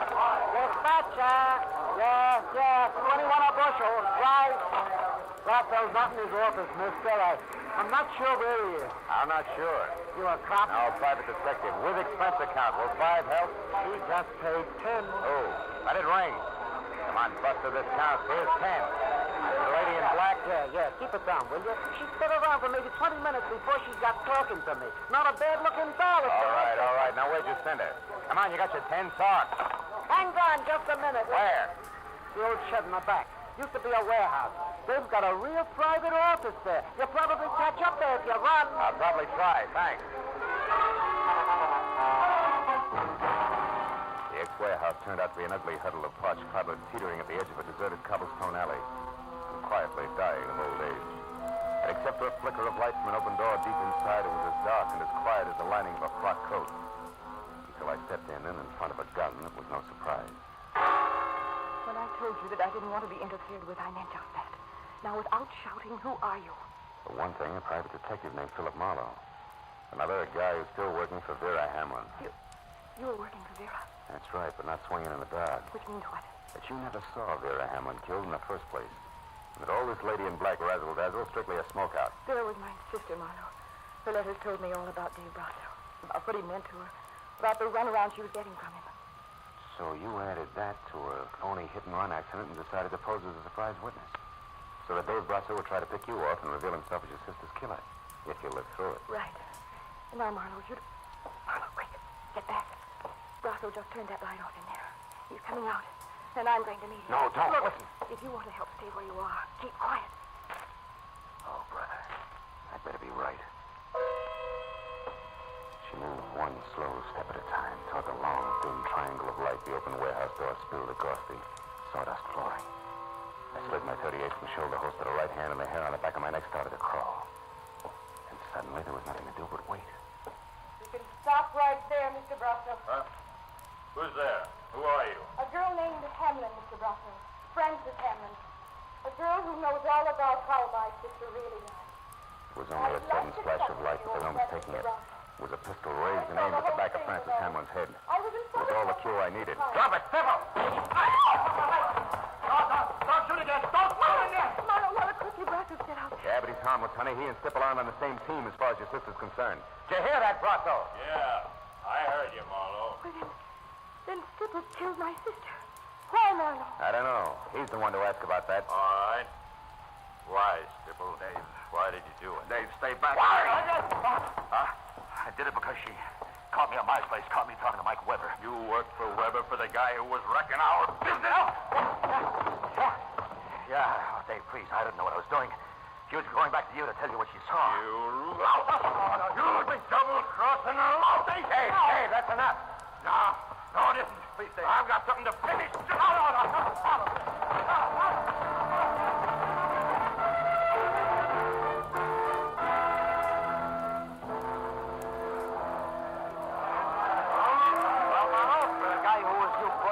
On the city payroll? You did all right tonight. Hey, but tell me... Where's Doc Matthews? Hey, Lieutenant, how about the story? We're pushing our deadline on a bulldog edition. Yeah, we work for daily papers, Matthews. You've been holed up in that warehouse with Marlowe and that heavy for a half hour now. What gives? Hey, how bad is Stipple's wound? Look, the wound is nothing. It's a scratch, although I wouldn't say he ain't hurt. But the story, you'll have to wait until I'm down at headquarters. I haven't got it all myself. Oh, Lieutenant, you're kidding. Sure, I got lots of time for it. Listen, Abbott. Monty Stipple killed both Vera Hamlin and Ernie Baggett. He killed the lady because she found out he was crooked, and he killed Baggett because he was afraid Baggett knew too much. And now, so long. Oh, but Lieutenant, tonight I got something less than love for the gentleman of the press. Hey, Phil, come on. Miss Hamlin's over there. All right. Now, look, Marlowe, before it's impossible for me to stay away from those dear boys any longer, tell me, where did you run across the switch? I mean, what the heck Monty Stipple for? Mistake he made, Lieutenant, calling the shots when he was blindfolded. Or in other words, what? Matthews, I'm tired. Tomorrow, huh? No. We can talk then. Come on, Marlowe, friend. please. Okay. Well, it's something like this. Back at Moon's Point, Stipple told me how lucky the lady in black was. Only 3 shots were thrown at him. And he had no way of knowing how many shots had been thrown, huh? Attaboy. Unless, of course, he threw them himself. Sure. Francis had a smokeout plan, which was an inspiration to me because knowing Stipple was a liar and proving it were 2 different things. So you led him to the warehouse, and while Miss Hamlin here gunned for Brussels, Stipple gunned for her. You're so right, and good night, Lieutenant Matthews. No, listen, Marlowe, Good night, Lieutenant. Okay. Good night, Phil. Good night, Lieutenant. Good night, Lieutenant. Thanks, Marlowe. And what? More questions? Uh-huh. But not under vital statistics. No. Marlowe, one way or another, my crazy plan has worked, right? I guess so. Well, then tell me. Now that Stipple's caught and, well, it's all over, am I supposed to feel good? I don't know, baby. Maybe that's what's so screwy about revenge. It's got all the permanence of a smoke ring, even when you're positive it's justified. Cigarette?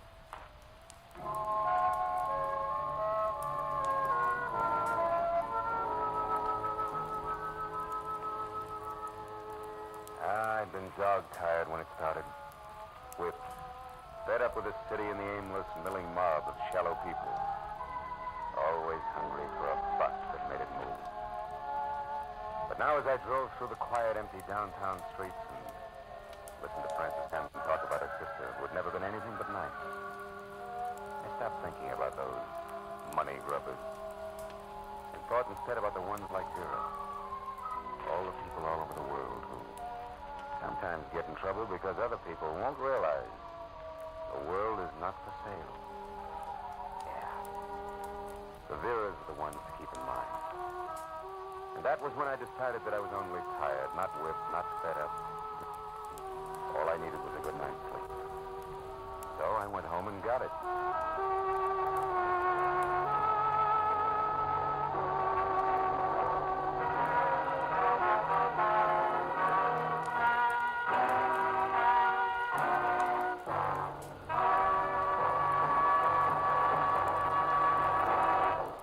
The Adventures of Philip Marlowe, bringing you Raymond Chandler's most famous character, star Gerald Moore, and are produced and directed by Norman McDonald. Script is by Robert Mitchell and Gene Levitt. Featured in the cast were Lynn Allen, Barney Phillips, John Daner, Jack Crucian, Parley Bear, Edgar Barrier, Byron Kane, Hugh Thomas, and Bill Raleigh. Detective Lieutenant Matthews is played by Larry Dobkin. The special music is composed and conducted by Richard Oron. Be sure and be with us next week when Philip Marlowe says...